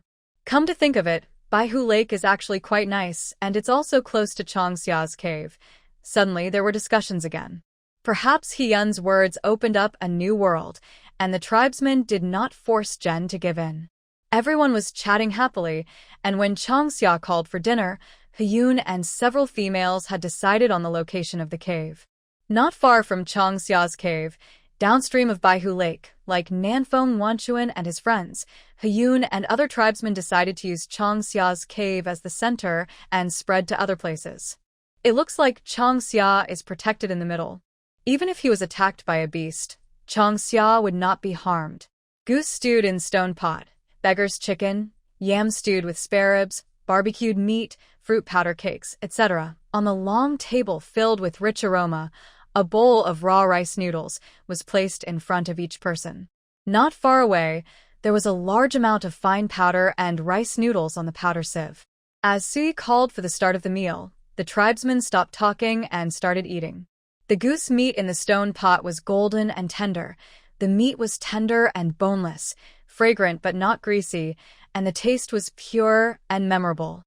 The beggar's chicken was also tender and boneless, but the taste was different, and the sweet and soft glutinous yam stewed pork ribs. The tribesmen were completely addicted to it. It was also barbecue, but the barbecue made by Shunrong was full of charred aroma.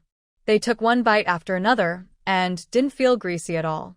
They just wanted to keep eating. At the same time, with the fruit powder pancake, the tribesmen almost forgot to eat the raw rice noodles and cold rice noodles. This meal, everyone was full. There were dishes scattered all over the long tables. All the food was eaten up. Even the bones in the stone pot were eaten up, not to mention the soup. Not even the residue was left. Changxia looked at this scene and felt a great sense of responsibility. It is not easy to feed these foodies. However, it is challenging. Changxia, are you scared? Suyi smiled and said softly. Changxia did not hide her inner thoughts, and Suyi saw that she wanted to change the Halua tribe. She might even want to change the entire beast tribe. Suyi liked the vitality in Changxia's eyes. At the same time, she also wanted to protect Changxia. Therefore, Suyi chose to conceal the fact that Changxia had already awakened her bloodline and let Changxia torment under her nose. Obviously, Changxia's growth was in line with Su Ye's expectations. Changxia met Su Ye's deep eyes and said calmly, "Grandma Su Yi, I want to try." Su Yi did not say anything else, but reached out his hand and gently stroked her head. He expressed his support without words and told Changxia that Kana Holy Mountain would be her backer and supporter in any matter. Feeling Su Ye's care and support, Changxia grinned and showed a happy smile. She had been testing things since she was young and had unscrupulously shown her incompatibility with the Dusk Forest. All that. In fact, Su Yi and the Halua tribe saw everything. However, both Su Yi and the leopard clan of the Halua tribe chose to be tolerant. They tacitly told Changxia that no matter who she was or where she came from, Changxia was now just a cub of the Halua tribe, their cub. Aside, Jenmikin and the others all smiled. Did not participate in the conversation between the two. "Wu, I will protect Changxia," Shunrong said firmly. He held Changxia's small hand tightly in his palm, expressing his decision. Suyi looked at him and said softly, I will expel the poison from your body as soon as possible. What are your plans for the Heavenly Wolf Tribe? Do you need me to help you pass on a message to the Wolf Tribe? Please help me pass on a message to the Wolf Tribe, the Heavenly Wolf Tribe. I want to go visit my grandfather in person after I recover, Shenrong said calmly. Okay. Suyi nodded, agreeing with Shenrong's decision. Here, Changxia heard Shenrong say that he would go to the Tianling tribe in person, and he immediately became restless and ready to make a move. The tribesmen dispersed. Some people went to visit the cave dwellings of Nanfeng Wanchuan, while others set out to determine the location for building a cave. The lively beast den ushered in a rare tranquility. Suyi chatted with Changxia for a while. Jen arranged for the totem warriors to escort her and Bai Qing back to the holy mountain of Kana. As the witch of the beast tribe, except for the Hulua tribe, the other beast tribes in the Dusk Forest would send their totem warriors to the holy mountain of Kana every 3 to 5 days, either to deliver food or to report the situation of each tribe. Recently, Su Yi and his friend went to visit the bird tribe on the Tringhai Plateau. There must be a lot of things piled up in the holy mountain of Kana. This is why Su Yi wanted to return to the holy mountain of Kana first, and then come to the Hulua tribe to look after Nwanchuan's birth. He valued the Hulua tribe, but he couldn't leave behind other beast tribes. Changxia prepared things for Su Yi and Bai Qing, but Su Yi refused to take them away. She said that she would come to the Hulua tribe again in a day or two. Su Yi asked Changxia to clean up the room in the cave, and she planned to bring Bai Qing to stay for a few days. The warm spring twins are of great importance. Su Yi plans to live in the Hulua tribe for a while to ensure a smooth delivery during Wanchuan's pregnancy. Changxia, what are you doing this afternoon? Nanfeng asked. At this moment, Changxia and a few others were the only ones staying in the beast's den. Nanfeng felt a little overwhelmed as he was busy all the time and suddenly had nothing to do. Changxia leaned forward, yawned, and replied, Once the cave house is built, we will store more food to get through the rainy season. Oh, where do you want to go? Nanfeng asked spiritedly. I'm not going anywhere. I'm going back to the beast's den to lie down and take a nap. Why don't you go back to the cave and ask Yadong to make 2 sets of furniture or something? Changxia asked back, blinking. She really had no plans to go anywhere. Even if I take action, I only plan to walk around White Lake. If we want to live in Baihu in the future, we need to at least get to know the area well and get rid of the wild animals. My mother asked my father to build the cave house for us a long time ago. Nanfeng shrugged, spread his hands, and said helplessly. Nwanchuan smiled and said, My Shankuan is also ready. After they decided to build the kiln, they would make whatever they had in Changxia Beast's nest after returning to the tribe. For example, if they had seen powder sieves and rattan sieves in Changxia Beast's nest, they would privately ask Shenrong for the production methods. After moving in, I'll buy some new things for the cave house. More or less, everything should be ready. Changxia, when have you decided to move? Nanfeng asked again. After confirming that Changxia had no plans to move in the afternoon, Nanfeng decisively asked about the moving date. Previously, Shenrong estimated that it would take 3 to 5 days to build the kiln. Nowadays, with the help of Kongshan and others, the cave was built in more than 2 days. For a moment, Nanfeng didn't know what to do. We'll move the day Grandma Sui comes over from the holy mountain of Kana. By the way, I plan to go around Baihu Lake in the next 2 days to see if I can find some fresh ingredients so that I can be prepared for the hot pot banquet. Changxia said. With today's meal as a foundation, the tribesmen said they were all looking forward to the hot pot banquet. However, it seems that the tribesmen love the cave dwellings. When that day comes, there will be many new kills in the Baihu area. At that time, entertaining the entire tribe in Baihu would not be a big problem. If it were now, Changxia would be worried that the cave house could not accommodate more than 1,000 people. After all, there were only 4 caves, which could accommodate more than 100 people. If there were more, they would be more than they could handle. Changxia, are you really planning to invite the entire tribe to the hot pot banquet? Nanfeng asked nervously. 1,000 people would be enough to eat Changxia out of money. Besides, with so many people coming, Nanfeng was worried that she would not be able to compete with the tribe members. Chang Xia noticed Nanfeng's strange expression. Nanfeng, you're not worried that your tribesmen will come and snatch your food, are you? Nanfeng's expression changed immediately upon hearing this. He waved his hands repeatedly and retorted, Chang Xia, do you think I am that kind of person? It's quite similar. Nuanchuan added, when there are many people, we can eat raw rice noodles and cold rice noodle soup like today. This way, we can prepare some barbecue, fish balls, and other food, which will be much easier. In fact, invite the entire tribe to a hot pot feast. It's pretty much the same situation as during the tribal harvest festival. However, this time Chang Xia invited the tribe to join in the event under the pretext of moving into the cave. Of course, in addition to Chang Xia, Nanfeng Nuanchuan and his tribe would also move into the new cave. Nuanchuan is right, I think so too. We just need to prepare the food in advance, and the tribesmen will naturally help prepare the hot pot banquet on the day. I didn't say that only a few of us will prepare the hot pot banquet. A few people prepare a hot pot banquet for more than 1,000 people. What does Nanfeng think? Even a totem warrior couldn't stand it. Oh. So that's how it is. Nanfeng breathed a sigh of relief. After chatting for a while, Nanfeng and Wanchuan couldn't wait to go back to their own caves. They were thinking about what else they needed to buy for their caves. And since it was a new cave after all, everything was new, shouldn't they buy new clothes? Suddenly, Nanfeng, Wanchuan, and the others left with excitement. Are you tired? Shun Rong asked gently. He tidied the beast's den inside and out, and seeing Chang Xia looking sleepy, he couldn't help but ask. The long summer is a good time to sleep, with yawns and a gentle breeze on your face. I'm tired. I want to sleep for a while, Chang Xia muttered. Chen Rong, why don't you take a nap too? When you wake up, shall we go for a walk around Baihu Lake? Yes. Okay. Shenrong smiled and nodded.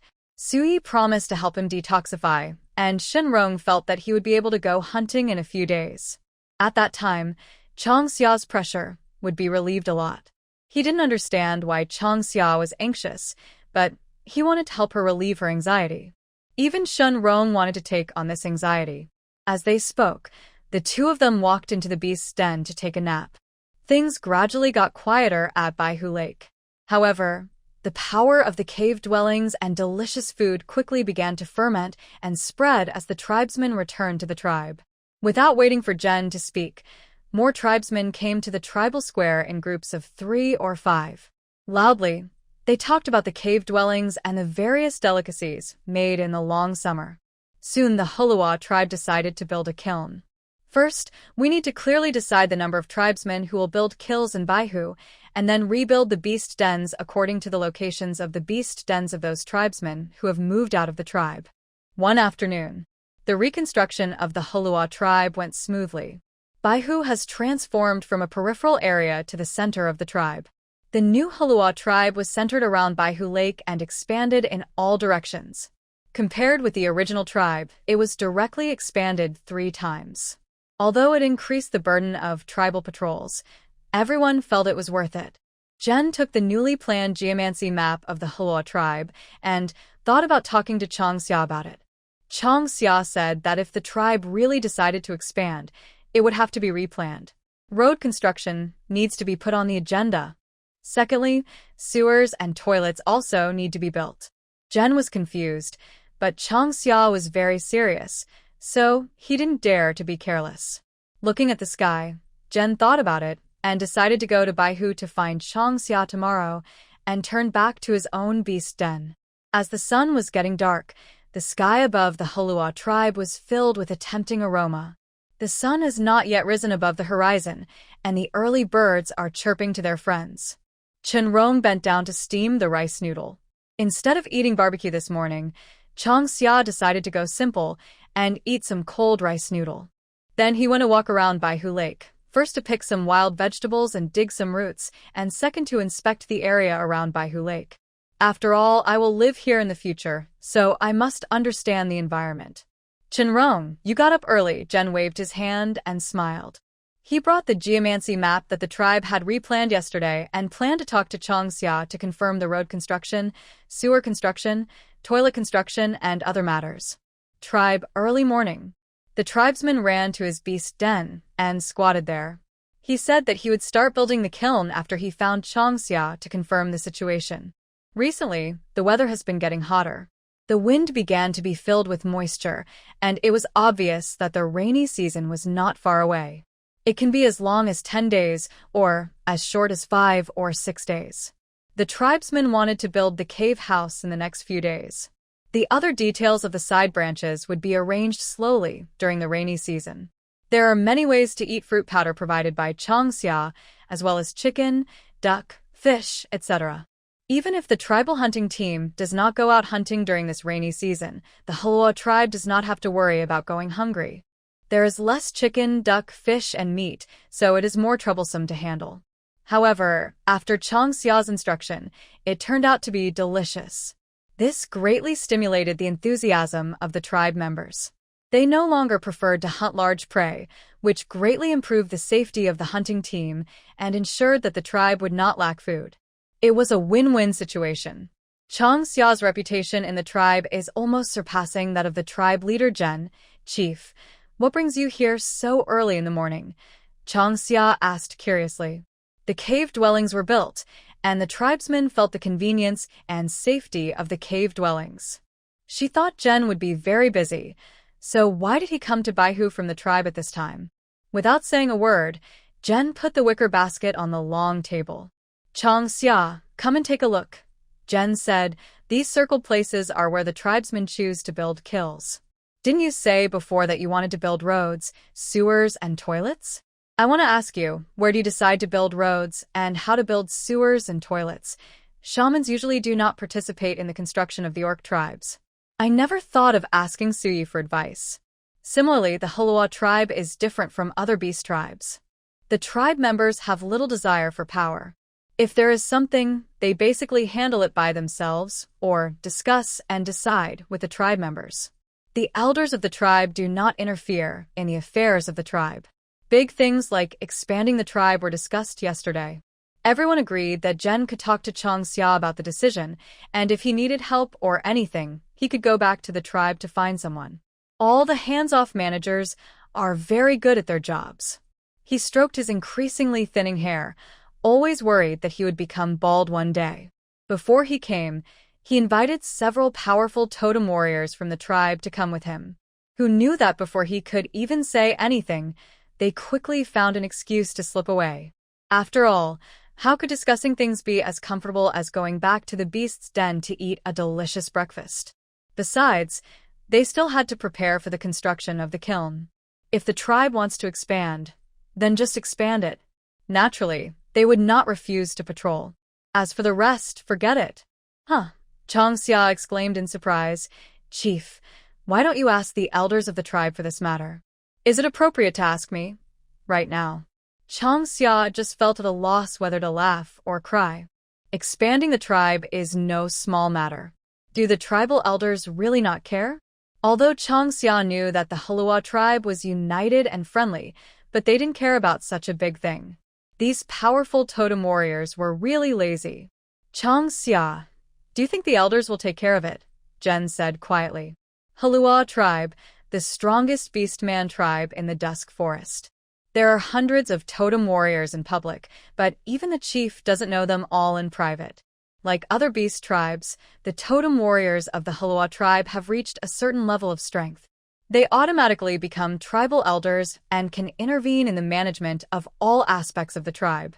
However, the elders of the Halua tribe are extremely strange. They don't care, in addition to being responsible for patrolling the tribe's hunting territories. Everyone kept to themselves and left all matters to the clan leader. 10 years ago, a severe flood broke out in the Dusk Forest, which almost affected the Halua tribe. Muqin proposed to send the tribe's cubs to the holy mountain of Kana, and Changxia was among them. That time, many elders came out of the tribe. It was also at that time that Changxia learned that there were so many totem warriors hidden in the tribe. On weekdays, they are all low-key. Some are sloppy, some play with their cubs and act like hooligans, playing with their penises and doing nothing all day long. Little did they know that they were the backbone of the tribe. These people left the Halua tribe, and in just 10 days, they joined forces with other beast tribes to quell the flood. During that period, the Halua tribe was very lively, and from time to time, the beast tribe would come to express their gratitude and present gifts from various tribes. Unfortunately, Chang Xia's health had not recovered by then. Missed the opportunity to come into contact with other orc tribes. Chang Xia smiled but didn't dare to answer. The route looked very dangerous at this time, so Chang Xia wisely changed the subject and said, "Chief, let's talk about road construction." She wasn't afraid, she just followed her heart. In Chang Xia's memory, the fists of the elders were very scary. When Nanfeng Yadong was a child, she received many punches of love from the elders. A light punch left a bump on her head. The scene reminded her of an anime she had watched a long time ago, where the old man also kept calling her grandpa, love, and a bump on her head with every punch. "Chief, let's eat and talk at the same time." Shen Rong brought the prepared cold rice noodle soup and placed it in front of Jen and Chang Xia. Chang Xia smiled and took the chopsticks handed to her by Shen Rong. "Shen Rong, come and take a look. Do you think my plan is okay?" After Shen Rong's identity was revealed, the people of the Halua tribe looked at him with bright eyes. Yesterday, many males came to chat with Shen Rong, asking about Shilu and Tianyuan tribe. Unlike the West Continent, the beasts, fish, and birds living in the East Continent live in peace. There are occasional frictions, but they are limited to private matters. Large-scale wars like those in the West Continent have not yet occurred in the East Continent. This caused the tribesmen to be very curious about this. However, after listening to Shen Rong talk about the death toll that comes with war, the tribesmen were all depressed and looked horrified. Obviously, they were terrified by the madness of the Western continent. They could not understand or accept the idea of wielding a knife against their own people. "Are you planning to change the tribe's layout into a grid like a wooden window?" Shen Rong asked in surprise. This layout may seem simple, but it is actually very reasonable. The sky is round, and the earth is square. The grid layout is conducive to management. Moreover, if the tribe grows and needs to expand in the future, it only needs to continue to form new grids on the periphery without having to relocate and cause physical distress. Chang Xia, how wide should the road be built? Chang Xia, how should the toilet be built? The sewer pipe is buried. What is this pipe? He threw out a bunch of questions and asked Chang Xia all kinds of questions. At the same time, he took notes carefully and would talk to the elders when he returned to the tribe. The elders are not responsible, but we cannot but respect them. What's more, the tribe needs the support and help of the elders for its construction. 6 meters. The beastmen are large in size. This road was built for walking. If it is too narrow, it will be inconvenient. Public toilets are built in the southeast, northwest, and northeast directions of the tribe to facilitate the use of outsiders when they come to the tribe. Chang Xia considered and whispered to Shen Rong to confirm the question asked by General just a sewer pipe. Chang Xia was very hesitant. She was not sure how to deal with it. Shen Rong suggested, "Why not try to use resin to bond the ironwood board?" There were no green bamboos or similar plants in the Halua tribe. Most of the ordinary hollow plants were not suitable, and Chang Xia's sewers did not have buried pipes, so they simply dug a ditch and did not fill it. The rainy season is approaching and ditches must be dug. Otherwise, backflow can easily flood the cave and cause it to collapse. Even if it didn't collapse, the cave would definitely be made a mess by the rain. Chang Xia stroked his chin, hesitated, nodded, and said, "Then let's try it. I'll arrange for someone to do this when I get back to the tribe," Jen said, taking over the task of making the pipes. While eating, he pestered Chang Xia about all the big and small things. Finally, Jen left satisfied. By the time Jen returned to the tribe, it was almost noon. "Chang Xia, are you still going to Baihu Lake?" Shen Rong asked lightly. Chang Xia said, "Go." Nanfeng didn't come today, so he must have gone out hunting or picking. "I just don't know what's going on with Nuanchuan." Wu said that Nuanchuan cannot be away from her. At the same time, Chang Xia promised to take care of Nuanchuan. But no one came today as the south wind was blowing warmly. "Then let's wait for Nuanchuan." Chen Rong began to clean up the long table. Chang Xia used the remaining paper and pen to draw pictures. He drew whatever he thought of. The animals and plants in the two time and space have similarities, but they are not exactly the same. Drawing pictures is nothing more than encouraging the tribesmen to consciously and actively collect them. Of course, it would be great if we really found something. Chen Rong, what are you waiting for Nuanchuan for? As soon as I mentioned the south wind, it arrived. Nuanchuan also came with it. But Shankuan didn't come with him. He must have gone out hunting with the hunting team. The tribe planned to build a kiln. This time he left the tribe to hunt. It should be the last time before the rainy season, and then the tribe might gather together to build the kiln. We plan to go to White Lake for a stroll, and we're waiting for you to join us. Chang Xia put down his pen and waved to Nanfeng and the other man. Nanfeng said, "Don't worry, we can set off at any time. Okay, let's go." Chang Xia put away the paper and pen, took the backpack prepared by Chen Rong, and walked towards the White Lake at the foot of the hill. Considering the warm spring, the group walked and stopped from time to time. It looked like they were not going to pick fruits, but to have a spring picnic. Where are Shankuan and the others? The chief just returned to the tribe and talked to the elders. Then, except for the people who were left on patrol, all the hunting team left the tribe and went out hunting. Sister Chang Xia. Nuanchuan walked slowly and chatted with Chang Xia. As soon as they arrived at the White Lake, they were about to walk along the reeds upstream of the lake when several childish shouts came from far away. Hearing the sound, Chang Xia was startled. Tit Wulio. Nanfeng opened his mouth wide and stared blankly at the animal cub running towards them. Chang Xia's expression changed slightly, and he looked behind Shan Ke and the others. Mountain Tit, why did you run out of the tribe alone? What did I tell you before? You must never leave the tribe without an adult accompanying you. The three cubs paused, a look of guilt flashing across their faces. Chang Xia pointed at the oldest girl with a cold face. Mountain Tit, you speak. By who is also from the tribe. We didn't leave the tribe alone. Shan Ke crisply defended and accused. Sister Chang Xia clearly said that she would come back to the tribe to find me in 2 days. How long has it been? Humph. I knew that Sister Chang Xia had a partner and didn't care about us anymore. Chang Xia froze, looking embarrassed. I have been busy building kilns and researching fruit powder recently. She really forgot the promise she made to Shan Ke and the others. Ahem. Chang Xia cleared her throat twice and said softly, Shan Ke, I'm sorry. I've been too busy lately and forgot about the agreement with you. However, Baihu has not yet been completely included in the tribe's patrol range. You must not leave the tribe alone without an adult. Accidents can happen even in a tribe. In the past, Chang Xia would stroll around the tribe when he had nothing to do, and a string of radish heads would follow him. The beastmen are careless and are both careful and careless in raising their cubs.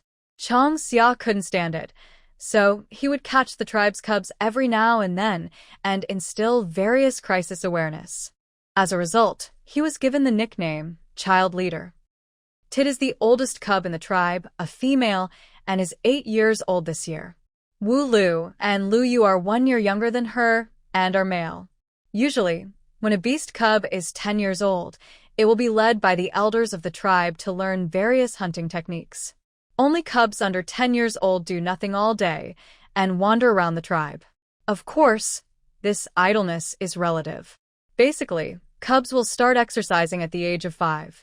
However, the training usually lasted half a day and was not mandatory.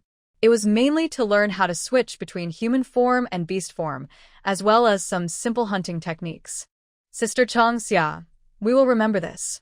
After Chang Xia's explanation, the 3 Shan Ke people admitted their mistakes obediently. Lu Yu was the youngest of the 3 and the most lively.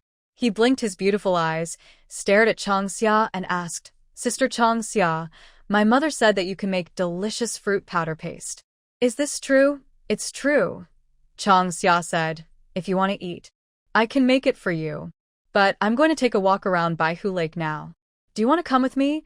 When Chang Xia was chatting with the 3 cubs, Nanfeng ran back to the tribe quickly. The 3 cubs had walked out of the tribe at once, and the tribe would be very anxious. Nanfeng had to report the news to the tribe so that the tribe members would not worry. Want hunting? I can help. Upon hearing this, Chang Xia invited them to explore by lake together. He was suddenly very excited, jumping up and down as he spoke, and was extremely happy. Mountain Tit, how did you sneak out of the tribe? Wanchuan asked curiously. The tribe has specially arranged people to look after the cubs to prevent the naughty and daring cubs from running out of the tribe and getting into danger. The titmouse tilted its head, looked around, and said nothing. Wu Lu was startled, stepped forward to protect Lu Yu behind him, and said, Sister Chang Xia, I brought them out. We found a small cave entrance to the west of the tribe. Seeing this, there was nothing Chang Xia and the others couldn't guess. This cave entrance should have been discovered by Wu Lu. However, it was definitely Shan Ke and Lu Yu who instigated him to sneak out of the tribe. Wu Lu is a little silly, Shan Ke is just brave. And Lu Yu is definitely the most cunning of the many beast cubs in the tribe, and he is always there when there is trouble. But Lu Yu is handsome and delicate, with a sweet and obedient mouth, which makes him most like Chang Xia. Every time a mistake is made, the tribesmen cannot bear to blame too much.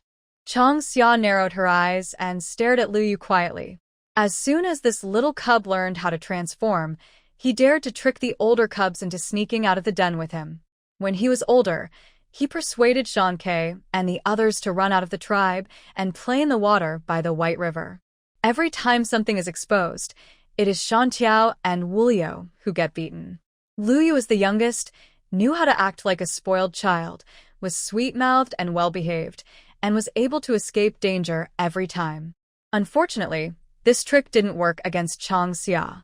In the tribe, apart from the chief and some elders, the person Lu Yu feared the most was Chang Xia.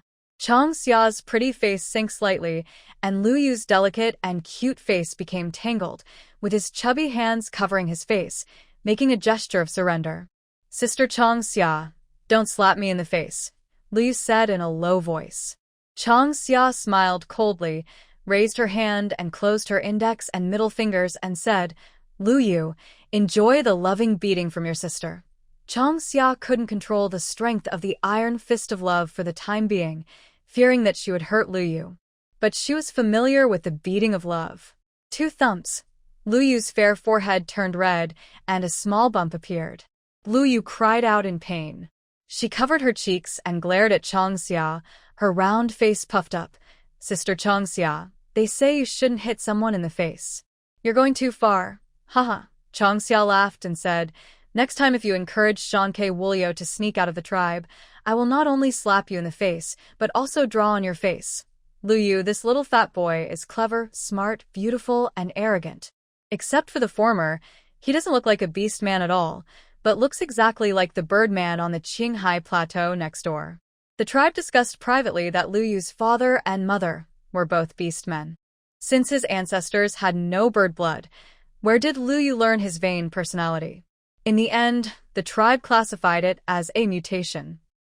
Sister Chang Xia, are you a devil? Lu Yu said in horror. If you listen to me and don't cause any trouble, I won't hit you and will make delicious food for you. However, if I hear you taking the lead in causing trouble again next time, Chang Xia smiled gently at Lu Yu before she finished her words. This smile, Lu Yu couldn't help but shiver. Sister Chang Xia, I will keep an eye on Lu Yu, Wu Lu said seriously. Shan Ke was giggling foolishly, obviously not understanding the confrontation between Chang Xia and Lu Yu. Glancing at Shank's smiling face, Chang Xia held her forehead. Before, she thought Wu Liu was a little fool, but compared with Shan Ke, Wu Liu at least had some brains. Shan Ke was probably a leopard girl, bold, without brains and relying on her fists. Maybe next time I see Root, he should be told that the elders who teach the tribal cubs should be replaced. It seems that Elder Pukong might not really be suited to teaching the tribal cubs. If he lets Elder Pukong continue to teach, Chang Xia is worried that the tribe will be filled with fools. Without realizing it, Chang Xia just thought of Elder Pukong. Suddenly, a familiar laugh came to my ears. Hee hee hee hee hee. The familiar laughter of Elder Pukong came from far away. Turning around, I saw Nanfeng walking towards me from the tribe with his neck shrunk. Behind him was a 3-meter-tall, strong man with strong and well-developed muscles. He looked very strong and powerful. His arms were thicker than Chang Xia's waist, and his face was covered with beard. Using the witch's description of Elder Pu Kong, he was not like an elegant leopard, but more like a savage and wild lion. Elder Pu Kong. Chang Xia's mouth twitched, and he called softly. Elder Pu Kong grinned. He placed his big hand, like a palm leaf fan, on Chang Xia's head and rubbed it gently. He said loudly, "Little Chang Xia, long time no see." Chang Xia grimaced and cried out in pain, and Elder Pu Kong was as rude as ever. Fortunately, he remembered that Chang Xia was weak and did not give her a loving iron fist. Nan Feng looked like he had probably endured the iron fist of love from Elder Pu Kong. Nuanchuan held her belly and carefully took 2 steps back. Seeing that Elder Pu Kong greeted Chang Xia and ignored her, Nuanchuan breathed a sigh of relief. Not many people in the tribe could enjoy Elder Pu Kong's love.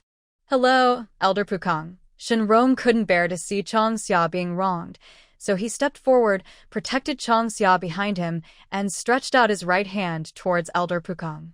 "You stinky boy from the wolf tribe, you are the one who married little Chang Xia." Pu Kong narrowed his eyes and looked at Shenrong. He has a good physique. According to the discussions of the boys in the tribe, his strength has not declined even after being poisoned. Now, let him weigh this boy's temperament and see if he can take good care of little Chang Xia in the future. One thick and one thin, the 2 palms are clasped together. Click. A crisp clicking sound was heard. Chang Xia's face suddenly changed. She pouted, stretched out her hand to grab Elder Pu Kong's other arm, and said coquettishly, "Elder Pu Kong, Shenrong's body has not recovered yet. Don't hurt him." Grandma Suyi said that she would help Shenrong get rid of the poison in a few days. He. Pu Kong laughed loudly and loosened his hand that was tightly clasped with Shenrong. Then he hid his hand behind his back. However, he saw 4 obvious finger marks on the back of his hand. Depend on. This brat from the wolf tribe was so cruel. This palm was almost crushed by him. Fortunately, he came alone this time. If other people in the tribe knew that he was beaten by a stupid boy, they would probably laugh at him for years. Shenrong met Chang Xia's worried look and smiled. "Chang Xia, Elder Pu Kong just said hello to me, it's okay." Similarly, Shenrong's right hand hanging by his leg was trembling slightly. It was obvious that neither of them had held back. Of course, neither of them had taken advantage. Feeling the murderous gaze from Elder Pu Kong, Shenrong certainly couldn't tell what had just happened. "Little Chang Xia, didn't you love Grandpa Pu Kong the most before? You have changed." "It has only been a short time." Chang Xia's mouth twitched. A strong man nearly 3 meters tall and nearly 100 years old. At this moment, he was acting like a wronged animal and acting like a spoiled child to Chang Xia. Is he serious? The Hulua tribe will be destroyed if it has such a shameless elder. It will definitely be destroyed. Nanfeng Wanchuan and the others twitched their mouths and were speechless. However, they did not dare to disturb Pu Kong's performance. On the side, Wu Lu opened his mouth to speak. Lu Yu, who was close by, was quick to cover Wu Lu's mouth. However, Lu Yu could stop Wu Lu, but he could not stop Bao Niu and Shantiao. "Grandpa Pu Kong, are you acting like a spoiled child with Sister Chang Xia?" Shankei raised his head and looked at Pu Kong and Chang Xia curiously. Suddenly, everyone fell silent. Everyone looked at the titmouse in horror. "Oh, boy. You are a leopard, not a tiger. Such a fierce man will kill people." Chang Xia saw Pu Kong's face change, and his eyes swept over everyone present with a sinister look. It seemed that he was thinking about how to kill people to silence them. "Grandpa Pu Kong, do you want to stay for lunch? I'll ask Shenrong to make you the most delicious barbecue." Chang Xia acted decisively and decided to use barbecue to stop Pu Kong from getting angry. "I heard from that kid that you have figured out many ways to eat fruit powder." Pu Kong smiled and gently clenched his hands like a palm fan, and the bones instantly made a cracking sound. Chang Xia and the others had tense expressions. If the beast men had a hunger like a starving ghost, then Pu Kong was a bottomless abyss. Under normal circumstances, Chang Xia really didn't dare to promise to let him eat to his heart's content. It was too difficult.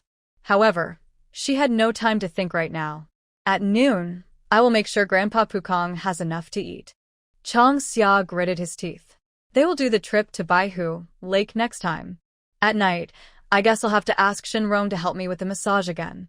Hee. Pukong laughed and said cheerfully, as expected of Grandpa's favorite little Chang Xia. Let's go eat barbecue. Grandpa Pukong, we still need to go hunting and picking near Baihu Lake. On the side, Wanchuan interrupted Elder Pukong quietly. It was still early in the afternoon, and it was too early to go back to the beast den to eat barbecue.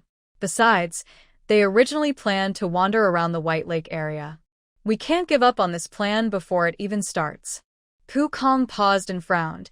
Besides the sharp-beaked beasts and fish, what else is there in the White Lake? You are hunting and picking near the White Lake. Isn't that funny? Everyone was speechless after hearing this. White Lake, near the tribe. Every now and then, the tribe would arrange totem warriors to patrol and eliminate wild animals that strayed into the White Lake. In this area, apart from small poultry such as chickens, ducks, and geese, there were probably only small animals such as hares left. Chang Xia tried hard to suppress the twitching of his mouth and explained, Grandpa Pukong, chicken, duck, goose, and fish are just as delicious as barbecue. Do you want to try? The cave I live in is built on Baihu Lake, and I need to know the area around Baihu Lake, so I plan to take advantage of the time to wander around Baihu Lake and hunt and fish. Xiao Chang Xia has never left the tribe. You wandered around Baihu Lake just to have fun, right? Pukong showed an understanding expression, waved his big hand, and said, You guys go wander around, and leave the hunting to me. In addition to the barbecue for lunch, I also want the chicken, duck, goose, and fish you mentioned just now. After saying this, Pukong turned and left. It looks like he went hunting. Chang Xia and the others looked at each other in shock for a moment. Elder Pukong, are you gone? Nanfeng said in a low voice, releasing his hands that were covering his face. While speaking, he looked around to confirm whether Elder Pukong had really left. Having just been hit by Elder Pukong's iron fist of love, Nanfeng felt sore all over, and several places on his body were still swollen, especially on the left side of his face. The big devil is gone, Lu Yu replied. Like Nanfeng, he carefully released his hand that was covering Wu Lu. There was fear in the depths of his eyes. Yes, Elder Pukong was also on the list of people Lu Yu feared. Shankei looked confused and asked foolishly, Sister Chang Xia, what happened to them? Hear the sound. Chang Xia's tense and stiff body slowly relaxed. She smiled and half-crouched. Chickadee, you should eat more fish to nourish your brain in the future, and don't be so stupid all the time. Fortunately, she reacted in time and used barbecue to stop Elder Pukong from getting angry. Otherwise, with Elder Pukong's vengeful personality, even she and the 3 beast cubs of Shankei would have suffered from his vicious hands. I guess the only exception is Warm Spring. It is impossible for Nanfeng Chenrong to remain uninjured. Shenrong turned his head and quickly wiped the hot sweat from his forehead with trembling hands. Ahem, the Halua tribe is truly the most powerful beastman tribe in the Dusk Forest. Any old man who came out randomly would be too strong. When the two of them fought just now, the old man might have let them off a bit. Sister Chang Xia, is fish brain delicious?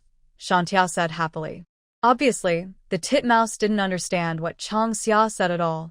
On the other hand, Lu Yu, who was standing by, covered his face with his chubby hands, looking ashamed. Sister Chang Xia, Shankei won't understand what you are saying. I think it's safest to let Shankei speak less in the future. He almost peed himself just now. As expected, I have to bear a burden that I shouldn't bear at this age. Shenrong held his forehead, looked at the 2 innocent and tender faces, and then looked at the eccentric Lu Yu. The Halua tribe or something, this pool of water is so deep that you can't see the bottom. Little Lu Yu, shut up, Chang Xia said. Nanfeng Wanchuan covered his mouth and laughed secretly. The smart little Lu Yu was just like Chang Xia in his childhood. It was really interesting to watch the two of them bickering. Chang Xia, do you want to fish? Shenrong took Chang Xia's hand, caught little Lu Yu, and put him in front of Nanfeng. This brat stole the show as soon as he came out, which was annoying. Chang Xia nodded and said, Get some fish. Get some shrimps and crabs as well. Elder Pukong has a great appetite. We should try to hunt as many chickens, ducks, and geese as possible. We'll try our luck with the geese and catch as many chickens and ducks as possible. Elder Pukong will take care of the meat. We'll also pick some fresh wild vegetables at Baihu Lake. We've eaten all the wild vegetables in the beast's den, and the rest aren't very fresh. Chong Xia, is it really necessary to go through so much trouble? Shenrong was slightly startled and asked in surprise. Need. On the side, Chong Xia, Nanfeng, and the other two started talking at the same time. Everyone in Dusk Forest knew about Elder Pukong's appetite. Some beast tribes even publicly stated that they would not allow Elder Pukong to enter their tribal territory. If Chong Xia really had to describe what Elder Pukong was like, he thought of a legendary mythical beast called Tao Dai. In recent years, Elder Pukong has been cultivating his body and mind, and it is said that his appetite has decreased a little. According to the witch's explanation, the beast bloodline that Elder Pukong awakened seemed to be related to eating, not strength. Neither the witch nor the tribe elaborated on the specific reason. Shenrong, let me tell you that Elder Pukong has a more terrifying stomach besides his terrifying iron fist of love. His stomach can eat the food of the entire tribe, Nanfeng whispered. Even though Elder Pukong had left, Nanfeng was still frightened. I dare not speak or move too loudly, for fear that someone would say, "The iron fist of love," out of nowhere. As he spoke, Nanfeng couldn't help shivering. It can be seen how scary the shadow brought by Elder Pukong is. After hearing Nanfeng's description, Shenrong fell silent. The Hulua tribe had more than 1,000 people, so the amount of food stored must be astronomical. However, Nanfeng said that Elder Pukong ate as much as he wanted and could eat the food of the entire tribe. Is this stuff really a human? A monster, a monster. Mountain titmouse, don't wander around. Follow your sister and go to Baihu to hunt and pick, Chong Xia reminded. She originally thought that Nanfeng would go to the tribe and ask someone to bring Shankei and the other two back to the tribe. Unfortunately, Nanfeng met Elder Pukong. Not to mention sending the 3 titmouse people back to the tribe. Next, they had to prepare for the reception of Elder Pukong. Chong Xia would not be careless in accepting the invitation to treat Elder Pukong to a meal. Very quickly, the group headed towards the reeds of White Lake. As for the fish, Chong Xia plans to leave it for last and catch it when he returns to the beast's den.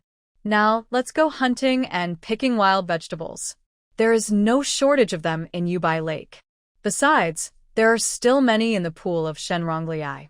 Although the 3 tits are small, they are very mobile. Picking wild vegetables is more efficient than Chong Xia, and at the same time, he can catch pheasants and ducks with Shenrong Nanfeng. His movements are neat and clear, and his execution is excellent. Chong Xia had to take care of Nuanchuan, and the two of them slowly picked up bird eggs behind them. Chong Xia used his bloodline ability to cheat. Through plants, he could easily sense where the chicken and duck nests were hidden in the reeds. Using this ability to find bird eggs was completely cheating. When his bloodline ability was further improved, Chong Xia wanted to try to control plants. Her abilities originated from her previous life and were amplified by the blood of the beast man. In addition to healing, it also has a certain killing power. Chong Xia believes that as long as she continues to practice, sooner or later she will be able to control plants to fight, instead of simply promoting plant growth and sensing plant emotions. No, understand that the tits are hunting pheasants. Those who don't know the truth think that the titmouse is eating the pheasant raw. What a bloody scene. Was this hunting method also taught by Elder Pukong? What on earth was the titmouse thinking when it opened its mouth to bite? Not long ago, Chong Xia and Wanchuan walked slowly among the reeds to pick up bird eggs. Occasionally, 1 or 2 pheasants or wild ducks flew away from them, but they did not take action. After all, the hunters included Shenrong Nanfeng and the 3 little ones. No matter what, it will never be their turn to take action. Titmouse. Wanchuan covered her mouth and turned away her eyes. The titmouse grinned happily and said loudly, "Sister Chong Xia, do you think the pheasant I caught is fat?" Chong Xia covered his eyes and waved his hands. "Little Lu Yu, take Shankei to the lake to wash his face. This is the first time I know that you can hunt with your mouth. Shankei, you are in human form now. Humans hunt with their hands, feet, and weapons. You use your mouth. Who taught you that? Aside. Lu Yu pulled Wu Lu away. Obviously, the wild and fierce behavior of the titmouse just now scared them both. Sister Chong Xia, hunting with its mouth was invented by the parrot. It has absolutely nothing to do with me, I swear. Lu Yu said quickly. Wu Lu's face turned pale, and he stammered, mountain titmouse. How can you eat a pheasant raw with your mouth? I remember you had breakfast this morning. Are you hungry? Wu Lu's little head could never have imagined that Titmouse would choose such a weird way to hunt. I guess no one except Titmouse could have thought of it. Shenrong raised his eyebrows, strung the chickens and ducks he caught, and threw them at his feet. Then he looked at Nanfeng, who froze and shook her head. I didn't teach her to hunt like this, probably. Elder Pu Kong. Elder Pu Kong has never been fussy about details. Maybe, possibly. Was it he who taught me to hunt with my mouth? Sister Chong Xia. Shanke tilted her head. She didn't understand why Chong Xia looked so strange. She had clearly hunted a fat pheasant, but no one around praised her. What was going on? Looking at the cute expression of the titmouse, Chong Xia felt like there was a breath of air stuck in his chest, which he couldn't let go or get out. He was about to explode with anger. Little Lu Yu, quickly take him to the lake to wash, Chong Xia urged. She said she couldn't afford to love such a ferocious leopard girl. Rong-sama, onaji. The Han here. Lu Yu dragged Shanke to the lake to wash his face. Facing Chong Xia's suspicious expression, Nanfeng explained again. Chong Xia, I swear I never taught the titmouse to hunt with its mouth. I feel wronged, but Nanfeng can't say it. Just now, Shenrong had doubted him, and now it was Chong Xia's turn. When did she, Nanfeng, do things so crudely? Nanfeng, go back to the tribe today. Remember to tell the tribe leader to change an elder to teach the tribe's beast cubs. Let Elder Pukong continue to teach. I'm afraid that the beast cubs in the tribe will have too many personalities in the future. Chong Xia gritted his teeth, deliberately emphasizing the word, personality. Elder Pukong is careless and vindictive. There are few people in the tribe who have not been educated by his beloved Iron Fist. He is obviously a rough man, but he likes to boast that he is a gentleman. If the cubs of the tribe continue to be taught by him, who knows what they will become when they grow up? Hearing this, Nanfeng suddenly became very nervous. She is not stupid. After Chong Xia finished speaking, Nanfeng felt the urge to return to the tribe immediately. In the past, the tits were a bit more reckless and fierce, but they still knew how to use their brains to think about things. Today, they hunt with their mouths. What's going on? Not to mention that Lu Yu actually dared to instigate Shanke and Wu Liu to sneak out of the tribe. Putting all these things together, none of them can be considered a small matter. Suddenly, Nanfeng was sweating profusely and was soaked all over. I'll remember that, Nanfeng said cautiously. After Lu Yu cleaned the blood off Shank's face, Chong Xia pulled Shanke and repeatedly reminded him not to do it again. In the end, he kept nagging for a quarter of an hour. Everyone was drowsy when they heard this, and finally Shenrong said that they had caught enough prey. It was almost noon, so they should go back to Baihu to fish. The long summer has finally come to an end, and the nagging has stopped. Nuanchuan, has Chong Xia ever been so nagging before? Nanfeng whispered while holding the prey. Nuanchuan glanced at Chong Xia, shook his head slightly, and said, No. I guess I was scared by Shanke and the others this time, so I said a little too much. After all, she is their most doted sister, even if she nags a little. Nuanchuan thinks it is still acceptable. If it were someone else, not only would Nanfeng not be able to bear it, but Nuanchuan would also want to beat him up. Xiao Chong Xia, I'm back. In the distance, a loud thunder sounded. The entire Baihu Lake was startled, and countless birds, chickens, and ducks flew away in fright, with all kinds of chirping sounds coming one after another.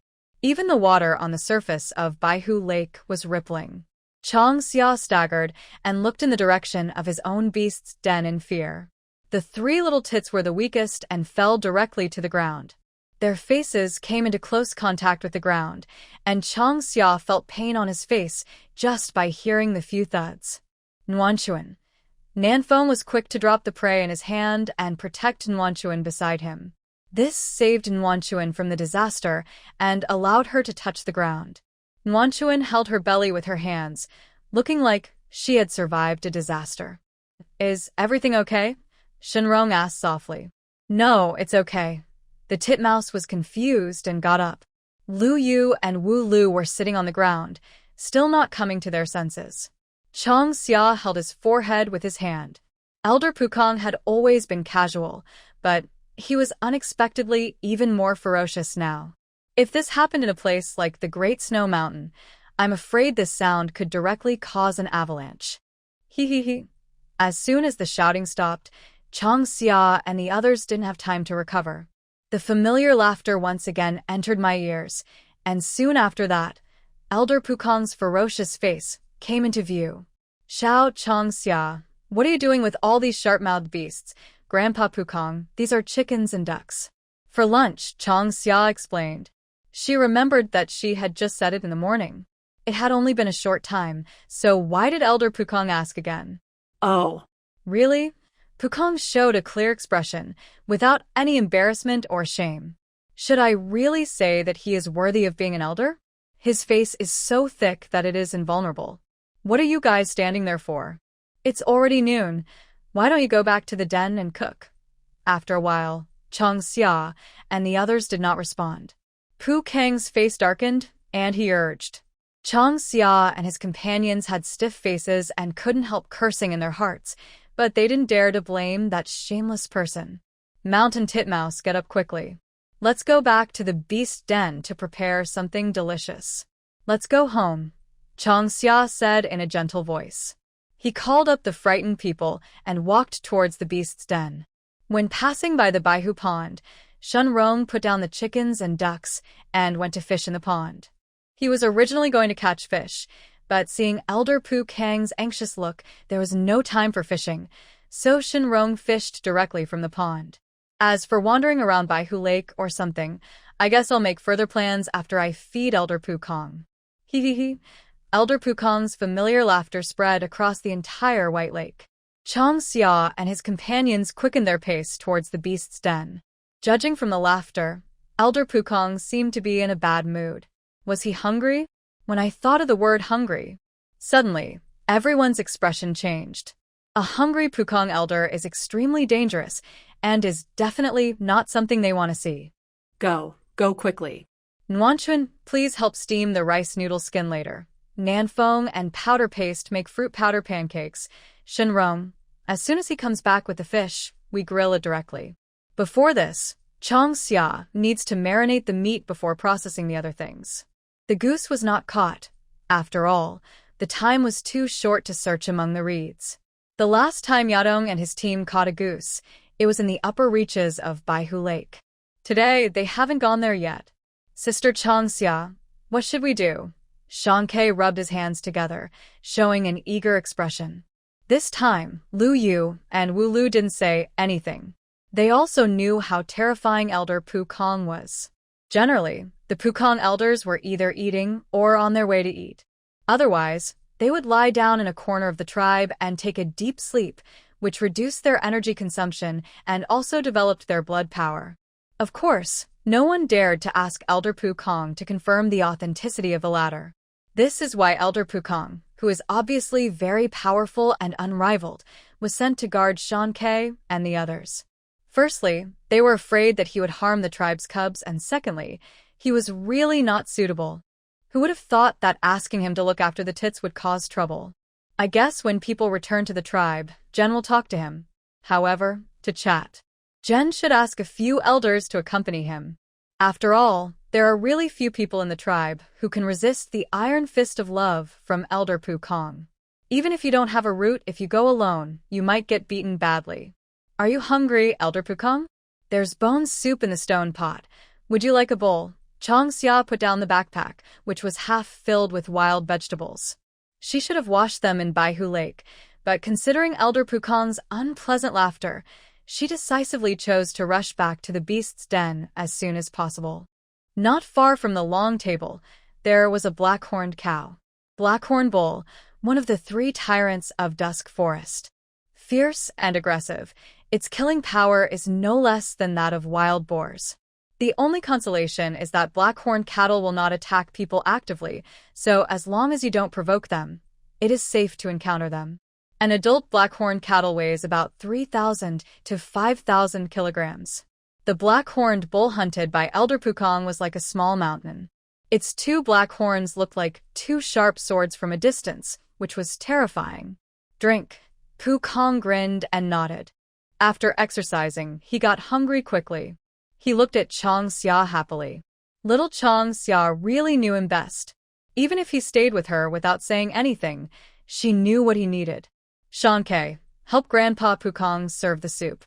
Oh, and don't forget to serve yourself a bowl to taste, Chong Xia said.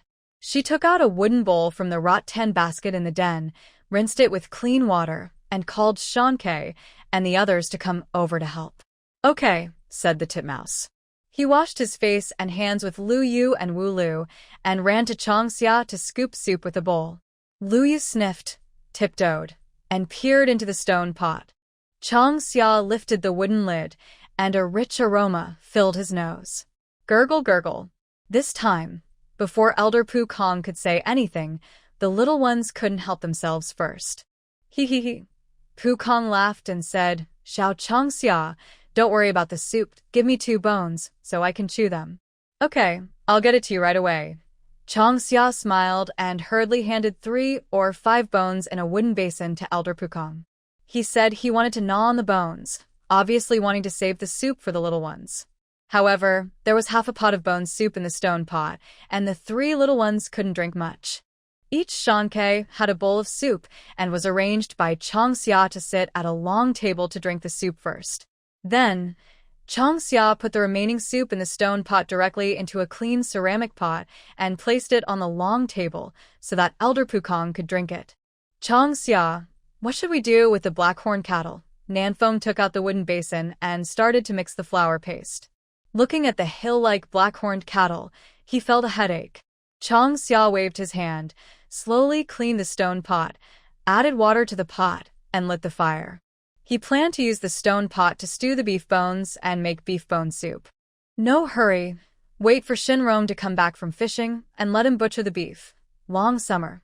Suddenly, the sound of xylophone came from the white lake below the hillside.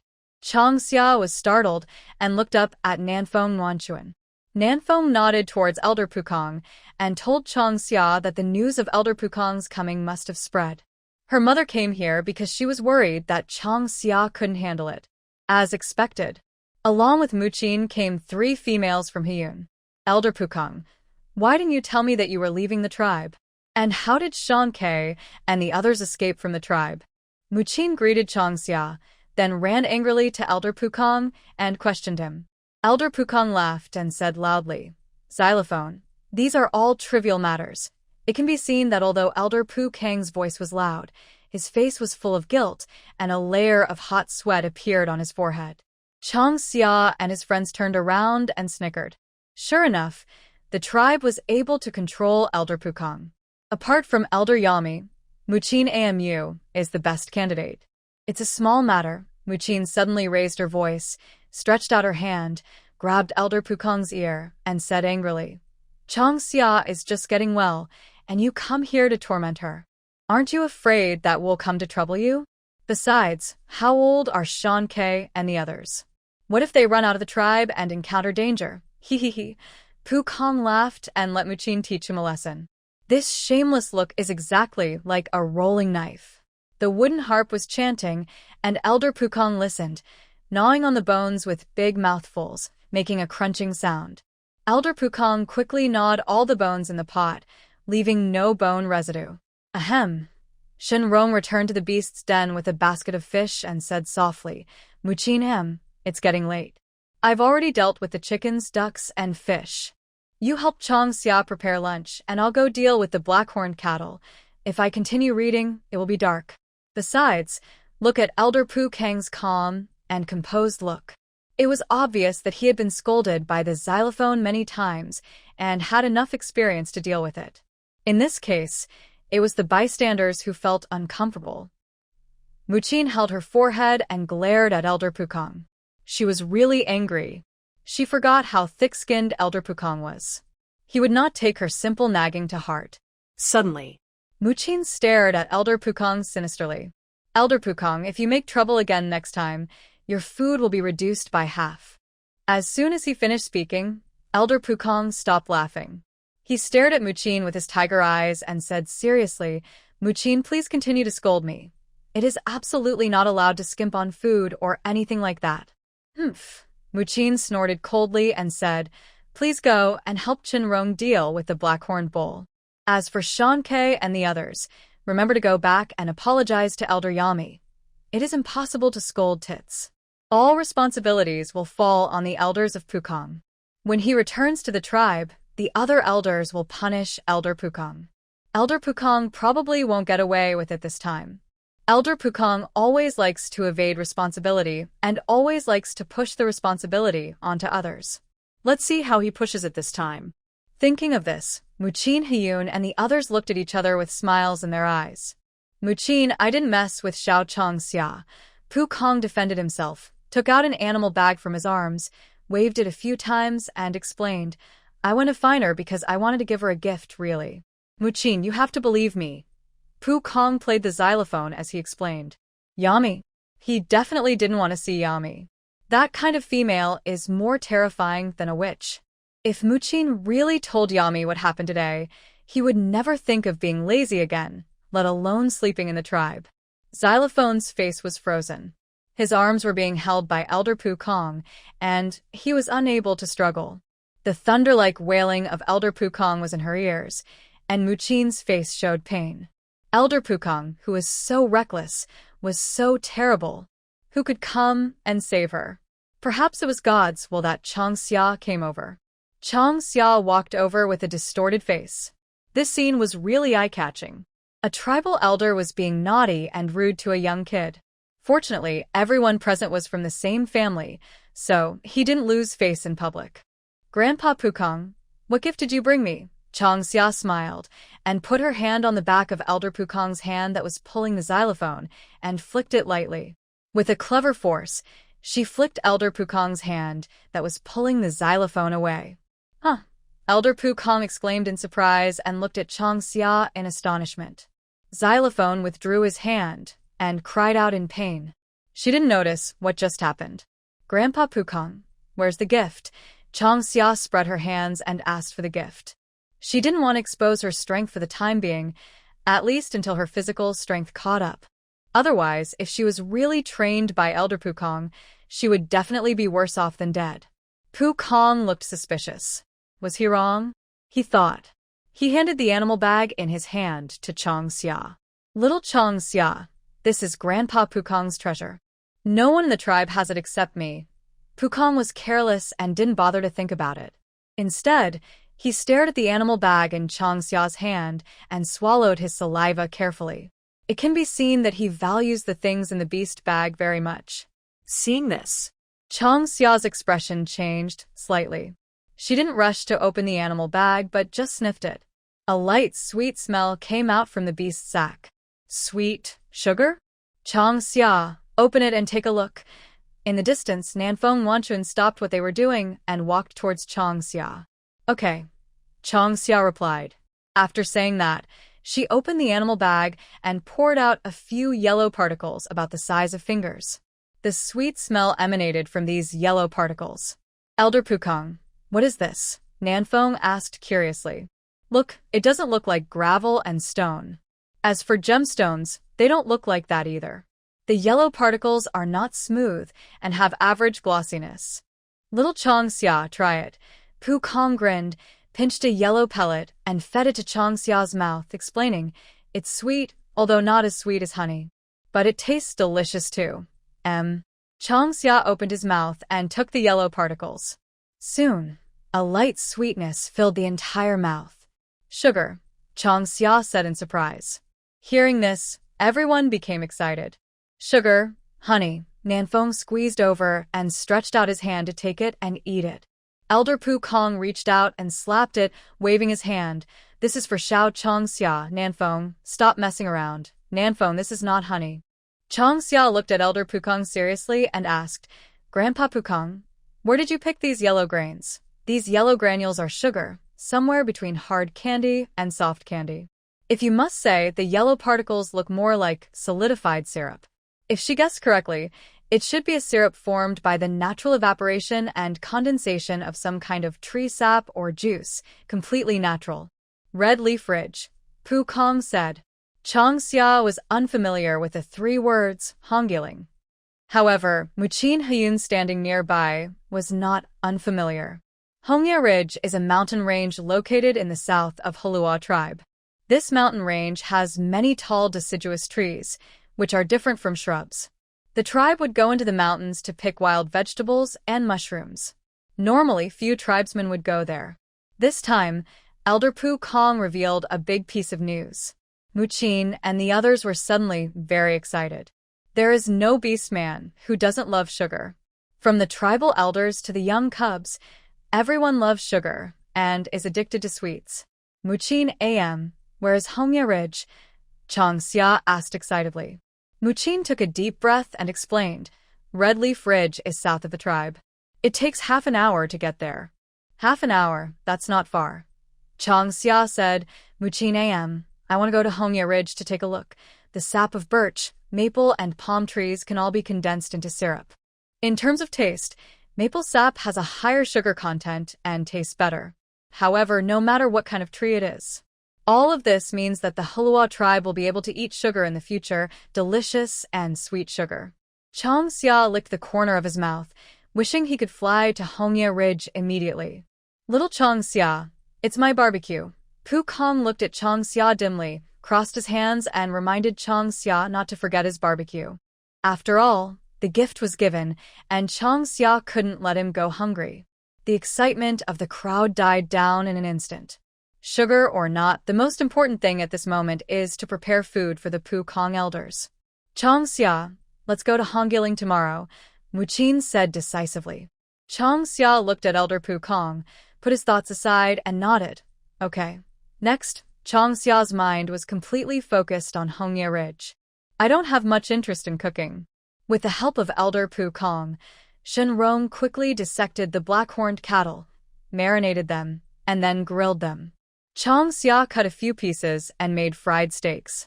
Then season it with sour fruit pulp, ginger, garlic, etc. Simmer over low heat to make a pot of beef. Cold rice noodle, fruit powder pancake, barbecue, roast chicken, roast duck, etc. All kinds of food were served on the long table by Chang Xia and his friends.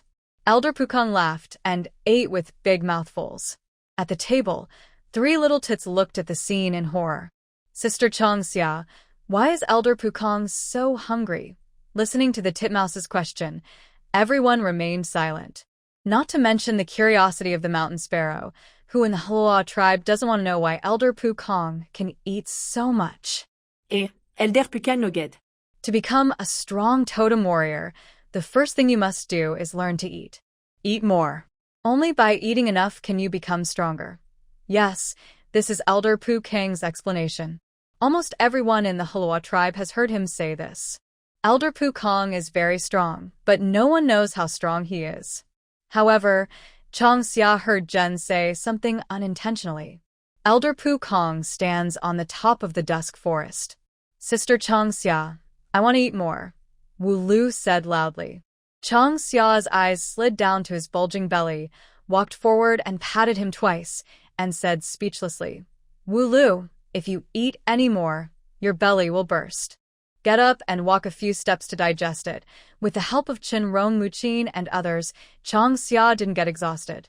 When their arms were so sore that they could hardly lift them, they cooked all the ingredients they had prepared into food and placed it on the long table in front of Elder Pu Kong. Tired and hungry, Chang Xia felt drained. Not a drop left. Elder Pu Kong ate a whole black-horned ox, countless chickens, ducks, and fish, plus 100 kilograms of cold rice noodle soup and countless servings of fruit powder cakes. This is not a lot. It's about the amount of food for 40 or 50 people. After all, the Pu Kong elders eat as much as they want, so they can probably finish 2 or 3 times the amount easily. But they were exhausted. Is that all? Elder Pu Kong was still unsatisfied. He licked the gravy from the corner of his mouth with a look of regret on his face. Elder Pu Kong was full and didn't care about Chang Xia's tone. He stretched out his hand and grabbed the 3 little tits in his hand. Cubs, let's go. Now that you've eaten, it's time to go back to the tribe and exercise. So, amidst the laughter, Elder Pu Kong let out a long howl and left the beast's den, heading back to the tribe with Shan Ke and the other 2. Chang Xia, are you hungry? Shenrong came forward with a bowl of cold rice noodles and said in a warm voice, Come, eat something first. I can't eat. Chang Xia replied listlessly, looking listless, without even the strength to move. In addition to being tired, she was more yearning for Hongya Ridge. All I could think about was Hongya Ridge, so I had no appetite for food. At the same time, her sore limbs made her feel a little depressed, and she had less and less desire to eat. No. Shenrong carefully picked up Chang Xia and sat her up. Open your mouth, and I'll feed you. If you don't eat, we won't go to Hongya Ridge tomorrow. Eat something, and I'll give you a massage later. You should feel better. Chang Xia, are you okay?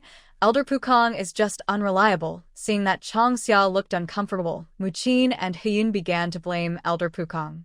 Chang Xia shook his head and said, Mu Qin, don't blame Elder Pu Kong. It has nothing to do with him. I'm just a little tired. I just need to rest for a while. I don't want to eat because I'm thinking about Hongya Ridge. You. Hearing this, Mu Qin reached out and gently poked Chang Xia on the face. After confirming that she was really fine, everyone breathed a sigh of relief. Chang Xia's health had always been a major concern for the Hulua tribe, and now that they had finally raised Chang Xia to adulthood, they didn't want to hear any more bad news. Come, eat something, Nuanchuan shouted. Bring the prepared cold rice noodles to the long table and let everyone take a seat. Chang Xia and the others took Nuanchuan's health into consideration and didn't let her work hard. At this moment, she was in the best condition. Mu Qin, what does Elder Pu Kong usually eat? Chang Xia asked curiously. Mu Qin said, the witch has been preparing pills for Elder Pu Kong, and the tribesmen also prepare barbecue for Elder Pu Kong. After all, Elder Pu Kong spends most of his time eating except for sleeping. However, the situation of Pu Kong seniors has begun to improve in the past 2 years. According to the witch, Elder Pu Kong has been able to control his bloodline abilities and no longer needs to store energy through eating. Chang Xia, do you still want to go to Baihu Lake? Nuanchuan said with a smile. Chang Xia waved her hand and said weakly, No, I'm not going. I plan to sleep for a while and visit Baihu Lake next time. By the way, I want to go to Hongya Ridge tomorrow. Nuanchuan, tell Shanquin not to go out hunting tomorrow. The warm spring delivery is approaching, so we can't cause any trouble. Don't worry, I know the severity of the problem, Nuanchuan said seriously. Recently, I followed Wu's advice to eat small and frequent meals and eat when I'm hungry. The hardship I felt recently has been alleviated a lot. Nuanchuan's spirits also recovered a lot. At least, I no longer fall asleep anywhere and at any time like before. After cleaning up the long table, Mu Qin and his group left. Chang Xia fell asleep during Shenrong's massage. Chang Xia. Shenrong called out twice, but when he saw that Chang Xia didn't move, he fetched some water, washed Chang Xia's face, hands and feet, and then carried him into the den. He pulled over the animal skin blanket and covered Chang Xia with it. Now. It's still early. Shenrong picked up the backpack and walked down the hillside. He planned to walk around the White Lake to get familiar with the situation here. He also picked some herbs for making ointments and then see what kind of ointment he could make based on the herbs he could dig up. Vanilla ointment was undoubtedly the best, but the herbs required for vanilla ointment were the most complicated. Shenrong knew that it would be difficult to collect all the medicinal materials in a short time. If the vanilla ointment doesn't work, make other ointments. The next rainy season happens to be free, and Shenrong has time to think about it slowly. Tomorrow, Chang Xia wants to go to Hongyiling. She probably wanted to understand the yellow granules that Elder Pu Kong gave her. There were only a few in total, and Chang Xia didn't hesitate to eat one for everyone. Sweet flavor, very delicious. Not to mention Chang Xia, Shenrong and his clansmen were also thinking about it. Follow the shore of White Lake all the way up. Shenrong was not picky. He would dig out any medicinal herbs he knew and put them in his backpack, and then sort them out when he returned to the beast's den. By the time we arrived at the upper reaches of Baihu Lake, the backpack was already filled with various medicinal herbs. Looking at the setting sun, Shenrong did not continue. Carrying a hare, he prepared to return to the den. In the beast's den, Changxia woke up and yawned. He looked around but couldn't find Shenrong. He guessed that he should have gone to Baihu Lake. Stand up and bow. Stretch your limbs. After a good sleep, I felt much more comfortable. Being young is different. Your limbs may ache from tiredness, but you'll feel recovered after waking up. Tall broadleaf trees grow in Hongye Ridge, which is consistent with the characteristics of maple trees and maple trees. If it is really a maple tree, the Halua tribe will not lack sugar in the future. Maple syrup harvesting starts in March every year, and now it is the end of April, the last harvesting season of the year. This is really good luck. Changxia did not delay and thought about what food to prepare for the trip to Hongyeling. Get some dough to ferment and make it into fine powder tomorrow morning. Then fry some toppings and bring them with you. If you are hungry, build a stove, heat the toppings, mix them with the fine powder and eat them directly. This can save a lot of time. She remembered that she had left a piece of beef when she cooked it at noon. Thinking of this, Changxia walked out of the beast's den. When I opened the lid of the stone pot containing stewed beef, I found that there was indeed a piece of beef left inside, weighing about 5 or 6 pounds. Changxia took out the cooked beef and added water to it. Prepare to use the remaining soup residue to stew another pot of meat. The taste is not as good as braised meat, but it is not far behind, and it is more flavorful than ordinary stewed meat.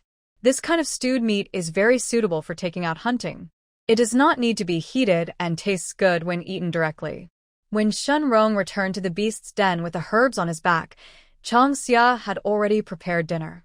At the same time, even the food for tomorrow's outing is prepared. What are these? Changxia asked as he brought the food to the table. Shenrong said, medicinal herbs.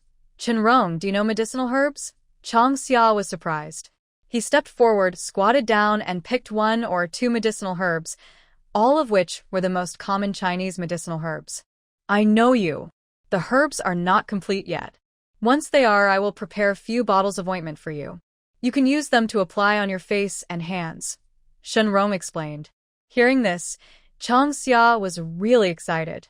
Ointment? Do you mean the ointment that can be used on the face and hands? Changxia was very excited. In fact, Changxia also knew how to prepare ointment, but she was too busy. Moreover, she had not yet solved the basic living needs, so she could not take care of these things for a while. Today, Shenrong gave her a surprise. Yes, Shenrong said, the nobles of the Western continent live a luxurious life. Ointments such as vanilla ointment and white jade ointment are very popular in the Western continent. I was injured for a while and studied it when I had some free time. Shenrong, you're so great. Changxia jumped on Shenrong, climbed his neck, and laughed happily. With Shenrong and Wu Da's cover, she can come up with more things in the future. Although she had never concealed before, Changxia couldn't help but be happy. At dawn, Changxia yawned and called Shenrong to get up. I was thinking about Hongyeling all night, and I couldn't sleep well. Before dawn, Changxia woke up. Shenrong opened his eyes and looked at the slightly bright sky. It's still early in the long summer, Shenrong said, sighing. Last night, Changxia was tossing and turning all night. No matter how he persuaded her, it was useless. Several times, Shenrong considered whether he should help Changxia fall asleep physically. But I want to go to Hongye Ridge earlier. Changxia's watery eyes sparkled. Although she hadn't slept well the whole night, she was in very good spirits. Okay, get up, Shenrong responded. It was rare for Changxia to act like a spoiled child, and Shenrong couldn't bear to refuse. Besides, looking into Changxia's big watery eyes, who would be willing to make her sad? Get up and get dressed. Brush your teeth and rinse your mouth. Changxia made a dozen fruit powder pancakes with the stewed meat prepared last night, and the two of them sat at the long table and started eating. Just after finishing eating, I saw someone coming from the tribe from afar. Long summer, judging from the sound, it should be the south wind. Wait a minute, it will be ready soon, Changxia replied. Jen finished talking with Chang Xia yesterday and decided on the specific direction of the tribe's expansion. He then returned to the tribe to discuss the decision with the elders. Yesterday, all the tribe's totem warriors went out hunting. I think the tribe will start building kilns next. After all, there are only 3 or 5 days left before the rainy season. Even in the sluggish long summer, one can vaguely smell a faint scent of water vapor in the wind. The first rain of the rainy season is probably not far away. Nanfeng, are you alone? Chang Xia asked in surprise. Judging from the enthusiasm of Muqin AM and the others yesterday, Chang Xia thought there would be a few more people. She didn't expect that Nanfeng would come alone, which really surprised Chang Xia. Nanfeng shrugged and said regretfully, Chang Xia, I can't go to Hongya Ridge with you. The tribe has decided to build a kiln and needs help. I came here to tell you, and then I have to go back to the tribe to help. So urgent, Chang Xia said in surprise. You said that the rainy season is not suitable for building kilns, so how can the tribe not be anxious? At this time, the rainy season may come at any time. The sooner the kiln is built, the sooner it can be completed. Nanfeng explained that the tribe planned to let all the tribesmen live in safe and clean caves before the rainy season. During this rainy season, we must ensure that our people are not affected by the rainy season. I thought that it didn't matter whether Nanfeng went to Hongyiling or not. Chang Xia nodded and said, the chief's decision is correct. Shenrong and I will go to Hongya Ridge to confirm whether the yellow granules given by Elder Pukong are syrup. If so, I may need the tribe's help in collecting sap. As for building the kiln, I'm afraid I can't help much. The tribe doesn't need your help in building the kiln. After all, you providing the method of building the kiln for free is already the greatest help, Nanfeng said seriously. The tribesmen were very grateful to Chang Xia. If Chang Xia had not said early on that he did not want the tribesmen to send him anything, at this moment, Chang Xia's family would probably have been filled with things sent by the tribesmen, not to mention the beast den. Even though no gifts were given, all the tribesmen remembered this kindness. After saying that, Nanfeng suddenly remembered that Chang Xia said he needed help collecting sap and said, Chang Xia, what do you mean by needing the tribe's help collecting sap?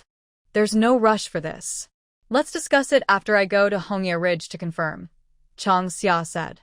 If there are maple trees or palm trees growing in Red Leaf Ridge, the end of April is the last season for collecting sap from maple trees. Once the season is over, you need to wait another year before you can collect sap and concentrate it to make maple syrup. With the strength of her and Shinrong alone, they could not collect more sap. At that time, the tribe will definitely need help.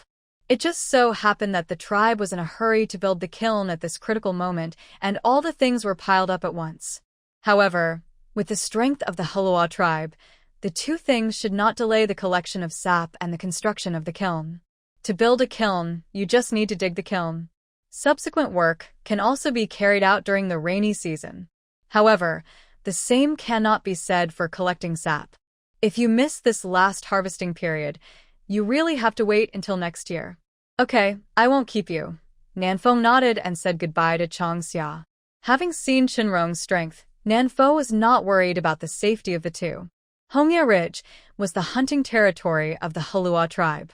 As long as they were in the tribe's hunting territory, they were generally safe. Because the tribe would send totem warriors to patrol the territory every once in a while. They would drive away or hunt powerful beasts. Hongya Ridge was not far from the tribe, and the soil there was relatively barren, so there were few ferocious beasts. Therefore, the tribe was also relieved about Chang Xia going to Hongyiling. Of course, it is also related to the fact that the tribe is busy building kilns. If it were any other time, Jen would never agree to let Chang Xia and the other two stay away from the tribe. I can only say that this timing is too delicate. In addition, sugar is too attractive to the beastmen. Even the roots are a little bit concerned about it. Wait! Shenrong suddenly spoke, calling Nanfeng, who was leaving. Nanfeng paused and asked suspiciously, Shenrong, is there something wrong? Chang Xia blinked, obviously curious about why Shenrong called Nanfeng. Chang Xia, do you know where Hongya Ridge is? Shenrong asked helplessly. Chang Xia was usually careful and cautious, but occasionally he would show his careless side. Chang Xia has been weak since childhood and has been raised in the tribe for a long time. Last time, they took a detour when they went to the Holy Mountain of Kana. Holy Mountain Kana, the goal is clear. They almost got lost. Chang Xia only knew that the Red Leaf Ridge they were going to was in the south of the tribe, and this south was very different from the south. Hee. Chang Xia smiled foolishly. Nan Feng slapped his forehead and blamed himself. Look at me. I forgot that Chang Xia had never been to Hongya Ridge. Shen Rong had just come to the tribe, and you didn't even know where Hongya Ridge was. As he spoke, Nan Feng picked up a branch from the roadside. Draw a simple map. Chang Xia, look. Nan Feng said, this is where the tribe is. Go south along the Baihe River and go up to the river mouth where the Baihe River forks. There is a ginkgo forest there. Go through the ginkgo forest and continue walking in. At the end is the Red Leaf Ridge. Hongya Ridge is covered with red leaf trees all year round. From the mouth of the White River, you can see the brilliant red leaves of the Red Leaf Ridge. It's so beautiful. Nan Feng used to want to build the beast's den in Hongya Ridge. That way you can always appreciate the beauty of the red leaf trees. However, before she could finish her words, she was beaten up by Jen and Xylophone Duet.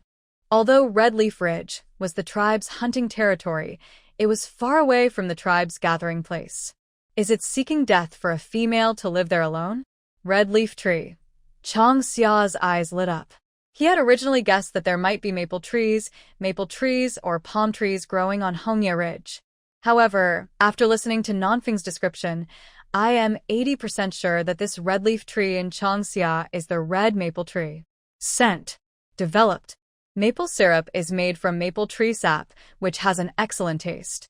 Chang Xia had eaten it in her previous life. It was perfect except that it was a little expensive. Maple syrup was cheaper and could be used to make various snacks. Chenrong, let's go, Chang Xia said loudly. This time, they traveled light to Hongya Ridge. After all, their main purpose was to confirm whether Hongya Ridge really had tree sap that could be used to make sugar, rather than hunting or picking. Each of them carried a backpack and ran briskly towards Hongya Ridge. Nan Feng watched Chang Xia and the other man go away with regret, then turned back to the tribe and followed their arrangements to start building a kiln for his people. Chang Xia and the other person walked to the mouth of the Baihe River. Look up and around. However, the sky was dyed into a dazzling curtain by the red maple trees all over the mountains. The beauty was intoxicating at first glance. At this moment, Chang Xia suddenly understood Nanfeng's idea of living in Hongya Ridge. It's so beautiful. Who can resist being moved? How beautiful, Chang Xia exclaimed. Chun Rong carried Chang Xia on his back and followed Chang Xia's line of sight towards Red Leaf Ridge. As soon as he saw the red maples, he was attracted by them. Go upstream along the river mouth and pass through the ginkgo forest at the river mouth. The ginkgo nuts in the ginkgo forest were sparse, and the tribe must have picked them not long ago. Ginkgo nuts were no longer dispensable, but may become the daily staple food of the beastmen. To this, Suyi has not disclosed it to other beastmen yet. But if Chang Xia really makes dry powder, the status of white fruit in the beast tribe will rise again. At that time, Suyi will want to expose the importance of white fruit to the many beast tribes in the Dusk Forest. Of course, each beast tribe must give a certain amount of compensation to the Hua tribe, which is also necessary. The tribe has really picked all the ginkgo nuts nearby. Chang Xia sighed. When Granny Suyi comes to the tribe, the hot pot feast should be on the agenda. Jen sent the hunting team out to hunt, probably with some intention. After all, it was too unreal to really ask Chang Xia and his men to prepare food for more than 1,000 people. Most of the food has to be provided by the tribe. Shenrong broke. There is a small ginkgo forest growing upstream of Baihu Lake, and the ginkgo fruits there have not been picked yet. Shenrong discovered it by accident when he was digging for medicinal herbs yesterday. The ginkgo forest on the upper reaches of Baihu Lake happened to grow not far from the exit of the cave cellar. Shenrong roughly counted them and found that there were about 17 or 18 trees, with a lot of ginkgo. Really, Chang Xia was overjoyed. That ginkgo forest grows in the valley to the right of the cave cellar exit. There aren't many trees, only about a dozen, said Shenrong. In addition to ginkgo trees, There are also many shrubs growing in the valley. I walked fast yesterday, so Shunrong didn't look carefully. However, there was one thing that Shunrong was very glad about. That was the location that Changxia chose to build the kiln, which was indescribably subtle. The call is secluded and very suitable for planting or breeding in the long summer. Further up is the upper reaches of White Lake. There are large areas of reeds growing there and various chickens and ducks live there.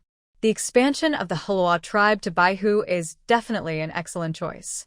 A dozen trees are enough. Changxia smiled, gently grabbed Shinrong's smooth fur, put his face on Shinrong's back, and waved. Let's go to a red leaf ridge. Shinrong, I think the tribe will not lack sugar in the future. Red maple, the tall broadleaf tree in Red Leaf Ridge, should be the red maple tree. The end of April is the last season of the year for harvesting red maple sap. Usually, red maple sap should be harvested starting in March, and early April is the best time to harvest. The maple syrup made from the concentrated red maple sap harvested at that time has the best taste. While listening to Changxia's chatter, Shunrong crossed the estuary ginkgo forest and headed straight for Red Leaf Ridge. At the same time, Shunrong couldn't help wondering, what does maple syrup taste like? Is it sweeter than cane sugar? Is it tastier than cane sugar? As for why Changxia knew that red maple sap could be used to make sugar, Shunrong was just like the Hulua tribe, pretending to know nothing. Did Shunrong smell it? It tastes sweet and delicious. This sweet taste is light. Shouldn't Elder Pukong be the only one in the tribe who noticed it? Changxia frowned. Given the beast tribe's pursuit of sweetness, the tribe should have discovered the abnormality of Hongye Ridge long ago. Why was Elder Pukong the only one who noticed it? I heard from Uchin AM that Red Leaf Ridge is barren and few tribesmen come here to pick and collect them. Maybe we missed it. After all, Changxia also said that the best time of year for harvesting sap from red maple trees is from March to April. This time point happened to be when the tribe was busy hunting and picking. It is understandable that the tribe did not notice the abnormal situation in Hongye Ridge. Elder Pukong was most likely an accident and may have discovered it during patrol. But Elder Pukong has always been careless. I realized something was wrong, but I didn't think too deeply about it. Shunrong was moving very fast. From the time he smelled the sweetness to the time he arrived at Hongye Ridge, a quarter of an hour had passed. The closer he got to Hongye Ridge, the more obvious the sweetness became. The air in Hongyiling seems to be sweet, like a dream. After landing, Shunrong put Changxia down. He quickly regained his human form, looked up at the red leaf ridge that looked like a red sea, and was unable to come back to his senses for a long time. Shunrong, we're rich. Changxia put his hands on his hips and laughed wildly. There are many red maple trees in Hongye Ridge that are hundreds of years old, and some are even thousands of years old. The ancient trees are towering, and any red maple tree is 70 to 80 meters tall and more than 100 centimeters in diameter. This large red maple forest is enough to make the Hulua tribe a maple syrup kingdom.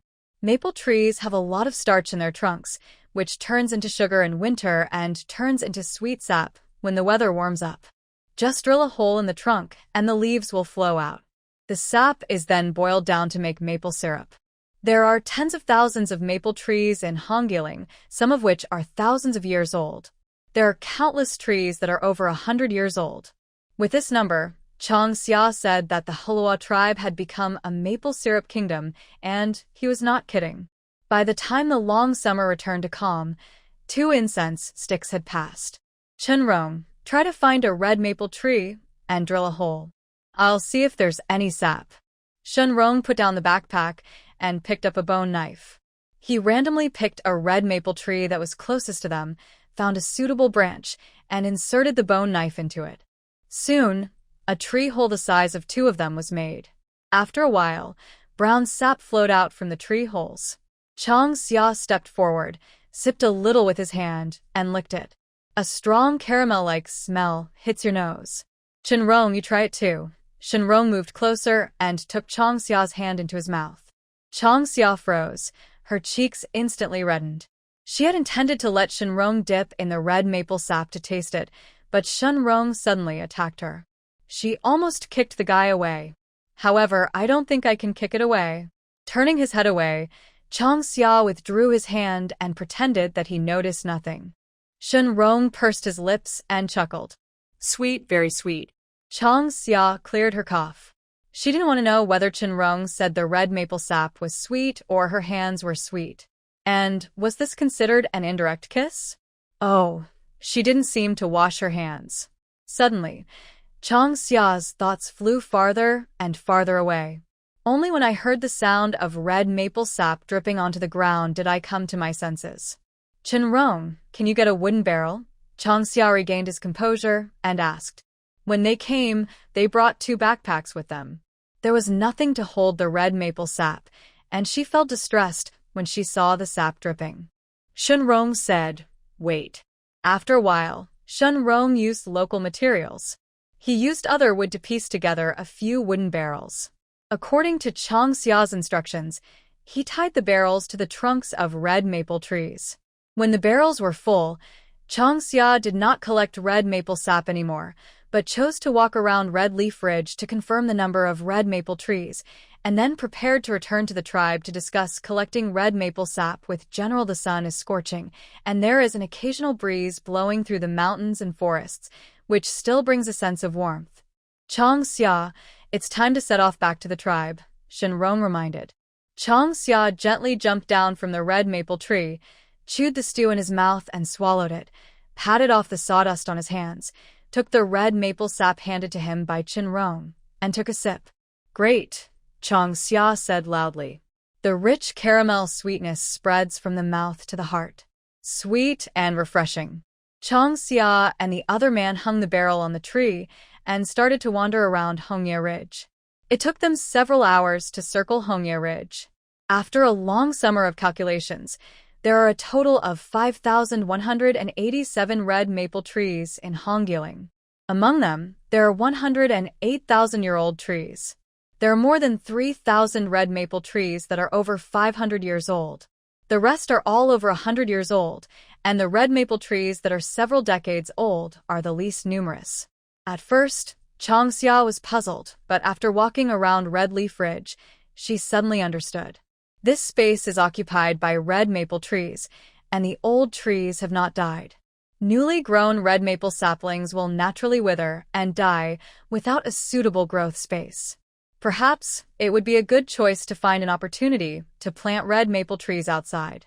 Of course, the prerequisite is that the environment is suitable for the growth of red maple trees. After leaving Hongye Ridge, Chang Xia successfully picked half a basket of wild vegetables.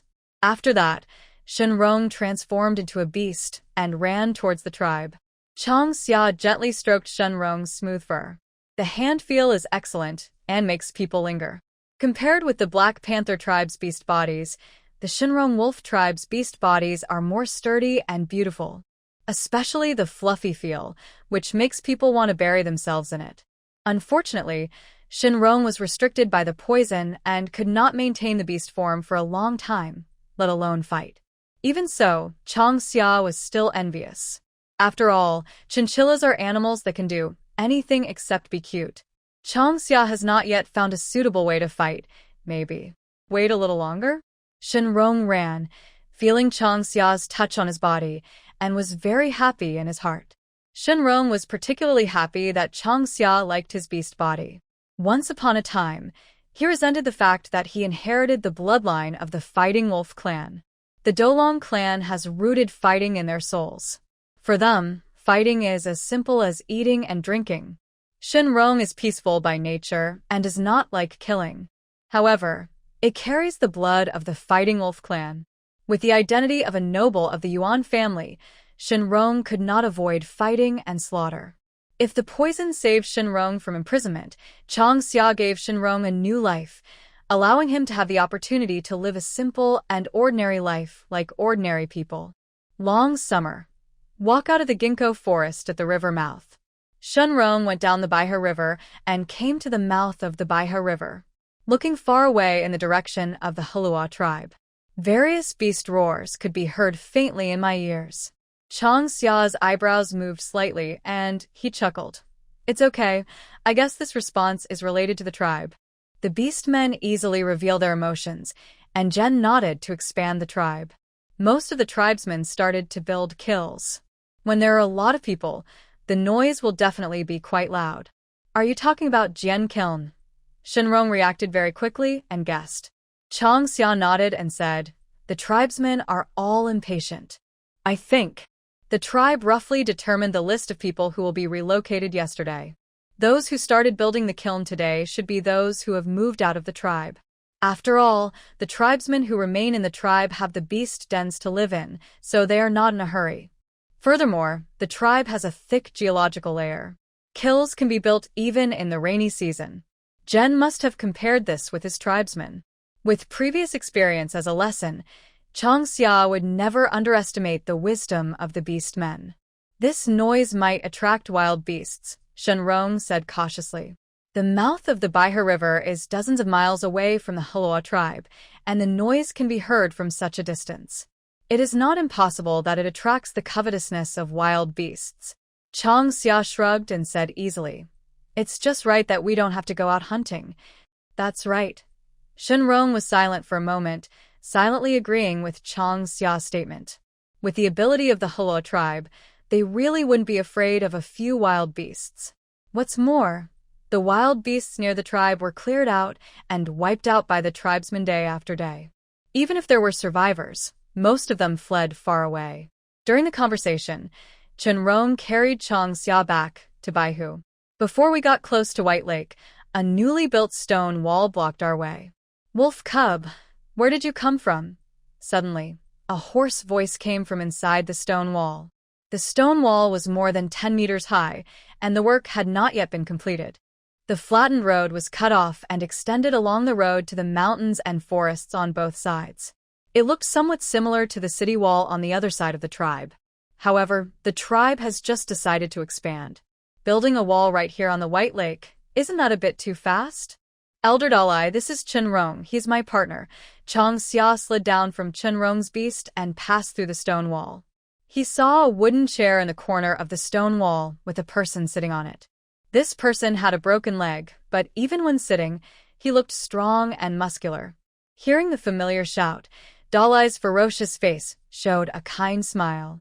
Xiao Chang Xia, you're back. Dalai smiled and asked, is Hongilling fun? Pu Kong is an unreliable guy. Don't believe his nonsense.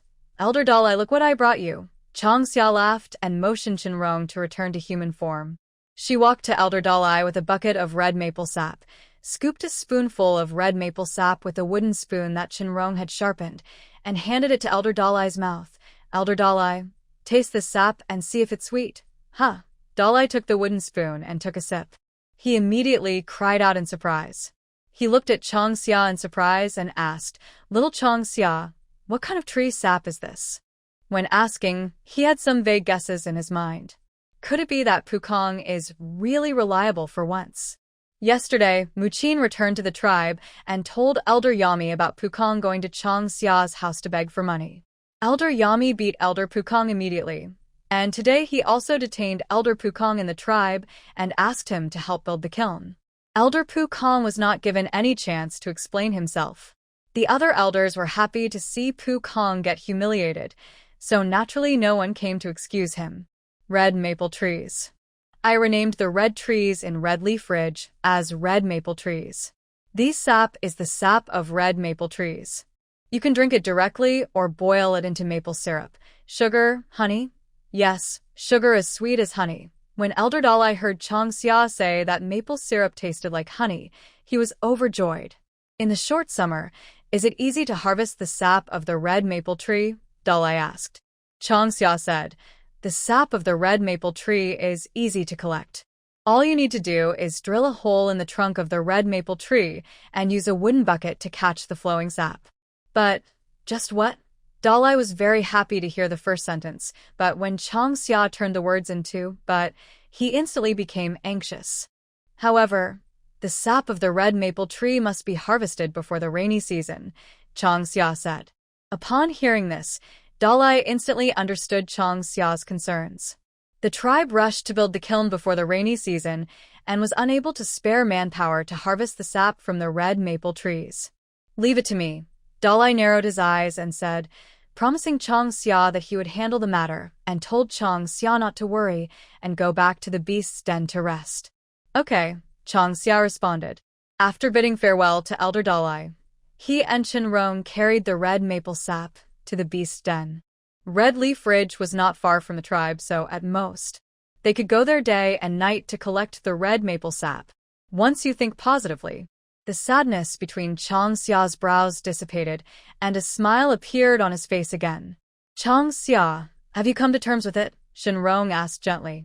Chang Xia glared at Shenrong and said coquettishly, Are you happy to see me embarrass you? Let me tell you, if you miss the harvest of red maple tree sap this year, you'll have to wait another year if you want to eat maple sugar and maple syrup. What solution have you come up with? Shenrong followed Chang Xia slowly, every step falling on the place where Chang Xia had stepped. Behind him was the sun hanging high in the sky, and the two people's shadows were stretched out and gradually merged into one. Why don't you tell me that I gave up harvesting the sap of the red maple tree? Chang Xia said in surprise with a pursed mouth. Compared to eating, a safe and comfortable house is more practical. Moreover, with the chicken, duck, fish, and fruit powder provided by Chang Xia this year, the Halua tribe can spend a stable rainy season. Chang Xia thought that Shenrong would guess that she gave up harvesting red maple sap. After all, normal people would choose this. Are you willing to do that? Shenrong smiled, his lips slightly raised, forming a beautiful arc.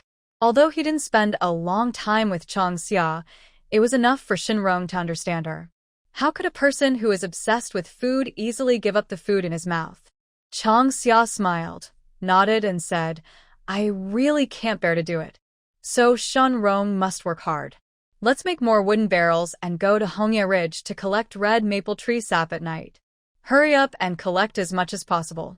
In addition to storing maple syrup, we will try to make some maple sugar. The moisture in the wind is getting heavier, and the rainy season is about to come. Shenrong said in a deep voice, The tribe must hurry up to build the kiln. The sap of the red maple trees that you and I collect is indeed not enough. In addition, there is no way to collect all the sap of the red maple trees in Hongya Ridge at night. Shenrong analyzed the situation very objectively. The sap of the Red Leaf Ridge red maple trees had never been harvested before. Each tree has an abundant supply of sucrose. It is impossible to harvest all the red maple trees in Hongyiling in just a few days. Chang Xia waved his hand and said calmly, I didn't say that we have to harvest all of them. We'll harvest as much as we can. If all else fails, we can wait until next year to harvest. The dusk forest is magical. It rains most of the time during the rainy season, so floods are likely to occur. However, in Chang Xia's memory, floods rarely occurred in the dusk forest. With such heavy rainfall, there must be a lot of water on the ground. Where did the water go? There is more precipitation in the rainy season, so the air should be humid. But the dusk forest doesn't. The Halua tribe is close to the Baiha River. There is heavy rainfall during the rainy season, but the water level of the Baiha River has remained stable. It is incredible. Talking as they walked, the two soon returned to the beast's den. Put down the wooden barrel filled with red maple sap. Draw water to wash your face and hands. At Red Leaf Ridge, the two of them had eaten enough food, so they didn't feel hungry when they returned to the beast's den. If you want to harvest red maple tree sap in the long summer, you must first prepare enough wooden barrels. There was no extra wood in the den, so it was obviously impractical to go into the forest to cut wood at this moment. Chang Xia thought about going back to the tribe to talk to his roots and get some wood to make barrels. With barrels to hold red maple sap, it would be convenient to go to Red Leaf Ridge to collect sap for making maple syrup. Chang Xia, would you like a bowl of red maple tree sap? Shenrong asked gently. After a rest, the heat in my heart disappeared. Shenrong caught a glimpse of the remaining blush on Chang Xia's cheeks and couldn't help but ask. Chang Xia nodded quickly and replied, 1 bowl, please. Each person had a bowl and sat quietly in front of the animal den. The sky is blue and the clouds are rolling. After taking a sip of red maple sap, the two of them simultaneously let out a comfortable snoring sound. Hearing the sound, the two smiled at each other. Shenrong, the red maple sap tastes better after being chilled. Chang Xia smacked her lips and pointed to the beast's den. She remembered that Grandma Su Yi brought her back a few ice fruits, which she seemed to have not eaten yet. Shenrong put down the bowl and stood up. Wait, I'll go find Bingwa. Soon, Shenrong went into the beast's den and found the ice fruit. Unlike ordinary wild fruits, ice fruit feels cool and comfortable to hold in the hand. Peel and cut into pieces. The white and translucent flesh feels cool when it touches your fingers. Gently press the flesh. It is chewy and very tough.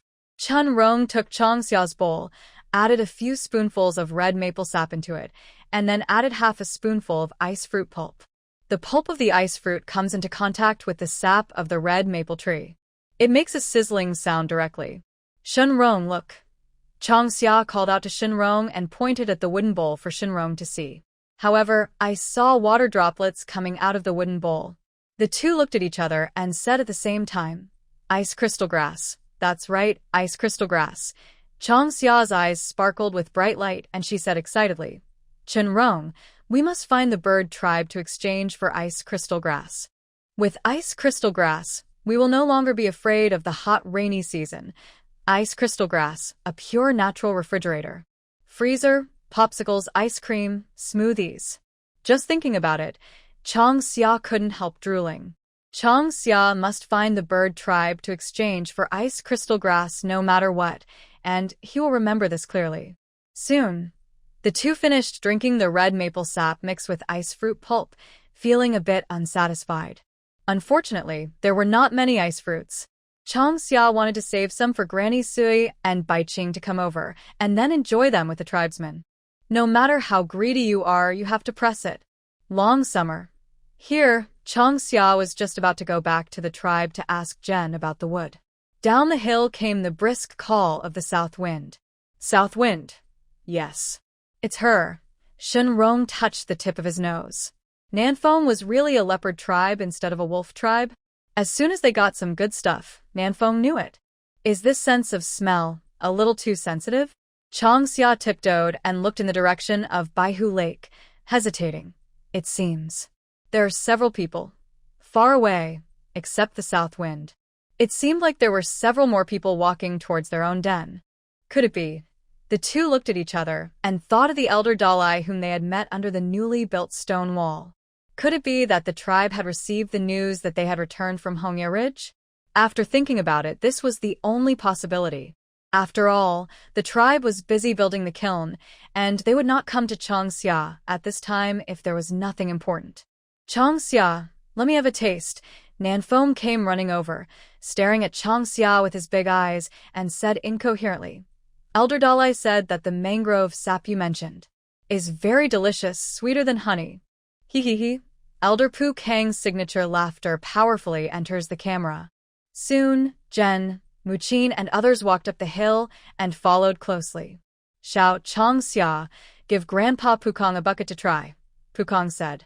The shorter female who was following nearby raised her hand and knocked Elder Pukong on the head, scolding him. Pukong, what are you talking about? After teaching Elder Pukong a lesson, the female smiled kindly and greeted Chang Xia.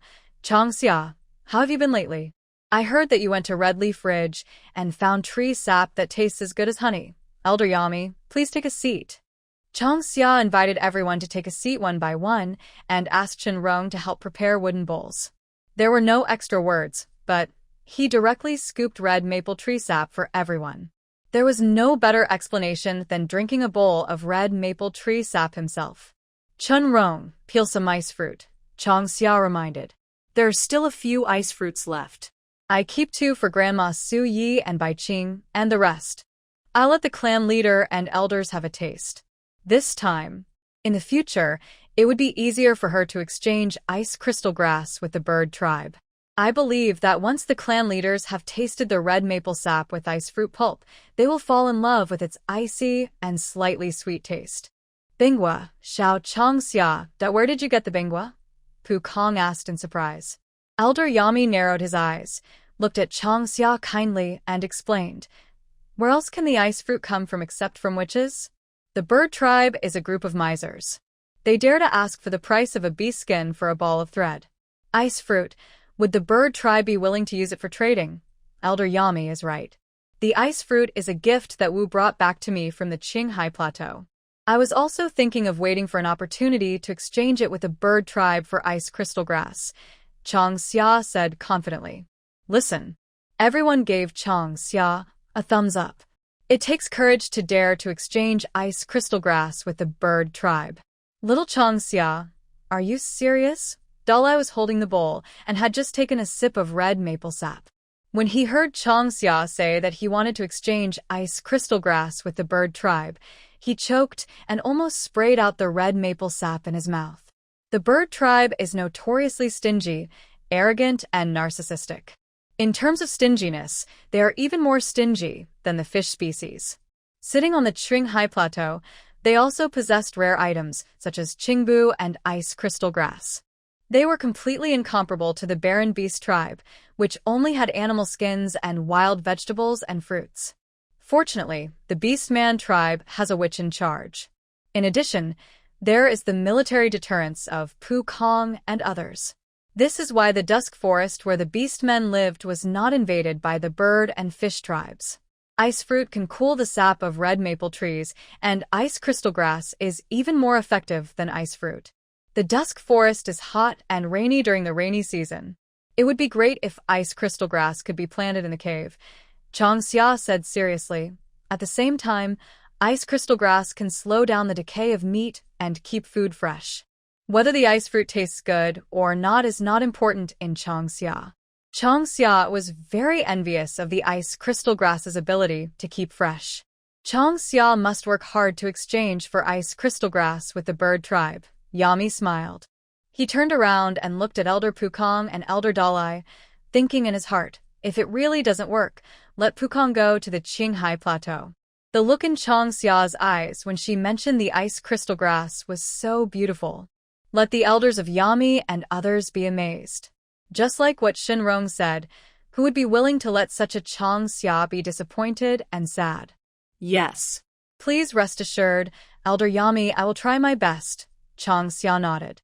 The reason why the bird tribe is stingy is simply that they have never encountered anything that impresses them. Beautiful clothes, one-of-a-kind jewelry, or irresistible food. No matter what it is, Chang Xia will try his best. After all, there is still a year before next year's Normandy Fair, which is enough time for Chang Xia to slowly prepare things to impress the bird tribe. Wow, Nanfeng narrowed his eyes, his little face full of surprise. Cool, slightly sweet, with a hint of caramel. This is a taste that Nanfeng has never tasted before. One mouthful, it slides from the mouth into the throat, and then into the stomach. A moment. Nanfeng felt his whole body enveloped by the sweet scent, which made him feel extremely comfortable. Muqin said, "This tastes really like honey water. It's different from the sweetness of honey water. I like it very much," Yami said happily. Elder Pukong slapped the table, laughed, and shouted, "Little Chang Xia, another bucket." This time Elder Dalai said nothing. He looked at Chang Xia with expectant eyes. He cleared his throat twice and asked, "Little Chang Xia, is there anything else? There are 3 more barrels." Shenrong said. They collected 5 buckets of red maple sap in Red Leaf Ridge, and he and Chang Xia drank half a bucket. At this moment, Jen and the elders came over and shared 1.5 buckets. "Quick, give me a bucket," Pukong said excitedly. Elder Yami held his forehead and said coldly, "Pukong, shut up. These idiots only know how to eat, and once they eat, they easily get addicted." At this moment, they probably forgot the purpose of their coming here. "Chenrong, how much sap can be harvested from the red maple trees in Red Leaf Ridge?" Chang Xia counted the number of red maple trees in Hongya Ridge and found that there are about 5,000 of them. There are 108 red maple trees over 1,000 years old and more than 3,000 trees over 500 years old. Chang Xia estimates that the older the red maple tree, the more sap can be harvested, and vice versa. The exact amount of sap that can be harvested can only be calculated by hand. After Chenrong finished explaining, Chang Xia continued, "Elder Yami, I estimate that the best time to harvest red maple sap is from early March to late April. The rainy season is approaching, and these few days. Maybe the last season to harvest red maple sap. Can't we do it at other times? Xylophone asked nervously. Nanfeng was immersed in the delicious red maple sap and ignored Chang Xia's conversation from beginning to end. No, Chang Xia shook his head. In fact, it is a bit late to harvest this season. However, consider that the sap of the red leaf ridge red maple trees has never been harvested. Chang Xia believes that a batch of red maple tree sap can be harvested before the rainy season arrives. Zhen raised his head, looked at Chang Xia, and asked, Chang Xia, what are your plans? I want to go to Hongye Ridge with Qinrong at night and try to collect as much red maple sap as possible before the rainy season comes. However, collecting red maple sap requires wooden barrels. The wood here has been used up, and it takes time to go into the mountains to cut wood, so I want to exchange some wood from the tribe to make wooden barrels. Chang Xia pondered and put forward his idea. Hearing this, Zhen raised his hand and tapped Chang Xia on the head twice. Chang Xia, what do you think of the tribe and us? Zhen said angrily. On the side, Elder Yami and others did not stop Zhen's actions. Apparently, Chang Xia's statement that he wanted to exchange wood from the tribe to make barrels angered them. Chang Xia, the tribe is not polite to you. Instead, you have become estranged from the tribe. You deserve to be beaten. Nanfeng stood up and stretched out his hand to rub Chang Xia's face hard. It hurts. Chang Xia's face was deformed by the south wind. She explained, I'm not worried that the tribe will be busy building kilns and there won't be enough wood. If it's not enough, then don't build the kiln. Yami said domineeringly. Elder Pukong was grinning, but Elder Dalai was not laughing, and his expression was weird. It was obvious that they were all very supportive of Yami. Elder Yami, please don't. We still have to build the cave. I need a wooden barrel to hold the sap of the red maple tree. To collect the sap of the red maple tree, you need to drill holes in the red maple tree and fix the wooden barrel on the trunk. Pottery jars are fragile and are not suitable, Chang Xia explained. She was really afraid that Elder Yami would say something that would delay the tribe's kiln construction. It seems that Chang Xia still underestimated the attraction of sugar to the beast men. Shun Rong narrowed his eyes. He had different ideas from Chang Xia. The Hulua tribe is eager to harvest the sap of the red maple trees, not just to satisfy their appetite. There must be a deeper meaning behind this. Previously, it was mentioned that the bird tribe had green cloth, ice crystal grass, and balls of thread. The fish family has pearls, corals, and tourmalines. The beastmen only had wild vegetables and fruits, besides animal skins. These things were good, but not presentable. But, like rice flour and sugar, either of these two things would be enough to change the embarrassing situation of the orcs. Zhen, select some tribesmen to make wooden barrels in the afternoon. Yami said, in the evening arrange for the hunting team to follow Chang Xia Qinrong to Hongye Ridge to collect the sap of the red maple tree. At night, we went to Red Leaf Ridge to collect sap from red maple trees. Nanfeng would naturally not miss such a fun thing. Zhen pondered for a moment, nodded, agreed to Nanfeng's request, and said, go back to the tribe and gather people to make wooden barrels in preparation for going out to collect red maple tree sap at night. After saying that, Zhen turned his gaze to the Elder Yami next to him. Elder Yami, which elder should we have follow the hunting team to Red Leaf Ridge tonight? Pukong, how about you go? Pukong grinned and replied, sure, I can't wait to go to Hongye Ridge. He should have known earlier that the yellow particles were solidified sap from red maple trees. Elder Pukong might have cut down all the red maple trees in Hongye Ridge.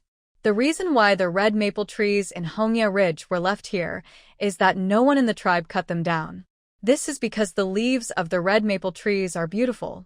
Although the beast tribe does not love beauty as much as the bird tribe and the fish tribe, they also understand beauty and ugliness. Hongye Ridge is not far from the Hulua tribe, and you can see Hongye Ridge by standing at the mouth of the Baiha River. The maple leaves all over the mountains are pleasing to the eye just by looking at them. Besides, red maple trees are not as practical as iron trees. Dalai, you continue to stay at the White Lake Wall to guard one side. Yami retracted his gaze and focused on Elder Dalai and continued. At the same time, the kiln closest to the White Lake Wall is for you to live in. The kiln was not far from Chang Xia's home, so he asked Elder Dalai to come to Baihu. The first is to stay in Baihu, and the second is to protect Xia Changxia and his people nearby. With the expansion of the Hulua tribe, Baihu will inevitably become a new safe zone. It is necessary to send elders to guard it. The story of the 3 Shantiao tribe members sneaking to Baihu Lake. The tribe already knows. There is no danger in meeting Changxia this time. However, there is no guarantee that another cub will run away from the tribe next time. In order to prevent accidents, the Hulua tribe decisively built a high wall on the White Lake side. It was a wall, but also a city wall. At least, in Changxia's eyes, the Hulua tribe already had the rudiments of a town. Sure, Dalai responded with a smile, waved to Changxia, and said, "Little Changxia, please take care of me in the future." "You are too polite, Elder Dalai." Changxia smiled. The move of Elder Dalai to the village is a signal from the Hulua tribe. From now on, Baihu Lake will also be included in the tribe's habitat, which is a great improvement for the Hulua tribe. The expansion of the tribe's habitat means that the tribe can accommodate more people. The matter was discussed and settled, and Jen and the others did not delay. They all returned to the tribe to prepare wood to make barrels, in preparation for going to Hongya Ridge at night. Jen handed the task of making barrels to Chenrong. He also needed to go to the various caves in the tribe to check or help build the caves. Elder Dalai once again returned to the Baihu wall to take charge. Finally, only Elder Pu Kong stayed. "Little Changxia, give me some more red maple sap to taste." Pu Kong blinked and looked at Changxia begging. The corner of Changxia's mouth twitched. You say that if a cute animal cub like Shanke Luyu acts cute and pleases him, Changxia might soften his heart and do something more. But Elder Pu Kong is a rough man with thick eyebrows and big eyes. With a pair of tiger eyes, he acted like a spoiled child to you. Is this acting like a spoiled child or asking for your life? Elder Pukang, no. Changxia refused. Pu Kong smacked his lips, looking regretful, and said, "Little Changxia, you have changed. You used to call me Grandpa, but now you have changed your mind and only call me Elder Pu Kong." Changxia held his forehead and said speechlessly, "Even if I call you Grandpa Pu Kong, I can't let you drink the red maple tree sap anymore. The witch might come today, so I have to save some of this red maple tree sap for her, and Wanchuan and the others should also have a taste. Hey? Okay." Pu Kong retracted his gaze and looked sinisterly at Shenrong, who was going to the tribe to make wooden barrels, his fists clenched so hard that they made a squeaking sound. "When there is time, I will weigh Xia Shenrong's capacity. You can't beat Changxia. If I beat them up, Yami and his gang won't let me off. Weighing Shenrong, this wolf cub, Yami and the others would definitely not stop him." Changxia was speechless, obviously understanding the dangerous thoughts in Elder Pu Kang's eyes. However, she did not want to stop him. Wait for Granny Su Yi to detoxify Shenrong. With Shenrong's strength, it shouldn't be a problem for him to communicate and exchange ideas with Elder Pu Kong. The orcs are warlike and not afraid of battle. If Shenrong wants to gain a foothold in the Hulua tribe, it is necessary to demonstrate his own strength. If it weren't for the limitations of his body, Changxia would also want to become a strong totem warrior. After the recent training, Changxia can clearly feel that he is getting stronger. From now on, it's just around the corner to go deep into the dusk forest for hunting and picking. "Changxia, I heard that you are back from Hongya Ridge." Nuanchuan's voice came closer and closer, and then Shanke and a few others followed Nuanchuan and walked slowly from the tribe. Changxia stood up and went forward to support Nuanchuan. "Why are you here?" Changxia asked with a smile. In fact, she knew the reason without asking. Most likely, Nanfeng went back to the tribe to show off to others. Nuanchuan said, "I heard from Nanfeng that she drank some sweet tree sap at your house and became greedy, so she brought Shanke and the others here." Haha. Changxia laughed and said, "Don't worry, I'll keep it for you." After saying this, he invited Nuanchuan and the others to take a seat. He took the wooden bowl and scooped a bowl for each of them. However, this time she didn't put in the ice fruit pulp. Changxia planned to save the remaining 2 ice fruits for Grandma Sui and Baiqing. Besides, Nuanchuan was a pregnant woman and Shanke and the others were cubs. Eating cold food was not good for the body. Wow. It's sweet. It's really sweet.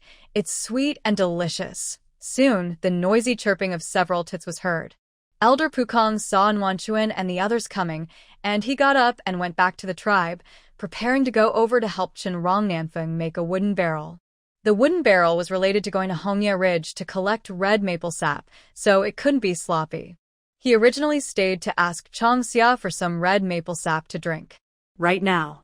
I saw Nuanchuan and Shanke coming over.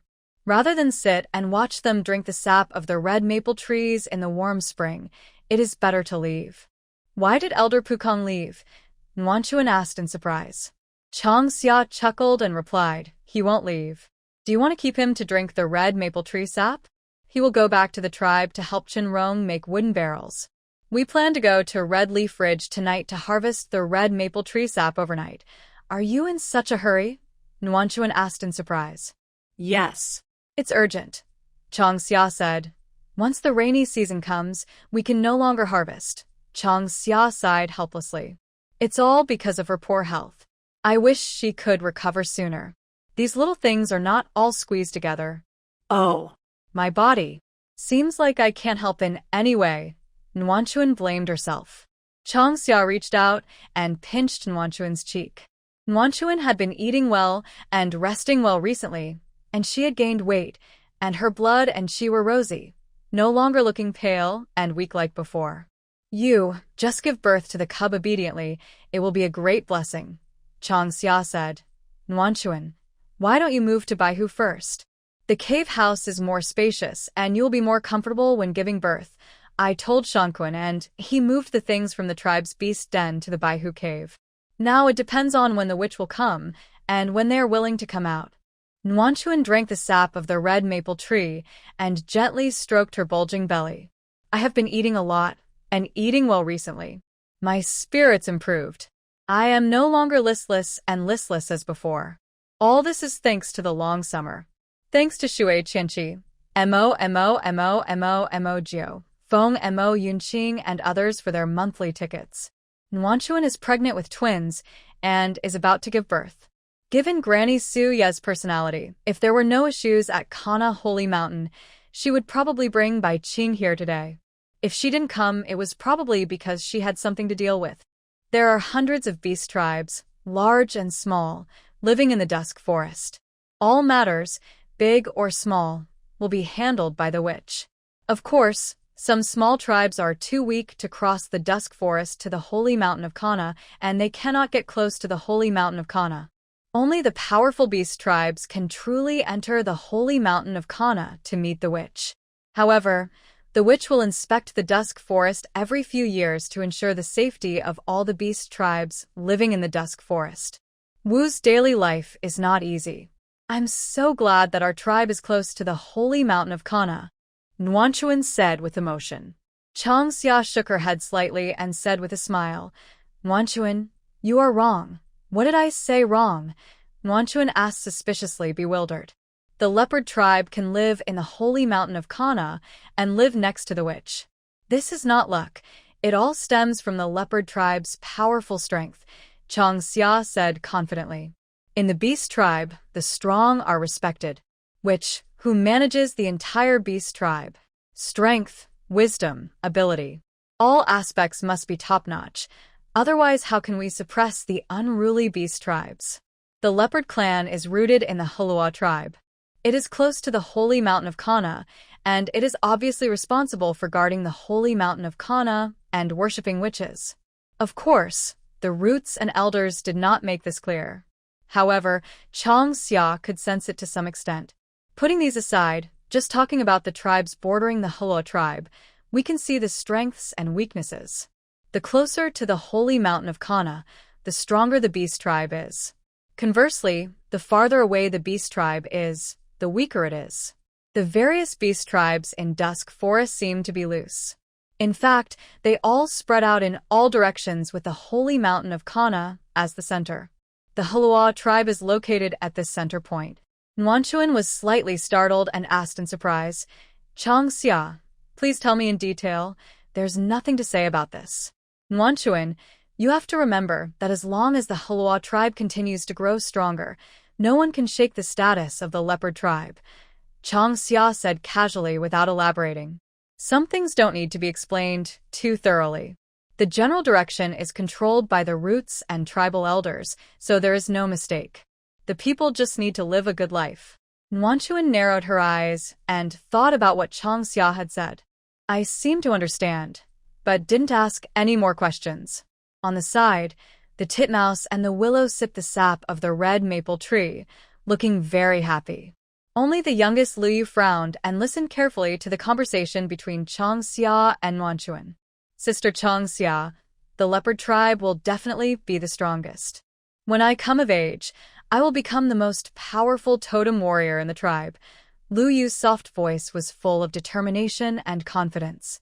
The lion tribe, tiger tribe, wolf tribe, snake tribe, and bear tribe are all powerful tribes in the Dusk Forest. At the same time, the territories of these tribes all border the Haloa tribe. Among the tribes of the beastmen, the leopard tribe, and these 5 tribes are the leaders.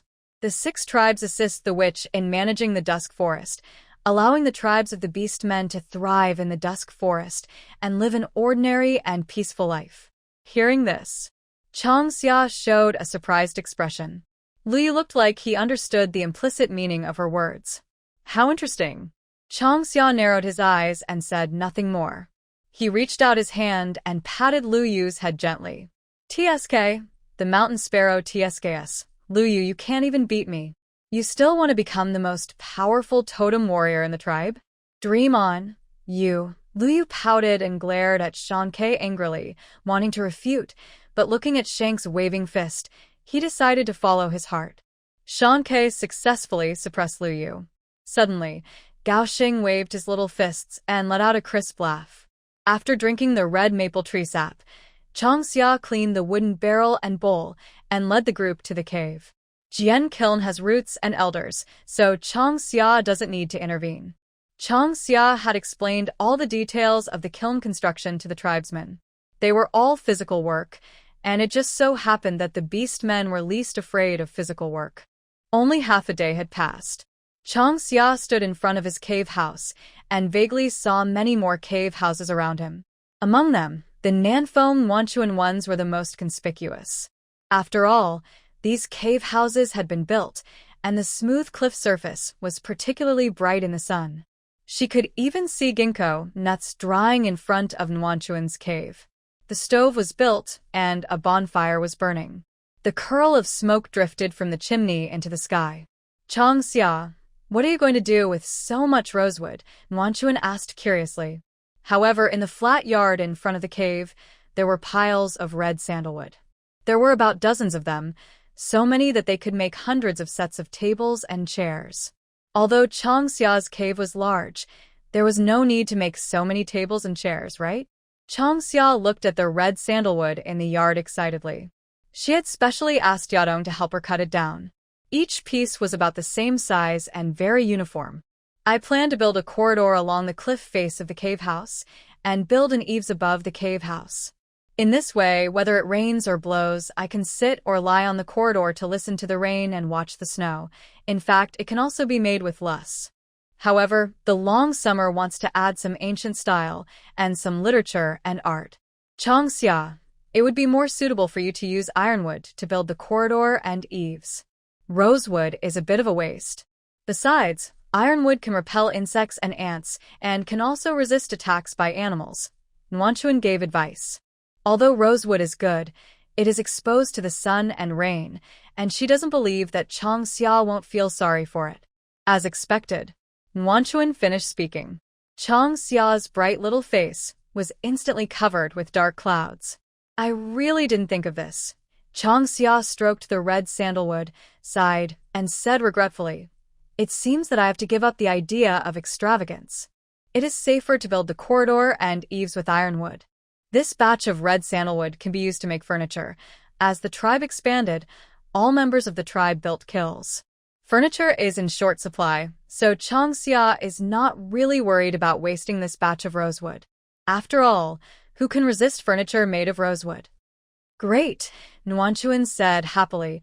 Chang Xia, if you have extra furniture, don't forget me.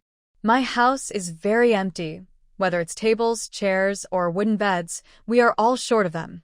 The Zhenjiao tribe made a lot of wooden beds. Those wooden beds were given to the elders of the tribe for trial sleeping. The response was very good. If the tribe hadn't been busy with various things recently, wooden beds would soon become popular throughout the tribe. Don't worry, you'll get your share. Chang Xia replied. She squinted her eyes and thought the cave house had a Kong bed, so a wooden bed was not suitable, etc. Chang Xia's eyes rolled, and he thought of a way. She could make a wooden bed based on the Kong bed, just like the step-out bed in ancient times. After figuring it out, Chang Xia directly praised herself for being so smart. Then, Chang Xia quickly wrote it down on the notepad. I made a note of the step-out bed, as well as the expansion of the cellar and the construction of the corridor eaves, and prepared to start when the rainy season comes. Now, the 2 adults and 3 children started grinding ginkgo nuts. The tribe sent a lot of ginkgo nuts to Chang Xia's family, and they were all dried in the sun. In a few days, Chang Xia wanted to prepare a hot pot banquet, and all kinds of ingredients needed to be prepared. Of course, she knew that the tribe would have to pay for the bulk of the cost, otherwise she couldn't afford to entertain more than 1,000 mouths. Sitting in front of the cave in the west, grinding ginkgo nuts and chatting. Chang Xia, what's that pile next to the red sandalwood? Duck feathers. Duck feathers? What do you keep them for? Chang Xia smiled mysteriously, with an unfathomable look on her face. She had her own plans for keeping the duck feathers, and now is not the time to reveal them. Besides, there are too few duck feathers. You'll know later. Nuanchuan, if you see anyone in the tribe catch a wild duck or a big white goose, remember to tell the tribe members for me to keep the duck and goose feathers and not throw them away. They will be of great use to me. Nuanchuan nodded in confusion. Don't you want chicken feathers? Chang Xia shook his head and replied, no need for chicken feathers. Chicken feathers can be used to make feather dusters or shuttlecocks. When you are bored during the rainy season, you can use shuttlecocks to kill time. However, Chang Xia has already arranged a full schedule for the rainy season, so I probably don't have time to play shuttlecock. Maybe I'll make some shuttlecocks when I have time. Give it to the tribal cubs to consume their vigorous energy, so as to prevent them from causing chaos and restlessness in the tribe all day long. Jen and the elders agreed to expand the tribe, probably because they felt it was too small. Every day I am troubled by the beast cubs. As the tribe expands, even if the beast cubs make trouble, I can just ignore it. Soon. Chang Xia and his friend took the 3 kids with them and ground 2 large baskets of ginkgo nuts. Let's go back to the beast den. Chang Xia said, it's time to go back and prepare dinner. We're going to Hongye Ridge tonight, so we need to have dinner early. We also need to prepare torches, rattan baskets, and other things. Tonight, how many tribesmen will go to Hongye Ridge? Chang Xia is unaware of this and has to wait and see what Jen and the elders think. Based on Chang Xia's understanding of the beast men, there would be quite a few people tonight. After all, the beast men were full of energy. After working hard all day, they could still be lively and noisy at night. Besides, the sap of red maple trees is delicious. It's hard for the orcs to refuse. In order to eat maple syrup as soon as possible, the tribe had to mobilize the entire tribe. Think about it. Chang Xia's steps towards the beast's den became increasingly brisk. If everyone is united, why worry about the tribe not being able to prosper? Sister Chang Xia, can we go to Hongye Ridge? Shanke took small steps, hopping lightly, holding her head high, and asked Chang Xia if she could go to Hongye Ridge with him. Wu Lu Yu beside him did not speak. The longing look in her eyes speaks for itself. Without waiting for Chang Xia to answer, Nuanchuan raised her hand and flicked Shank's forehead, rolled her eyes, and said, I can't go, but you guys can go with me? Don't forget, you can't even come to Baihu normally. This time it's because of the tribe expansion, so you have the opportunity to come to Baihu to play and have fun. The long summer and warm spring all come from the cubs. How could Chang Xia and Wan Chun not guess the little thoughts of a tits? Hey! 3 childish sighs sounded simultaneously. This made Chang Xia and the other 2 burst into laughter. A little kid with a smart mind. You're still young. When you grow up, not only can you go to Hongye Ridge, but you can also go to the Qinghai Plateau and even the East China Sea. Chang Xia smiled and tempted. As expected, both the titmouse and Wu Lu were attracted by Chang Xia's words. Living in the dusk forest, they had naturally heard of the Qinghai Plateau and the East China Sea. Who wouldn't long for the outside world? Young eagles spread their wings, hoping to fly high. Sister Chang Xia, can we really go to the Qinghai Plateau and the East China Sea? The bird tribe is arrogant, the fish tribe is aloof. TSK. Suddenly, Chang Xia heard Lu Yu complaining. She couldn't help but sigh at Lu Yu's precocity, arrogance, and aloofness, and how he really described the bird tribe and the fish tribe vividly. These two tribes, called the beast tribe barbarians, despised the beast tribe's vulgarity and never took the beast tribe seriously. Likewise, the beast men despised the two tribes for their posturing.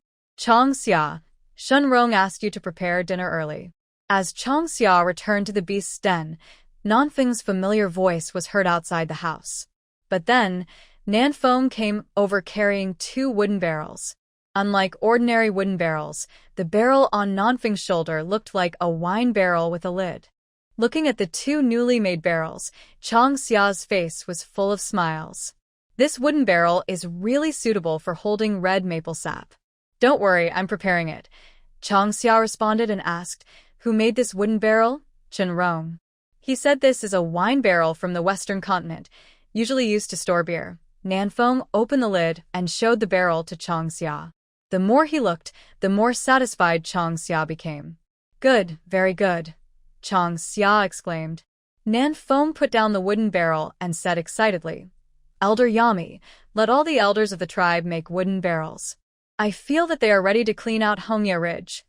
Wooden barrels, same size and style. Each one can hold about 100 kilograms of red maple sap.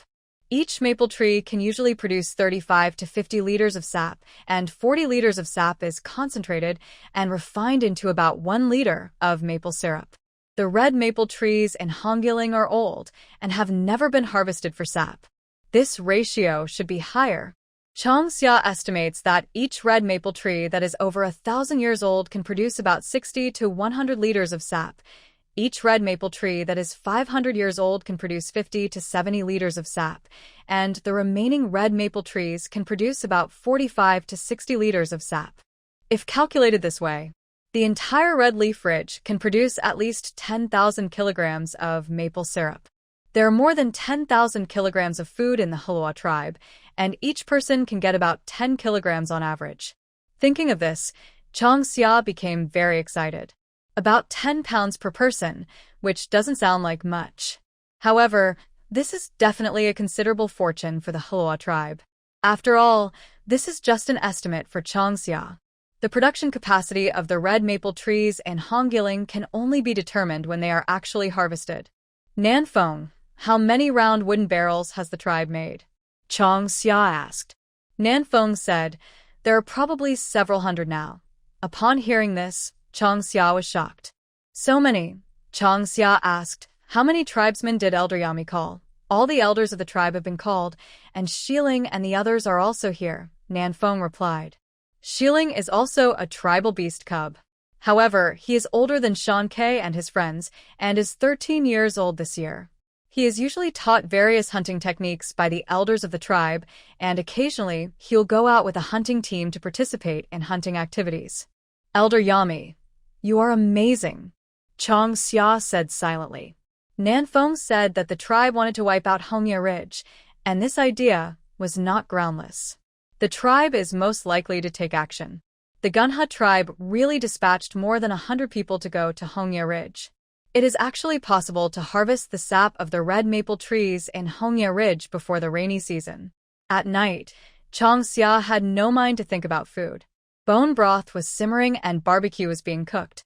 On the side, there are cleaned wild vegetables. When Shenrong comes back, put the wild vegetables into the bone soup and cook them. They can be eaten at any time. The sun is setting in the west. Nanfeng Wanchuan led the 3 little tits back to the tribe, and Chang Xia quietly prepared bone knives and rattan baskets. The Torch tribe had some in stock, and they would be distributed when they got to Hongya Ridge, so Chang Xia didn't have to worry about it. Grandma Su Yi and Bai Qing did not come today. The remaining 2 buckets of red maple sap were not wasted during the long summer. While waiting for Shinrong, he poured the sap into a clay pot and boiled it over low heat. As the clay pot heats up, the water in the red maple sap evaporates little by little, and the sap begins to become viscous, followed by a rich caramel sweetness. Shinrong's low and deep voice came from far away. With his back to the setting sun, he walked towards the beast's den step by step. Smelling the sweet smell of caramel carried by the night breeze, Shinrong couldn't help licking the corner of his mouth. "I'll try to boil it and see if it works." Changxia stirred the wooden spoon and watched the sap in the pottery jar boil. As the water evaporated, the sap gradually thickened. "This can't be called maple syrup yet. It should be maple syrup. Maple syrup, we have to continue boiling it. Don't dare to burn too big a fire in the long summer. It is not easy to control the temperature of a clay pot." Fortunately, she didn't pursue the taste of maple syrup. She just wanted it to be eatable. "This time, just be careful not to burn it." As he spoke, Changxia picked up a wooden chopstick from the side and put it into the clay pot, stirring it gently, circle after circle. Soon, the wooden chopsticks were covered with thick maple syrup. Changxia took out the wooden chopsticks and handed them to Shinrong, saying, "Shinrong, do you want to try it?" "Okay." Shinrong smiled. He lowered his head, opened his mouth, and bit Changxia's hand. Soft and long. As he chewed gently, a sticky caramel sweetness exploded in his mouth. It was completely different from the cane sugar he had eaten in the Westland, and also different from honey. This was the taste of maple syrup, soft and smooth. "It's delicious. The tribesmen will love it." Shinrong rarely sighed out loud, revealing a satisfied expression. Hearing Shinrong's praise, Changxia was very happy. Nanfeng said that the tribe made a lot of round wooden barrels. "Is that true?" Changxia stuffed the wooden chopsticks to Shinrong and asked him to eat it himself. He grabbed another pair of wooden chopsticks and put them into the pottery jar to stir. There was no container at home to store maple syrup, so Changxia decided to just wrap the wooden chopsticks with maple syrup and make small balls similar to lollipops. Maple syrup at this moment is somewhat similar to maltose. Shinrong nodded and said, "Really? The roots and elders want to collect as much sap as possible from the red maple trees in Redleaf Ridge. After all, waiting another year is too hard." They tasted the sap of the red maple tree. How could he bear to let go? "How many people does the tribe plan to send to Redleaf Ridge tonight?" Changxia asked again. "No limit." "What? You heard it right. The tribe does not limit the number of people who can go to Redleaf Ridge." After listening to this, Changxia held his forehead with his hand. "Depend on. In terms of madness, she is not even 1/10 as crazy as the tribe members." Just when Changxia wanted to work day and night to collect the sap of the red maple trees in Hongye Ridge, the tribe dared to let the whole tribe start at night. No wonder it is said that before the rainy season, the tribesmen can live in caves. This kind of ruthlessness is intimidating. It seems the tribe is planning to go to Red Leaf Ridge tonight to collect red maple tree sap. "We can do it at night, so we don't have to worry about delaying the kiln construction during the day." Changxia nodded slightly and then said, "Shinrong, when you go to the tribe, how is the reconstruction progress over there?" "Very crazy." Shinrong's mouth twitched, and he uttered 3 words. "Long summer." "Oh." "The tribe has demolished many animal dens, and the entire tribe looks unrecognizable," Shinrong said with emotion. He really admired the courage of the Gunha elders. They decided to build caves and abandoned animal dens without hesitation. Obviously, they were confident that they could let the tribe members live in caves before the rainy season. Changxia silently raised his thumb towards the direction of the tribe. The 2 barrels of red maple sap were not full. Each barrel was about 20 to 30 kilograms. They were made into dozens of maple syrup lollipops, and then Shinrong made a stick with straw and inserted the wooden chopsticks coated with maple syrup into it. Don't be fooled. It actually looks like a candied haws. It looks even more delicious. Shinrong stood aside and watched Changxia insert the wooden chopsticks into the straw stick and licked the corner of his mouth. Looking at the maple syrup lollipops of different sizes, he wanted to eat them and felt that he could eat several more. "Do you want more?" Changxia asked. Shenrong shook his head and said, "Leave it to the tribe kids." He ate one, and that was enough. Besides, we can go to Red Leaf Ridge tonight to collect maple sap and boil it into maple syrup in the long summer. It won't be too late to eat it later. Okay. Chang Xia smiled and placed the thatched stick filled with maple syrup lollipops next to the beast's den, waiting to give them to the cubs when he went to the tribe tomorrow. The two of them sat at a long table and ate dinner, smelling the strong, sweet smell of caramel, chatting about going to Hongyiling in the evening. Thinking about harvesting the sap of the red maple tree, the two of them ate quickly. Just after eating, Nanfeng's shouting came from the bottom of the hill. However, a large group of tribesmen came out of the tribe. Each of them carried 2 large rattan baskets, each of which contained 4 round wooden barrels. Torches were piled on top of the round wooden barrels, and at a glance, there were quite a lot of them. It looks like they're trying to squeeze all the sap out of the red maple trees in Hongya Ridge. Before it got dark, a large group of people headed straight for Hongya Ridge. Chang Xia, what did you eat at night? You smell so sweet. What did you eat secretly? Nanfeng sniffed at Chang Xia with his nose twitching. On the side, Yadong wanted to lie on Shenrong's back. Just like Nanfeng, he kept asking questions. The corner of Shenrong's mouth twitched, and he stretched out his hand and patted Yadong's head away. I used the remaining red maple sap to make some maple syrup. Since I didn't have a mold or container to hold the syrup, I used wooden chopsticks to roll the maple syrup into lollipops. Chang Xia said, there are probably dozens of them, which are in the beast's den. I plan to bring them to the tribe cubs tomorrow to try. If you want to eat some, I'll make them for you after we harvest the red maple sap tonight. There were limited maple syrup lollipops, so Chang Xia didn't bring any. There are too many people and not enough to share. So she hadn't thought about bringing the maple syrup lollipops in the first place.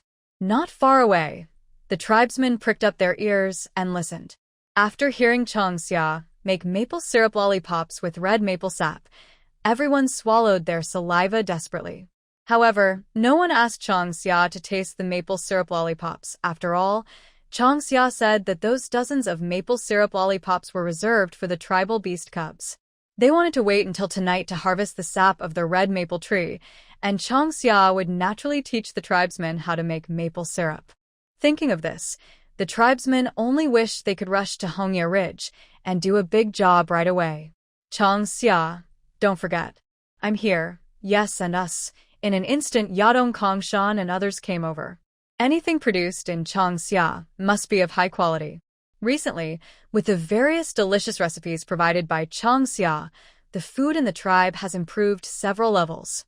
Each one of them is not far from gaining weight. Before dark, a group of hundreds of people successfully arrived at Hongya Ridge. Jen divided the team into groups of 20, with one person in each group patrolling to ensure that they would not be attacked by wild animals. While collecting the sap of the red maple tree was important, personal safety was equally important. Each group assigned one person to learn how to harvest red maple sap from Chang Xia Chenrong, and then spread out and went to the assigned red maple trees to start harvesting red maple sap. Needless to say, this arrangement went very smoothly. Hundreds of people began to move in an orderly manner and soon scattered to every corner of Hongya Ridge. When it gets dark, the torches illuminate the entire Red Leaf Ridge, making it as bright as day. First, use a bone knife to drill a hole in the red maple tree, about 5 centimeters deep. Insert the wood chips and then hang the wooden barrel for collecting sap on it.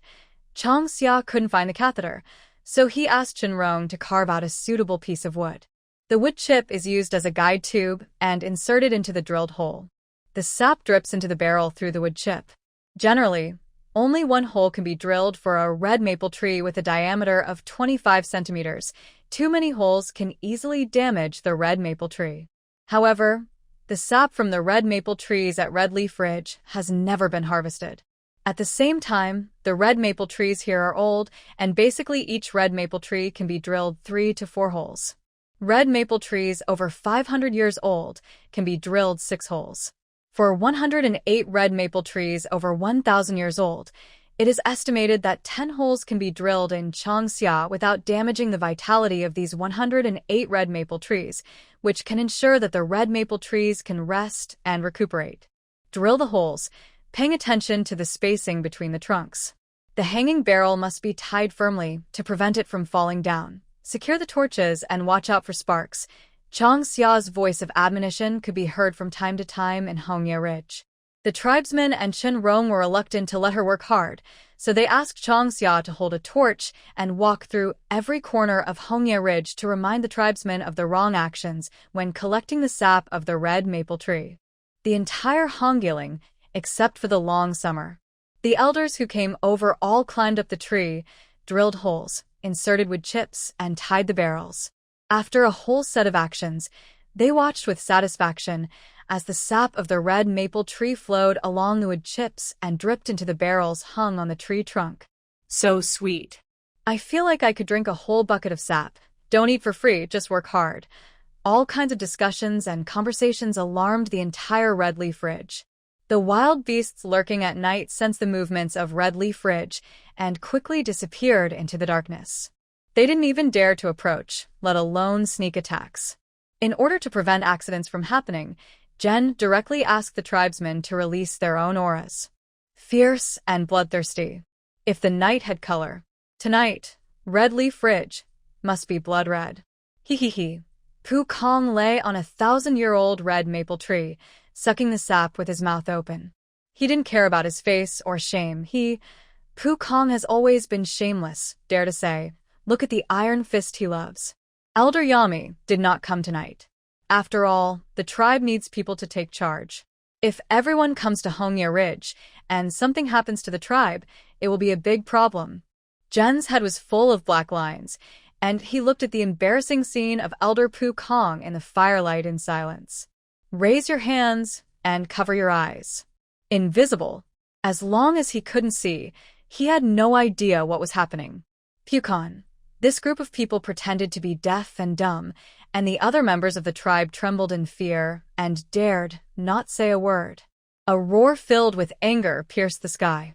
Pu Kong paused, his whole body froze. Darn. He only remembered that Yami didn't come with him, but forgot about Shimu. Pu Kong, you jerk, Shimu roared, and from a distance, he stomped his feet and flashed to the trunk of the red maple tree where Elder Pu Kong was. He raised his hand and angrily hammered Elder Pu Kong 3 times.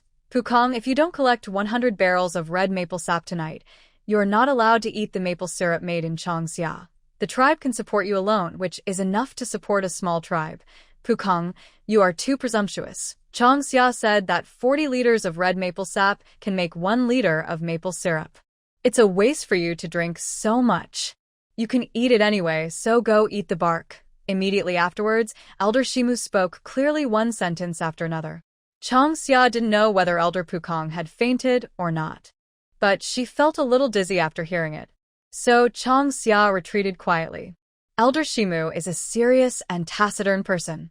However, once he is angered, he can evolve from being taciturn to being a chatterbox, and his chattering is methodical and can last from dawn to the next day. As far as Changxia knew, Elder Shimu's most impressive record was speaking continuously for 3 days.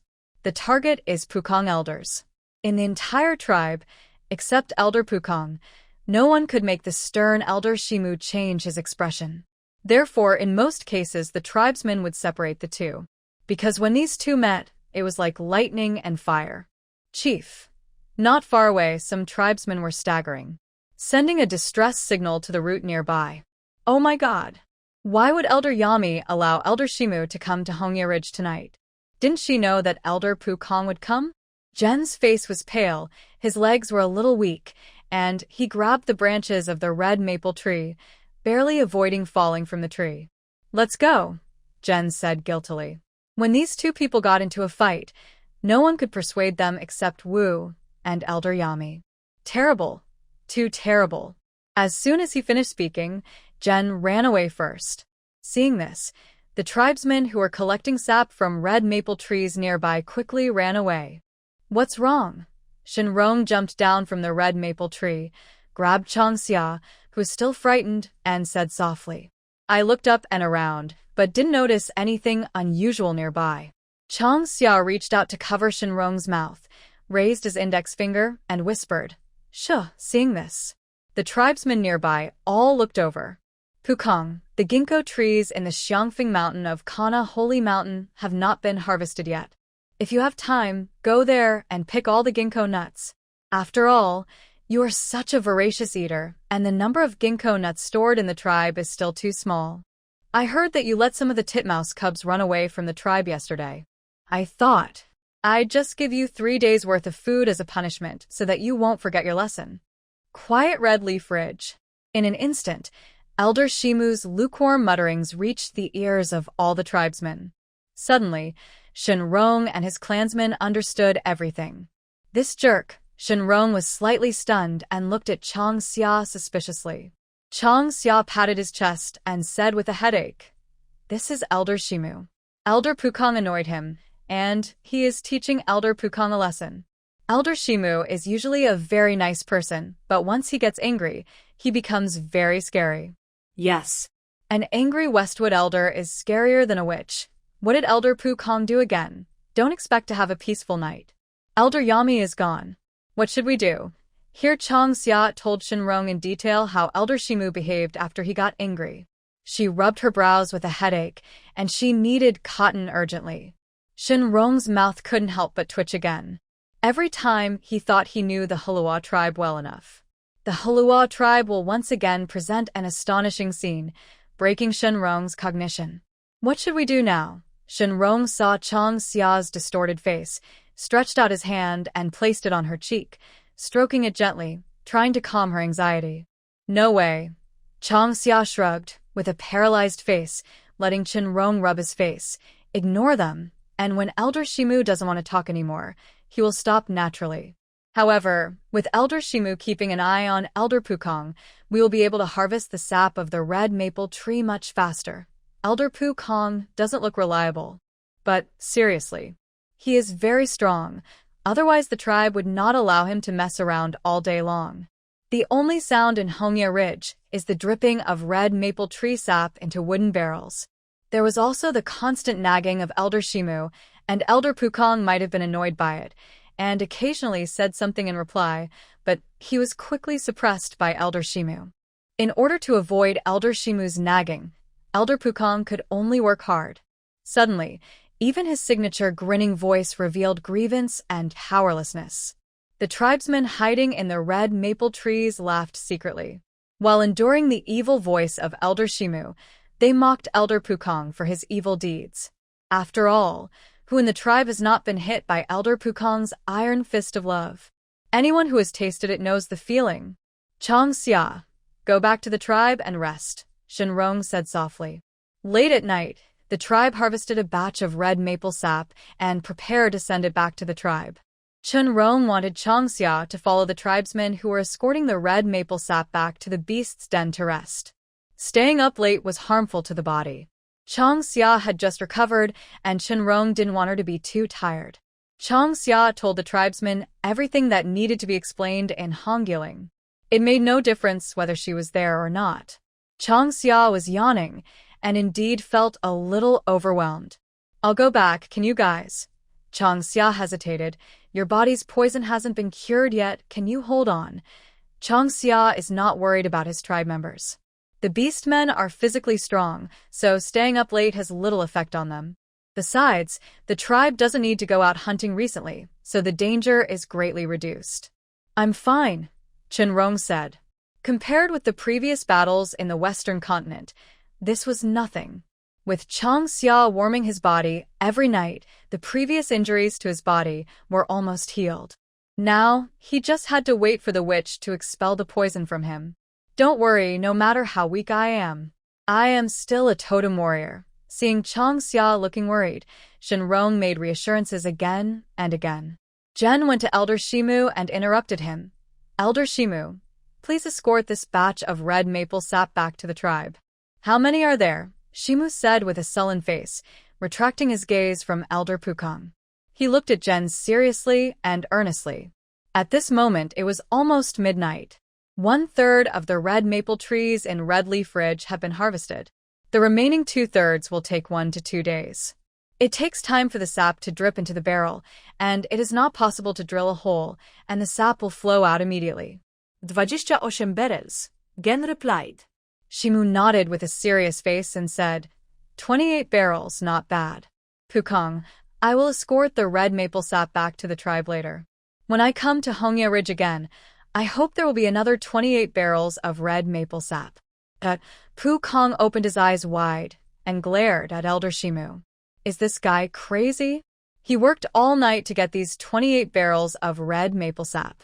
Shimu asked him to get another 28 barrels within 2 hours. Isn't that crazy? Why, do you think I'm crazy? Shimu sneered and cursed. Pukong, I said you're a fool, and I really praised you. We used to collect 28 barrels of red maple sap, and most of the time was spent on drilling holes and hanging barrels. Now we only need to replace the full barrels, and only a few red maple trees need to drill holes and hang barrels. You eat so much food every day, do you feed it to the dog? The beast tribe has a head which is used for thinking.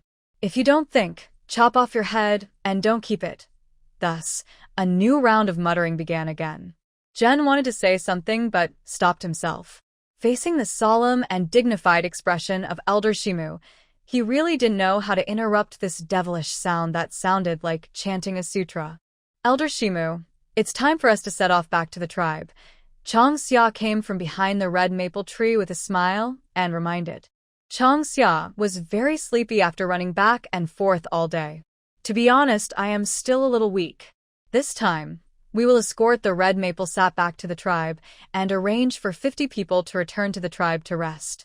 Let these people come to replace the next batch of tribesmen tomorrow morning. It is expected that there will be people here until the harvest of red maple sap in Hongya Ridge is completed. The humidity in the night wind was getting heavier. Apparently, the rainy season is approaching. Okay. Shimu stopped nagging, his serious expression softened instantly, and he said, Chong Xia must be sleepy.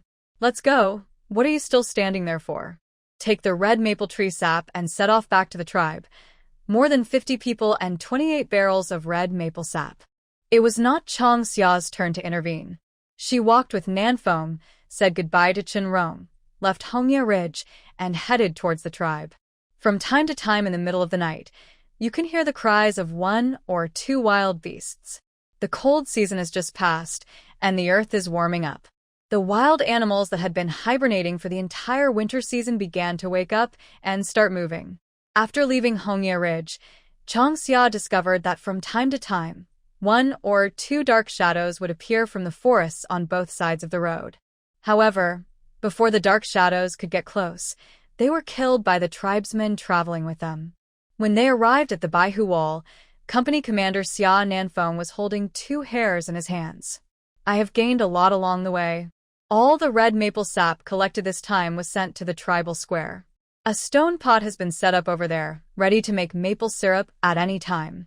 The elders of the tribe have been firing pottery all year round, and their ability to control the temperature is much better than Chong Xia. Therefore, when Chong Xia talked to Jen about making maple syrup, he told Jen about it. Jen had the tribesmen set up a stone pot in the square early in the morning and notified the old man who was making pottery to remember to arrange someone to make sugar. Xiao Chong Xia, welcome home. Dalai smiled and welcomed everyone into Baihu. Shimu nodded to Elder Dalai and led his men straight back to the tribe. Chong Xia said goodbye to Nanfeng and returned to the beast's den to rest. She was so tired that she didn't even take a shower. She returned to the den, kicked off her rattan shoes, fell on the rattan bed on the ground, and fell into a deep sleep. Soon, a soft snoring sound began to sound. I was weak and couldn't make it through the night. If I had to stay up late all night, Chong Xia would find it a bit too much to bear. I slept until dawn the next day. Before she opened her eyes, Chong Xia heard the low voices of people talking outside the den. Yawning and leaning forward, she opened the curtain and walked out of the den. Grandma Suyi. But I saw Suyi sitting at the long table. Bai Qing and Nanfeng were squatting beside the stove, stewing something. You're awake. Suyi smiled and waved to Chong Xia, asking her to come over. When Chong Xia came closer, Suyi stretched out his hand to check her body. Nothing serious. You just got a little irritated from staying up late. Just drink more water. You've been a little tired lately, so take some rest. Su Yi brought Bai Qing here from the holy mountain of Kana early in the morning. When he arrived at the Halua tribe, he learned that the Halua tribe had been collecting red maple tree sap at Red Leaf Ridge overnight. As soon as he entered the Halua tribe, Elder Yami told Su Yi everything about the red maple tree sap. Su Yi was overjoyed when he heard this. First comes the rice flour, then comes the maple syrup. Su Yi's eyes became softer as he looked at Chang Xia. This child is truly a lucky star for the Halua tribe and the Beastman clan. From now on, who dares to say that there are no treasures in the Dusk Forest? The Dusk Forest is full of treasures, but what is lacking is the eyes to discover them. Now that the Beast tribe has Chang Xia, why worry about not finding treasures? It will be the rainy season soon, and I will definitely rest at home by then, Chang Xia said. Su Yi smiled and said, in 2 days, the rainy season will come. The tribe is building kilns and collecting red maple sap. Can we make it in time? With the arrangements made by the clan leader and elders, I think we can make it in time, Chang Xia said. As he spoke, he began to rinse his mouth and wash his face. Nanfeng mixed some flour paste, probably to make fruit flour pancakes. Grandma Sui, I made maple syrup lollipops. Do you want to try some? Chang Xia brought over the thatch stick filled with maple syrup lollipops and called out to Nanfeng Baiqing. Nanfeng Baiqing, do you too want some? Dozens of maple syrup lollipops, enough for each of the tribal cubs to have one. Besides, we harvested dozens of buckets of red maple sap last night. If it's not enough, we can just boil more. Haha. Yes, I've been wanting to eat it for a long time, Nanfeng replied with a smile. Bai Qing nodded modestly, sharing the same idea as Nanfeng. When they came over, they saw the maple syrup lollipop stuck in front of the beast's den. Because Chang Xia was still asleep, they didn't dare to touch it. At this moment, Chang Xia spoke up, and only a fool would refuse. Here, one for each of you, Chang Xia said. Nanfeng, boil some hot water for me. The only sound in Hongya Ridge is the dripping of red maple tree sap into wooden barrels. There was also the constant nagging of Elder Shimu, and Elder Pukong might have been annoyed by it, and occasionally said something in reply, but he was quickly suppressed by Elder Shimu. In order to avoid Elder Shimu's nagging, Elder Pukong could only work hard. Suddenly, even his signature grinning voice revealed grievance and powerlessness. The tribesmen hiding in the red maple trees laughed secretly. While enduring the evil voice of Elder Shimu, they mocked Elder Pukong for his evil deeds. After all, who in the tribe has not been hit by Elder Pukong's iron fist of love? Anyone who has tasted it knows the feeling. Chang Xia, go back to the tribe and rest, Shenrong said softly. Late at night, the tribe harvested a batch of red maple sap and prepared to send it back to the tribe. Chun Rong wanted Chang Xia to follow the tribesmen who were escorting the red maple sap back to the beast's den to rest. Staying up late was harmful to the body. Chang Xia had just recovered, and Chen Rong didn't want her to be too tired. Chang Xia told the tribesmen everything that needed to be explained in Hongyiling. It made no difference whether she was there or not. Chang Xia was yawning, and indeed felt a little overwhelmed. I'll go back, can you guys? Chang Xia hesitated. Your body's poison hasn't been cured yet, can you hold on?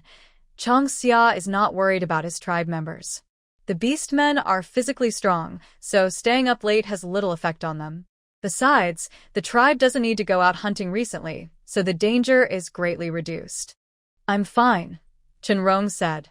Compared with the previous battles in the Western continent, this was nothing. With Chang Xia warming his body every night, the previous injuries to his body were almost healed. Now, he just had to wait for the witch to expel the poison from him.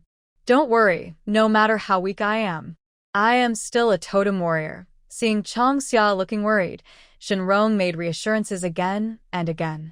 Jen went to Elder Shimu and interrupted him. Elder Shimu, please escort this batch of red maple sap back to the tribe. How many are there? Shimu said with a sullen face, retracting his gaze from Elder Pukong. He looked at Jen seriously and earnestly.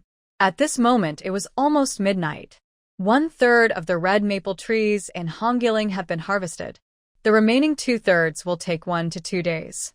It takes time for the sap to drip into the barrel, and it is not possible to drill a hole, and the sap will flow out immediately. 28 barrels, Gen replied. Shimu nodded with a serious face and said, 28 barrels, not bad.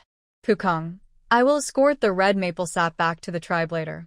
When I come to Hongya Ridge again, I hope there will be another 28 barrels of red maple sap. Pukong opened his eyes wide and glared at Elder Shimu. Is this guy crazy? He worked all night to get these 28 barrels of red maple sap. Shimu asked him to get another 28 barrels within 2 hours. Isn't that crazy? Why, do you think I'm crazy?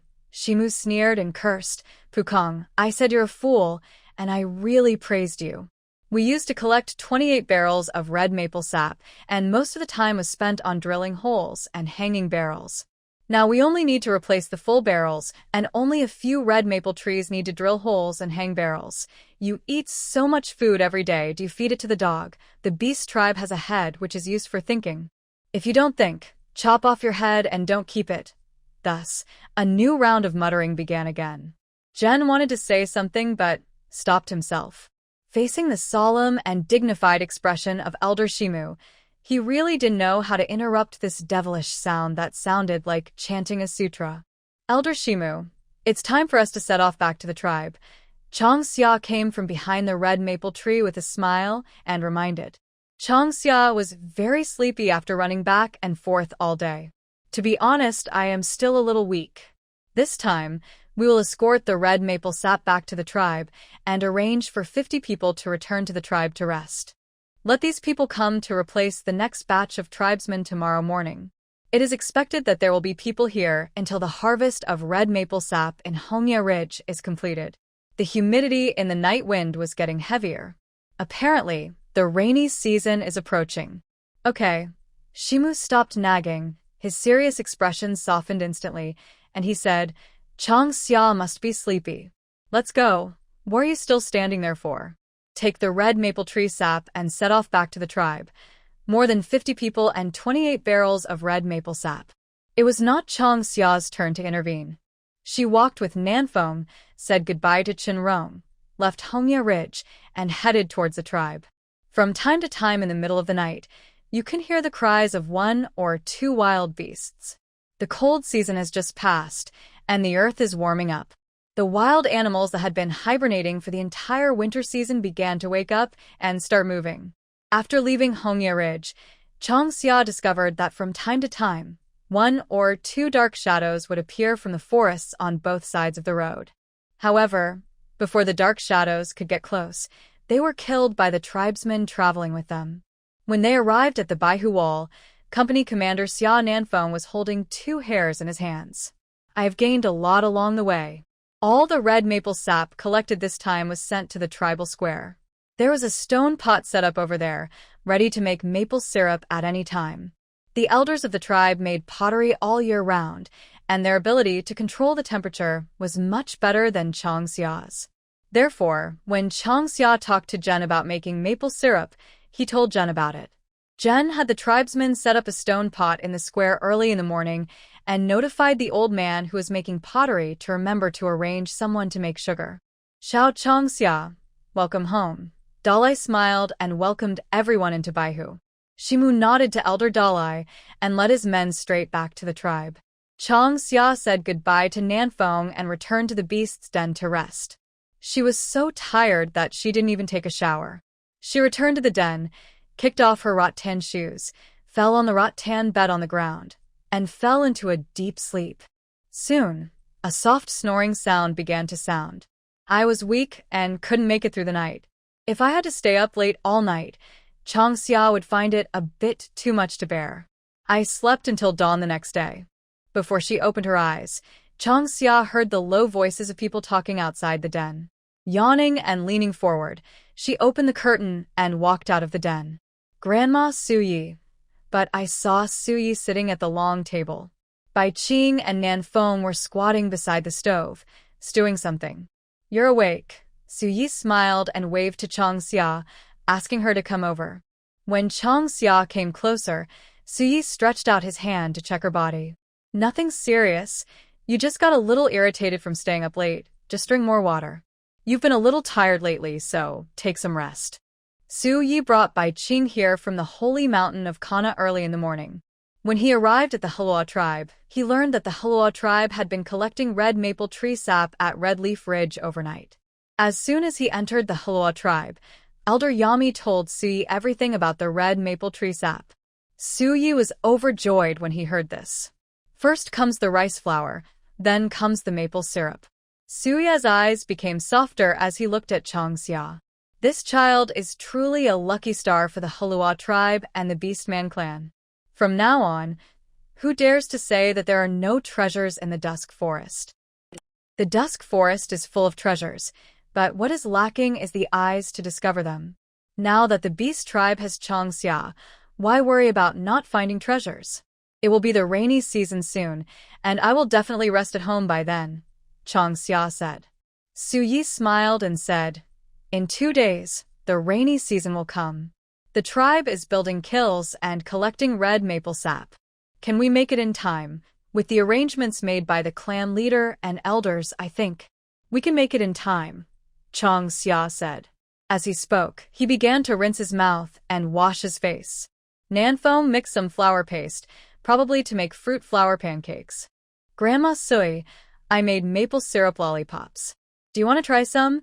Changxia brought over the thatch stick filled with maple syrup lollipops and called out to Nanfeng Baiqing. Nanfeng Baiqing, do you too want some? Dozens of maple syrup lollipops, enough for each of the tribal cubs to have one. Besides, we harvested dozens of buckets of red maple sap last night. If it's not enough, we can just boil more. Haha. Yes, I've been wanting to eat it for a long time, Nanfeng replied with a smile. Baiqing nodded modestly, sharing the same idea as Nanfeng. When they came over, they saw the maple syrup lollipop stuck in front of the beast's den. Because Changxia was still asleep, they didn't dare to touch it. At this moment, Changxia spoke up, and only a fool would refuse. Here, one for each of you, Changxia said. Nanfeng, boil some hot water for me. Set up the pot and pour the red maple tree sap into the stone pot. Changxia and Elder Yami stepped back and gave up their territory to the tribesmen who were making maple syrup. The tribesmen were not in a hurry to make the first pot. They started to make maple syrup according to Changxia's instructions and their own understanding. The temperature is high and maple syrup is not easy to solidify. You need a suitable mold or a container to hold the boiled maple syrup and then pour the maple syrup into the mold or container to cool. After cooling, the maple syrup will solidify into sugar. Of course, if you stir or rotate it at high speed, the maple syrup will become powdered maple sugar, similar to brown sugar. However, this stirring and rotating is too energy-consuming. Changxia didn't want to cause such trouble. She just wanted to make some maple syrup or maple sugar. It's not too late to try new tricks until next year. Cuckoo. The stone pot was heated, and the red maple sap in the pot began to boil, making bursts of noise. At the same time, the morning breeze was filled with an enticing aroma of caramel. Elder Yami smiled and said, once this smell spreads, the tribe's cubs will soon be unable to resist and come running over. Apart from the tribesmen who make maple syrup and maple sugar, the only animals under the age of 10 left in the tribe are cubs. Everyone else, even kids over 10 years old. They were all assigned tasks by Jen and helped build the kiln. The tribal square is some distance away from the beast den, where the tribesmen live. Occasionally, you can hear the sound of digging kilns, but it is not clear and very vague. Don't talk about them, I'm greedy too, Nanfeng muttered. He stretched his neck and looked towards the stone pot. He swallowed his saliva quickly. His expression was like that of a hungry beast. Elder Yami held his forehead and patted Nanfeng, telling her to stop doing anything weird. As expected, the conversation here just ended not long ago. The chirping of tits came from far away. Along with them were other beast cubs from the tribe, all running towards them from deep inside the tribe. Sister Changxia, so sweet.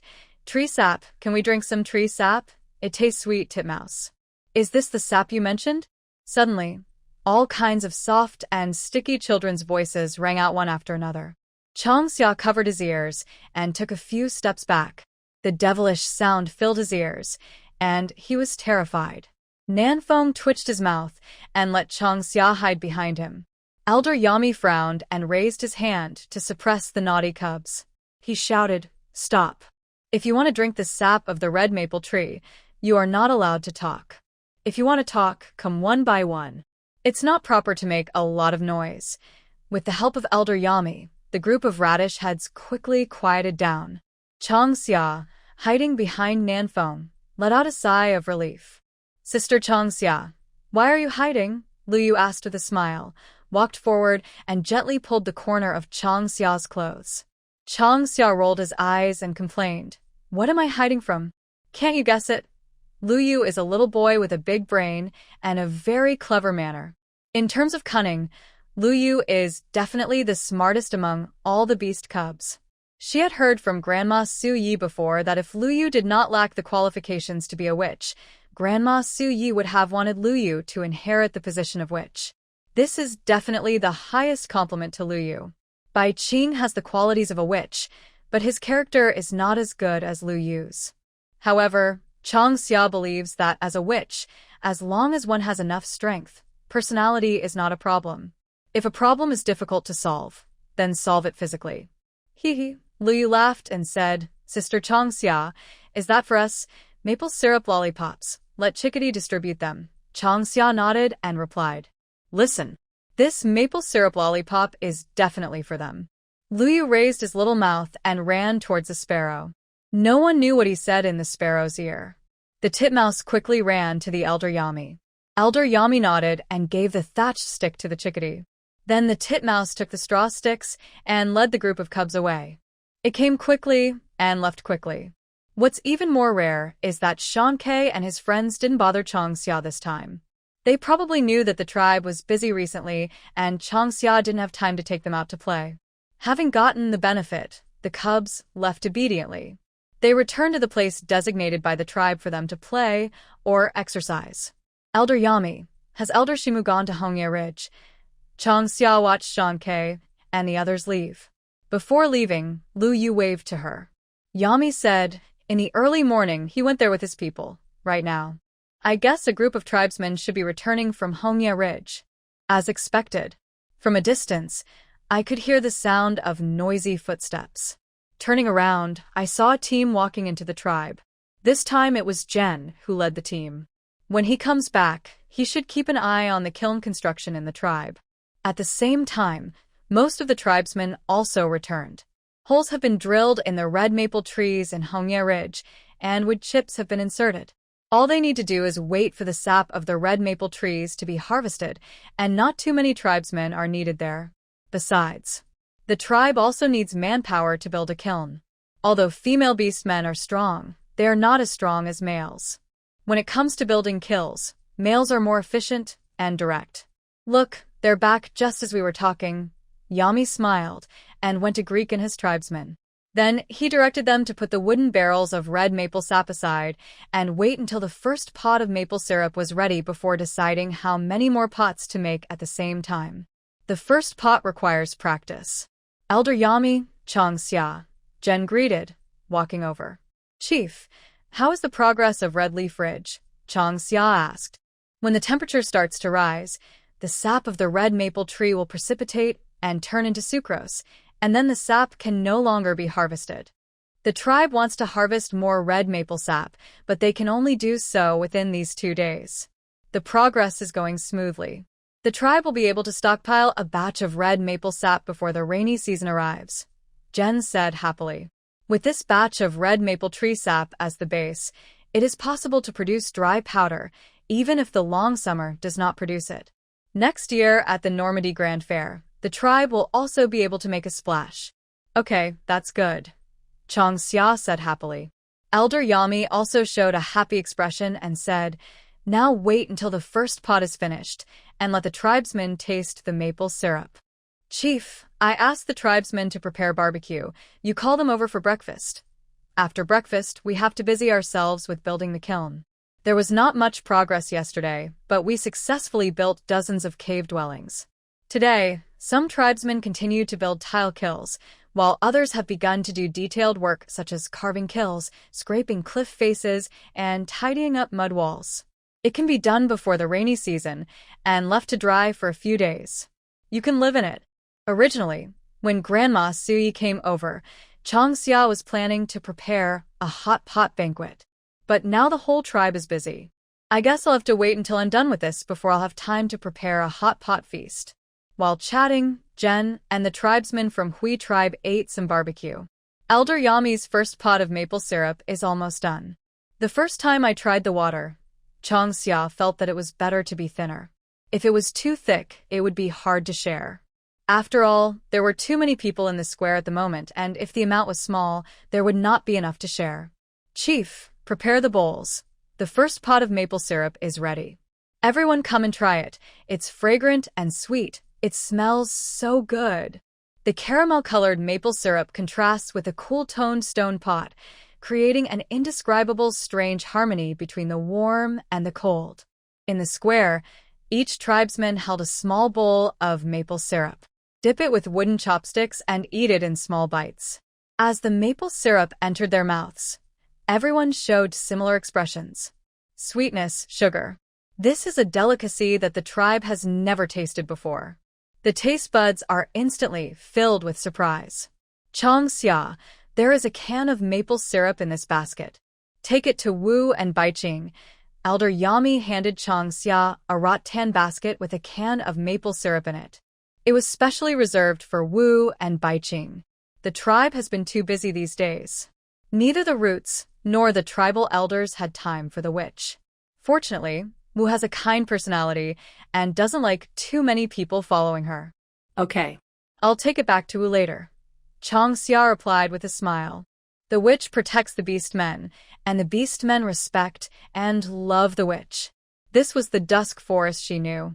Changxia said that when Wu comes again, he will let Wu live in his cave.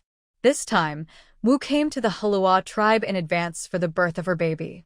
It depends on the situation. She will stay in the Halua tribe for a few days.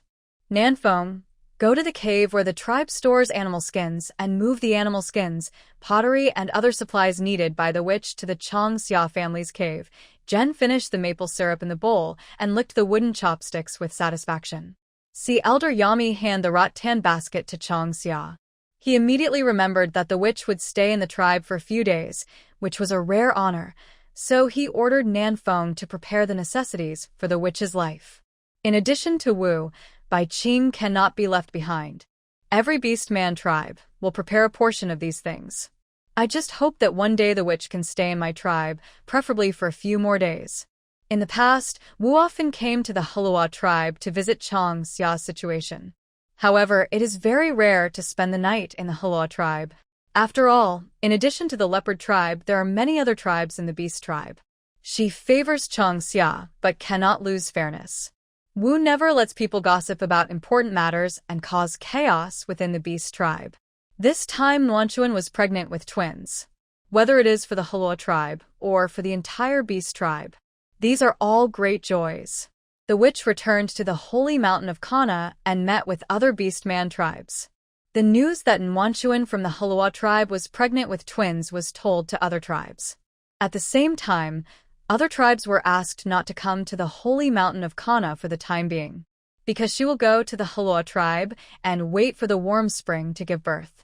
She will return to the holy mountain of Kana only after confirming that the twins are born safely. Very quickly, through the witch's mouth, it was revealed that Nuanchuan of the Halua tribe was pregnant with twins. Overnight, it quickly spread throughout the dusk forest. Originally, Wu was planning to reveal something about Baigua. However, because she had not discussed it with Changxia in advance, Wu stopped for a while and informed other beast tribes about the white fruit. She decided to wait until she discussed it with Changxia and asked the Halua tribe about their opinions before deciding whether to tell other beast tribes in the dusk forest about how to eat the fruit powder. It is the warm season. There is no shortage of food in the dusk forest. Therefore, Wu is not very anxious. If it were the cold season, Wu probably wouldn't delay.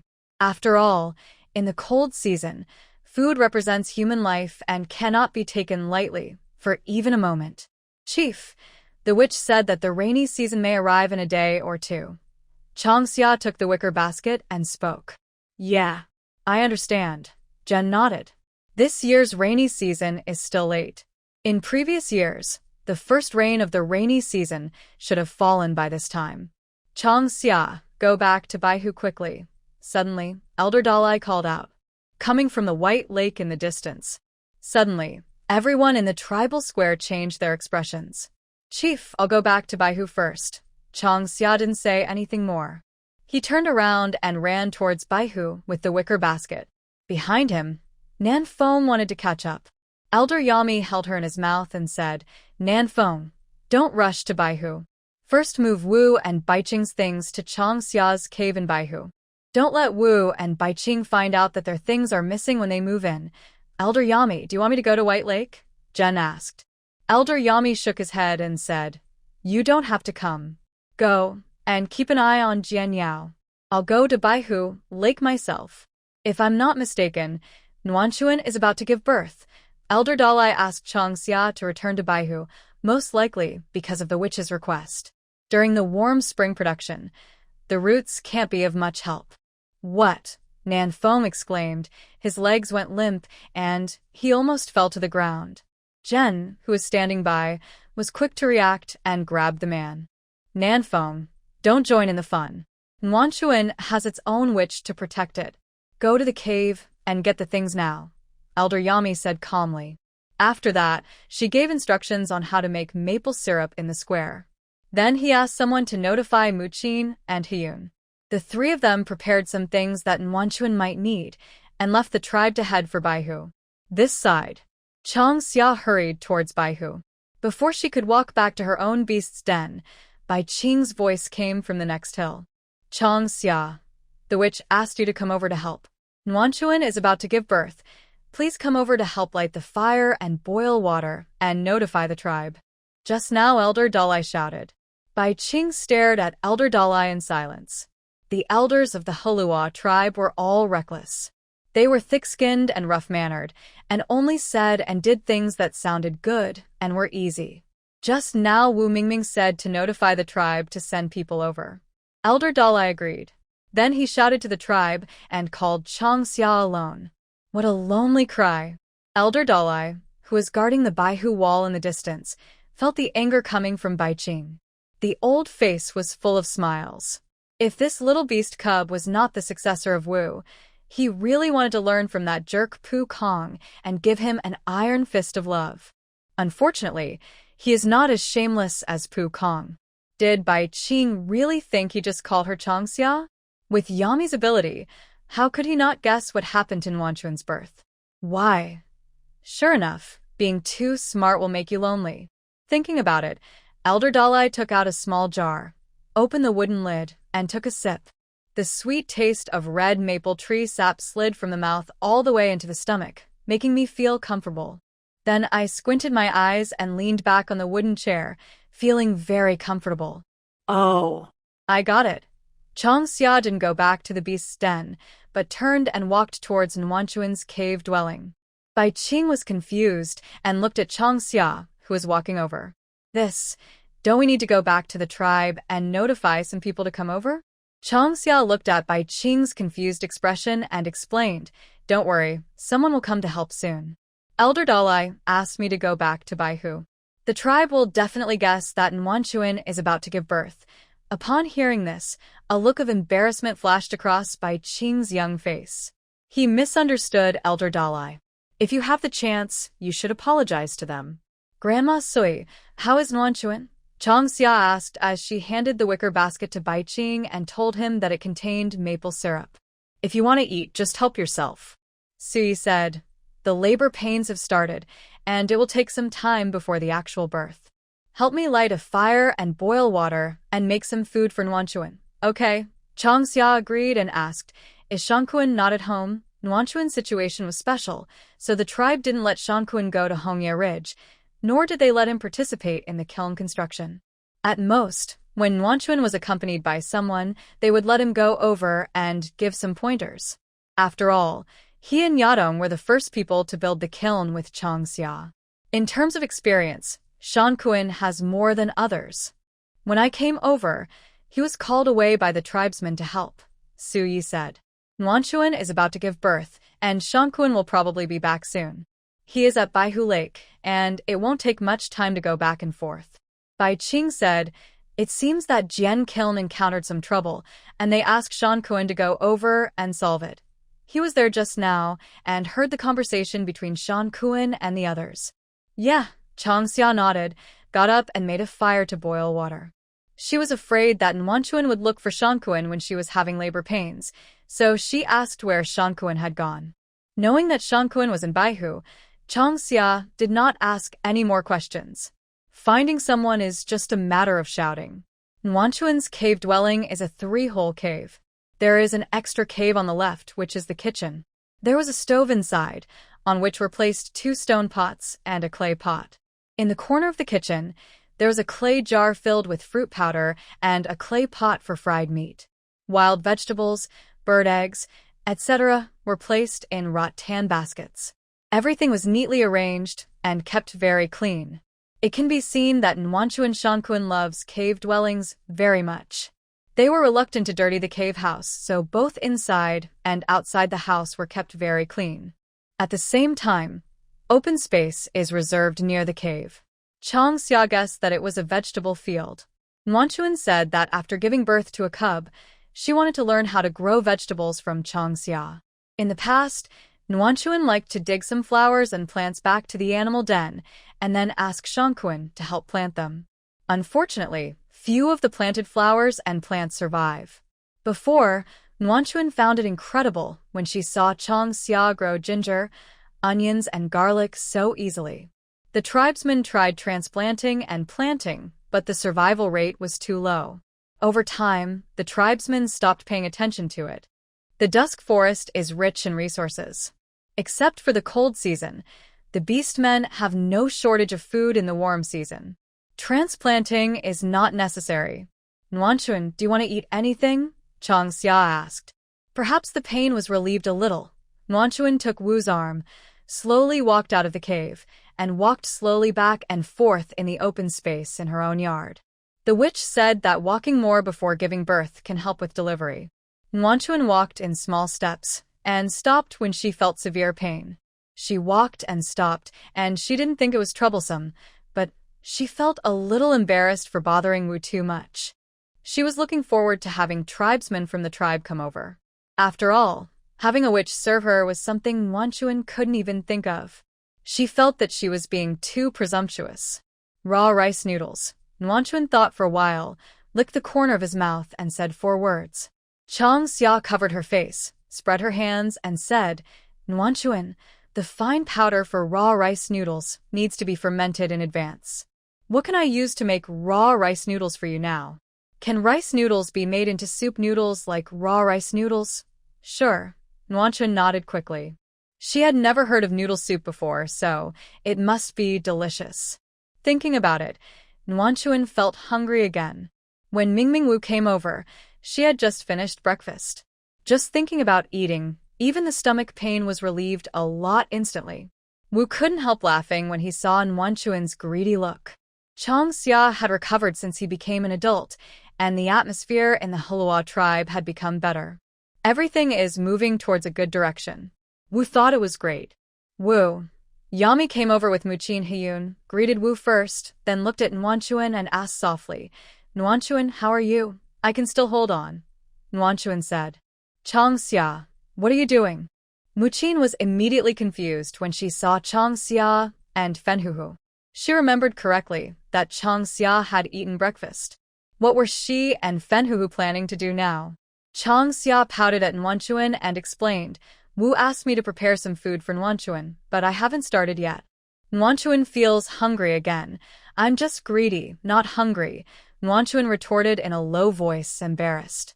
Wu, let me do it. Muqin stepped forward and took Wu's place to help Nuanchuan walk slowly in the yard. Hyun helped Changxia make the flour paste.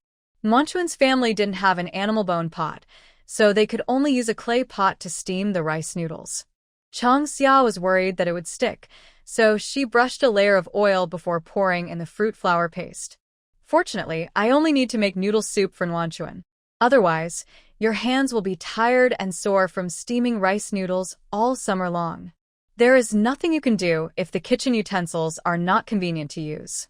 During this time, Nwanchuan was in so much pain that she could no longer walk slowly. Muqin supported her and sent Nwanchuan back to the cave. Chang Xia brought the prepared noodle soup into the cave and fed Nwanchuan a big bowl of it. After having eaten his fill again, Nwanchuan just lay down to take a rest. Suddenly, he opened his mouth and cried out in pain, then looked up at Wu and Elder Yami. However, the two nodded at the same time. On the side, Muqin pushed Chang Xia out of the cave, and he and Heyun helped Wu and Elder Yami to work. Chang Xia, why is Nwanchuan screaming so miserably? Nanfeng came over panting. Before he could catch his breath and rest, he suddenly heard Nwanchuan's sharp cry and was immediately startled. Chang Xia said, "It's time to give birth." "It's born, it's born." Nanfeng tilted his mouth in surprise. "It's not that she's given birth, it's that she's about to give birth." Chang Xia repeated and explained. "Should we call Shankun back?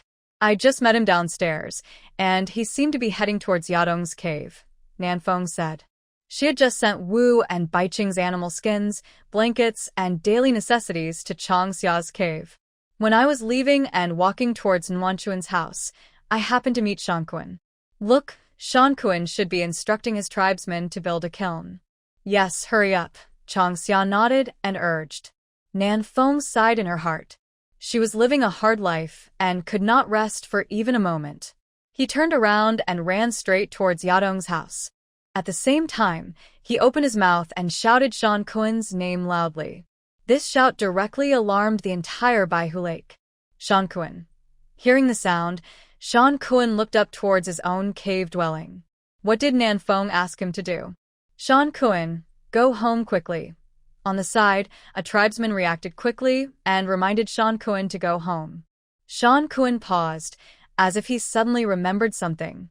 Without further ado, he dropped the wood chips he was about to use to carve the kiln and ran quickly towards his own cave. Wu, Elder Yami, it hurts so much." Inside the cave, Nwanchuan screamed miserably. Beads of sweat rolled down her forehead, and the hot sweat from her body soaked the entire animal skin blanket, and even the dry straw on the Kong bed was slightly soaked. "Nwanchuan, take a deep breath with me," Suyi said gently. One hand was placed on Nwanchuan's belly, rubbing it gently to help her give birth. At the same time, an invisible force followed Suye's hand and seeped into Nwanchuan's body little by little, helping her relieve the pain. Listening to Suye's gentle voice, Nwanchuan's cries gradually weakened. Elder Yami took a green cloth and carefully wiped the hot sweat off Nwanchuan's face. Muqin Heyun disinfected the things Suyi brought with boiling water and placed them not far from Suyi so that she could use them conveniently. Chang Xia bit his fingers and paced back and forth in the yard. Nwanchuan's screams made her panic. Fortunately, Shankun Nanfeng came back soon. The three of them kept walking back and forth in the yard. No one spoke, and their expressions were very serious. Time passes by little. Inside the cave, Nwanchuan's screams were faint, and Shankun felt his legs go weak, and he fell to the ground several times. Finally, Chang Xia Nanfeng couldn't stand it anymore. He reached out, dragged Shankun aside, and forced him to sit on a chair. Noontime. Suddenly, two childish roars broke the silence, covering up Nwanchuan's screams. In an instant, the entire Baihu Lake and its tribe came to a standstill. The soft roar and the first cry of a young leopard announced the arrival of the cubs. Shankun suddenly jumped up and let out a loud animal roar. A high and low roar resounded through the sky above Chang Xia and the others. Then, the same roar was heard from the tribe, one after another. This is the tribesmen cheering for the newborn cubs and welcoming their birth. Chang Xia and the others looked at each other and whispered. Her legs were weak, so she sat down on the ground. She smiled foolishly and looked towards the cave where Nwanchuan gave birth. At this moment, they were not in a hurry to go into the house to see the baby. "I need to take a break," My heart is beating so fast that I can't take it anymore. It's born, it's born. Sean Kun staggered, got up, walked to the iron and wooden door in front of the cave, stood on tiptoe, and looked into the house. The witch packed up the delivery tools, and Elder Yami wiped the sweat off Nwanchuan's body.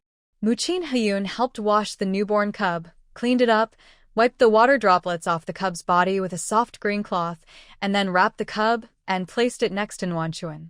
The newborn cub is the size of an adult's palm and looks like an animal. He has a silly look and a pink and tender complexion. Looks so cute. Shankuan, come in.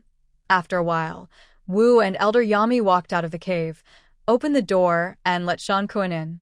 There were not many rules for female beastmen after giving birth. They were well-fed and could lie down and rest for a few days before getting out of bed to walk and do things. Shankuan entered the house and Muchin Hyun cleaned up the cave. Then, the cave was left to the family of 4. Chang Xia, don't you go and see Zai Zai? Muchin asked. Pour out the dirty water in the wooden basin and rinse it several times with hot water. Nwanchuan should not be moved for the time being. After Nwanchuan recovers her strength, let Shankuan change and clean the dirty animal skin bedding on the Kong bed. It is not Muchin's turn to do this. Chang Xia glanced in the direction of the cave and said nervously, I'll wait a little longer. The baby is limp, fragile, and weak. Chang Xia has some psychological trauma. The person who caused her psychological trauma was herself. Everyone thought that Chang Xia didn't remember the memory that Wu had picked up. In fact, Chang Xia did remember it, but she didn't dare to recall it and deliberately forgot it. Chang Xia really didn't want to recall the memory of that cowardice and incompetence. Pain, endless pain. She couldn't even bite her tongue to commit suicide. Chang Xia hated himself very much at that time. Nan Feng, who was standing by, ran into the cave and looked carefully at the twins born by Nwanchuan. After a while, she was driven out by Shankuan with a cold face. Shankuan, why are you pushing me?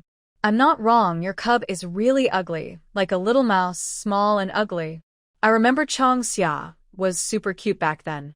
Nan Feng grumbled, dissatisfied with Shankuan's action of pushing her out of the cave. Not far away. Everyone listened to Nanfeng's mumbling.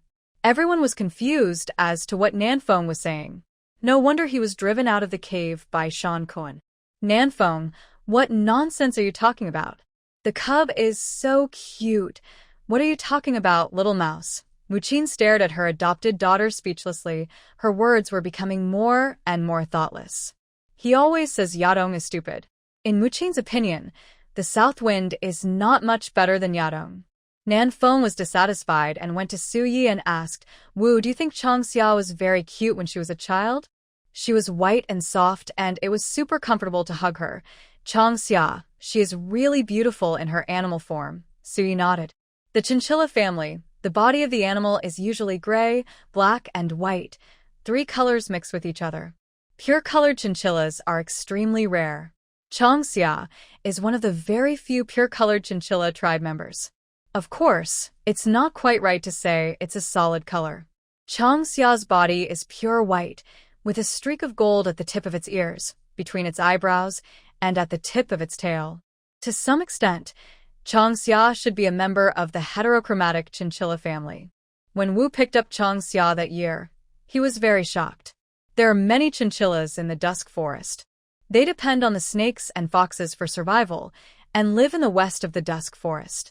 The place where Wu found Chang Xia is at the edge of the dusk forest. There are few people there, and there is basically no sign of human activity. The witch went there to collect herbs and was a quarter of an hour slower. The long summer will die. After picking up Chang Xia, Wu sent people to the west to look for the chinchilla tribe. The investigation found that no members of the Totoro tribe were missing, which meant that Chang Xia was not from the west. But if she was not from the west, where did she come from? Chang Xia rolled his eyes speechlessly.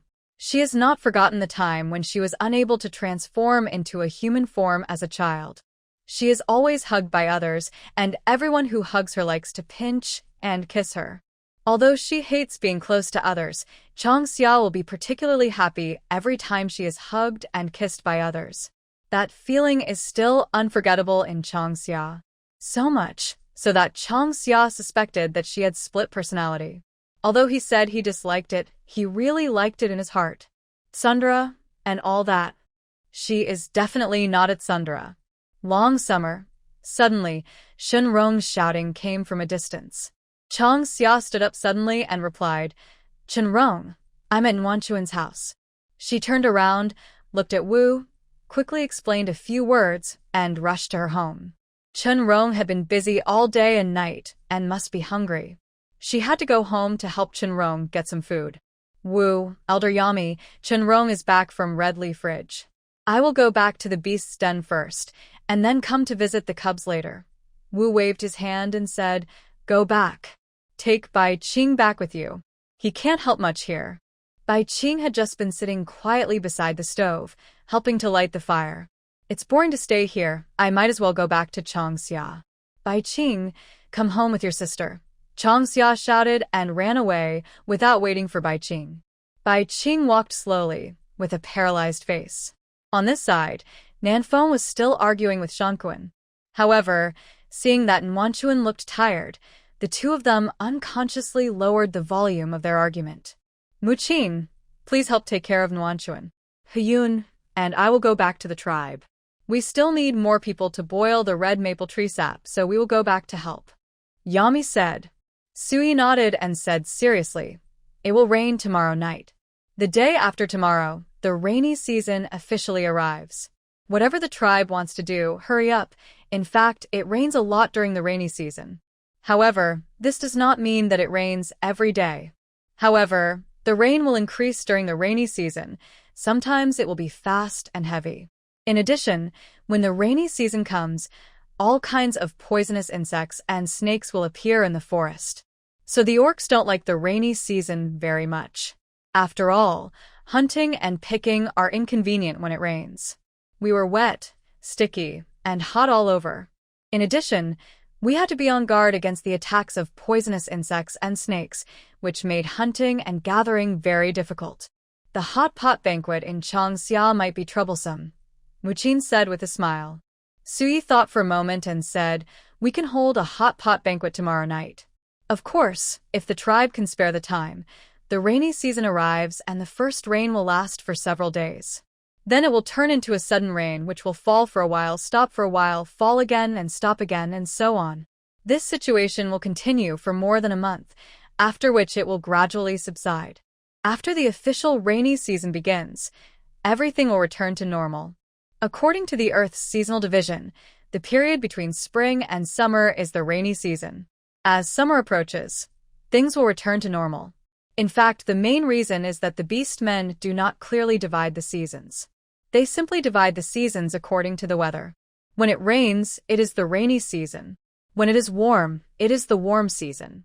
When it is cold, it is the cold season. The beast men do not subdivide the specific seasons. After all, the beast men live a casual and unpretentious life. Muqin tilted his head, thinking about Su Ye's suggestion. Most of the sap from the red maple trees in Red Leaf Ridge has been harvested. We can dig all the caves in the tribe today. We should have time to hold a hot pot banquet tomorrow night. Muqin smiled, with a face full of pride, and said, "The whole tribe is mobilized." Although Hongya Mountain is large, it is also limited in size. Building a kiln is hard work, but the rest of the trivial work such as carving the kiln, scraping the cliff surface and mud walls is not difficult. The orcs are strong and healthy. This kind of physical work is simple and easy for them, at least compared to going out hunting. Harvesting red maple sap and building a kiln couldn't be easier. There are hundreds of caves. As the tribesmen gain more experience in building caves, they can now dig a 3-hole cave in 1 or 2 hours with 3 or 5 people working together. With hundreds of tribesmen working together, 2 or 3 days was enough to build the cave. After the cave house was built, there was no rush to fill it with other furniture. The cave house was simpler at first, but the space was much larger than the beast's den. The rainy season was enough time for the tribesmen to decorate their own cave houses. Not to mention 1 set of tables and chairs. Even 3 or 5 sets of tables and chairs would be enough for the tribesmen to place. A hot pot banquet for more than 1,000 tribesmen. Are you sure Chang Xia can prepare so much food? Nanfeng stopped making trouble with Shangquan and watched Zizi leave the cave on his own initiative. Muqin rolled her eyes at Nanfeng and scolded him, who said that Chang Xia was asked to prepare the hot pot banquet alone. We will hold a hot pot banquet tomorrow night, and the whole tribe will participate. Baihu is doing infrastructure construction. The road is bumpy and the venue is narrow, so the hot pot banquet naturally cannot be held at Chang Xia's house. It must be held in the tribal square, and the tribe members must prepare their own tables, chairs, bowls, and chopsticks. The maple syrup and maple sugar are ready, and the cave is built. With so many good things happening together, this hot pot banquet is more worth celebrating than the annual harvest festival. The road on the Baihu side has not been repaired yet. There is also no venue that can accommodate thousands of people. The tribe has a long summer this year and has no shortage of food. Not to mention one hot pot banquet. We can even host 7 or 8. That's good enough. Nanfeng nodded, very satisfied. At first, when Chang Xia said she wanted to prepare a hot pot banquet and invite all the tribe members to attend, Nanfeng Wanchuan was worried for her. The tribe was not short of big eaters. Chang Xia had just recovered from her illness, and Shinrong's poison had not yet been resolved. How could the two of them, who were half-baked, prepare food for more than 1,000 people? Nanfeng, you're thinking the wrong thing, Sui said. The tribe has ginkgo, the Baihe River has fish, and the reeds have chickens, ducks, and geese. Even if the tribe doesn't help, Chang Xia can still entertain the entire tribe.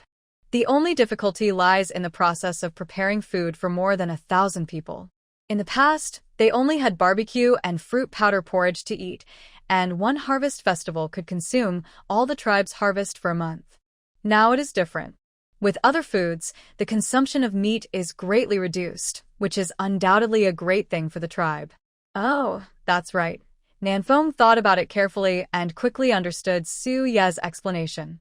She knew that all the ginkgo nuts near the tribe had been picked by the tribe members, and each household received several thousand kilograms of ginkgo nuts. These ginkgo nuts were enough for the tribe to eat until the end of the rainy season, when they could pick the second batch of ginkgo nuts. This calculation. Nanfeng suddenly understood why the witch and the tribe valued Chang Xia so much. A long summer is comparable to a beast tribe. This amount is quite heavy. Several people here are discussing the hot pot banquet. Chang Xia and Baiqing hurried back to the beast's den. The beast's den was close to the cave dwelling, so Chang Xia moved all the pots and pans to the cave dwelling and kept all other things in the beast's den for the time being. Shinrong. From a distance, Chang Xia called out Shinrong's name. I'm taking a shower in the straw hut, Shinrong replied. I'll cook whatever you want to eat. By the way, Wanchuan gave birth to 2 male cubs at noon. I didn't dare to go into the cave to see them. I'll go and see them when the cubs grow up a little. Chang Xia skillfully added firewood to the stove and opened the lid. There is still half a pot of bone soup left from the stone pot. Thinking about Wanchuan's enthusiasm for eating noodle soup, Chang Xia didn't wait for Shinrong to answer and decided to make him some noodle soup and prepare their lunch at the same time. You can do whatever you want. I can do anything, Shinrong responded and quickly finished his shower and walked out from behind the straw hut. When he saw Baiqing, he knew that Wu was here today. I'll make you some noodle soup and we'll have it for lunch, Chang Xia said. Shinrong wiped his hair and asked, Wanchuan gave birth? It was very fast. I thought she would wait until the rainy season to give birth again. Shinrong was very happy to hear that Wanchuan had given birth to 2 male cubs. All races view the arrival of a newborn as a blessing and hope, because newborns represent new life and the continuation of the bloodline of the race. It was really fast, Chang Xia said. Granny Suyi and Baiqing came over in the morning, and we had breakfast. I went to the tribe to teach the tribesmen how to make maple syrup and maple sugar, and Granny Su Yi went in Wanchuan's cave. Not long after, Elder Dalai asked me to go back to the tribe. At noon, Wanchuan successfully gave birth to 2 male cubs. Both Granny Sui and Elder Yami said that Wanchuan's delivery went smoothly. Shinrong listened to Chang Xia's story with a smile and sat by the stove with Baiqing, lighting a fire. He looked at Changxia and talked while mixing the flour paste to prepare steamed rice noodles for soup noodles. Wait for Changxia to finish telling what happened in the tribe. Shenrong began to answer Changxia's questions. Red Leaf Ridge is progressing very quickly, so we only need to leave 20 to 30 people behind in the afternoon, Shenrong said. When we first started collecting sap from the red maple tree, the sap flowed out very quickly. It took only a few moments to fill a bucket. Gradually, the sap flowed out more and more slowly. Shenrong guessed that we probably wouldn't be able to collect much sap from the red maple tree tomorrow. What a pity, Changxia sighed. As the weather warms, the sap of the red maple trees begins to settle. If you want to harvest red maple tree sap, you will have to wait until next year. However, this year, Changxia's attention was attracted by the discovery of Elder Pu Kong. The more than 10,000 kilograms of maple syrup was a pleasant surprise. This thought, Changxia's sigh in his heart turned into joy again. As a person, we should know how to be content with what we have. Hongyiling has made a great harvest this time, and we cannot be more extravagant, as that would be too greedy. Before Shenrong opened his mouth to comfort Changxia, he saw Changxia smile and said, "More than 10,000 kilograms of maple syrup is enough for the tribe to appear at the Normandy Grand Fair next year. We can't be too greedy. Besides, during the Normandy Grand Fair next year, we can go to Red Leaf Ridge to harvest red maple tree sap to make maple syrup and maple sugar." Changxia, are there any other trees whose sap can be boiled into sugar? Bai Qing asked curiously. Changxia glared at Bai Qing in anger and said, "Why call me Changxia? You have to call me sister. Call me sister. Do you understand? The sap from birch and maple trees can also be boiled into sugar," Changxia said. Shenrong shook his head slightly and said, "The dusk forest is very large. It is a pleasant surprise to encounter a red maple tree. Perhaps we can ask Wu to talk to other beastmen. At least there are no similar trees in the territory of the Hulua tribe. In the long summer, it is confirmed that the sap of red maple trees can be used to make sugar." Jen and other elders have looked for Elder Pukong to confirm again, and even asked the tribe members if there are any trees similar to the red maple tree. The answers were all negative. Shenrong thought that instead of looking forward to finding birch and maple trees, it would be better to try to find sugarcane or the beets and thatch roots that Changxia mentioned.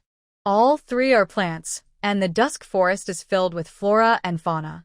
I guess sugarcane and sugar beets would be growing there. As for the roots of thatch, they are everywhere. The only trouble is that it is difficult to dig them up, and it takes more steps to make sugar. The tribe was unaware of the matter of the thatch roots. Changxia mentioned to Shenrong that maybe when they had some free time, they could give it a try. If they could make sugar, the tribe would have a new food. I'll try to draw birch and maple trees and ask Granny Suyi to help. But you're right, Shenrong, we can't be too greedy. Changxia nodded and said seriously, in addition to looking for trees, we can look for sugarcane and beets. Compare with birch maple. Sugarcane and beets are more suitable for making sugar. At the same time, the latter two can be grown on a large scale. It is also more convenient to make sugar. I can help too, Bai Qing interrupted. As the successor of Wu, Bai Qing has the same rights as Suyi. Okay, let Bai Qing help too, Changxia said in a cheerful tone. Soon, the rice noodles in the animal bone pot were steamed. In Changxia, peel off the rice paper skin, then pour in the rice paste and continue steaming. The topping includes minced meat from the bone soup and some chopped green onions sprinkled in, and you can have delicious and fragrant bone soup noodles. In terms of taste, it is more fragrant than the soup noodles I made for Nuanchun just now. The main reason is that the pork ribs are stewed for a long time, so all the flavors are stewed out. Changxia sliced the vermicelli and asked Shenrong to scoop the soup and add the mincemeat. She washed and chopped the chopped green onions and sprinkled them into the bowl. Shenrong was not polite and took the bowl to drink the soup first. A mouthful of hot soup warms my whole body. After a busy day and night, I am not tired physically, but I am a little tired mentally. At this time, a bowl of hot bone soup noodles is put into the mouth. It's so comfortable. Looking at this scene, Bai Qing couldn't help swallowing. Seeing this, Changxia chuckled and consoled him. Bai Qing, don't worry. Once the rice noodle skin is steamed, I'll cut it for you, and you can scoop the soup yourself. She had originally wanted to ask Grandma Sui to come over and eat noodle soup. After changing my mind, I stopped thinking about it. Right now. Granny Sui would most likely choose to stay with Nwanchuan to look after her and the kids. Plus, with Muchin Nanfeng around, it was impossible for them to let Granny Sui starve. So Chang Xia decided to wait until lunch. She went straight over without saying anything else and calling anyone. Long summer. Here, Chang Xia just had some bone marrow soup noodles. I heard the cry of Nanfeng and looked up. Ah. What are you eating? Why didn't you call me? Nanfeng started yelling without waiting for Chang Xia to speak. Chang Xia holds his forehead. The calm and steady Nanfeng in her memory is no longer there. Being replaced by the person in front of me who is as lively and noisy as a husky, I feel helpless but also happy. After all, who would think about being mature and steady when one can act recklessly? Bone marrow soup noodles, Chang Xia said. Didn't you eat it, Nwanchuans? This time is not too early. As she left, she saw Muchin preparing lunch. Why did Nanfeng come here without having lunch? Cough, cough. Nanfeng coughed twice and said in a low voice, I've eaten it. But I think I can eat another bowl. Having said that, Chang Xia didn't need to get up. Nanfeng took the initiative to take the bowl to pick up the vermicelli on the vermicelli sieve, then scooped up the soup and sprinkled chopped green onions. His movements were quick and decisive, and he waited until she sat down at the long table. Chang Xia and the other two finally came to their senses. No way. Who made Nanfeng take it for granted when he did all this? Only after she sat down did Chang Xia and the others react. Nanfeng sat down and ate voraciously. She ate more than half a bowl of noodle soup and drank a few mouthfuls of soup before she raised her head and said, Chang Xia, the witch has decided to hold a hot pot banquet tomorrow night. My mother said that the venue will be the tribal square and the whole tribe will participate. When the time comes, I will let you decide what food to prepare, and the tribe members will help. Tomorrow night? Chang Xia asked in surprise. Nanfeng nodded. That's right, tomorrow night. Wu Ming said that tonight will usher in the first rain of this year's rainy season, and this rain will last for 6 or 7 days, Nanfeng said. After listening, Chang Xia and Chen Rong looked at each other. If the first rain of the rainy season lasts for 6 or 7 days, then it would be perfect to hold a hot pot banquet tomorrow night. Only, I'm not worried about harvesting the sap of the red maple trees in Hongye Ridge, but will it delay the construction of the kiln in the tribe? Chang Xia said hesitantly. The sap harvesting work of the red maple trees in Hongyiling is almost in the countdown. Just send someone to check on Hongye Ridge every now and then. There is no need for people to watch over the trees anymore. When the rainy season turns into the hot season, the red maple trees will no longer secrete sap, so there is naturally no need to harvest the sap. I asked Shangkuan, and he said that the kiln on the Baihu side has been built, and they have started to carve the kiln and scrape the cliff surface and mud walls. Because the tribe is undergoing reconstruction, the work is more complicated, and the progress is slow. However, today and tomorrow will be enough time, Nanfeng explained. In fact, all you have to do is dig the kiln. Subsequent work can also be done during the rainy season. The beastmen are used to being rough, and not many of them are as particular as Chang Xia and Muchin. However, perhaps it is affected by the long summer. The females in the tribe all became fastidious and refined. In the past, the only things left in the den were rattan baskets and some pottery jars. After visiting Chang Xia's house, the females in the tribe fell in love with all kinds of small utensils. Powder sieve, rattan basket. Furniture of all sizes and shapes filled the animal den little by little. Chang Xia guessed that the main reason for the rapid expansion of the tribe this time was that the beast den could not accommodate so many furniture. Not to mention the kitchen utensils, the beast den would definitely not be able to accommodate the tables, chairs, benches, and wooden beds. However, Jian Kiln is different. If you want more space, dig the cave bigger and build more caves. Although you can build a nest in an animal den, the nest is limited in size and building more cannot expand the space, you can only expand the area. If they are not connected, it will be inconvenient when it rains or blows. It seems that before the rainy season, the tribesmen can really live in cave dwellings, Chang Xia said happily. Nanfeng smiled happily and said, I will move into the cave tonight to make my father and mother jealous. Don't think she's stupid. If her father agrees to expand the tribe, it is most likely for her mother. Nanfeng also overheard his father comforting his mother. They said that if the cave was not repaired before the rainy season, they would move directly into Nanfeng's cave and let Nanfeng live in the tribe's beast den. Listen, is this something a father should say? She used to be the apple of her father's eye. When did she change? Chang Xia looked at Nanfeng with a frown on her face and a wretched expression on her face. It was really unbearable to watch.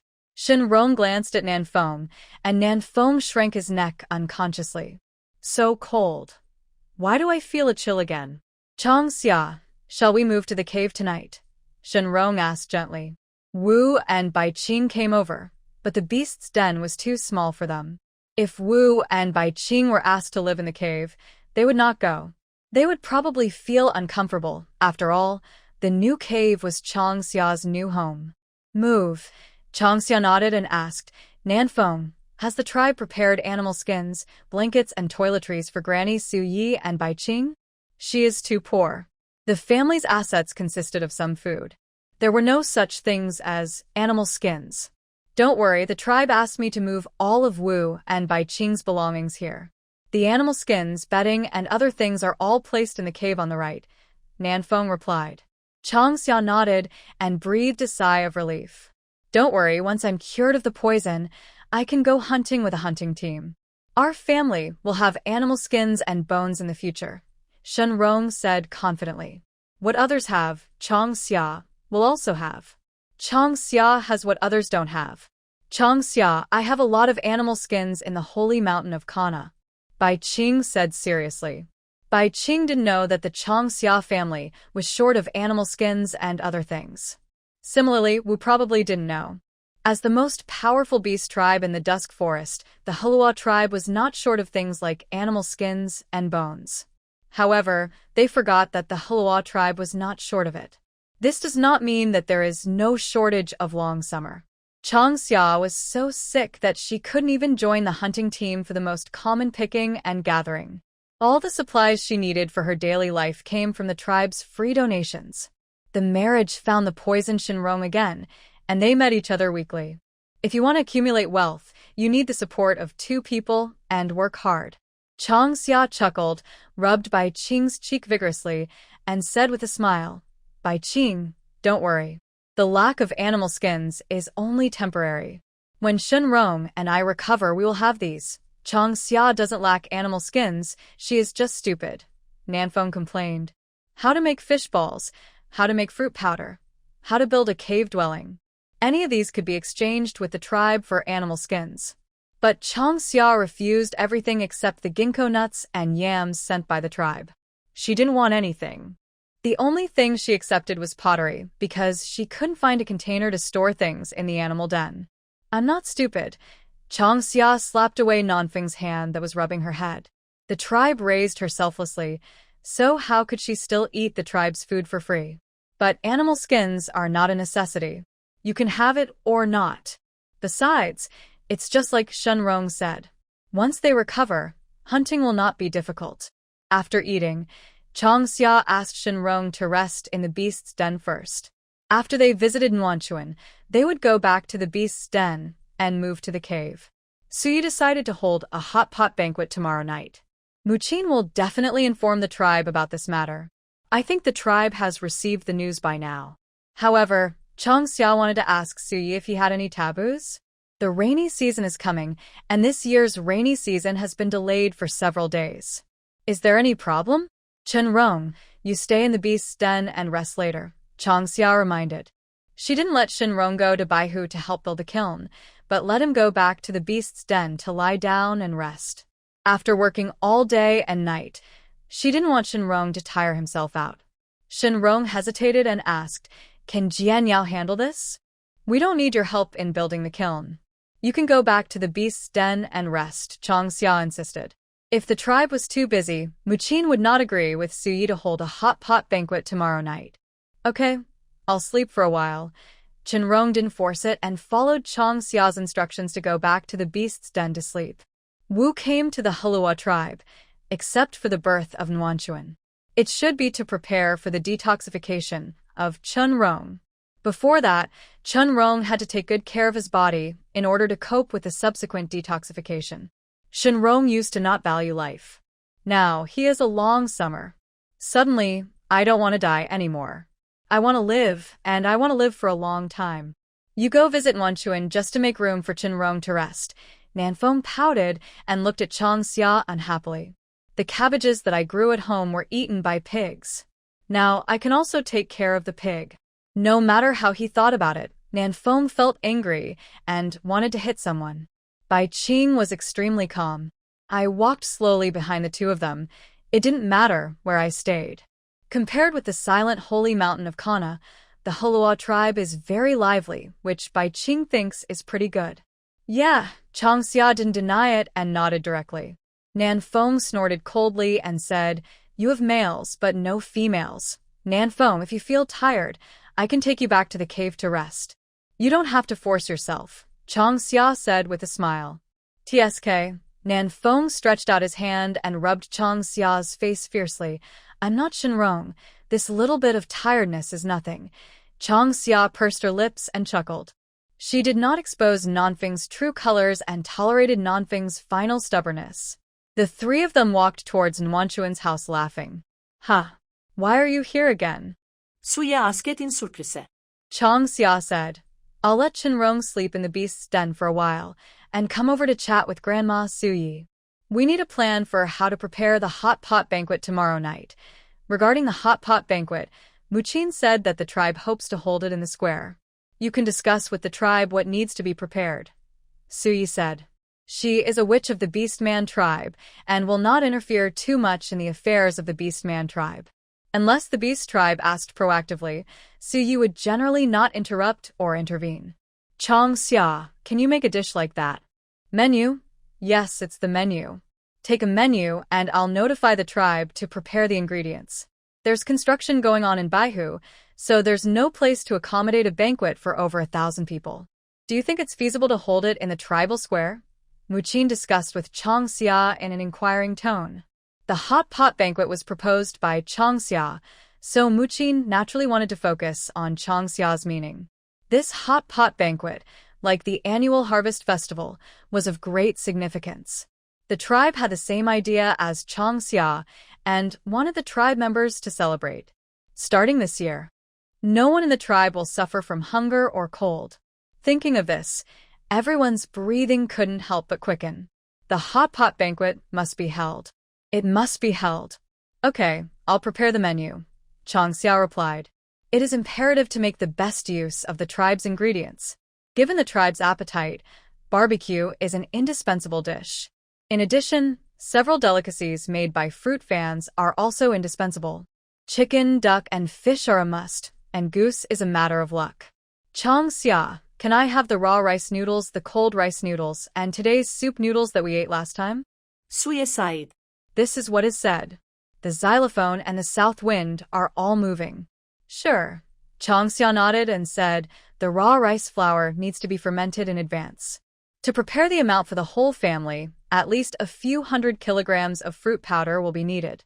I can't do it alone, I need help. Last time, I prepared several dozen servings of raw rice noodles." Chang Xia's hands were so sore and swollen. There were more than 1,000 people, and Chang Xia was so exhausted that he couldn't do so much. Muchin said, "Come to the tribal square tonight. I'll ask Heyun and the others to help." "Chang Xia, I can help too," Nanfeng said. "Okay. After dinner in the evening, let's go to the tribal square together," Chang Xia said. "The hot pot banquet will be held tomorrow night, so it is necessary to prepare the dough to ferment tonight. Similarly, things like tables, chairs, benches, etc. Move to the tribal square early, so you can have an easier time tomorrow night. Today the tribe is making maple syrup and maple sugar, so the tribal square is bound to be very lively. I will go there early tonight to prepare the dough, and then notify the tribe members to catch some chickens. ducks and fish. When it comes to the hot pot feast tomorrow night, all I have to do is cook the dishes. Chang Xia, I also want to go. Suddenly, the sound of Nuanchuan came from the cave. Hear the sound. Woo. Chang Xia and the others were speechless, with frowns on their faces. No matter how strong the beastman's physique is, it's too much for Nuanchuan to want to do anything right after giving birth to a cub. Muqin said, Nuanchuan, just lie down on the Kong bed and don't think about anything else. What you should think about is taking good care of the cub. No, Nuanchuan wailed. This means that she will most likely not be able to attend the hot pot banquet tomorrow night. Having missed the long-awaited hot pot banquet, Nuanchuan wanted to get up from the bed immediately and tell everyone that she was in great health. However, Shan Kuan was watching closely from the side. Plus, the soft baby beside him would occasionally cry out once or twice. No matter how many ideas Nuanchuan has, he can only give up. Hey, Nan Feng laughed and whispered, Nuanchuan must have guessed that she can't attend the hot pot banquet tomorrow night. She has to lie on the Kong bed for 2 or 3 days, Suyi said. Twins are physically weak, and most female beast men can move around freely after lying down for a day after giving birth. However, Nuanchuan gave birth to twins, and her body didn't seem to be damaged. But after all, she had some damage, so lying down for a day or 2 would be good for her. Chang Xia nodded, agreeing with Su Yi. It is true that the beast men are strong and healthy, but giving birth is like walking through the gates of hell. After losing so much blood, it is always good to take care of your body. Shankuan, remember to catch more fish from Baihu Lake and cook crucian carp soup for Nuanchuan. Drink more crucian carp soup to increase milk secretion. Chang Xia said, Crucian carp is thinner than black carp. Crucian carp has a small head, is light yellow in color, and has shiny scales. If you can't recognize it, go to the pool of Shenrongliai by Baihu Lake and look for it. The smallest fish is crucian carp. There are so many kinds of fish that it is impossible to recognize them all in the long summer. However, Chang Xia still recognizes the most common species such as crucian carp, and grass carp. Okay, I'll go to Baihu now, Shan Kuan said. He picked up the wicker basket and ran excitedly towards Baihu Lake. Fishing was easy for Shan Kuan. He remembered Chang Xia's description of crucian carp and first caught a crucian carp in the pond of Shenrongliai and examined it carefully.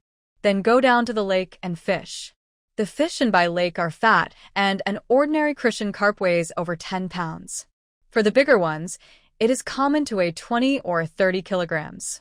Chang Xia sighed. If you want to eat more than 10 kilograms of wild crucian carp on Earth, you have to rely on luck. Mountains, rivers, and lakes have all been destroyed by humans and wild. Things are too rare. The south wind lingers in Chang Xia and keeps adding new dishes. We don't have chili peppers, spicy chicken, or anything like that, forget it. Chang Xia crossed out a few dishes that Nanfeng mentioned. In fact, she wanted to eat too.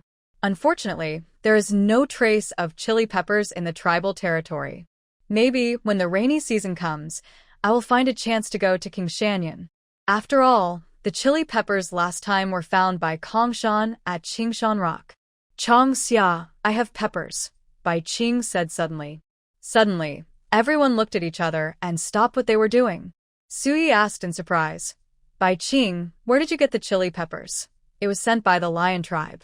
Bai Qing said, the chief of the Tianshi tribe, Anbian, came to the holy mountain of Kana this time and brought many things to the witch. Among them was the chili pepper that Chang Xia mentioned. The Tianshi tribe didn't know chili peppers. They thought it was a medicinal herb, so they brought it to the witch to identify. In the past, the beast tribe sent many things to the holy mountain of Kana. Su Yi gives priority to those he knows, and those he doesn't know will be discarded. Furthermore, a witch has a lot of responsibilities and needs to be busy with too many things every day. Bai Qing is responsible for sorting out many trivial matters. This time, Su Yi and Bai Qing left the Dusk Forest and headed for the Qinghai Plateau, which took them nearly a month. There are a lot of things going on in the Wizard Temple of the Holy Mountain of Kana.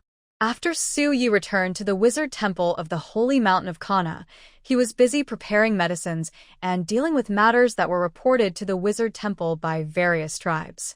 As a result, I missed the opportunity to sort out the things sent by the Tianchi tribe. Bai Qing, why didn't you tell me about this earlier? Su Yu was slightly surprised and asked in astonishment. Bai Qing was slightly embarrassed and whispered, I want to give the chili pepper to Chang Xia as a gift. Listen. Everyone couldn't help but chuckle, even though Bai Qing has always been reluctant to call Chang Xia sister. In fact, he had already decided that Chang Xia was his elder sister. He didn't call her that because he was too shy to do so. If it were someone else, they would mess around with Bai Qing. He had probably already started. Although Bai Qing is underage, as the heir of Wu, Bai Qing is not as harmless as he looks. Without saying anything else, Bai Qing is a professional in playing with poison. Su Yu once said that Bai Qing's talent in making poisons far surpassed his talent in making medicines. Su Yu is good at medicine witchcraft, but his heir prefers poison witchcraft, which makes Su Yu laugh and cry. However, Su Yu believes that there is no good or bad medicine. The bad ones are just the people who use the drugs. Brother Bai Qing, you are so cute. Chang Xia smiled, rushed to Bai Qing, pouting, and gave him a kiss. Suddenly, Bai Qing's whole face turned red. He was at a loss as he covered the cheek that Chang Xia had kissed. He pointed at Chang Xia with trembling fingers and didn't say a word for a long time. Bai Qing, did you bring the chili? Compared to the shy Bai Qing, she was more concerned about where the chili was. After all, this was related to whether they could have spicy chicken, spicy barbecue, and chili fried meat at the hot pot banquet tomorrow night. Bai Qing nodded and said, I brought it. I put it in the straw shed behind the Chang Xia family's beast den. Yeah, Nanfeng jumped up and down happily. Then, he mumbled something about what he wanted to eat. Grandma Su Yi, can our tribe exchange chili peppers with the Tianchi tribe? Chang Xia asked excitedly. It seems that except King Shanyan, there are many peppers growing in the Tianchi tribe. Chang Xia analyzed that the Halua tribe could plant peppers at this time, but peppers are not drought-tolerant or water-tolerant. They can be sown during the spring equinox. Last time, Kongshan sent peppers. Chang Xia dug out the pepper seeds and tried to sow them. Unfortunately, maybe it's because of lack of experience. The peppers did not sprout, let alone emerge from the ground. Today, Bai Qing confirms that a large number of chili peppers are grown in the Tianchi tribe. How can we not be excited in the long summer? The Tianchi tribe still has chili peppers at this time, which shows that the climate of the Tianchi tribe is different from that of the Halua tribe. Su Yi nodded and asked, Chang Xia, what do you want to exchange with the Tianchi tribe? The Tianchi tribe is also a powerful beast tribe in the Dusk Forest. The territory of the tribe is no smaller than that of the Halua tribe. The territory is rich in resources. Ordinary things may not necessarily impress the Tianchi tribe. Baigua, is it okay? Chang Xia spoke, his eyes falling on Muqin. As a witch, Su Yi believes that the stronger the beast tribe is, the better. However, there are also frictions among the orcs. Chang Xia chose to focus her attention on Muqin when she mentioned the white fruit. Chang Xia needed to confirm the tribe's attitude towards her trading white fruit with the Tianchi tribe. Muqin met Chang Xia's gaze and said with a smile, Chang Xia, you discovered the use of the ginkgo nuts. You can use them to trade peppers with the Tianchi tribe, and the tribe won't have any objections. The ginkgo nuts are a gift bestowed by the beast god to the beast tribe, and the Halua tribe will not monopolize the ginkgo nuts. At this point, when Chang Xia chose to hand over the method of eating fruit powder to the tribe, the roots have been discussed with the tribal elders. The Dusk Forest is full of crises. Chang Xia gave the fruit fans different ways of eating, which undoubtedly found a way out for the beast men. The Halua tribe was not stingy in telling other beast tribes about the uses of ginkgo nuts. However, the tribe will not take the initiative to mention this matter. Everything depends on Chang Xia's choice. Today, Chang Xia decided to exchange ginkgo nuts for peppers, and Muqin was very satisfied. The Halua tribe is not stingy, but they are not saints either. With the support of the tribe, Chang Xia was very determined. Chili peppers have a wide range of uses, so she won't lose out by exchanging them for ginkgo nuts.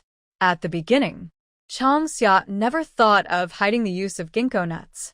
Ginkgo trees grew everywhere in the Dusk Forest. The The beast men once said that ginkgo nuts were gifts bestowed upon them by the beast gods, and Changxia never thought of monopolizing the ginkgo nuts. Don't worry, I will help you handle this matter. Suye promised. Changxia and Halua tribes took the initiative to exchange the uses of ginkgo nuts with the Tianchi tribe, which means that the uses of ginkgo nuts will be announced in the Dusk Forest. All orcs will then be able to share this news. How could Suyi let Changxia suffer any injustice? He would naturally help to fight for his interests. Of course, she would not say this explicitly and would discuss it after talking to the Tianchi tribe. Grandma Suyi, don't forget that there are other beast tribes, Changxia said excitedly. There are tens of thousands of beast tribes in the Dusk Forest.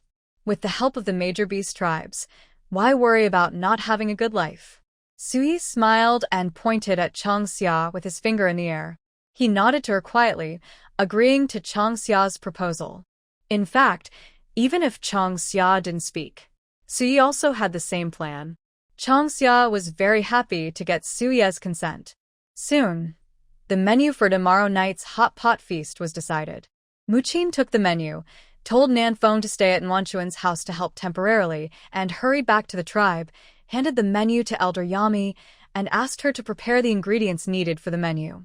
At the same time, a rich caramel sweet smell filled the air above White Lake. All the busy tribesmen raised their heads, breathed in the air with the sweet smell of caramel, and smiled similarly at the same time. The sun is setting in the west. Changxia took Su Yi and Baiqing back to their own beast's den. I decided to move tonight and say goodbye to the warm spring breeze. I will go home to pack my things while there is still time and try to move to the cave before sunset. At the same time, we will have dinner at the cave tonight. Nanfeng regretted that she couldn't go over to help because she had to help Shangquan take care of Nuanchuan. When I walked back to the beast's den, I saw that Chenrong had woken up. He moved the things in the beast's den neatly outside and was waiting for Changxia to come back before moving them to the cave. Chenrong, are you awake? Changxia smiled and waved her hand, saying cheerfully, let's hurry up and move so we can have dinner early. After dinner, we have to go to the tribal square to help make rice balls in preparation for the hot pot feast tomorrow night. You take a rest, I have packed everything and we can move anytime, Shenrong said neatly. The big items were moved to the cave one after another, and the rest were small daily items, scattered and numerous. However, after Shenrong's sorting, these small items are placed in rattan baskets or backpacks, which makes them much easier to carry. Don't delay, move now. Su Yi made the decision and urged. Su Yi spoke, and Changxia and Chenrong didn't say anything. They went forward with the backpack and the rattan basket and headed towards the cave. There were not many scattered things, so Chenrong asked Changxia to stay in the cave to sort them out, and he took Baiqing back to the beast's den to continue moving. Changxia, who stayed in the cave, did not do anything to tidy up the clutter. Instead, he led Su Yi towards the cave, where she would live in the future. Grandma Su Yi, this cave is for you to live in. It's a little simple now, but when the rainy season comes and we have time, I'll have Chenrong convert the Kong bed into a step-out bed. What kind of bed is a step-up bed? A step-out bed is also a wooden bed, but it is more complicated than a wooden bed. The Halua tribe is very cold in winter, and the Kong bed can keep out the cold. However, it cannot be aesthetically pleasing. Changxia thought of combining the Kong bed with the Babu bed. This way, it can keep out the cold and maintain its beauty. More importantly, Changxia also got the rosewood bed he wanted. Su Yi listened to Changxia's explanation with words and pictures, and little stars welled up in his eyes. She was looking forward to the step-out bed that Changxia had mentioned. As they talked, they sorted out the animal skins and blankets that Nanfeng had brought. Then they went to the cave where Baiqing lived and laid out the animal skins and blankets. Then I walked out of the cave and put the things I had moved into order. As the rainy season approaches, the climate becomes hot and humid. There is no need to light a fire on the Kong bed. In his spare time, Shenrong Changxia converted the cave on the far left into a kitchen and the two adjacent caves into utility rooms. After all, the cave near the main house was connected to the cellar, and although the cellar had not been rebuilt, these caves were not suitable for living, so they were suitable for utility rooms. As for the bathroom, Chong Xia has not yet figured out how to build it. I guess it's built next to the kitchen, just like the toilet. The drainage ditch here has been dug, so it is also very convenient to rebuild. When Shenrong came over for the third time, Chong Xia Sui had put all the sundries in order. Sui stood in the yard in front of the cave, with his back to the setting sun, looking at the spacious and bright cave, and said with relief, Chong Xia, you are fine. She is always worried about the baby, who will never grow up. From now on, you don't have to worry anymore. Suddenly, Suya's mood was hard to tell whether he was excited or depressed. In short, it was very complicated.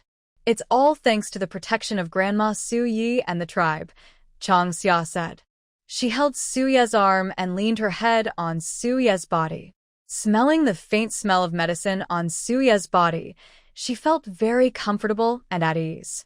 Chong Xia, where's my room? Bai Qing put down the rattan basket and asked. At this time, all the sundries from the beast's den were moved to the cave, including the tables, chairs, and benches. The tables, chairs, and benches were moved by Shenrong to the utility room next to the kitchen, and he would eat in that room from now on. The rainy season will bring heavy rains, so it is not suitable to place it in the yard. The corridor eaves have not been built yet, and the entire courtyard is empty. It is obvious that once the rainy season comes, the whole world will be surrounded by rain. The first room on the right has animal skins, blankets, and other things laid out for you. Chong Xia pointed to the cave on the right and said, the remaining 2 rooms are empty. You can use them to store miscellaneous items if you need them. There are few people in the house, and many rooms. Chong Xia was very generous, and let Bai Qing use the room at will. The cellar is large enough to store all kinds of sundries, all summer long. At worst, there are 2 empty caves on the left. I'll go take a look, Bai Qing said excitedly.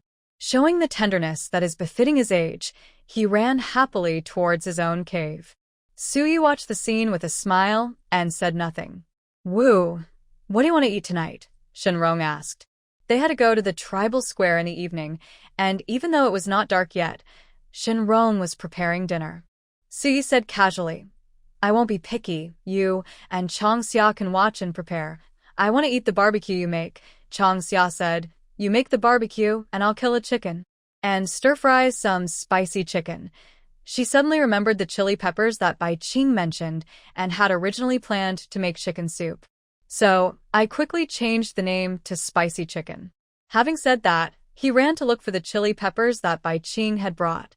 Looking at the impetuous Chong Xia, Su Yi and Shenrong who stayed where they were looked at each other.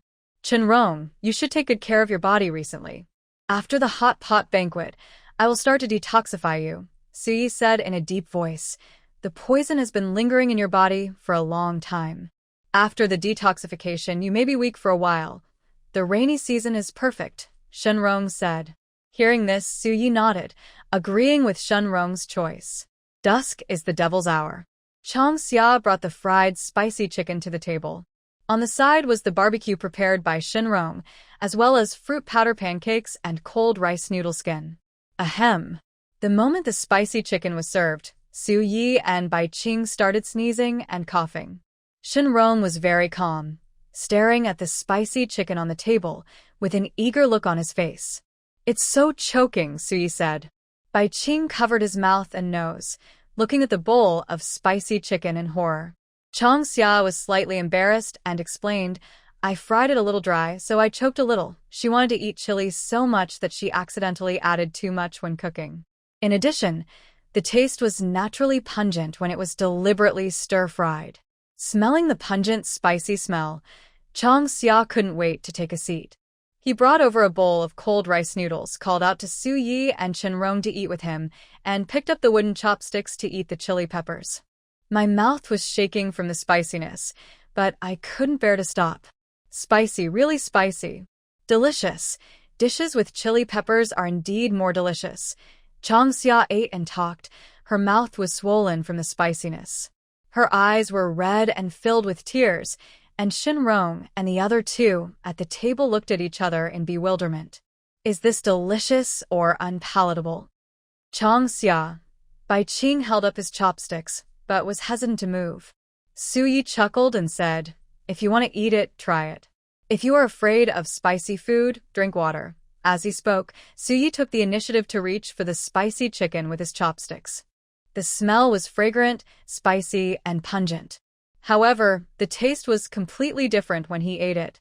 It was so spicy that I was shivering, but I couldn't bear to eat it. So, Su Yi and the other two followed in Chang Xia's footsteps, eating voraciously while keeping their mouths shut and drinking water. After the meal, the four of them felt like they had fought a war. It's delicious. I haven't eaten something this delicious in a long time. Chang Xia shivered and said, "Next time let's have boiled fish. It smells stronger than the spices from the western continent," Shenrong said. Four identical faces, with swollen lips. Putting down the bowl and chopsticks, there was a half bowl of maple syrup in front of them. This maple syrup was brought back from the tribe by Chang Xia for Sui Baiqing. Right now. It has become the best thing to relieve spiciness. Chili peppers can ward off the cold. Once I exchange chili peppers with a Tianchi tribe, I will ask the tribe to help me grow chili peppers, Chang Xia said happily. Chili peppers are not tolerant to drought or waterlogging, but they are not picky about the region. It can be planted basically anywhere, the only difference is the climate. Well, we should plant this pepper. Su Yi heard Chang Xia say that peppers can drive away the cold, and immediately nodded and agreed to her proposal. Not only the Hulua tribe should plant peppers, but other beast tribes in the Dusk Forest should also plant a kind of pepper. Following ginger, onion, garlic, and yam, pepper has become a must-grow crop for the Hulua tribe. Chang Xia smiled. The tribe was one step closer to entering the farming era. Long summer. In the distance, the evening breeze carries the cry of the south wind. Obviously, Nanfeng had already had dinner at Nwanchuan's house at this time and called Chang Xia to go to the tribal square to prepare the dough for fermentation. Let's go. Let's go together. Su Yi stood up and prepared to go to the tribal square with Chang Xia Chenrong. By the way, I will tell Jen and Yami about the peppers. Of course, I will also discuss the promotion of ginkgo in detail. Wu, are you and Baiqing going too? I want to talk to someone about something. As they talked, the group slowly approached the tribe. It was clearly approaching dusk and the birds were returning to their nests. However, today the Hulua tribe is particularly lively and noisy. The stone pot erected high in the tribal square and the blazing bonfire in the stove lit up the sky red. The tribesmen gathered around the tribal square. Smelling the caramel sweetness of maple syrup and maple sugar, everyone's face was filled with smiles. The Yami elders asked the tribesmen to make molds, poured the boiled maple syrup into the molds to form a fixed shape, and then moved them into the cave, where the tribe stored supplies. After they were completely cooled, they were removed from the molds to form maple syrups. Maple syrup is stronger than maple syrup eaten directly. According to Chang Xia's instructions, the Yami elders made 2/3 of the more than 10,000 kilograms of maple syrup into maple sugar, and the remaining 1/3 into maple syrup. The maple sugar was stored by the tribe, and the maple syrup was distributed to the tribe members for consumption. When Chang Xia and the others came over, the stone pot was boiling the last pot of maple syrup. After that, the tribe will no longer use the red maple sap to make sugar, but will choose to distribute it to the tribesmen for direct drinking. After all, the sap of red maple trees tastes just as good when drunk directly. The sweet and smooth sap of the red maple tree is like nectar to the Hulua tribe, who are short of beverages. So fast, Chang Xia exclaimed. Elder Yami smiled and said, "Not bad." Although he said it was okay, Elder Yami's face was filled with pride. She also didn't expect that she could boil all that maple sap into maple syrup and maple sugar so quickly. According to the plan, it should take until tomorrow noon to boil it all. She and Chang Xia underestimated the resilience of their people. More than 10 stone pots worked continuously, shortening the time by half. Of course, this was also related to the improvement of the tribesmen's proficiency. "Chief, how is the construction of the cave going?" Chang Xia asked again. The Baihu cave dwellings have been completely dug, leaving only the final mud walls and the installation of doors and windows. This can be solved tomorrow morning. Now, all that's left is the expansion of the tribe. Jen's face was full of smiles and confidence. The mud wall needs to be completely dry before the next step can be carried out. Otherwise, it could be completed today. However, he knew that building mud walls was a delicate job and could not be sloppy. In the past few days, all the people in the tribe have been busy and have achieved remarkable results. The results are worthy of their efforts. Great! Chang Xia Chaozhen gave a thumbs up. All this is thanks to your selfless dedication. This rainy season, we no longer have to worry about the animal den leaking or being damp and uninhabitable. Gen sighed. Before the rainy season, the tribe would inspect the animal dens. However, no matter how it is repaired, it will still leak. Not to mention the many problems such as the occasional collapse of animal dens during the cold season. The cave built by Chang Xia completely ended the beast tribe's predicament for many years. While they were chatting, Muqin Hyun arranged for the tribesmen to carry buckets of fruit powder from the cave. Then mix the flour and knead the dough. Unfortunately, the fruit powder bags need to be made of green cloth. In addition to the fruit powder bag that Chang Xia brought, the tribe was stingy and sewed 5 more, for a total of 6 fruit powder bags. This slows down the filtration a bit. That night, the tribesmen talked about the menu Chang Xia prepared for the hot pot banquet and thought about what ingredients to prepare for tomorrow. As they learned how to knead the dough, laughter spread throughout the Halua tribe. There is strength in numbers. Thousands of kilograms of dough were made with the concerted efforts of the tribesmen. Then it was placed on a rattan sieve, covered with animal skins, and moved into a cave to ferment. While the females were making the rice noodle balls, Jen led the males without rest. They made similar presses based on the presses of Chang Xia's family. There were many of them. In their words, it would be best if every household had one, so that it would be convenient to eat raw rice noodles in the future. The hot pot banquet has been discussed. The tribesmen helped clean up the mess in the square and set up the tables and chairs for the hot pot banquet the next day. Jen found Chen Rong and asked him to help prepare fish, shrimp, and other aquatic products for tomorrow's hot pot banquet. When it comes to fishing, Chen Rong is undoubtedly the best in the tribe. Chen Rong, I'll have to trouble you to take care of the fishing. In addition to fish, please also help prepare some shrimps and crabs. Chen Rong didn't refuse, but nodded and agreed to Jen's request. On the side, Yadong Kongshan spoke up one after another, saying that after they finished the trivial matters of Jianyao, they also wanted to go to Baihu Lake to fish with Chen Rong. You guys don't want to help with the fishing, you just want to go down to the lake, right? Since they knew that fish and shrimps tasted good, the tribesmen wanted to go to the lake and river whenever they could. However, it was not the warm season yet, so the temperature was generally not high. The tribe was afraid that the children would follow their example, so they restricted their members from going into the lake or river. It seems like we'll have to find someone to look after the cub tomorrow, Jen whispered. Tipbirds are very brave. Last time, he actually sneaked out of the tribe. This time they really knew about my fishing in the lake. Most likely, these fools won't stay in the tribe peacefully. After bidding farewell to the tribesmen, Chang Xia and his group headed for Baihu Lake. Along with them were Nanfeng Yadong and others, who also moved to the Baihu cave. Good night, Nanfeng. When they reached a fork in the road, everyone separated. Here, Chang Xia and the other 3 returned to the cave, but did not go inside to rest. Grandma Suyi, I'll get you some water, you go take a bath first, Chang Xia said. The water in the kitchen pot was still warm, suitable for taking a bath. Chang Xia asked Sui to wash first, and she would wait until Sui finished washing before washing. Shenrong was much more violent. He called Bai Qing and led the group down to Baihu Lake. At night, the temperature is low. The temperature is just right for male beast men. There is not much difference between hot and cold water. Su Yi did not refuse Chang Xia's kindness. He went into the house, picked up his clothes, and went into the utility room. The bathroom has not been completed yet, so the utility room is temporarily used as a bathroom. Where is Bai Qing? Su Yi asked. Chang Xia pursed her lips towards Bai Hu and replied. Chen Rong took him to Bai Hu to take a bath.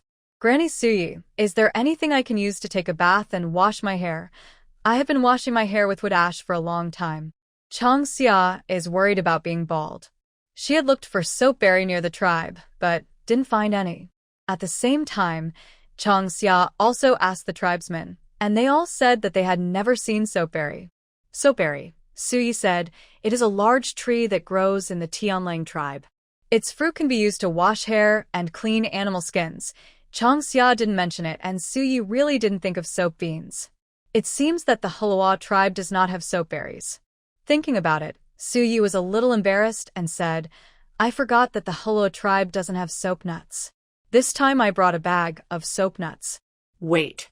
I'll get it for you. Listen. Suyi said that there were soapberry trees growing in the Tianlang tribe. Changxia couldn't help shedding tears of joy. Making your own shampoo and body wash takes time and is a hassle. Pure natural cleaning agents like soapberries are undoubtedly the most convenient. After a while, Suyi brought out an animal bag containing more than a dozen soap beans, all of which were half-dried. Obviously, these soap beans should have been sent to the holy mountain of Kana by the Tianlang tribe. Crush it, add water, and boil it until it becomes a black sticky liquid, then take it out and cool it down. If you are particular, filter the residue.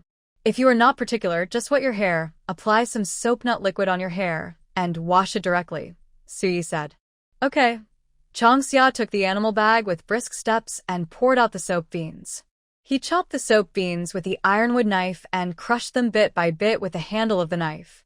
Then, take out the smallest clay pot, add water and boil. These dozen soap beans can be used to boil several hundred milliliters of soap bean liquid, which is enough for 1 or 2 months. Suyi went to the utility room to take a shower. Carefully boil soapberry liquid in the long summer. While boiling the soap nut liquid, I found a small clay pot from the utility room next to the kitchen and used it to store the soap nut liquid later. Soon, Suyi came out of the shower. Shinrong and the other man hadn't come back yet, so it would probably take a while. Next time, I will help you exchange some soap beans with the Tianlang tribe. Suyi sighed. Changxia nodded, then shook her head and said, Grandma Suyi, let the tribe exchange some soap nuts with the Tianlang tribe. It's not appropriate to use wood ash to wash your hair and take a bath. I think we should use ginkgo nuts to exchange soap nuts with the Tianlang tribe. Knowing that soap berries are useful, I naturally won't eat them alone in Changxia. Okay, Suyi replied. She had never forgotten to think about this before. After all, the beast-man tribes all exist independently. If Changxia had not torn off this veil, Suyi, like other beastmen, would not have thought of uniting the beastmen tribes to exchange supplies. There was no such precedent before. However, after Changxia came up with various ways to eat fruit powder, Suya's thoughts began to change. Grandma Sui, do you know which orc tribe in the dusk forest has sugar cane and beets growing in its territory? Changxia stirred the soap liquid until the color became darker. She took the pottery pot away and placed it on the ground to cool down, and then put it into a pottery jar for later use. Sugar cane and beets, Suyi hesitated and asked, what do they look like? Changxia likes to name animals and plants. Everyone in the Suri and Hulawa tribes knows about it. Suyi couldn't guess what sugar cane and beet were just from the names. Sugar cane has a cylindrical stem that stands upright, segmented, solid, and comes in purple, red, and yellow-green. Beets are a bit like radishes but sweeter than radishes, Changxia said as he drew, sketching out the appearance of sugar cane and beet. Suyi was in deep thought. The sugar cane looked familiar to her, but she couldn't remember where she had seen it. Beets seemed to grow in the bear tribe's territory. Sugar cane, I can't remember where I've seen it. Beet, there's a kind of wild vegetable called seaweed growing in the bear tribe's territory, which is somewhat similar to the beet you mentioned. Suyi thought for a while and said, the bear tribe has a diverse diet, with meat, vegetables, and wild fruits all on their menu. In this respect, the bear tribe is easier to feed than other beast tribes. However, the bear tribe is also famous for its appetite among the beast tribes. The two offset each other, and the bear tribe can only get by with enough food and clothing. Bear tribe, is that true? Changxia was excited. It turns out that it is the right thing to do when you encounter problems. If she were to search blindly in the dusk forest, she might not find what she wanted even after 10 years. The beast tribe has the word beast in its name, which makes them extremely wild. Normally, the beast tribe would not cross the border into the territory of other beast tribes to hunt or gather, because once the border is crossed, it represents a provocation. Provocation will lead to fighting. I'm not sure, Suyi said seriously. Chang Xia pouted and sighed. It's a pity that we can't go to the bear tribe to confirm it. If you want, I can help you, Suyi said with a smile. How to get there? Chang Xia asked in surprise. Unless it was during the Normandy Grand Fair, the tribes of the Beast Men could pass through directly. At other times, the Beast Men do not interfere with each other and live peacefully in their respective territories. Ginkgo, Suye sighed. She hadn't planned to say this now. However, unable to bear seeing Chang Xia's expression of regret, Suyi revealed half a sentence in advance. Chang Xia tilted his head and asked hesitantly, Ginkgo, you tell the beast tribes about the uses of the ginkgo nuts, and I will ask for a pass from them for you. However, it is limited to your own use, Suyi said. Don't be too happy. This matter needs to be discussed with other beast tribes before it can be decided. Suyi smiled, rubbed Chang Xia's head with his hand, and said softly, whether it is okay or not, I will have to wait until I meet with other beast tribes to confirm. But don't worry, the Hluo tribe has a large territory, which is enough for you to toss around. Hee. Chang Xia smiled foolishly. She understood what Suyi meant. Since this concerns the orc territory, any orc tribe will handle it with caution. However, there was Suye's words. Chang Xia believed that other beastman tribes would agree. She only needs to go to other beast tribes to find new plants and animals instead of occupying their territory. This is not bad for both of them.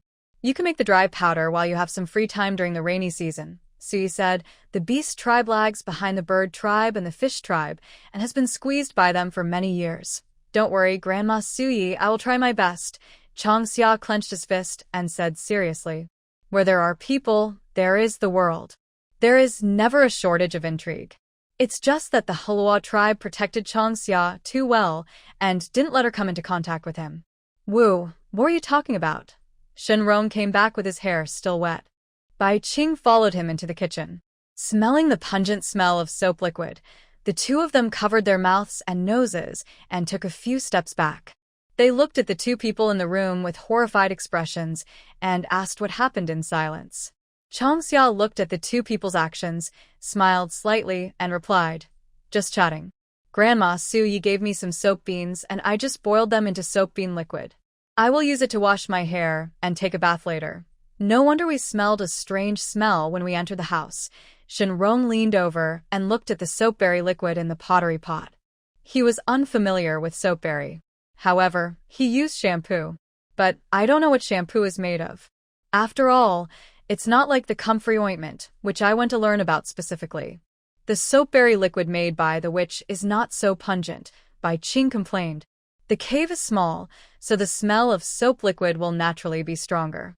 I'll try it later to see if it works. Chang Xia said, I'm going to take a shower and wash my hair. You guys go back to the room and have a rest. I'll be busy tomorrow, so I don't think I'll have time to be lazy. Pour a little bit of the cool soap liquid into the ceramic jar. Chang Xia fetched water and prepared to take a bath. Okay, wash quickly. It's cold at night, don't catch a cold and get sick, Suyi reminded and left with Bai Qing. Before leaving, he looked at Chang Xia and the other man meaningfully. Then he left the space to Chang Xia and Shenrong. Do you need my help? Shenrong cleared his throat twice and asked softly. Suyi did not conceal his expression before leaving, and Chang Xia could naturally feel the meaning behind his expression. Embarrassing, awkward. Chang Xia's cheeks were flushed. She waved her hand, turned around and didn't dare to look at Shenrong directly, and said, No need. You go back to the cave and rest first. I'll go take a shower and wash my hair first. Mingming used to sleep in the same beast den with Shenrong. Maybe it was because of Suye's strange expression tonight. Chang Xia always felt weird, especially awkward and uncomfortable.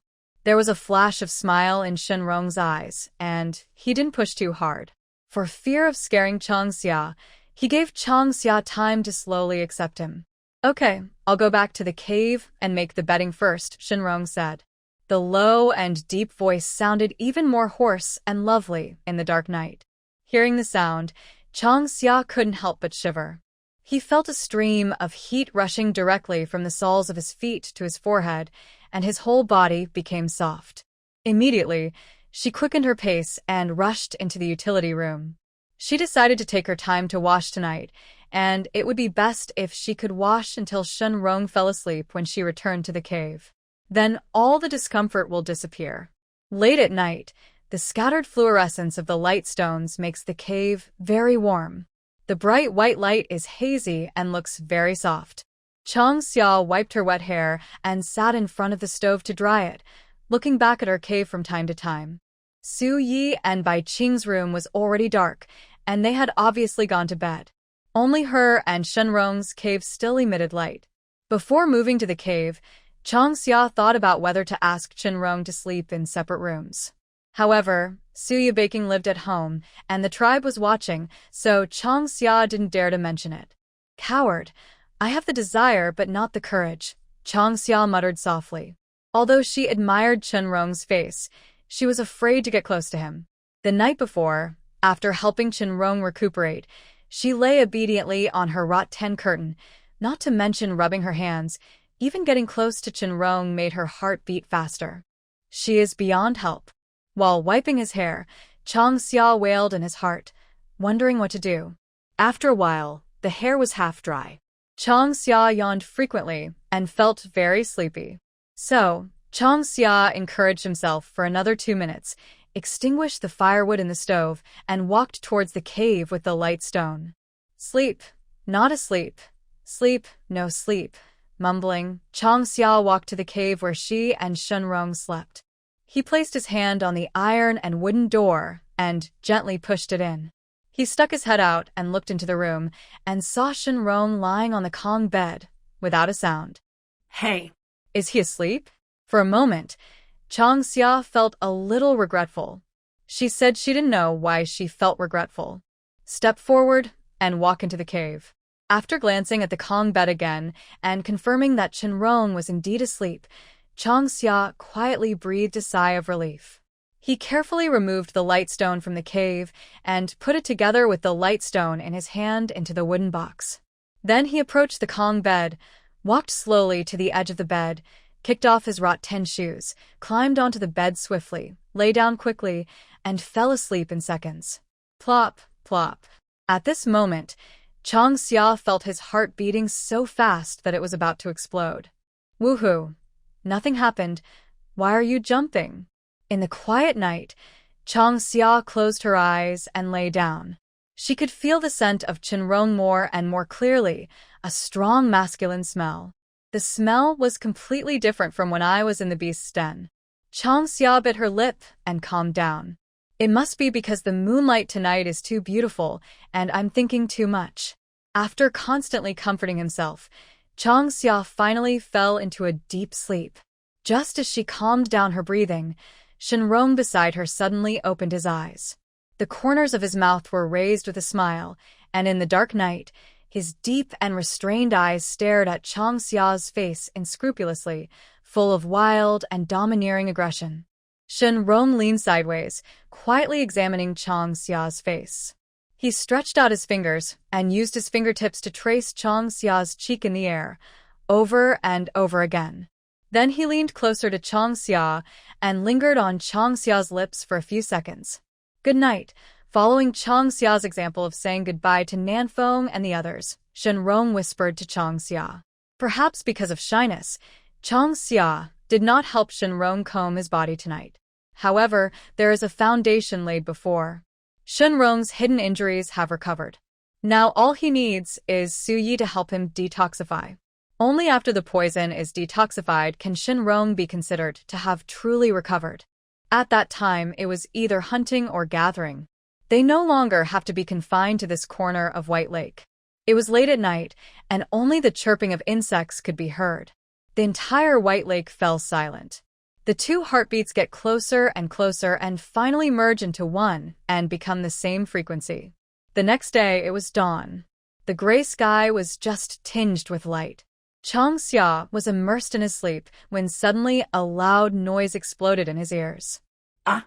Is there an earthquake? Chang Xia suddenly opened her eyes. Fear remained in her sleepy eyes. She looked around. For a moment she didn't understand where she was.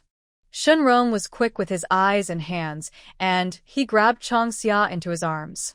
Chong Xia, it's okay, Shenrong said gently. His hand patted Chong Xia's back gently, soothing her panic. It's so noisy. Is anyone coming over? Chong Xia asked softly.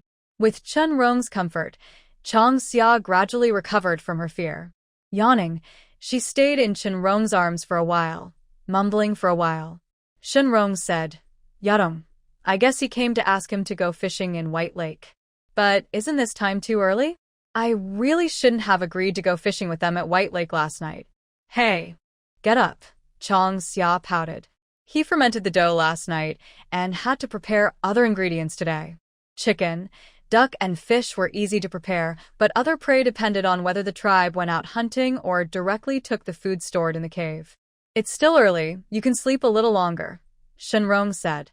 Feeling the remaining warmth in his palm, Shenrong's deep and restrained eyes couldn't help but become deeper. Although there was a smile on his face, he gave people a terrifying feeling. Forget it.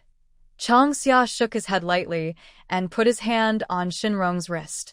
How are you? I was too sleepy last night. I fell asleep as soon as I lay down on the Kong bed in the room. This is what is said. Chong Xia's cheeks couldn't help but blush again. It's okay, just wait for the witch to help detoxify. Shenrong enjoyed Chong Xia's closeness and pretended not to notice Chong Xia's discomfort. A check. Confirmed that Shenrong did not lie. You're recovering well. Chong Xia breathed a sigh of relief and said happily. Chong Xia was worried about Shenrong's health when she brought him back to the tribe from the Normandy Grand Fair. A month later, she confirmed that Shenrong was about to recover. Chong Xia couldn't tell whether she was excited or something else. After all, the two of them would be together for the rest of their lives. Then, when Shenrong recovers, she will be able to go hunting and gathering in the tribal territory. There are too many restrictions when hunting and gathering with the tribal hunting team. When she goes out alone with Shenrong, she can choose the time and place at will. Shenrong, get up and go fishing. Shenrong was busy chatting with Chong Xia in the cave and ignored Yadong's shouting outside. Unexpectedly, Yadong and his friends shouted louder and louder. Deze brats, suye mutered. She knew that Shenrong was not as gentle as he appeared.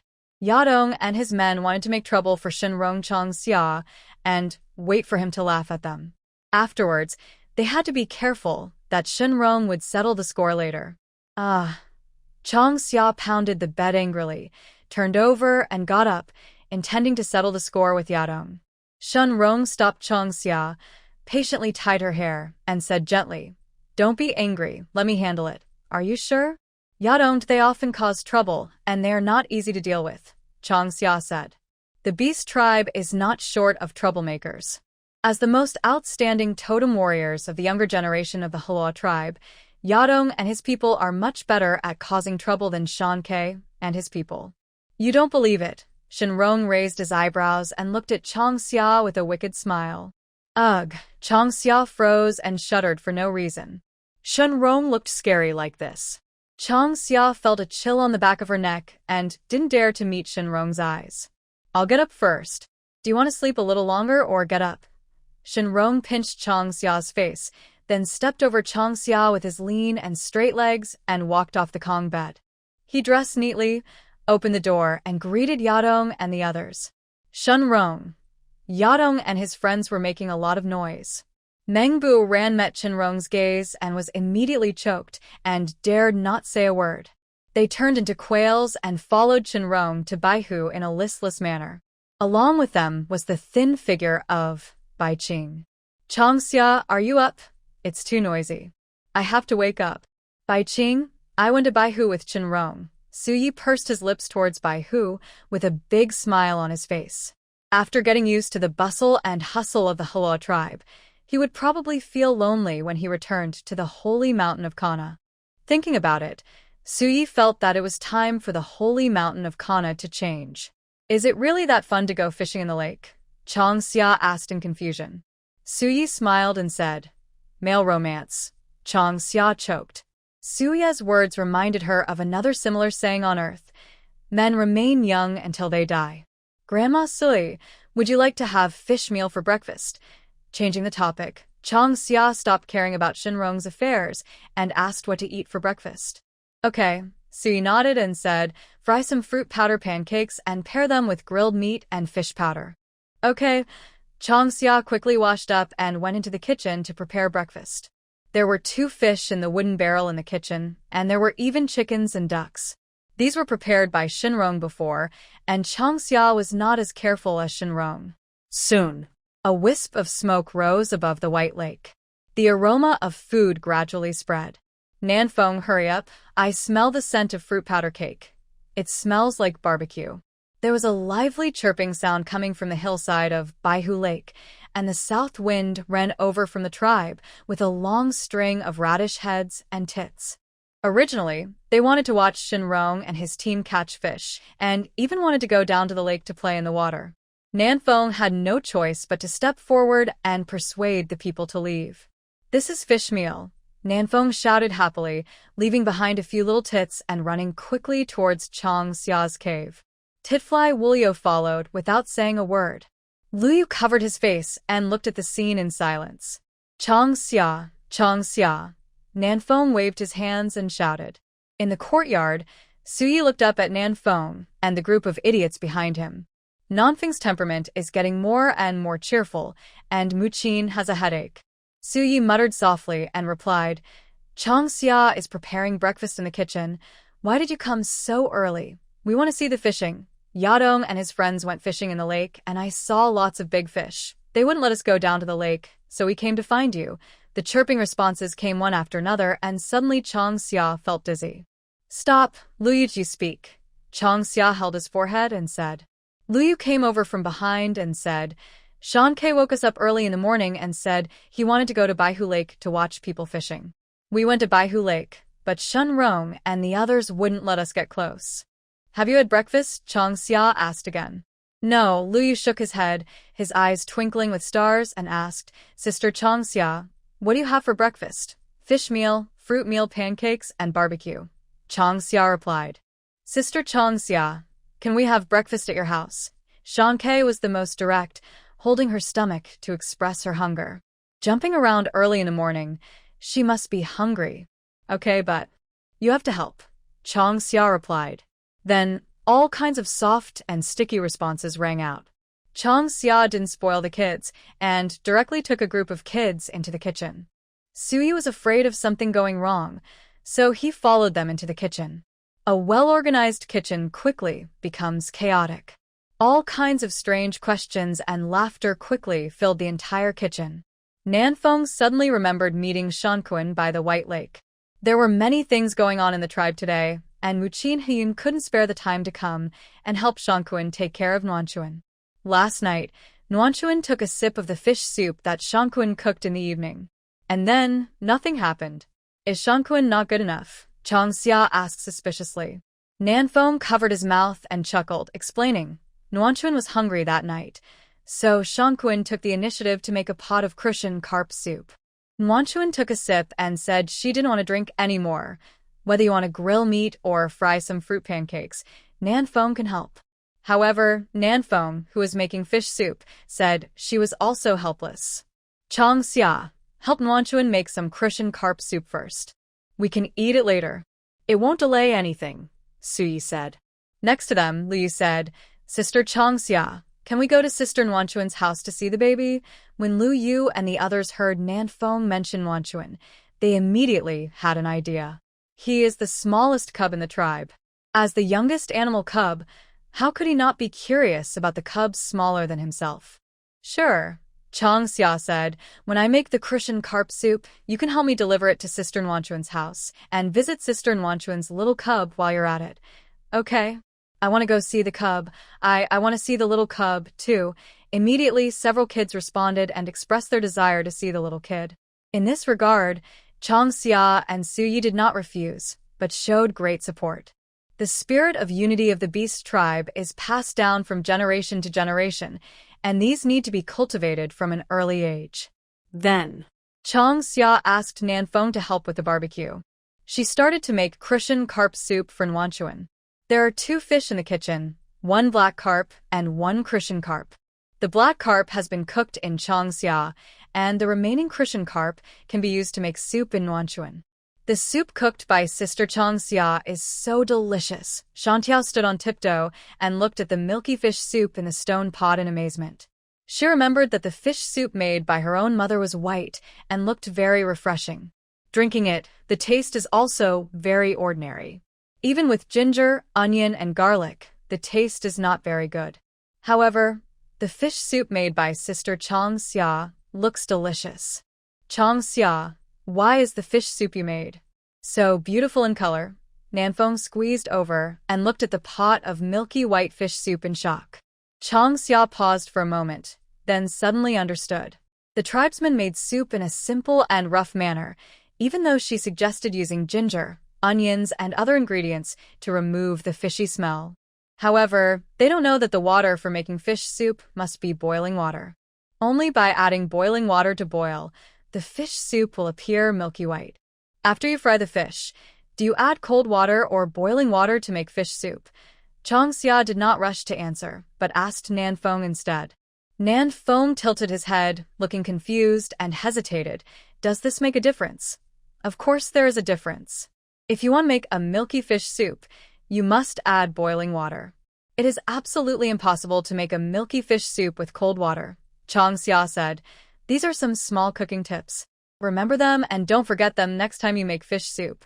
Oh, I'm good at making barbecue and fried fruit pancakes, but the others are too difficult, Nanfeng said distressfully. Every time Chong Xia cooked, she would watch from the side. The seemingly simple process is more complicated than hunting and picking in Nanfeng's eyes. Nanfeng felt that she would never be able to cook well in her lifetime. The cave house was built near Chong Xia's home with the intention of allowing him to come and have a meal at any time. Chong Xia was speechless. Nanfeng was talking so much that she didn't know how to refute her. She didn't know whether to comfort Nanfeng or scold her. Nanfeng, then you should consider finding a partner who can cook, Suyi joked. In private, Suyi was very casual and would not put on airs as a witch at any time.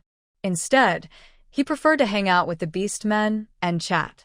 After all, being high and mighty was too tiring and exhausting. Nanfeng's face froze and he said aggrievedly, Wu, can you not mention the matter of finding a partner? She just came of age. There's no need to rush, right? Besides, she's not the only one in the tribe who hasn't found a wife. There are a lot of single males and females. Is it really appropriate that the tribe members always pick on her to take advantage of her? Okay, I won't mention it.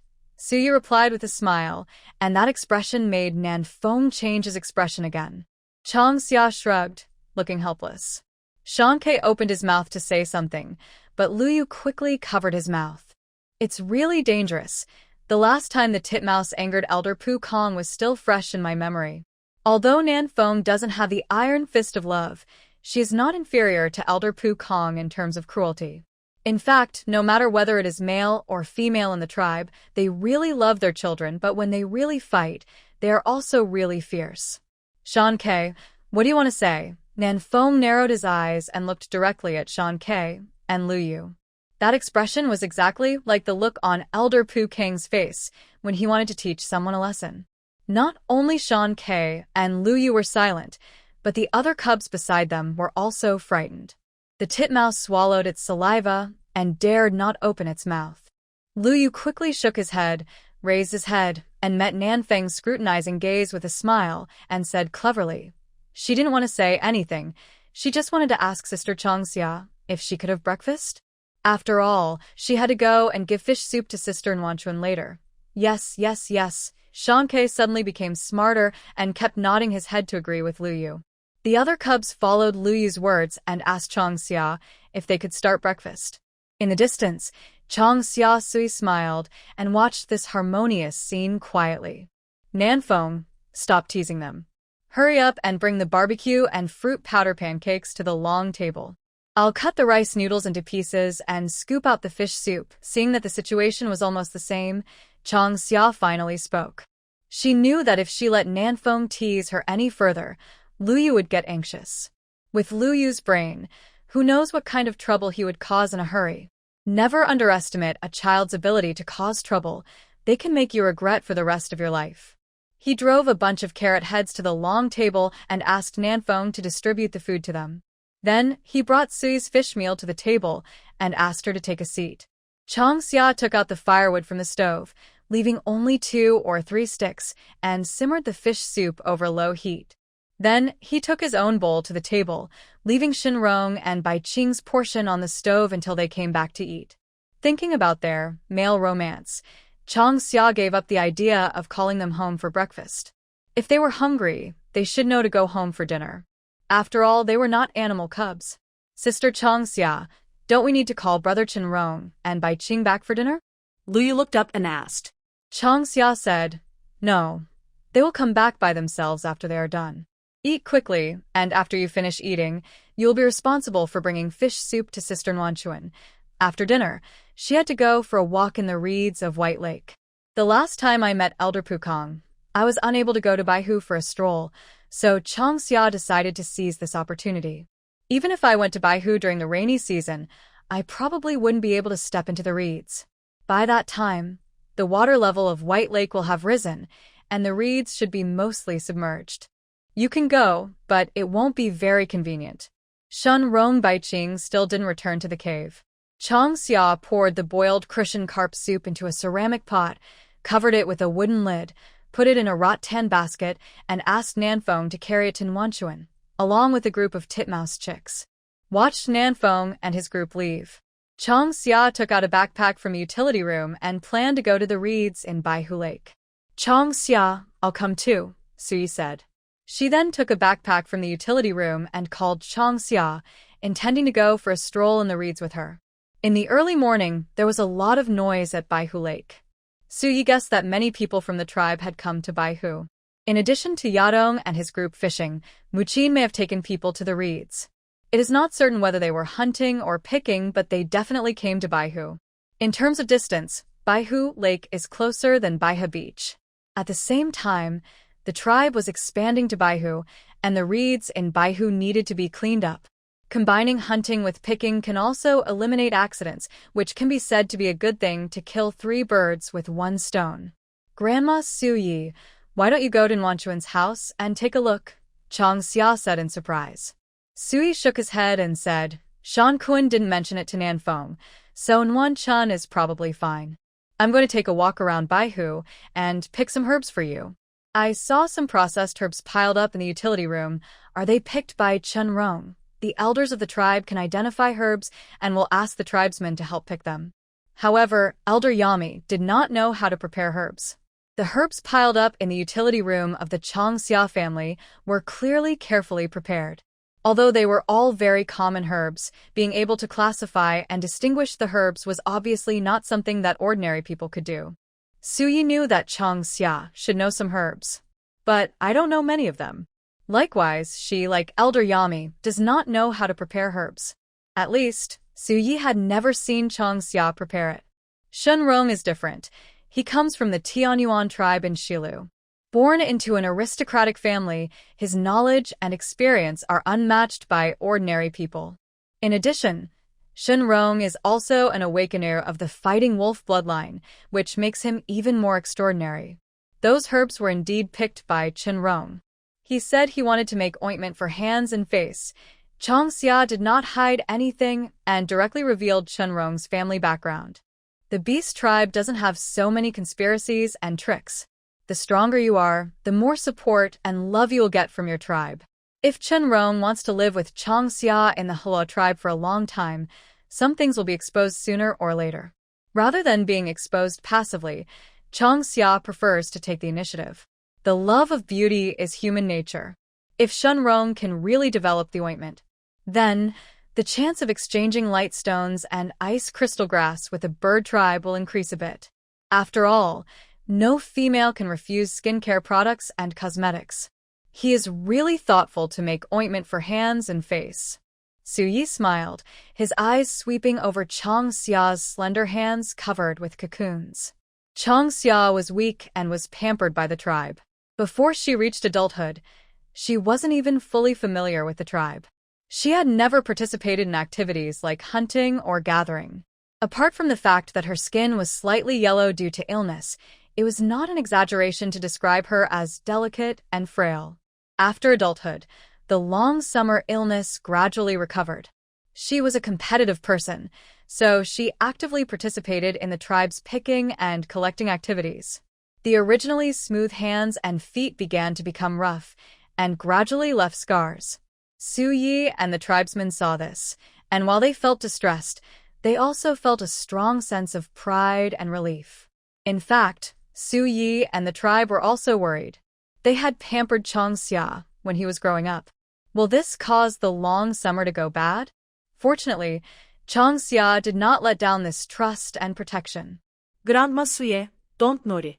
I will manage our future life with Chenrong well. I am also waiting for Bai Qing to take over your position as witch and let you come to the Hulua tribe for retirement. I will support you then, Changxia said confidently. When saying this, Changxia's face was filled with confidence and sincerity. Su Yi raised her to adulthood, and she wanted to support Su Yi for the rest of his life. Of course, she also did not forget the lovely people of the Hulua tribe. Ginkgo is just the first step.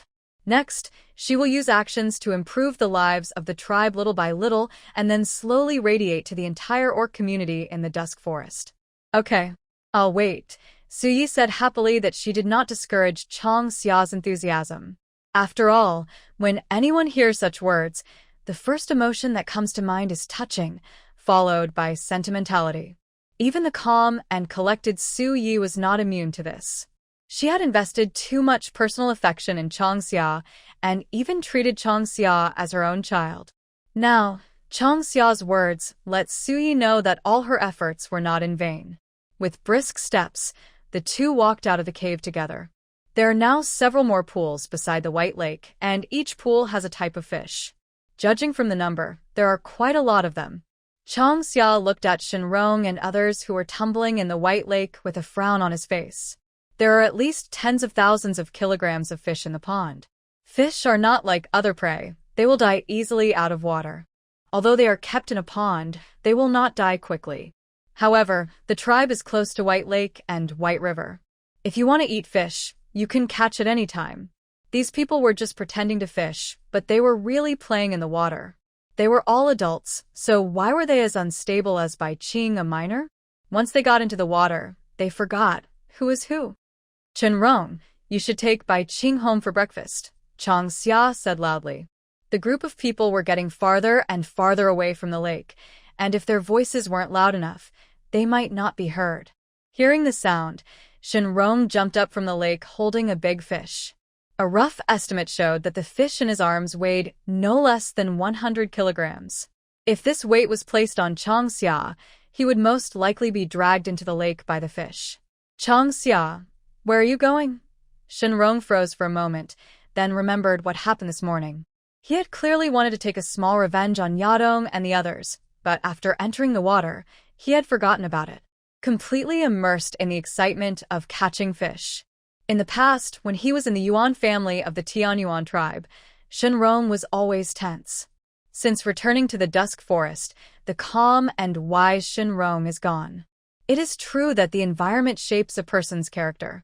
Going to the lake to catch fish would have been impossible for the former Shenrong. But in the Hulua tribe, it became a natural fact. Wu and I are going to take a walk in the reeds of Baihu Lake. You go ashore and take Bai Qing home for breakfast. After breakfast, remember to pick up these fish. There are so many that the tribe will not be able to finish eating them until the rainy season comes. Having said that, Changxia couldn't help but complain. Yadong laughed and said, "It's cool in the lake. But I forgot how many fish we caught. Is it enough? Let's go ashore. We have to mud the walls and install the doors and windows later." As soon as Changxia mentioned this, Yadong and the others immediately came to their senses. The cave house on the Baihu side has not been fully completed yet, and there are still many things to do. Now is not the time to have fun. If they delay the completion of the cave, the clan leader and elders will not forgive them. Think about it. Everyone swam towards the lake. Bai Qing was small, so he caught a prawn as thick as his arm. He quickly ran to Changxia and Su Yi and said excitedly, "Woo, Changxia, look what I caught." Such big shrimps, Bai Qing is so awesome, Changxia was shocked. Do shrimps like this really grow in the lake? Are you sure it's not a giant lobster from the sea? On second thought, she remembered the big fish that Shenrong was holding in his arms. Even fish weighing 100 kilograms were flooding the Bai Lake. It must be normal to have prawns as thick as arms, right?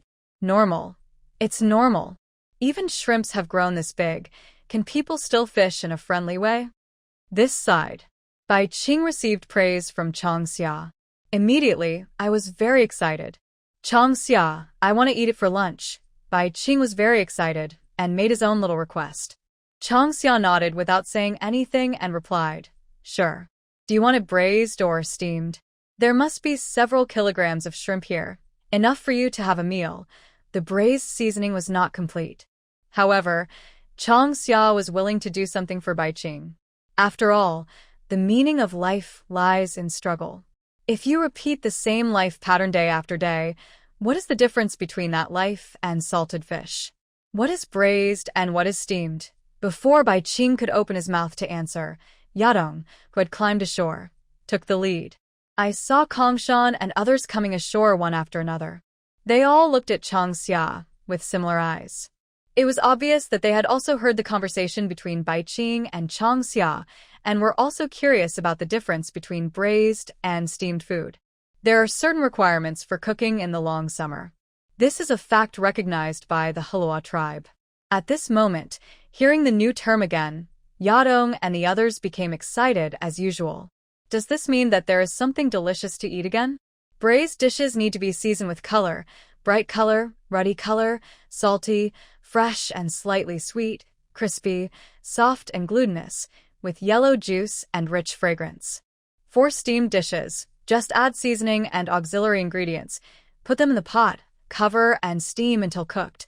The two ways of eating are different and the taste is different. There is no best, only better. Chang Xia is not picky about food. She loves both braised and steamed dishes. After all, most of the dishes made by these two are meat dishes. There is nothing disliked in the long summer. Galu. As soon as Chang Xia finished speaking, Yadong and others began to feel their stomachs rumbling. They stared at Chang Xia with creepy eyes, as if they wanted to swallow Chang Xia alive to relieve the hunger sounds coming from their mouths. Steamed, I want to try steamed, Bai Qing said. Braising sounds troublesome. Bai Qing just wants to eat the prawns faster, so steaming is undoubtedly the fastest. Besides, Chang Xia has steamed river shrimps and crabs before, and they taste very delicious. At this moment, listen to Chang Xia describe steaming. Bai Qing is inevitable, and his mouth is watering. Chang Xia nodded and said, I'll make you steamed prawns for lunch. It just so happens that if you braise it without the sauce, the taste will be much worse. Soybeans are needed to make sauce, but Chang Xia couldn't find any. Soy sauce is out of reach, but if you want to eat braised pork, you have to wait. From his choice, we can see that Bai Qing is a very pragmatic person. In this respect, he surpasses many people. Chang Xia, what about us? Yadong pouted and shook the big fish in his hand. This fish was no smaller than the one in Shenrong's arms just now, and Chang Xia said she didn't know the specific species. Chang Xia said, If you want to eat, make it yourself. After saying that, he supported Su Yi and walked towards the reeds. He simply ignored the Yadong and the others who were wailing behind him. These people became more and more fond of playing tricks. The more he paid attention to them, the more excited they became. Each of them could be said to be a reincarnation of a drama queen. Shenrong, this mattered, you have to help us. Yadong and his men quickly surrounded Shenrong and attacked Chang Xia. However, he didn't know that the smile on Shenrong's face became more and more gentle. He stretched out a hand and placed it on Yadong's shoulder, pinching him with a slight force, then pretended to be unaware and stepped his left foot forward, followed by a plop sound. Yadong falls into the water. Then, before Kongshan and the others could react, I used the same method to cook several of Kongshan's dishes. When they all came to their senses, they suddenly realized that they had fallen back into the lake. Even the fish caught in their hands fell into the lake. Ouch! Someone howled, and I realized that after falling into the lake, I was pushed by the fish in my hand, and the position of the fish was quite delicate. Yadong, is there something wrong? Shenrong asked with a smile. He raised his hand and threw the fish in his arms into the pond, not far away. He turned around again, still looking gentle and elegant. Little did they know that this scene was seen by Yadong and his companions. They didn't bother to question and shook their heads. Only after Shenrong led Bai Qing away did they dare to breathe again. What just happened? I don't know. When I came to my senses, I fell into the lake. What about you? Shenrong. His smile is so scary, even scarier than the iron fist that Elder Pu Kong loves. Kong Shan climbed up the bank, hugged himself tightly, and muttered softly. This time he didn't dare to let Shenrong hear it again, for fear of falling into the lake again for no reason. Did Shenrong do it? Yadong shuddered. The lake water was not cold, but he felt very cold. Depend on. Shenrong is not a human being. He clearly pushed them into the lake, yet he pretended to be unaware. However, he dared not utter aloud the words in his mouth. Changxia, why did you bring Wu here? Changxia and Si walked into the reeds and soon met Muqin and others. They were carrying baskets, each of which was filled with their own prey, either pheasants or ducks, or bird eggs and unknown wild vegetables. It can be seen that the harvest is very good. Let's go for a walk, Sui said. Muqin asked again. What happened to Baihu just now? There were several splashing sounds. Yadong and the others are just joking, Sui replied with a smile. Changxia lowered his head, with a subtle smile on his face. Those people were probably taught a lesson by Shenrong. Although Shenrong always looked gentle and polite, he was absolutely ruthless when he got into action. He also liked to appear gentle and elegant, which made people unable to resist. If I were to describe it in one word, it would be a gentlemanly beast. Yeah, a compliment. As they chatted, the few of them did not slow down at all. Going deep into the reeds, we slowly approached the upper reaches of the White Lake. Su Yi slowly separated from the others. What she wanted to do was not hunting but picking herbs. She strolled leisurely among the weeds, squatting down from time to time to dig a herb or something, looking very leisurely. Changxia followed Muqin and started her hunting journey. Unlike Muqin Hyun, her hunting was simple and rough to the extreme, which made Muqin and others marvel and praise her nonstop. Hunting in the long summer is simple and crude, but also extremely efficient. Almost no prey she targeted could escape. Unfortunately, they couldn't learn this method. After all, this is Changxia's blood talent.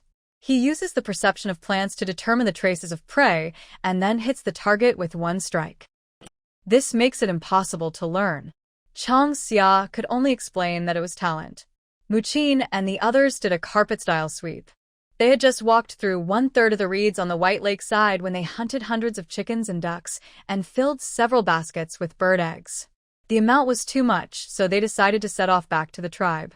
Tonight's cooking was barbecue and food made from various fruit powders, and the chickens and ducks could only be considered supporting roles. Hundreds of chickens and ducks are enough to add color to tonight's hot pot banquet. Besides, the noise was so loud just now that the chickens and ducks were scared away.